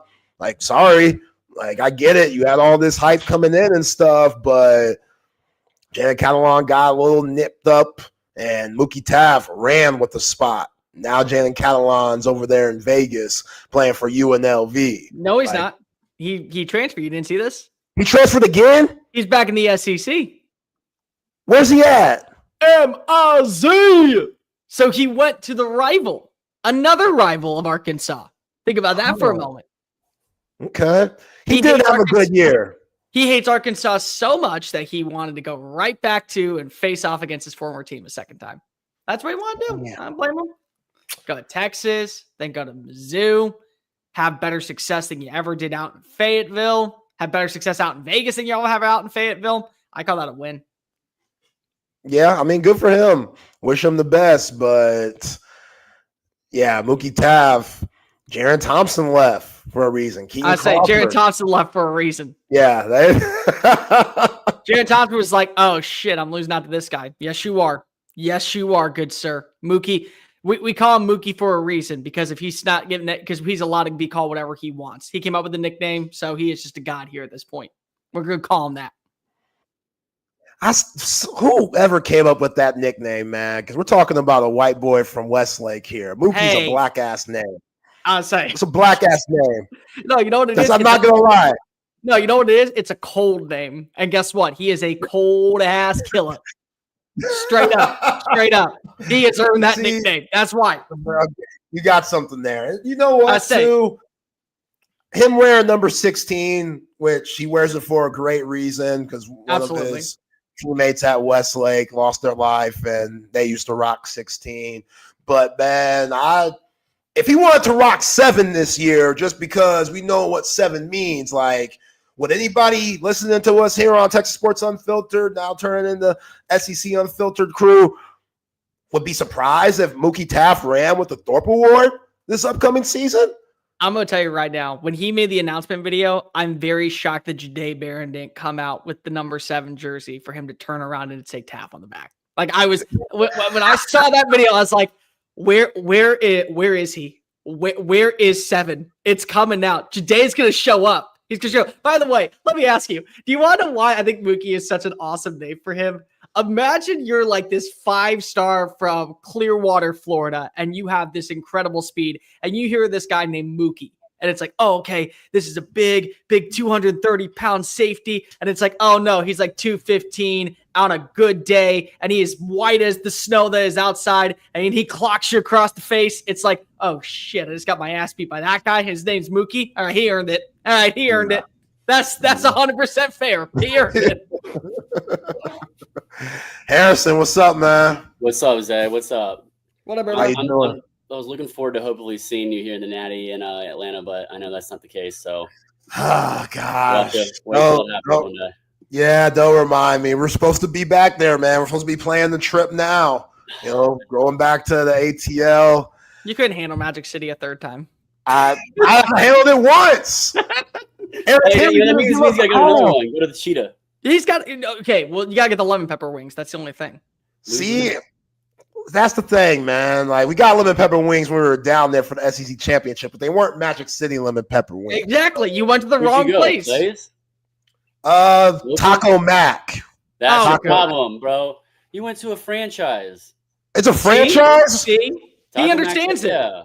Oh well, it slammed. It was good. I was impressed. Bro, we went to the original one, at least. That's Like better, like Chris went to Pluckers when he was in Austin. I'm like, brother, I love Pluckers. Pluckers is good. I go on every Wednesday night trivia. I do. If I have a friend coming to town, you ain't going to Pluckers. You're getting authentic, non-franchise wings to where they're coming out cold. For us, probably down here, I would probably go with. Ooh, that's a good one. Like you get one stop. Okay, I gotta think about this for a minute. Because I'm gonna make. I'm guessing I'm probably gonna make it happen this spring. I will probably, when you guys come to Houston, I will probably take y'all to Daryl's, which is off of Westheimer. I will probably take it. It's a very small restaurant. It's got like maybe 9 or 10 seats. They're really good wings. They're wet. They're juicy. The meat falls off the bone. It's a really large good. wings too? Yeah, they're like about this big. Yeah, because some places it's just like that, and I'm like, what is this? Like, no, they're about this big. They're now here's the thing. It's like 8, and they only give you 8, and it's like $12. So I'm not saying that it's overpriced because it's slightly overpriced, but like when you look at that side, yeah, that's fine. Yeah. It's like all wings are overpriced at this point. But honestly, I'd much rather have 8, know that I'm full to where I don't need a second 8, rather than have 10 and then have to go back and get 10. I'm only going to eat 6. Like that's always I always do like a dozen. Okay, see, what I try to do is I would rather be a little bit hungry left over than over full and have to take leftovers. That's always my rule. I'd always I'm rather never complaining with leftover wings though. Oh, I'm not complaining, but like let's just say we go out and we're drinking for the next 6 hours. The wings have to stay in the car. I got to carry them around to the bars. Because I'm not doing put them in a Ziploc or something. You're gonna walk into a bar with a Ziploc bag? All right, hell no. Do that with chicken fingers. Things that Harrison Fant loves is a good Jack on the Rocks and lemon pepper wings in the middle of a bar on a Tuesday night. That's what Harrison Fant loves. You gotta appreciate it. Appreciate you guys, man. See you. Have a great show. I like your beard. I like your beard. It's growing nice. You look good. You look good with the 5 o'clock shot. I can't do a 5 o'clock shadow. I can't do that. Like it's just not as thick enough to do it. But it's like, hey, I got a little bit, but like it's a lot better to maintain, a lot easier. It looks good. Welcome on into the SEC Unfiltered Hour. He's Harrison Cordell fan. I'm Cole Thompson. We're gonna break down a bunch of crap like Quinn Ewers deciding to go pro. Was it the right move? It was, but I'm sure that there'll be people who will argue otherwise. Carson Beck, a source off of going to Miami versus staying at Georgia versus going to Alabama. Was there a right fit for any of this? I got a fun game for Harrison that I wanted to play. Keep, cut, bench, and also want to break down the College Football Hall of Fame inductees. But real quickly, make sure that you like the video, hit the ring notification, and subscribe to the channel because we talk college football every single day, whether it be Texas, whether it be the SEC, whether it be the nonsensical BS that we come up with. We talk it all, so make sure that you hit subscribe. Follow us on the socials, TikTok, Facebook, Instagram, Twitter, at SEC Unfiltered. Also at TS Unfiltered. Follow Harrison Cordell Fan at Fantavious9. Me at Mr. Cole Thompson, and check out all of our great work found at SECUnfiltered.com. Okay, Quinn Ewers is going pro. Quinn Ewers made it official. He actually kind of made it official last week when he told Pete Thamel, I'm probably going to go pro. Well, he goes, is this your last game in collegiate game? He goes, he basically said yes. Yeah. Without saying the word yes. So what happened is that a lot of people thought, okay, this is the time where teams can start tampering. They can start going behind closed doors and saying, here's what we're going to offer. There was a rumor that went around that he was getting paid $6 million. Some people said it was to leave Texas. Some people said it was to go to another school. Regardless, he's going pro. According to people that I've spoken to today, they believe he is a mid-round prospect. Not a day one prospect, but probably either a second or third round pick. He is arguably the 4th best quarterback in the class by the consensus. There's been rumors that he is ahead of Jalen Milroe from Alabama. There's been rumors that he is ahead of Jackson Dart from Ole Miss, that he is ahead of Kyle McCord from Syracuse. There has also been rumors that he is behind all of them. But still, in a quarterback class where there are questions after the first two guys, sometimes you take that risk. Harrison, I turn to you. Was this the right move for Quinn Ewers? Yeah, I mean, I think so. Like, if you're looking at it from like his perspective, and I think that's what we should do more because I don't think a lot of people do. I mean, yes, you can venture down the, he could say, enjoy college, one more year, get a little bit better, a little bit more efficient and make $3, $4, $5 million. I don't think anyone would be disappointed with that decision. They wouldn't give him a hard time at all. I think obviously there'd be a couple people that would, but I don't think you can complain if he decided to do that. But also looking at his career and his body work and his kind of career and future from his perspective, I think it makes sense to go in this quarterback class because it's not that deep of a quarterback class, Cole. I mean, compared to other years and what next year will probably be a lot deeper than this year, I think it was the right fit and the right decision by Quinn Ewers. I believe this is the right fit for different reasons, but one is the same as you. Look at this quarterback class. There's going to be rumors on what each team wants. There's more than 6 teams out there that need a starting quarterback. Sam Darnold is going to become available. That's it. Sam Darnold is probably the only free agent that is going to get a massive pay grade to where a team will pass on a quarterback. Everyone else is going to target a quarterback. The Titans are going to go after a quarterback. The Browns are going to go after a quarterback. The Jets will go after a quarterback at some point. The Raiders will go after a quarterback at some point. The Saints, maybe. Saints will probably go after a quarterback at some point. Who am I blanking on? Not the Colts. There's one more that's off the top of my head. I can't. In what division? I'm trying to think. I already said that. The Steelers are probably going to go after a quarterback. Hey, I'll give you another one. The Giants. That was the one I was forgetting. Giants are going to go after a quarterback at some point. So you have 7 teams right there that are already going after a quarterback. And we know for a fact that there are 5 quarterbacks that are in the same range, slightly above, slightly below Quinn Ewers. That's going to be at least in the top 64 picks. And I'm not saying that a top 64 pick is guaranteed to get to the same amount as what Carson Beck will get out of Coral Gables. But Carson Beck is also coming off of a UCL injury. Carson Beck, his draft stock is at an all-time low because we can't see him throw. We can't watch him at a pro day. We can't watch him at the combine. He can do interviews, but you're going off of an underwhelming season for the most part in his standards. And he's not going to be able to give you the opportunity to see where he's improved over the next several months. Quinn Ewers will. Quinn Ewers will go to Indianapolis. He will throw for scouts. He'll be able to throw in front of scouts and GMs at pro day. He'll be able to work with GMs. He'll be able to hear what his draft perspective is, and he'll go into a quarterback room and he'll compete right away with somebody. He will. The other thing is that he is so loyal to Texas. Everyone that you've spoken to, everybody that you have heard has said, this is a guy that fully is invested in the Longhorns. The only reason he went to Ohio State was because he wanted to buy into NIL.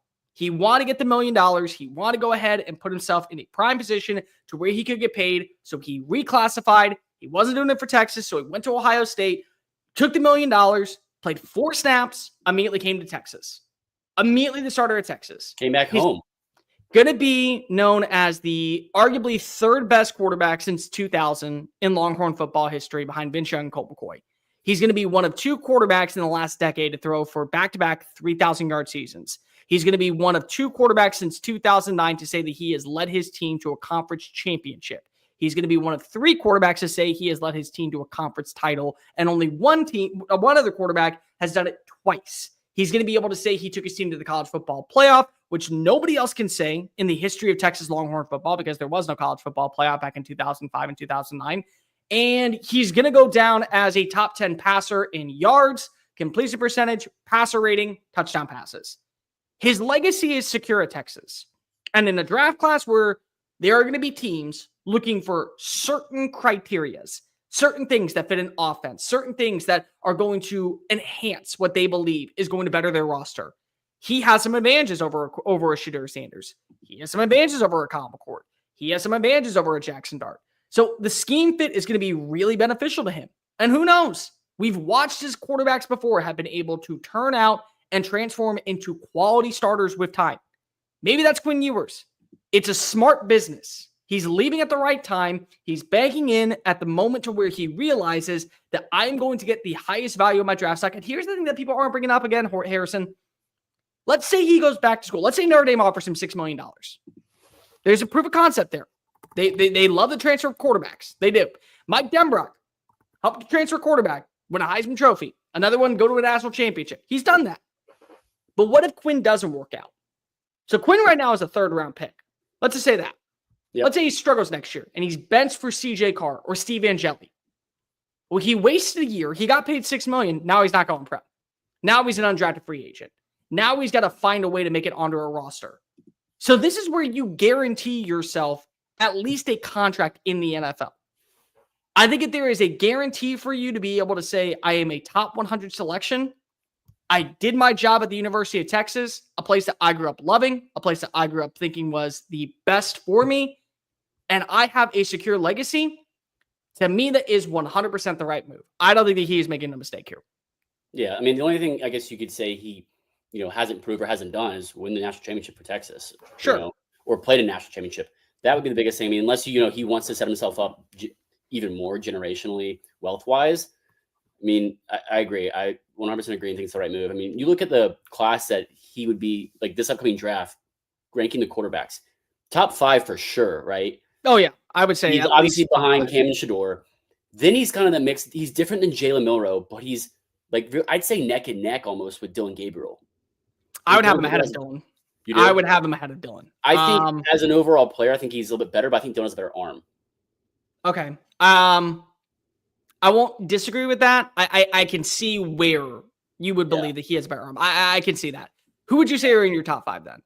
Top 5. So Cam Ward, Shore Sanders, Jalen Milroe, Dylan Gabriel, and Quinn Ewers in that order. Okay. So mine differs a little bit. Same top 2. Same Shador, Cam. That would be my order. I have Kyle McCord from Syracuse. Okay. I think that he is the most pro-ready. I had him at 6. Okay.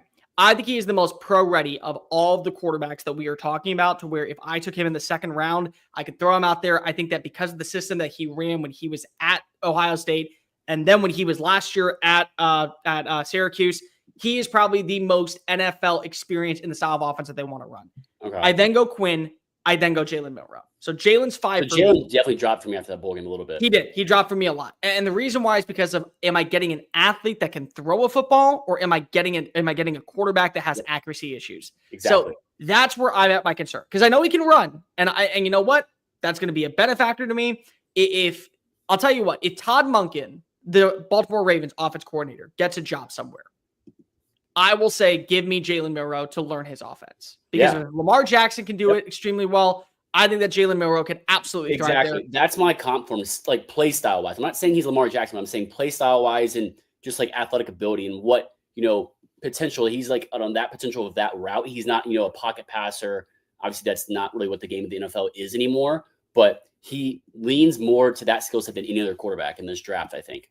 I say he's more like really fast and a little bit more agile Will Levis, because of the inaccuracies are freaking all over the place. I'm saying on like high end, Sure. Like Kirkland brand Lamar Jackson. I get it. I do agree. I do think that, yes, a guy like Todd Monken would be able to get the best out of him. Where Quinn, there are multiple offenses I think he could work in. I don't think that there is certainly one that better fits him than anywhere else, but Tennessee needs a quarterback. Cleveland needs a quarterback. Las Vegas needs a quarterback. Seattle potentially long-term needs a quarterback. Giants need a quarterback. Jets need a quarterback. All these teams are going to be using a 2nd and 3rd round pick to just at least have a contingency plan in place. I mean, honestly, another one I'll throw in there. I'll throw the Seahawks.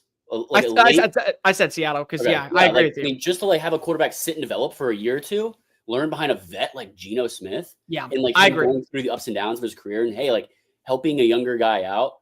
Yeah, I 100%. I think that'd be a great fit. In that situation, I knew I was going to be a day 2, like a late day 2 kind of guy. I would love to go learn behind Geno. I'd be okay with that. I mean, you got to think also the Steelers. I don't think they keep both Russell Wilson and Justin Fields. No, they don't. They'll let one. Another team's going to want to get Justin Fields probably. I'd rather have Fields than Russell Wilson. I would too.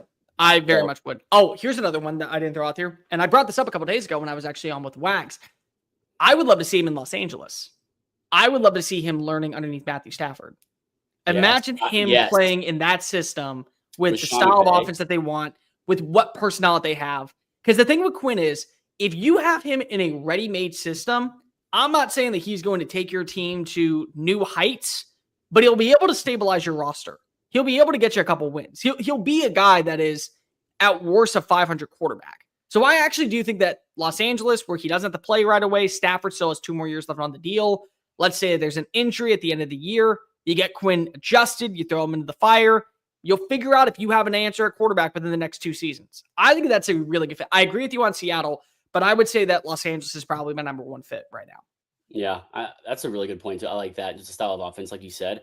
I mean, I think that'd be another great fit, learning from Sean McVay and Matthew Stafford. Yeah. The weapons they have, and just how they run their offense. That's a great fit. I think several, like Dylan Gabriel would probably love to do that too. Yeah, honestly, Dylan was one that I was looking at. Kyle McCord was one I was looking at. Jackson Dart, I think, would be another one. I was going to say, where do you have Jackson Dart? Like, what do you think would be a good fit for him? Honestly, I do like him in New York. I do think that the Giants, Brian Dable, his system would be really fun to watch. I think that Los Angeles would be a lot of fun to watch. I think him learning underneath Geno Smith in Seattle would be a lot of fun. Do you think Jackson Dart, I guess, is more different than I think he is similar to what's his face from the old other Ole Miss quarterback, Matt Corral? Matt Corral, yeah. I think he's different. I see a lot of similarities though.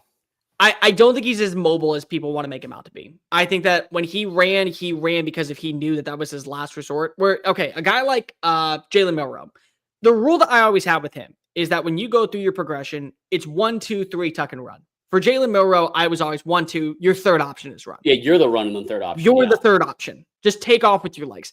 Jackson Dart to me was a dude that was 1, 2, 3, 4, 1. Okay, now I tuck and run. Like everyone was covered, then I go run. Corral was more so a 1, 2, 3 tuck and run type of dude. And he was not afraid to go ahead and run. I think that Dart is limited with his game. I don't know if he will ever transpire into what a Brock Purdy eventually did, from being Mr. Irrelevant to a top half quarterback in the NFL that's going to get a pay grade because of San Francisco needs a quarterback. Like they have to decide on what the plan is, and somebody's going to say, if you don't want him, we'll take a dude that went to the Super Bowl. Even if it's on a 2-year deal, we'll pay him. I don't know if he'll ever get to that level. But if Mason Rudolph can have an 8-year career, Jackson Dart can have a 6. If Taysom Hill can be everything under the sun and still be viewed by some people as an actual quarterback, Jackson Dart can find a way into the NFL. Jarrett Stidham can go from being viewed by some people as a legit starting option. Jackson Dart can make a 53-man roster. That's how I feel about Jackson Dart. There is a special place in my heart for him because of I loved the way that he played the game. The locks that flew out of the helmet, the eye black looking like Darth Vader. He was Anakin eye black. Yeah, he was so much fun to watch on a game day. There will always be a special place in my heart, but I have my limit. Like again, and people get so annoyed with me whenever I bring this up. They're like, you love all these college quarterbacks. I love watching Jackson Dart play. I just don't think it can translate. You can't do that in the NFL. But like, I love watching Jackson Dart and I love watching college quarterbacks. And they're like, well, but why are you not worried about their NFL draft stock? It's like, because I don't care about what they're going to do on Sundays when it's Saturday. It does no correlation.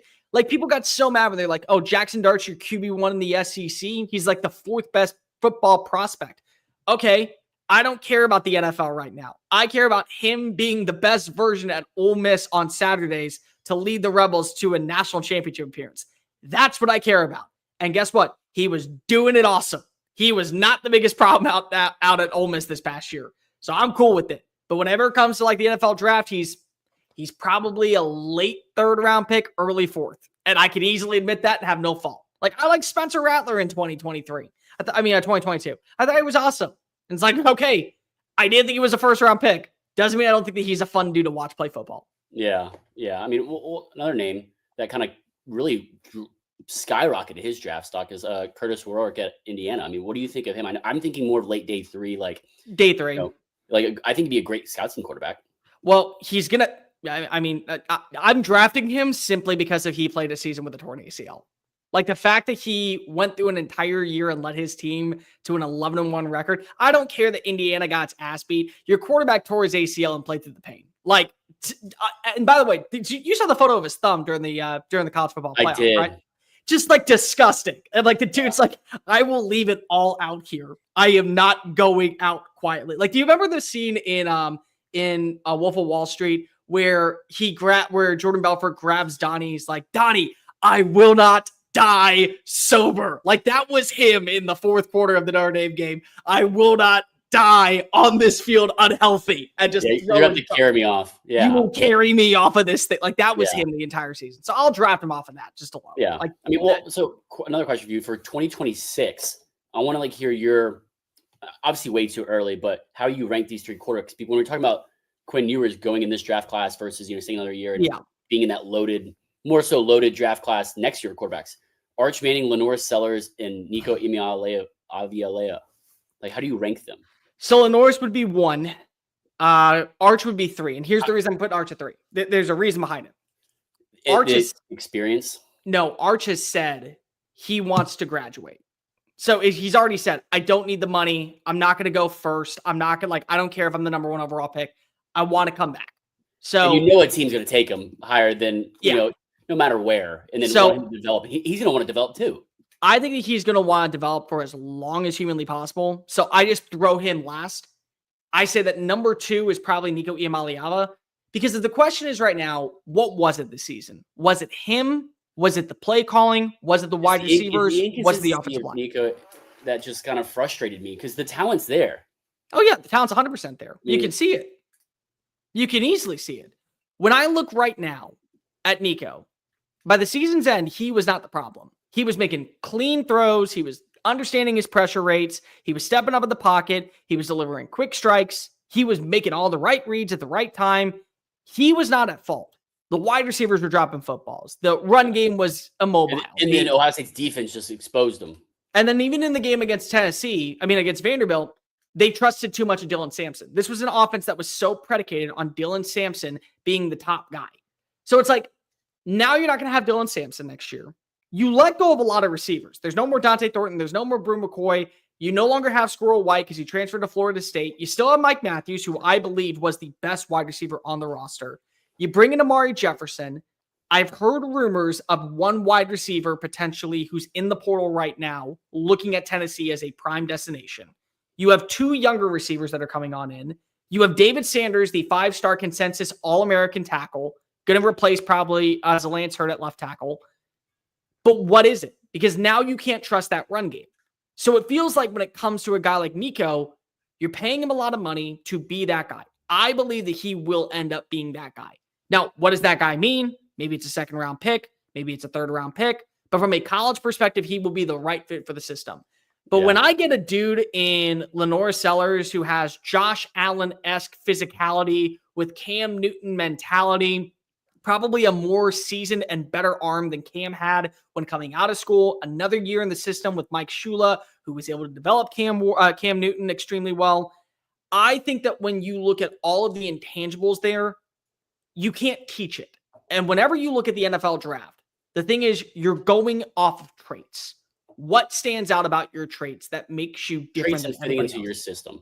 So a guy like Lenore Sellers, there are very few people, very, very few people that don't have that speed, size, and physicality all in one combination. That's what's going to be really hard to emulate. So I go Lenore Sellers. And honestly, he may come back from that order. You really have. That makes you sold me on that order. It makes a lot of sense. And I think about just the intangibles and with the Arch Manning wanting to graduate. I didn't know that honestly. So I think that makes a lot of sense. The Nico Iamaleava. I say, you want to practice it? Iamaleava. Is that okay? Is that how it is? Because I've always said it Iamaleava. Iamaleava? Iamaleava is how I've always said it. I've never gotten yelled at by somebody for it. I'll go with that. Iamaleava there. Okay. I just want to see a little bit more consistency and just be able to, go out and ball out against an elite defense like Ohio State, because that's what you're going to see in the NFL every week. He's definitely has the potential too, but I think a big name for me too, I don't want to say sleeper names, but more so sleeper because they're not a top 5 quarterback for the 2026 draft. Garrett Nussmeier and Jalen Daniels. Okay. I think for different reasons. Garrett Nussmeier gives me more traditional blend of, not a tuck and run mobile quarterback, but not a pocket passer, kind of in between that. But then Jalen Daniels just kind of like a Jalen Milroe talent, ability characteristics, Lamar Jackson characteristics, ability, and it could work in the right system and learning from the right offensive coordinator and coach and having the right variables around him. Those are the two biggest names for me for next year. So Garrett Nussmeier is my QB1 going into the SEC for 2025. And Really? people are frustrated at me for saying Over that. Lenore Sellers? Lenore's is two. Lenore's is two for me right now. Listen, I'm getting experience. I'm getting more than just experience. I'm getting consistency. I'm getting basically a veteran leader. He's going to have the same wide receivers back. They also brought in Barry and Brown. They also brought in Nick Anderson. They're going to have, I think, a more stable run game. They're going to feel a lot better about their defense. I honestly do think that you have to be the guy next year because of now you also have a very good backup in place with Michael Van Buren. Michael Van Buren is probably the same as what I would say Jonte Moore was going to Oregon, where if you needed to start him, you didn't mind it. You're glad that he gets to sit for a full year. You're going to have a better run game. Your defense is going to be better. Add that all together. He should be the best quarterback in the SEC in terms of fit. The one with the most upside, it's easily Lenoris or it's DJ Lagway. Jalen Daniels, to me, the problem that I have with him is that I'm waiting for him to get back to that 2021 season. I'm waiting for him to get back to all the heroics where he was making people juke and jive and miss all the time. And he just hasn't done that yet. And it's one part of it was largely due to injury in 2023. And Jason Bean came and balled on out. He beat Oklahoma, and then he led his team to a 9-4 finish. And then last year, he just was too inconsistent. And he was a roller coaster. Because if you go back and you remember the first few weeks, he was thrown into double coverage. He had a couple of really bad miscues. And it led to fumbles, forced balls. It led to the loss against UNLV, and UNLV started gaining that momentum. They weren't playing inside of Lawrence, Kansas. They were playing instead out in Kansas City because of the stadium's under renovation right now. So it's like, I want to see what this team is going to be and what he's going to be with another new offensive coordinator. Because remember, Andy Kotelnicki is gone. He went to Penn State. They have a new offensive coordinator coming on in this year. So if they can do that and they can get him back to playing Jalen Daniels football, I'll start believing a little bit more. I really like him. I love Sam Levitt. I love Sam Levitt, and he will be draft eligible next year. If he can continue to build off what he did this past season, Arizona State's a sleeping giant. You got to prove it another year, I think. Just like for NFL wise, for draft stock, you got to do it more than 1 year, unless you're just like unbelievable talent that just had a special year and everything fit perfectly, and the characteristics of an NFL quarterback were there. Like we've seen in some guys, right? Like Bo Nix has done it. I mean, I'd say obviously 2 years, but more. That's just kind of the first example that comes to mind. Sure. Or like a breakout season. I don't want to say Cam Ward because he put up really good numbers at Washington State. But like that, I just think do it again, and you're leading no doubt. I just saw the dumbest thing on Twitter real fast. I didn't mean to cut you off. Developing story. Young Thug has slain a mythical serpent in the Pacific Ocean. Who tweeted it? Daily Noun. Young Thug has slain a mythical serpent. Hey, ATL native. I would say, I kind of hope it's true now. Because I'm always afraid of the ocean, dude. Like I am. I am not afraid of almost anything. Like there is nothing that terrifies me. The dark ocean terrifies me. Linguistics. Yeah, dude, well, it's crazy. I mean, I know we're getting off topic, but we know more about space than we do about the That's a horrifying thought. We live here. We live here full time.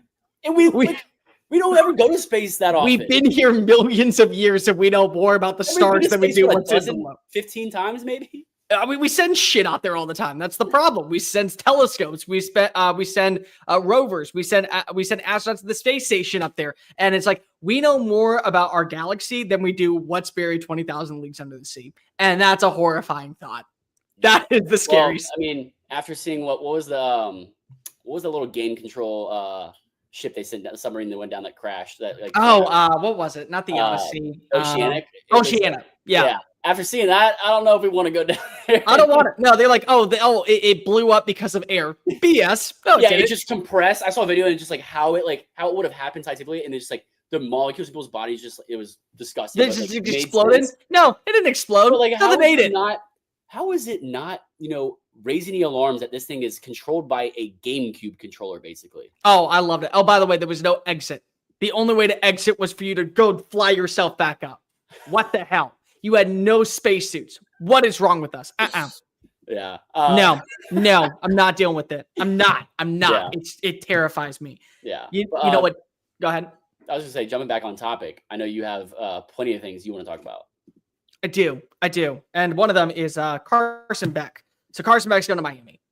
Number one, knew it. I mean, it was everyone knew it. It was the worst kept secret out there. Like when you guys were in the group chat and someone was like, not you, but somebody else was like, oh, he's and he's going to Notre Dame. It's like, he's not going to Notre Dame. Yeah. His girlfriend is not Hannah at Notre Dame. Goes to Miami. Like someone's like, oh, she's only going to be there for a semester. But I'm like, you don't think she'll live there for 6 months making bank? I say, oh, boo-hoo. You mean the social media girl is going to stick around the city of Miami to stay in social media while her boyfriend plays football? Oh, no, she's going to go to New York during a little wag for his half. For half a year, I think that she'll manage. I think she will survive.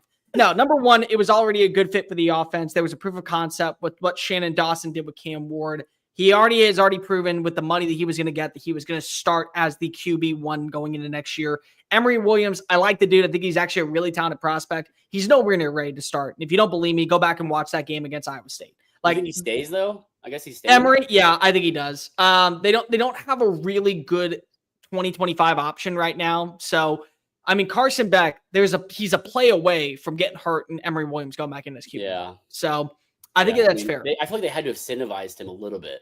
But if I'm him, I'm going to be like, hey, like Carson Beck coming in, I'm thinking about leaving. Like, what's in it for me? I think you have to explore that option in his shoes, and I hope he did. But like you said, he's a play away from or Carson either getting hit or it re-tearing or something. Just not fully healing right or in time. From being a starting quarterback. And he's screwed. He's absolutely screwed. Yeah, but Matt Hayes, USA Today, wrote a column this morning. Very good column if you haven't checked it out. That said, Georgia wanted him back. Before there was any rumors about him going into the portal, before there was any rumors about him even declaring for the NFL draft, Georgia wanted him back. When he entered the portal, there were two teams apparently fighting after him. The first one was Miami. They won the deal. Hannah Cavender came on in, drained a 3, got her boyfriend to come on down to Coral Gables. Good for her. The second one was Alabama. Alabama needed a quarterback. They went 9-4. They felt like that Carson Beck fits the system underneath Kalen DeBoer, comes on in, works with Jeremy Bernard, works with Ryan Williams. They have 2 young up-and-coming receivers that are going to be a part of the system. They like the current status of their roster. They're a quarterback away. He comes on in. Well, this is where things get interesting and a source-off becomes a source-off. So Rusty Manziel, who is as close to anybody in the state of Georgia, to the University of Georgia. In fact, he's pretty smart when it comes to knowing what's going on with Kirby's staff. Reported that there was no interest. It was a mutually parting of ways. And then Andrew Bone, who I know very well at Bama Online, the On3 site, who has done extensive recruiting backgrounds and knows literally everyone inside that building when it comes to recruiting. Carson Beck was not offered a spot on the roster. Kalen DeBoer never had that conversation. So now we have a source off between the two with a major publication in USA Today and On3 going back and forth and saying, I'm right. No, you're right. No, I'm right. No, you're right. And it's the Hatfield and McCoy is just waiting for something to drop and they can just start firing bullets at each other. Harrison, before we even get to when you bring up what was truth and what was false, just your overall thoughts. Is it the right fit for him to go to Miami? Yeah, I think it is because of all the things we've mentioned. We knew he was going to get a big bag wherever he went, and he was going to go to a place where I think just the kind of the style and character that it seems that he is, and getting a Lamborghini deal, it seemed like a right fit. Obviously, his girlfriend's there. I think also it's a place he knew he can go and basically do what Cam Ward did, go put up numbers in an offense that fits well to do that for him, but also in the ACC compared to the SEC. Sure. Also a title contender, right? You're a playoff contender, and they have a lot of pieces coming back, right? I mean, you got that, just all those things that kind of mesh into it, and obviously getting he's made what, $12 million in NIL deals. I think NIL deals in 12 months.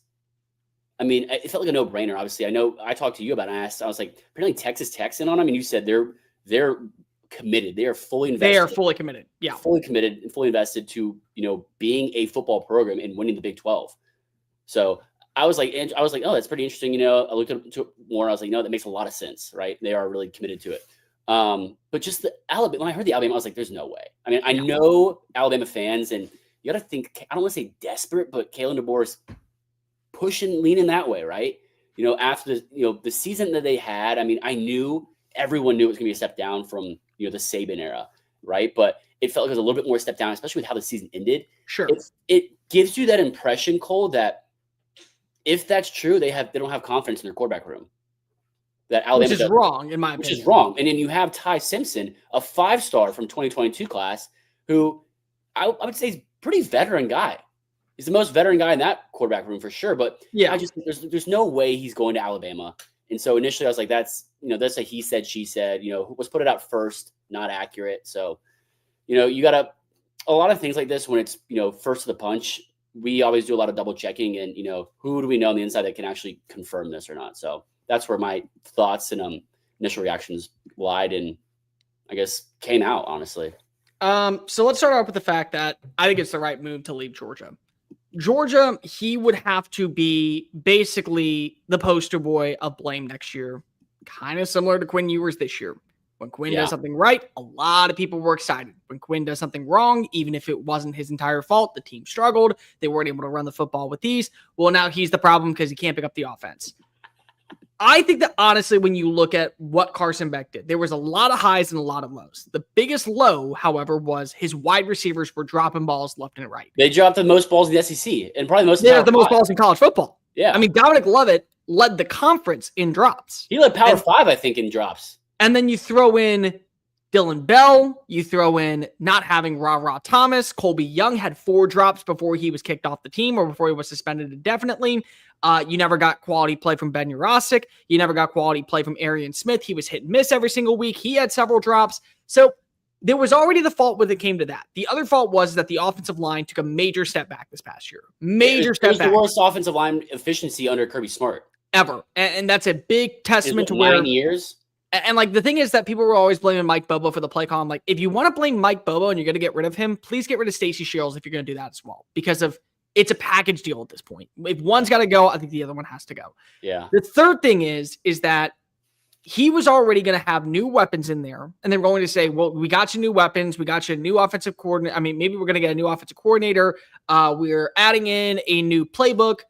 And by the way, the games that you lost to Alabama and Ole Miss are now at home next year. So you can't lose those games. And now you got to lead us to a national championship like you promised. Yeah. Let me read off the schedule for Miami next season. Bethune-Cookman, USF, at Florida State, Louisville, NC State, Stanford, Syracuse without Kyle McCord, Ricky Collins likely being the quarterback, at Pitt, at Virginia Tech, at SMU, and then you throw in Florida that has improved in Notre Dame. I'd say minimum 9 wins. It's at minimum 9-win team, if not an 11-win team. You are at 11 wins, you're going to the college football playoff. You're not playing SEC defenses every week. And the other thing that's really important here, Harrison, that I really don't think enough people are paying attention to, the College Football Playoff Committee has already made it clear that they're going to put in 2 ACC teams if they're, number one, prominent enough, and number 2, have the record. Because they put in an SMU squad that had 1 game against a ranked team before the ACC championship and lost. And because they made it a close call against Clemson, they put them in. Hell, and Miami's Indiana too. Yeah, and they rewarded lack of strength of schedule. So and Miami is such a big brand that people will watch, so that also helps them. Exactly. I mean, Carson Beck's also from Florida. Yeah, he's from Florida. It's not that far from home, right? And so I get that perspective too. But going back to Georgia, the most inefficient offensive line, most inefficient running game under Kirby Smart's career, and I think now we saw they had 40 yards rushing against Notre Dame. 40 yards. 40, yeah. They averaged 49, maybe. I think it was 3.1 yards per play. Yeah, I mean it was under 60 yards for the whole game. That is not the identity that Georgia has developed and sustained, especially under Kirby Smart. But when you combine that with the collapsing of the pocket, having to expand plays. I mean, I'm not saying he's the best at it, but he's not bad at it. But then the inefficiencies and drops in the wide receivers. He shouldn't be getting all the blame, but that's just how the sport goes. And like you said, with the whole Quinn comparison, if he comes back, very, very strong comparison. I like that as well. But like you said, you have these tough games like Alabama and whatnot at home. The pressure's on even more. just especially after winning 2 national championships in the past 5 years at the University of Georgia and the type of fan base that it is, why not go closer to home, get a bag, you're locked into QB1, take a lot of the pressure off, and be one of the maybe closest teams to a lock for the ACC championship and the college football playoff? It feels like a no-brainer. The other thing is that he's getting paid $4.1 million in NIL funds, which, by the way, it's okay. It's pay to play. I'm tired of seeing NIL for name, image, and likeness. I agree 100%. But have you seen this bill that they're trying to pass that would go in effect, I think, in June?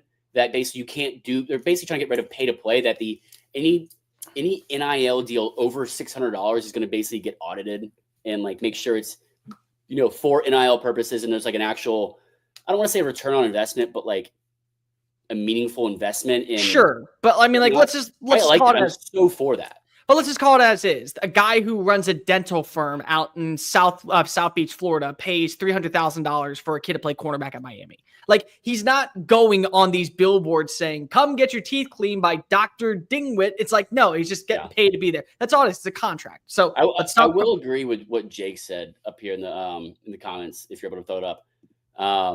Where was it? How did a guy that looked like Napoleon Dynamite get a calf in their twin? Play college football. Play college football. That's all you got to do. And be a starting quarterback in the SEC. I say that's all you got to do. It's not that hard. It's not that hard. But what I will say is that, again, he's getting paid $4.1 million in NIL. He is the starting quarterback at Miami. Like, he doesn't go through spring practice. He doesn't go through any drills. He's not showing up until the start of fall camp. That's QB1. Alabama, if you guys don't know, let me make this clear. Alabama has spent a lot of money at the quarterback position over the last 2 years. Number one, to keep Ty Simpson and bring in Austin Mack. And number two, to go land Keelan Russell. Because Keelan Russell from Duncanville was not going to Alabama. He was going to go to SMU, and SMU was going to pay him a pretty handsome bag. I texted around. He's going to Alabama because of what they're offering him. So who do you think, like, I don't say, I guess, who do you think starts, but who do you think gives the most competition? Because I think it's to Ty Simpson. Who do you think gives him the most competition? Oh, it's Keelan Russell. Okay. Keelan Russell is going to have an opportunity to win the starting job. Now, here's what I will say. If he is a freshman starting week 1, I am tempering my expectations at Alabama this year. Now, I'm not saying that you shouldn't be thinking of 10-2, 9-3, because that should always be the standard when you're at Alabama. Competing for an SEC championship, competing for a college football playoff berth, having a team that is living up to expectations and NIL return funds, all that aside.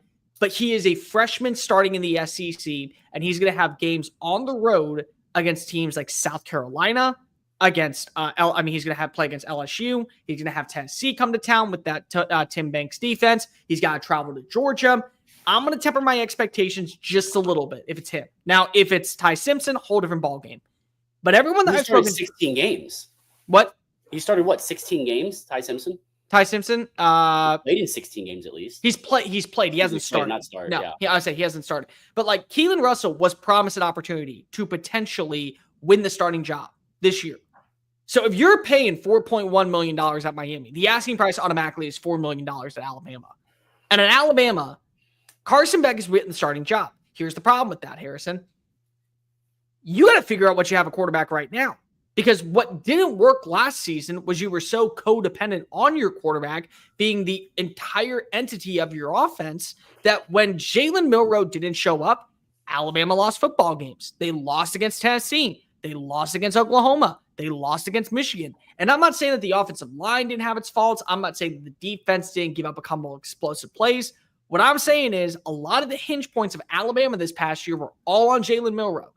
You can't go into spring camp and go, oh, well, Carson Beck's our starter, but Keelan Russell is balling on out, but we paid $4.1 million for Beck to be our dude. He's not practicing.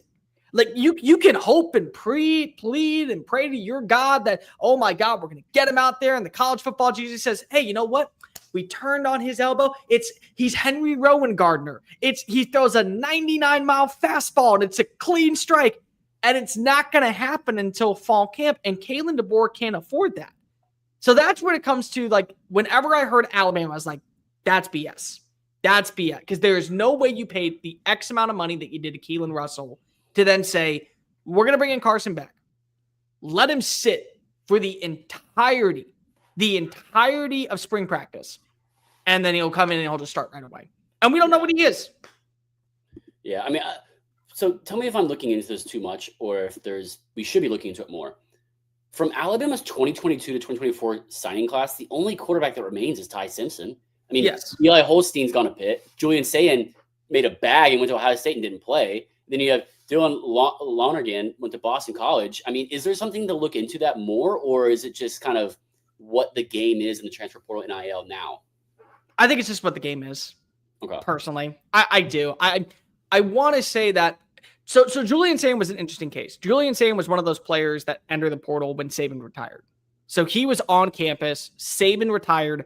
When that happened, they gave you a 30-day window to where you could Same with Isaiah Bond, his whole legacy now. We'll talk about that later. So he was one of those dudes that when Saban left, didn't really matter. Wasn't going to hurt him. And I understand that. He wasn't part of the system. For everyone else, it's getting it back. And I understand the reasoning why. And a lot of times, I remember when I was at Alabama, they would be like 4 or 5 quarterbacks that were all 4 stars. And they knew that they were probably not winning the starting job. But what they did was they learned the offense underneath what Nick Saban wanted. Same with running backs. Whether it was Lane, whether it was Jim McElwain, whether it was Doug Nussmeier, Garrett's dad, whether it was Mike Loxley. And then they would go in the portal as a junior after 2 years. They'd win the starting job at a new school. Usually it was like a G5 program. They'd get probably something under the table.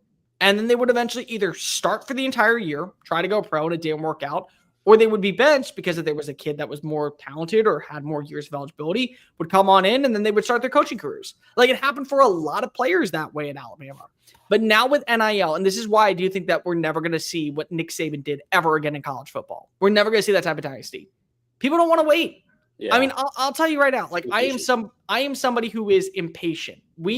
I have known things about SEC Unfiltered for a while, and I have waited to tell people because of I want it to be a guaranteed locked up. I'm impatient. When good things happen, I want to tell. Human nature is to be impatient. And so why is a player going to sit for 2 years when, say, USF gives them a call and says, you can start tomorrow? And we'll give you $1 million. Oh, by the way, you may never pan out. This may be the worst fit for you. It may be a terrible offensive personnel. It may be a lack of wide receiver help. Your offensive line is dog shit. But it doesn't matter because, number one, you're getting paid. And number two, we're going to give you an opportunity to start. Yeah, which is what you've been waiting for. The thing about the whole Saban era with that is, NIL wasn't a prevalent thing like it. The pay to play, not even NIL. Pay to play wasn't a prevalent thing like it is now. Right? Sure.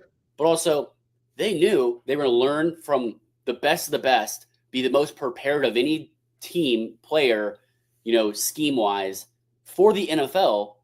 And they knew it only took 1 year that they needed to be good, put up good numbers and get drafted because, he was set. He learned the system, learned under the best of the best and implemented it.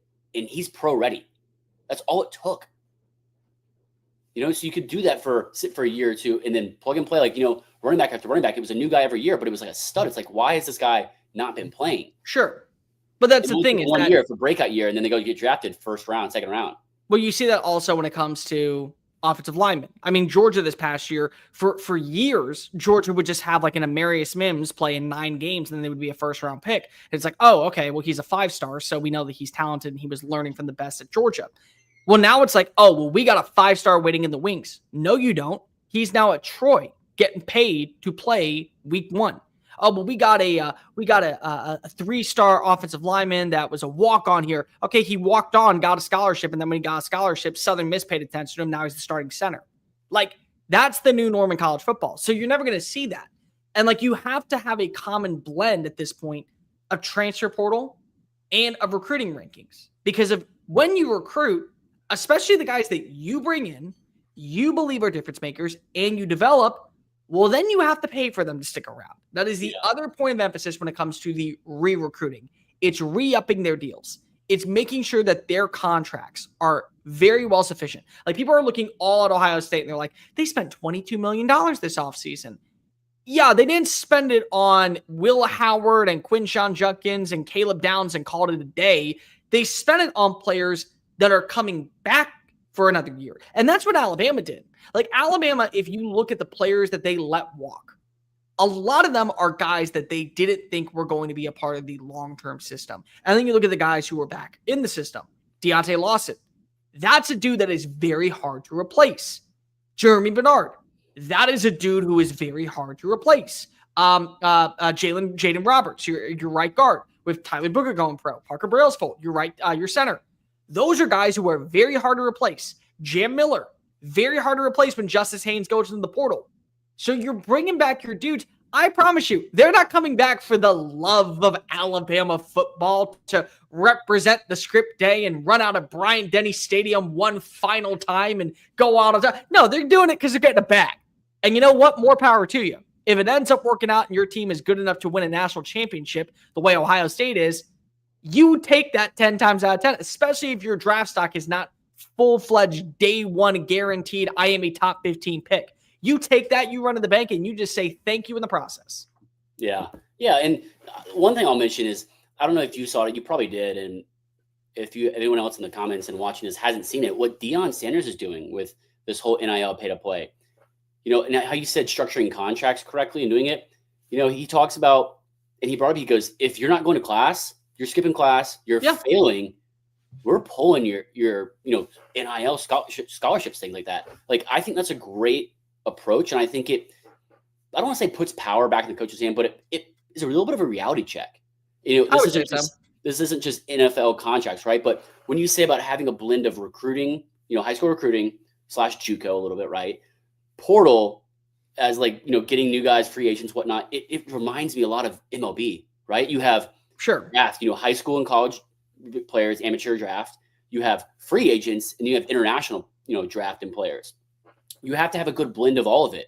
Like the best teams in the Major League Baseball, Dodgers, Red Sox they have one of the best farm systems right now. And it's a blend of drafting and recruiting and developing players too. Developing is huge. So having a blend like that, like you said, of all those kind of aspects is what's going to drive programs to success now, but also for the coming years. Let me ask you, because you're more in baseball than I am, especially when it comes to these type of moves. Is arbitration basically like trying to re-sign a player when it comes to keeping them from entering the transfer portal? It's kind of it's kind of like club options almost. Okay. But you can kind of negotiate basically and and then if they can't come to a deal, then it'll go to an arbitrator and they'll have a third party kind of, hey, you'll send in your offer, I'll send in my offer, and arbitrator will look at it and say, all right, well, these numbers are not really far off. Let's meet in the middle, right? But speaking of that, I do want to ask you about this. I know it's not SEC related. Yeah. But former MLB player joins college football program. I saw this. This is awesome. Bubba Thompson. Did you see him throwing though? Yes. He looks awesome. He looks good. He looks awesome. He was on the Cincinnati Reds opening day roster last year. He was on the Texas Rangers World Series. He was on the Rangers too. He was on the World Series. I love it. 232 batting average on the show. Dude, he's not Billy, Hamilton stealing bases, but he is so athletic. Do you think it's going to work out? It can. I very much. I hope it does. Now, here's the thing. I hate that he's at South Alabama because I don't think that Gio Lopez is not losing the starting job. That's the thing. I love Gio Lopez. Why do you go to South Alabama? He's from the state, so he had an opportunity to go to multiple state schools. I would have thought he was going to go to Jacksonville State. I had heard there was rumors that Bubba Thompson was going to go back and play college football, and I'm that was so cool. It's going to be Brandon. It's going to be Brandon Whedon. It's going to be Brandon because he was a 3-star, and he had he had offers in the SEC. Arkansas wanted him. Tennessee wanted him. I think South Carolina made him an offer. Mississippi State was in on him. Ole Miss was in on him. He got drafted in the first round. He went to the pros. I remember whenever I'd have MLB The Show and I would do my creative team, and I would just I'd sim after I got my starting lineup in my 5 pitchers. I'd always land Bubba Thompson in my farm system, and I was like, okay, he's got my last name. That's really cool. I want him to do something because if he is, and the ball, his throwing motion looked awesome in the video. Yeah, it looked awesome. It looks fluid. It looks smooth. There's a lot of power behind it. Obviously, throwing baseball is way different. I can tell you that from firsthand experience. But before we get out of here, Tom Glavine got drafted in the first round of NHL as well. Oh, it happens all the time. Legit hockey player. Yeah. It happens. Kyler Murray, Jameis Winston was a closer at Florida State. He was a good closer too. Yeah, he was a very good closer. I think it was more of a PR stunt, whatnot. But he was good. But he got invited to Yankees spring training. Obviously, Tim Tebow. Wild stories, just such unique stories, but I really hope this one works out and something I'm going to be following along for. That'll be my group of 5 follow along. No action this year, group of 5. If Brandon Whedon can make it from being a pitcher for the New York Yankees to Oklahoma State leading his team to a near college football national championship, Bubba Thompson can at least make things interesting out Please in have Mobile, Netflix Alabama. documentary on it. Please, that would be. I just want him to do something because of that. The Thompson name have a one continues to shining live on. moment. The Thompson name lives on. Like have red zone packages for him. Like just something. Just let him do something cool to where somebody gives him one more year of eligibility. What if he pulls like a Dion double play? Oh, I'd love it. That would be so cool. Oh, I would love it. An MLB team needs to do that for publicity, just for the vibes, for the interaction, the engagement. Someone should do it. That'd be awesome. I absolutely love it. Harrison, this was a lot of fun.